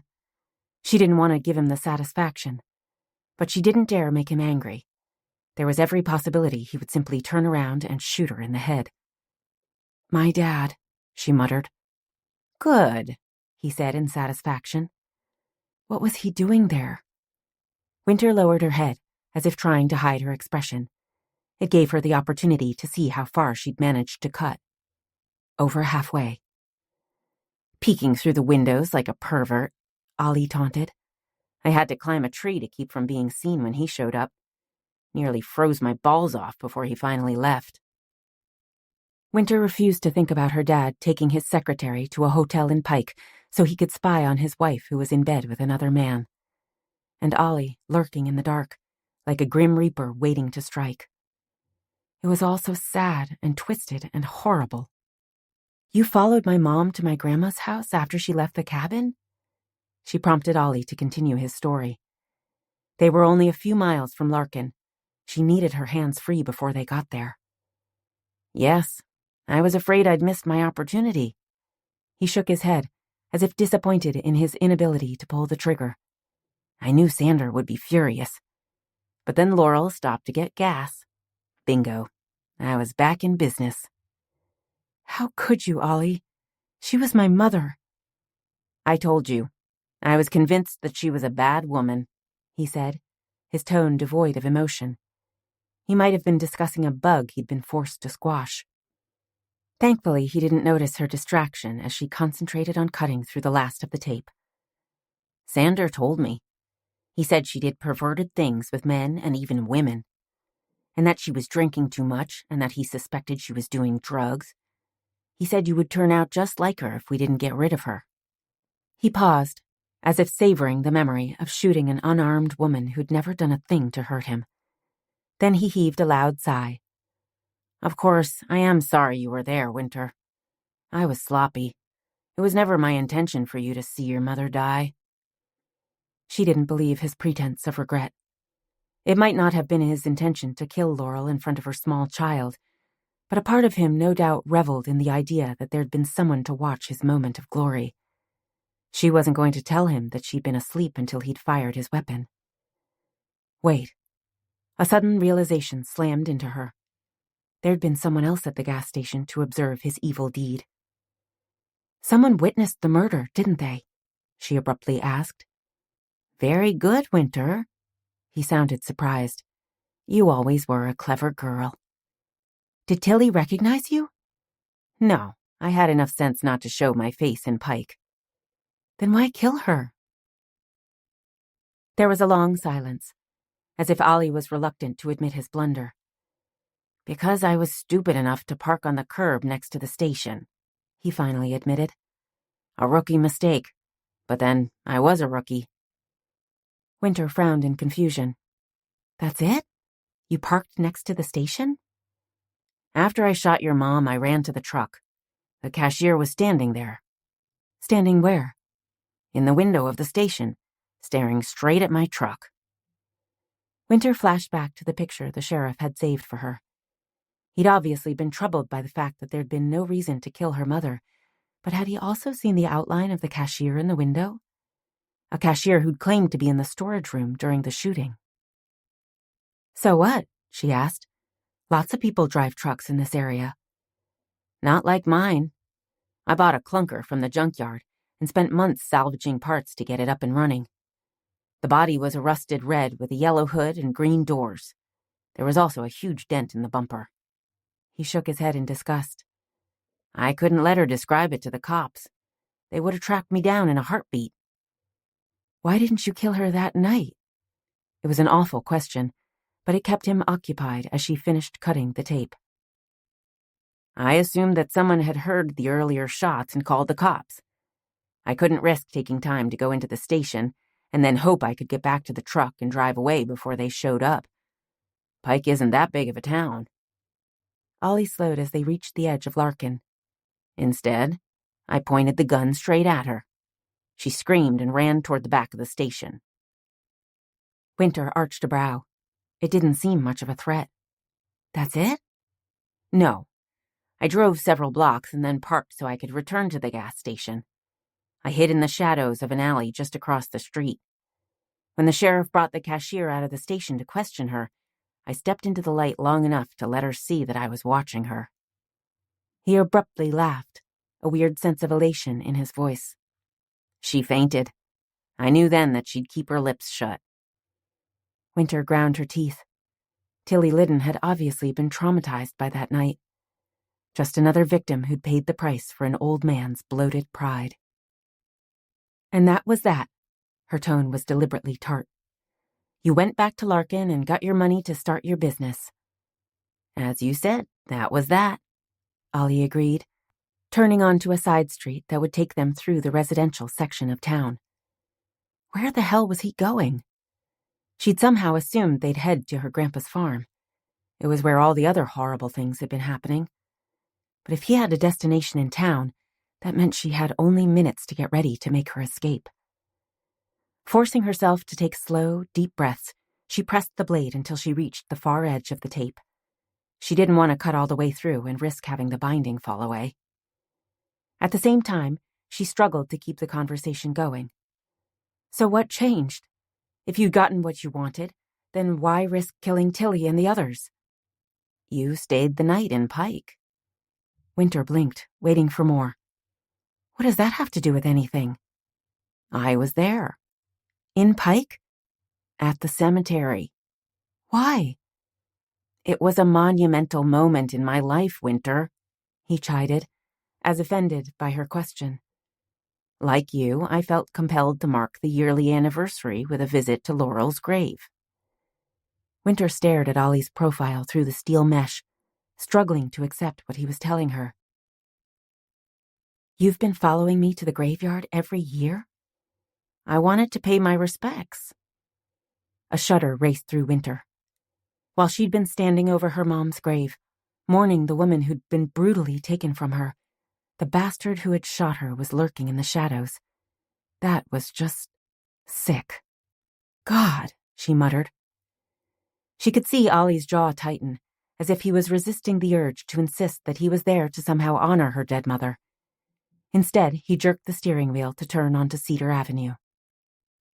I saw you talking with someone at the sheriff's grave, and then you went to that house a few blocks away.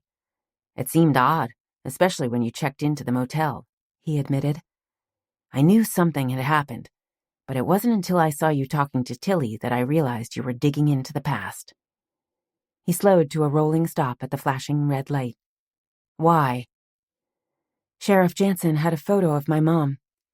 She'd already given you her purse, so he wondered why you would shoot her, Wynter told him. There was no point in lying. It obviously stayed on his mind over the years. Ah, Ollie clicked his tongue in regret. I was such an amateur. A lethal amateur, Wynter reminded him in harsh tones. How many people did you end up killing? His expression remained undisturbed. He wasn't remotely offended to have his murderous spree thrown in his face. In fact, he seemed so proud of shooting her mom. I didn't want to hurt anyone, he protested. That's why I went to your apartment, to leave the note. That was you? Who else? Did you really think a note was going to stop me finding out what happened to my mom? It should have. None of this would be necessary if you'd just let the past stay in the past. He pressed on the gas, childishly swerving the van to slam her against the steel mesh barrier. Wynter smacked her head, but she wasn't worried about the sharp pain. It was the fact that the unexpected jerk had dislodged the cutter from her hand to send it skidding toward the back of the van. For a crazed second, she considered diving after it. It wasn't much of a weapon, but it was better than nothing. Then sanity returned. She couldn't risk Ollie discovering that she'd managed to cut through the tape. She ignored his soft laugh as she struggled to straighten. "I suppose you used the key I gave you to make the repairs in the kitchen." Wynter frowned, abruptly remembering that Ollie was in her parking lot when she'd pulled in. She'd been so stupidly blind. "Christ, I should have suspected you were lying about the mystery intruder." "Oh, no, I wasn't lying about the intruder. At least, not entirely," he protested. "While I was inside your apartment, there was a knock on the door. When I glanced out the window, I could see someone heading back to their car that was parked behind the restaurant." "Who was it?" "Mona Shelton." Wynter made a sound of shock. "Mona? What was she doing there?" He shrugged. "At first I didn't recognize her. Then I saw the decal in the back of her window that said Shelton Construction, and I realized it had to be the lover's wife." Ollie lifted his hand as he waved to someone on the street, as if it was just another day, driving through the streets of Larkin, and he wasn't holding a woman he'd known his entire life captive in the back of his van. "I intended to follow her and demand to know what she was doing there, but you showed up." Wynter considered what had happened after she'd discovered Ollie in the lot. Noah had shown up, and then the cops. She'd been too freaked out by the break-in to stay, so she'd moved to the farm. The next morning, she'd gone to her greenhouses. Yes, that was right. And Noah had been there. A few minutes later, her grandpa had returned home. She sucked in a sharp breath. "So when you realized the note wasn't going to stop me, you decided to shoot me?" "Shoot you?" he snorted. "You've seen me fire a rifle, Wynter. You can't imagine I would miss if I was aiming at you." That was true. He'd always won the skeet shooting contest at the fair. "Grandpa?" "Ding, ding," Ollie taunted. "Sander came to see me that morning. He said he was going to tell you everything. I couldn't allow that. Just because he had a crisis of conscience didn't mean I was going down with him." Wynter didn't know what to feel. She would never forget her horror at the sight of her grandpa lying on the ground, with blood coating the side of his head. But now that she knew the truth, she was no longer plagued with guilt that she was somehow responsible. Wynter Moore had been shot because he'd hired a lunatic to kill her mom. "Were you trying to frighten him into silence, or did you want him dead?" she asked, her voice oddly matter-of-fact. "Dead." Ollie sent her a glare through the rearview mirror. "But your boyfriend distracted me when he knocked you to the ground." Wynter didn't want to think about what would have happened if Noah hadn't been there. Her emotions were complicated when it came to her grandpa, but she didn't want him dead. It was easier to focus on Ollie and his ready willingness to play the role of Judas. "He was like a father to you," she accused. Ollie snorted. "Being like a father isn't a compliment to me." "Fine, fathers can be challenging," Wynter conceded in dry tones. "But my grandpa was at least willing to hire you when your dad walked away." "And you think I should be appreciative?"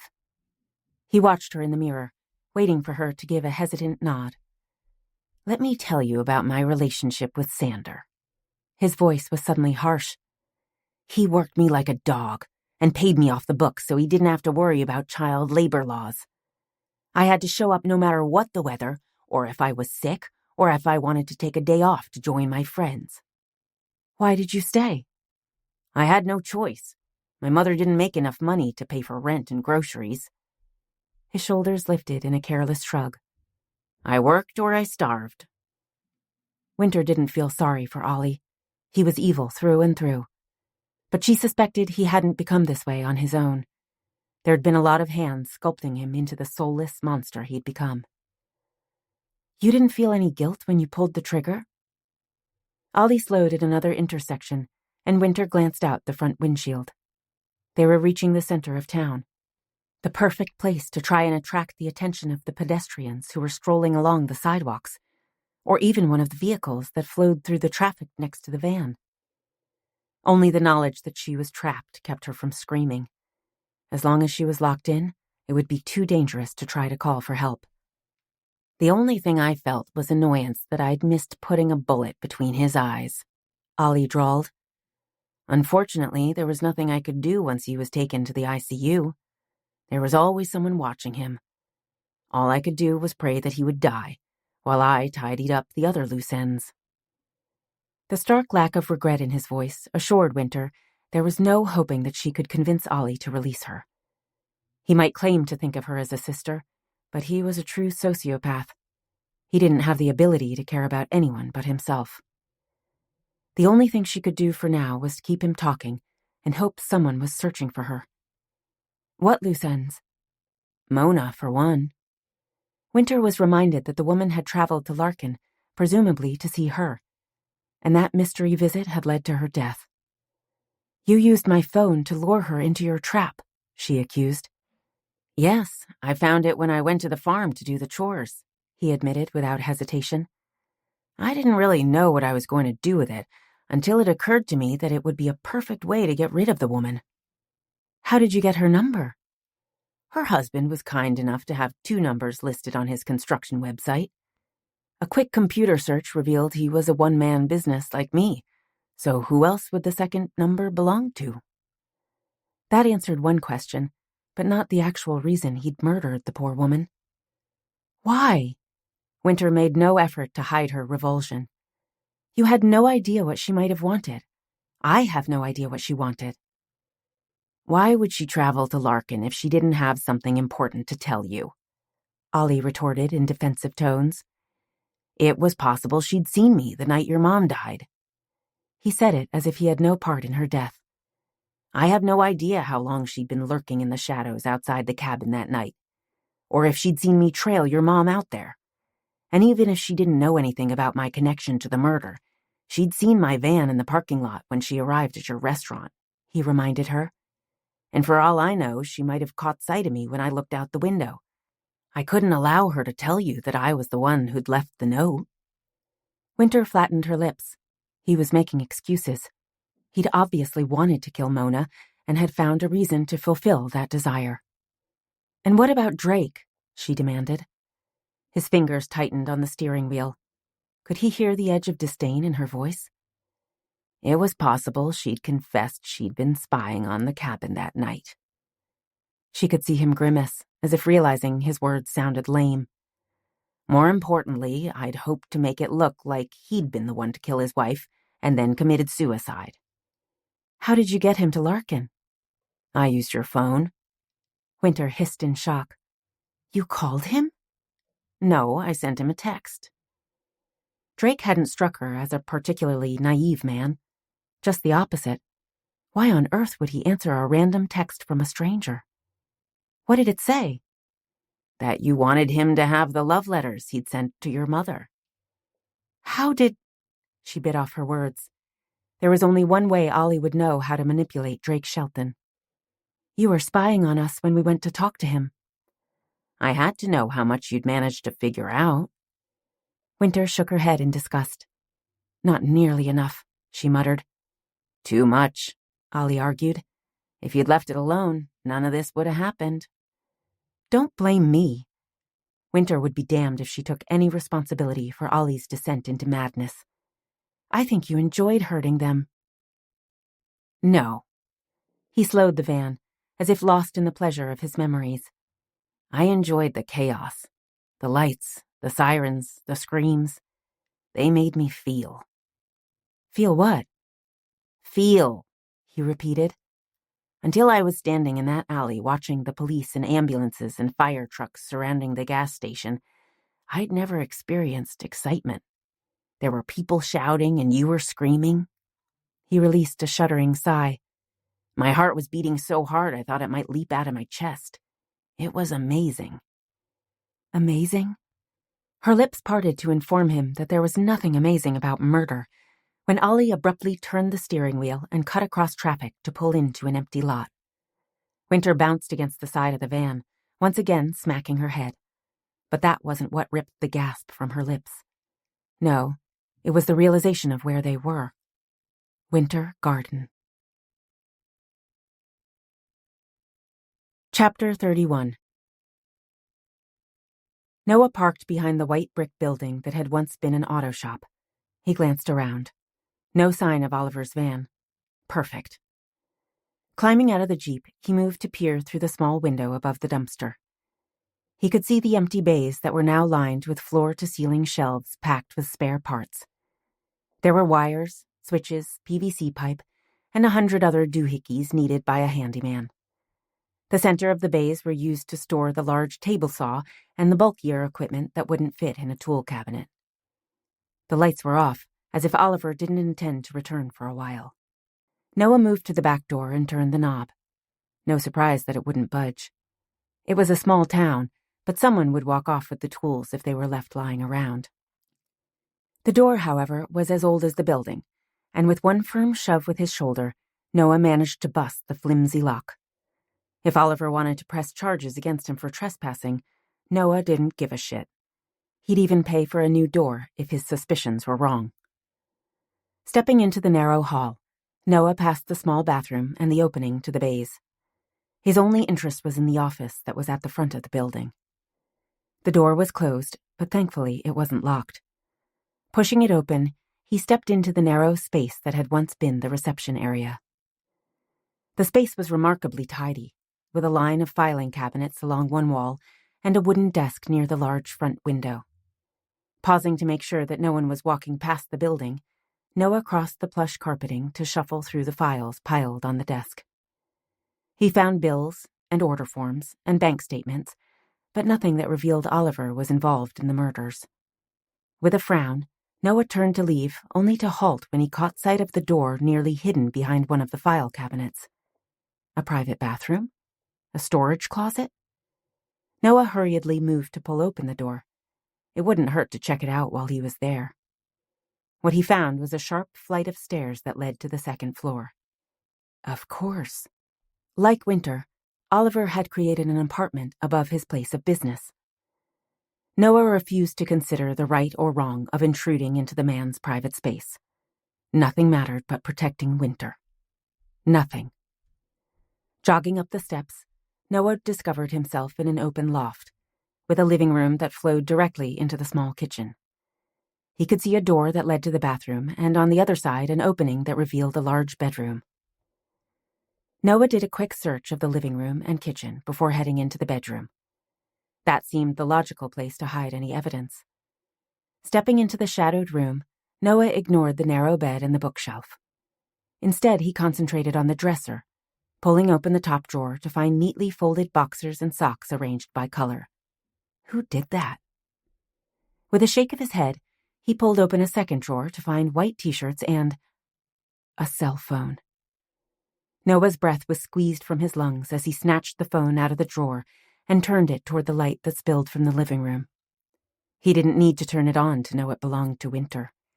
He'd seen it hundreds of times over the years since she refused to upgrade to a newer model. Gotcha. Pulling his own phone from his pocket, he raced out of the apartment. He pressed Shell's number, muttering a curse when it went straight to voicemail. "Shell, I know who the killer is," he said, taking the steps 2 at a time. "Don't ask how, but I found Wynter's phone in Oliver Wheeler's bedroom. I'm going to pick Wynter up from the hospital. I'll bring the phone to the station when I get back to Larkin." Wynter watched with a sick sense of anticipation as the back doors of the van were opened. Why had Ollie brought her here? Whatever his purpose, it couldn't be good. Then again, she felt a surge of courage at the familiar surroundings. This was the one place she might actually have a chance to escape, right? As if to squash any hope, Ollie pointed his gun at the center of her chest. "Be very, very careful, Wynter," he warned. "We're going to walk across the parking lot and enter your restaurant as if we're 2 old friends enjoying the day. Any indication you're going to try and run away or attract the attention of anyone, I'll shoot you through the kidney. A very messy way to die." Wynter nodded, careful to hold her hands together as if the tape was still binding them. Ollie studied her before giving her a small gesture with the gun. Carefully, Wynter rose to her feet, bending low to inch her way forward. She flinched as Ollie reached out to grasp her by the upper arm, yanking her out of the van. Her feet hit hard pavement and she stumbled forward. Only Ollie's ruthless grip kept her upright. Once she had her balance, Ollie wrapped an arm around her shoulders and pressed the gun against her side. Urging her forward, they crossed the lot that was bathed in bright sunlight. Wynter tilted back her head, gazing at the bright blue sky. It was a beautiful day. It seemed oddly ironic. She'd waited forever for spring. Now it might foreshadow her death. No, no, no. Wynter shoved aside the dark wave of doom, keeping her gaze locked on the building in front of them. She wasn't going to give up, especially when she caught sight of the window out of the corner of her eye. Noah was no doubt at the hardware store, or even on his way back to the restaurant. All she had to do was stay alive until then. With her courage restored, Wynter asked the question that had been nagging at her. What about Erica? Ollie was scanning the nearby street, obviously worried they might be noticed. Who? Dr. Tomlin. Oh, the shrink. His dismissive tone ground against Wynter's raw nerves. He sounded as if she was just trash that had stuck to the sole of his shoe, something to be scraped off and discarded. Why did you kill her? Her voice was sharper than she intended, and Ollie's fingers dug into her flesh with punishing force. She left a message on your phone. She said she had information about the night your mother was killed. Wynter glanced at him in surprise. Erica wasn't connected to her family, or the past. How could she know what happened the night her mom died? What information?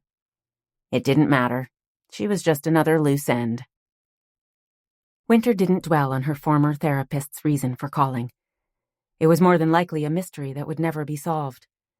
Instead, she focused on the horrifying scene she'd discovered in her grandpa's kitchen. It was going to give her nightmares for years to come. How did you get her to the farm? After I heard the message, I knew I had to take care of her before she could reveal whatever she'd discovered. I waited in her garage and knocked her over the head. Then I drove her out there. Well, that cleared up the confusion of why Erica would go to the remote farmhouse. She didn't. You put her in the basement? Yes. They reached the side door, and Wynter frowned as he reached into his pocket to pull out a key. This was a new door. How had he gotten a copy? Then she remembered Tanya saying that the original had been left in the mailbox after Jeremy had finished with the installation. Had Ollie found it and made a copy before Tanya could bring it to Wynter at the hospital? Or more likely, Jeremy had left more than one key, and Ollie had simply stolen it. He unlocked the door and shoved her inside. She was supposed to stay there until I figured out how to get rid of her. There'd been too many bodies for me to risk another one showing up. There's only so much luck before things go in the crapper. What happened? When I got back to the farm, I discovered the bitch was awake and trying to get out of the basement. I hadn't expected that. I'll admit that I panicked. He slammed the door shut behind them, as if annoyed by the memory of Erica's refusal to remain unconscious. Or maybe it was his hasty killing. Wynter tried to look sympathetic, as if absorbed in his story. Her attention, however, had shifted to the kitchen she'd personally designed. There were dozens of obvious weapons in here. Knives, small blowtorches, skewers. But even as she judged the distance to the counter where she kept the meat mallets, Ollie was jerking her closer to his body. Time for another diversion. So your father was never at the farmhouse? No. He forced her across the tiled floor. But I didn't lie when I told you I'd caught the bastard trying to take off with my stuff. Miserable loser. He shook his head, releasing his hold on her arm to grab a heavy bottle of oil she kept next to the deep fryer. I told him that if I saw him in town again, I'd put a bullet between his eyes. He must have believed me because he took off. I should have known he'd find an easier mark. He's nothing if not predictable. She frowned in confusion. What was he doing with the oil? Then how did his toothpick get there?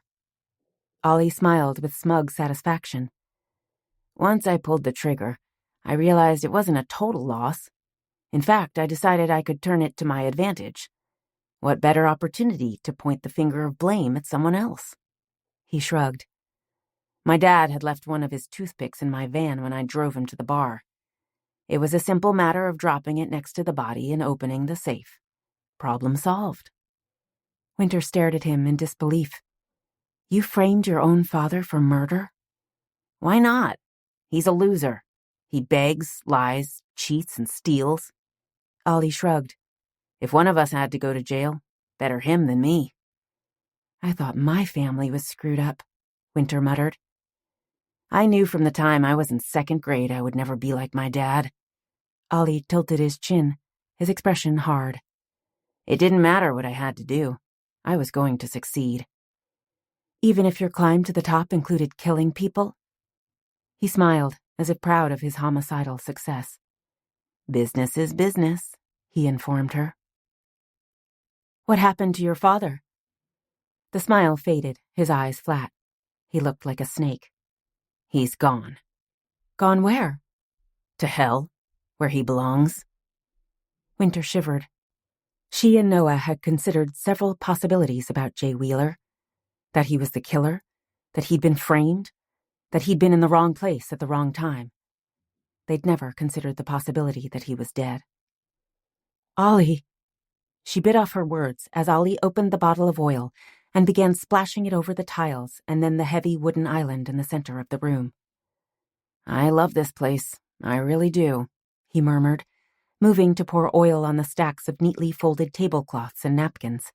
He turned back to offer a regretful smile. And I love you, Wynter. It's such a pity that it all has to be destroyed. Destroyed? Wynter frantically shook her head as Ollie pulled a lighter from his pocket. Please, don't do this. You didn't give me any choice. He glared at her, as if he genuinely thought it was her fault. Things didn't have to change, but you couldn't stop poking your nose into the past. Now you're about to die in a terrible accident. Holding her horrified gaze, Ollie flicked the lighter and held it toward the tablecloths. There was a spark, and then a flicker before blue flames swept over the pile. Wynter was frozen in place, watching in disbelief as the smoke filled the kitchen, stinging her eyes and clogging her throat. The cooking oil was spreading the fire at an alarming rate. Wynter Garden was going to burn to the ground. Move, Wynter, move, a voice urgently screamed in the back of her mind. The restaurant could be repaired. She couldn't. Stiffening her spine, she watched Ollie spreading the oil in a line toward the opening that led into the dining room. She coughed, waiting for Ollie to step out of the kitchen before she rushed forward, slamming the swinging doors behind him. Then, grabbing a wooden spoon, she slid it between the matching handles. It wouldn't take much of a shove to break the spoon and open the doors, but it gave her a few seconds to try and make her escape. Ignoring his shouts of annoyance and the blinding smoke, Wynter dashed toward the door to her apartment. There was no way she could make it out of the kitchen and across the parking lot before he could see her out the window. He would just shoot her in the back. And she couldn't lock herself in her apartment, not when he had the key. Survival depended on cunning. Opening the door, she ripped the clinging tape off her wrists and dropped it on the top step. There was the sound of wood cracking as Ollie kicked at the doors, and with a small whimper of fear, Wynter ran back across the kitchen. The heat was unexpectedly intense, but she refused to glance toward the flames that had spread over the oil on the tiled floor to reach the wooden island. She was cunning. Cunning as a fox? Wolf? She swallowed a hysterical urge to laugh as she grabbed the handle of the walk-in freezer and pulled it open just a crack. Would he see it? She didn't dare leave it open any farther. There was another snap, and the spoon shattered. With a muffled curse, Wynter leaped toward the narrow janitorial closet beside the freezer and jammed herself next to the mops and brooms. Barely daring to breathe, she heard Ollie enter the kitchen. "Wynter," he called out. "Why do you have to make this so difficult?" She bit her bottom lip. The heat from the flames was becoming oppressive, and tears were running down her cheeks from the combination of smoke and terror. And worse, the urge to cough was nearly overwhelming. Ah. His footsteps headed toward the apartment door. Wynter braced herself, preparing to make a mad dash into the dining room if he headed upstairs. She could exit out the front door and scream for help. Not surprisingly, he didn't fall for her ruse. She had, after all, made it fairly obvious. "Tut, tut, Wynter," he called out in mocking tones. "Do you think I'm stupid?" The footsteps headed back to the center of the kitchen. Come out, wherever you are." Wynter shuddered, biting her lip so hard she could taste blood. Every instinct told her to run, like a mouse cornered by a cat. What was it called? Flight or fight? She was definitely in flight mode. Poignantly, it was Erica's training that kept her from doing something stupid. She'd given Wynter breathing techniques to overcome her occasional bouts of panic. Breathe in, hold it, and breathe out. Breathe in, hold it, and breathe out. She repeated the mantra in her head as the footsteps came closer. She pressed deeper into the mops, sending up a quick prayer. It was now or never. "Clever, Wynter," Ollie murmured, so close that the hair rose on Wynter's nape. "But not clever enough." There was a soft squeak as Ollie pulled open the door to the freezer and peered inside. He was smart enough not to step in all the way, but it didn't matter. Fueled by a combination of fear, fury, and adrenaline, Wynter leaped out of the closet and threw her entire weight against the door. It slammed shut with a satisfying thud, locking Ollie inside. "Bitch!" he shouted in anger. "I was going to make this as painless as possible for you. Now I intend to make you suffer."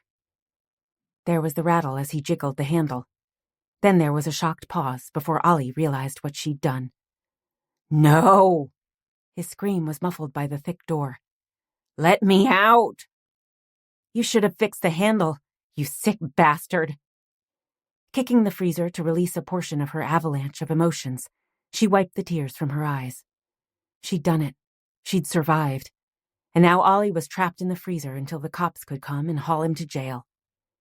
She hoped they locked the cell and never, ever let him out. Wynter turned, intending to flee from the kitchen. She wanted to be far away from this place, but she never got to take a step. Directly in front of her was a wall of flames.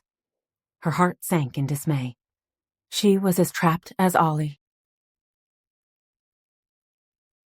Noah squealed away from Oliver's shop, blowing through the stop signs and pretending the speed limit didn't exist as he raced through the narrow streets. He wasn't sure what was compelling his sense of urgency to get to the hospital. He was reasonably certain he'd uncovered the bad guy. Why else would Oliver have Wynter's phone hidden in his dresser? And he was equally confident Shell would be searching Larkin for the handyman.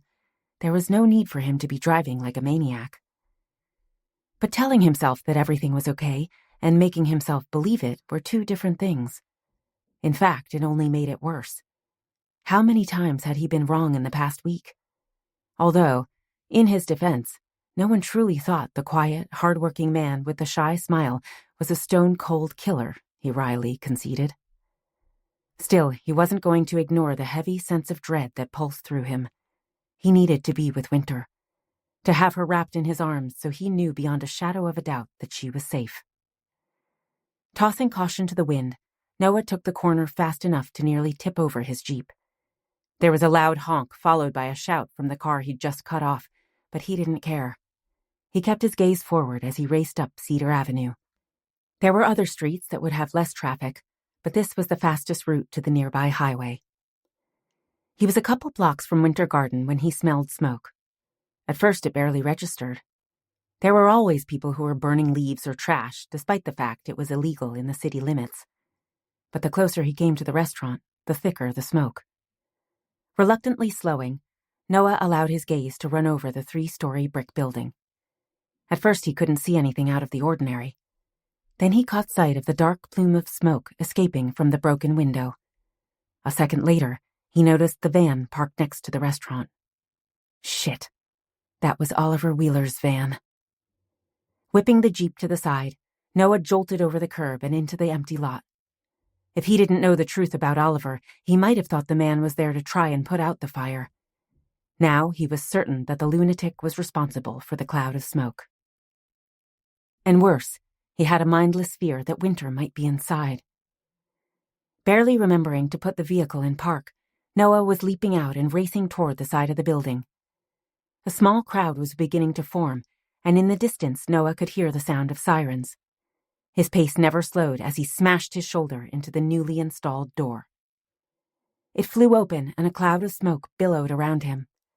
There was a cry from one of the onlookers. He thought they were urging him to wait for the fire trucks. Probably a smart idea, but there was no way in hell he was waiting. The sight of Oliver's van set off all sorts of warning bells. He was going to make damn certain that Wynter wasn't in danger. Entering the kitchen, he was instantly blasted by a wall of heat. He lifted his arm as if it might offer protection as he studied the flames swirling in the middle of the room. They appeared to be concentrated on the wooden island, while small trails of fire danced over the tiled floor. Those, however, were starting to flicker and die, as if they were running out of fuel.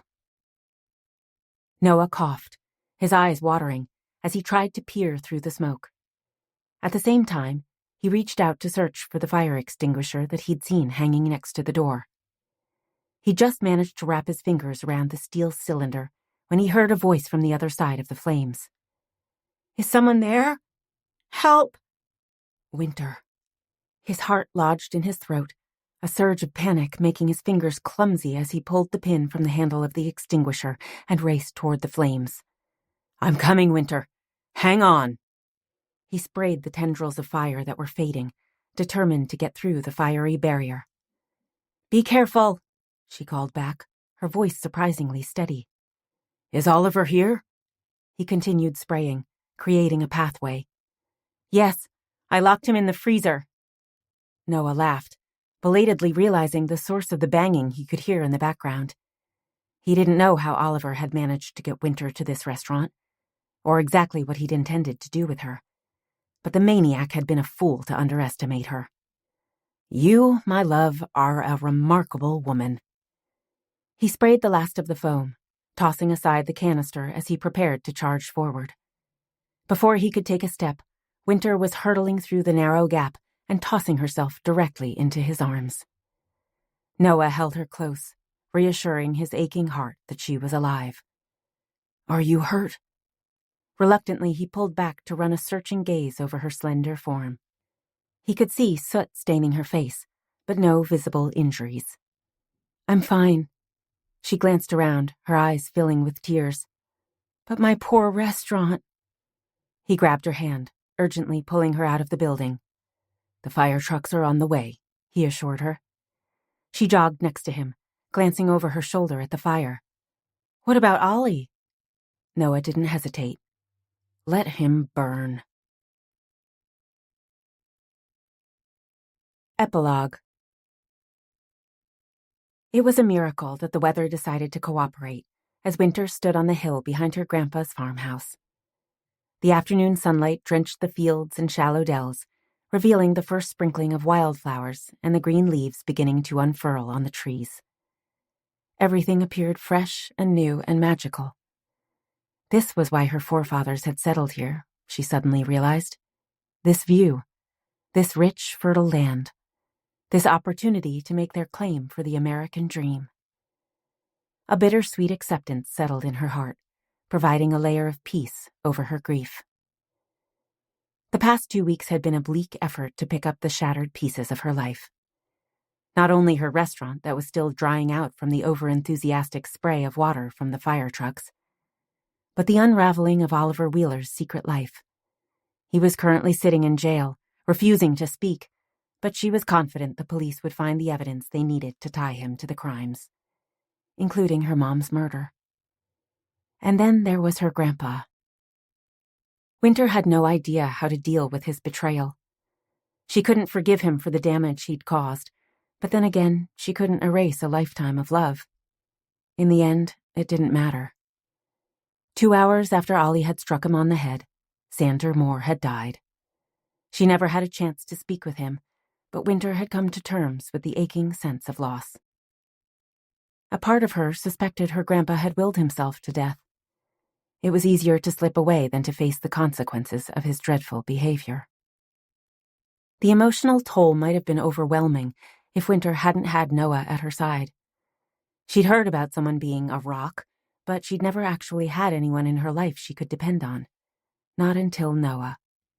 As if sensing her thoughts, Noah moved to stand next to her, wrapping his arms around her shoulders. She tilted back her head to study his face that had healed of the lingering bruises. The trauma of the past days would take longer to heal. On the other side was her dad, providing his own surprising reassurance. Since her grandpa's death, the two of them had gradually started to talk. Edgar had admitted that he'd followed his wife to Pike, and that he'd even gone up to the cabin with the intention of confronting the two lovers. Instead, he'd returned to the hotel, using poor Linda Baker to forget his unfaithful wife. He'd been driving back to Larkin with Linda when the cops were trying to get a hold of him to tell him of Laurel's murder. They'd discussed the fact that he'd never gotten over the death of his wife, and their mutual trauma to discover Sander was behind her death. Wynter had begun to hope that they might forge a new relationship, and maybe when she had her own kids, they could... She hastily cut off the direction of her unruly thoughts, touching the bracelet she wore around her wrist. It was the bracelet that she'd found in her mom's cabin. It was an unspoken acceptance of her beautiful, loving, tragically flawed mother. Noah was already hinting at a large brood of children, and the image of her holding their baby in her arms was enough to make Wynter melt in anticipation. But first she intended to plan a beautiful wedding, followed by an extended honeymoon at her mom's cabin, and then on to Miami for some sun and fun on the beach. "Are you ready?" Noah whispered in her ear. Wynter hesitated. He was referring to the urn she held in her hands. But when she nodded, Wynter was thinking of much more than saying goodbye to her grandpa. She was preparing to look forward to her future. "Ready." She opened the top of the urn and tilted it to the side, allowing the ashes to catch on the brisk breeze. They swirled and danced through the air before lightly landing in the field below. "Be at peace, Grandpa." Turning her head, she met Noah's watchful gaze. "Let's go home." He smiled, turning to lead her toward the jeep. There were 1,000 tasks waiting for her attention. Winter garden, this farm, the greenhouses, even her truck that was still waiting at the shop. Today, however, she was going to spend soaking in a hot tub, wrapped in the arms of a man who had taught her that true love wasn't a dark, jealous emotion, or a cold, distant punishment. It was two halves coming together in peaceful harmony. The end. This book was read for you by Hannah Cabell, a member of SAG-AFTRA. We hope you have enjoyed this production of Faceless by Alexandra Ivy. Recorded books are available wherever audiobooks are sold. Thank you for listening to Recorded Books.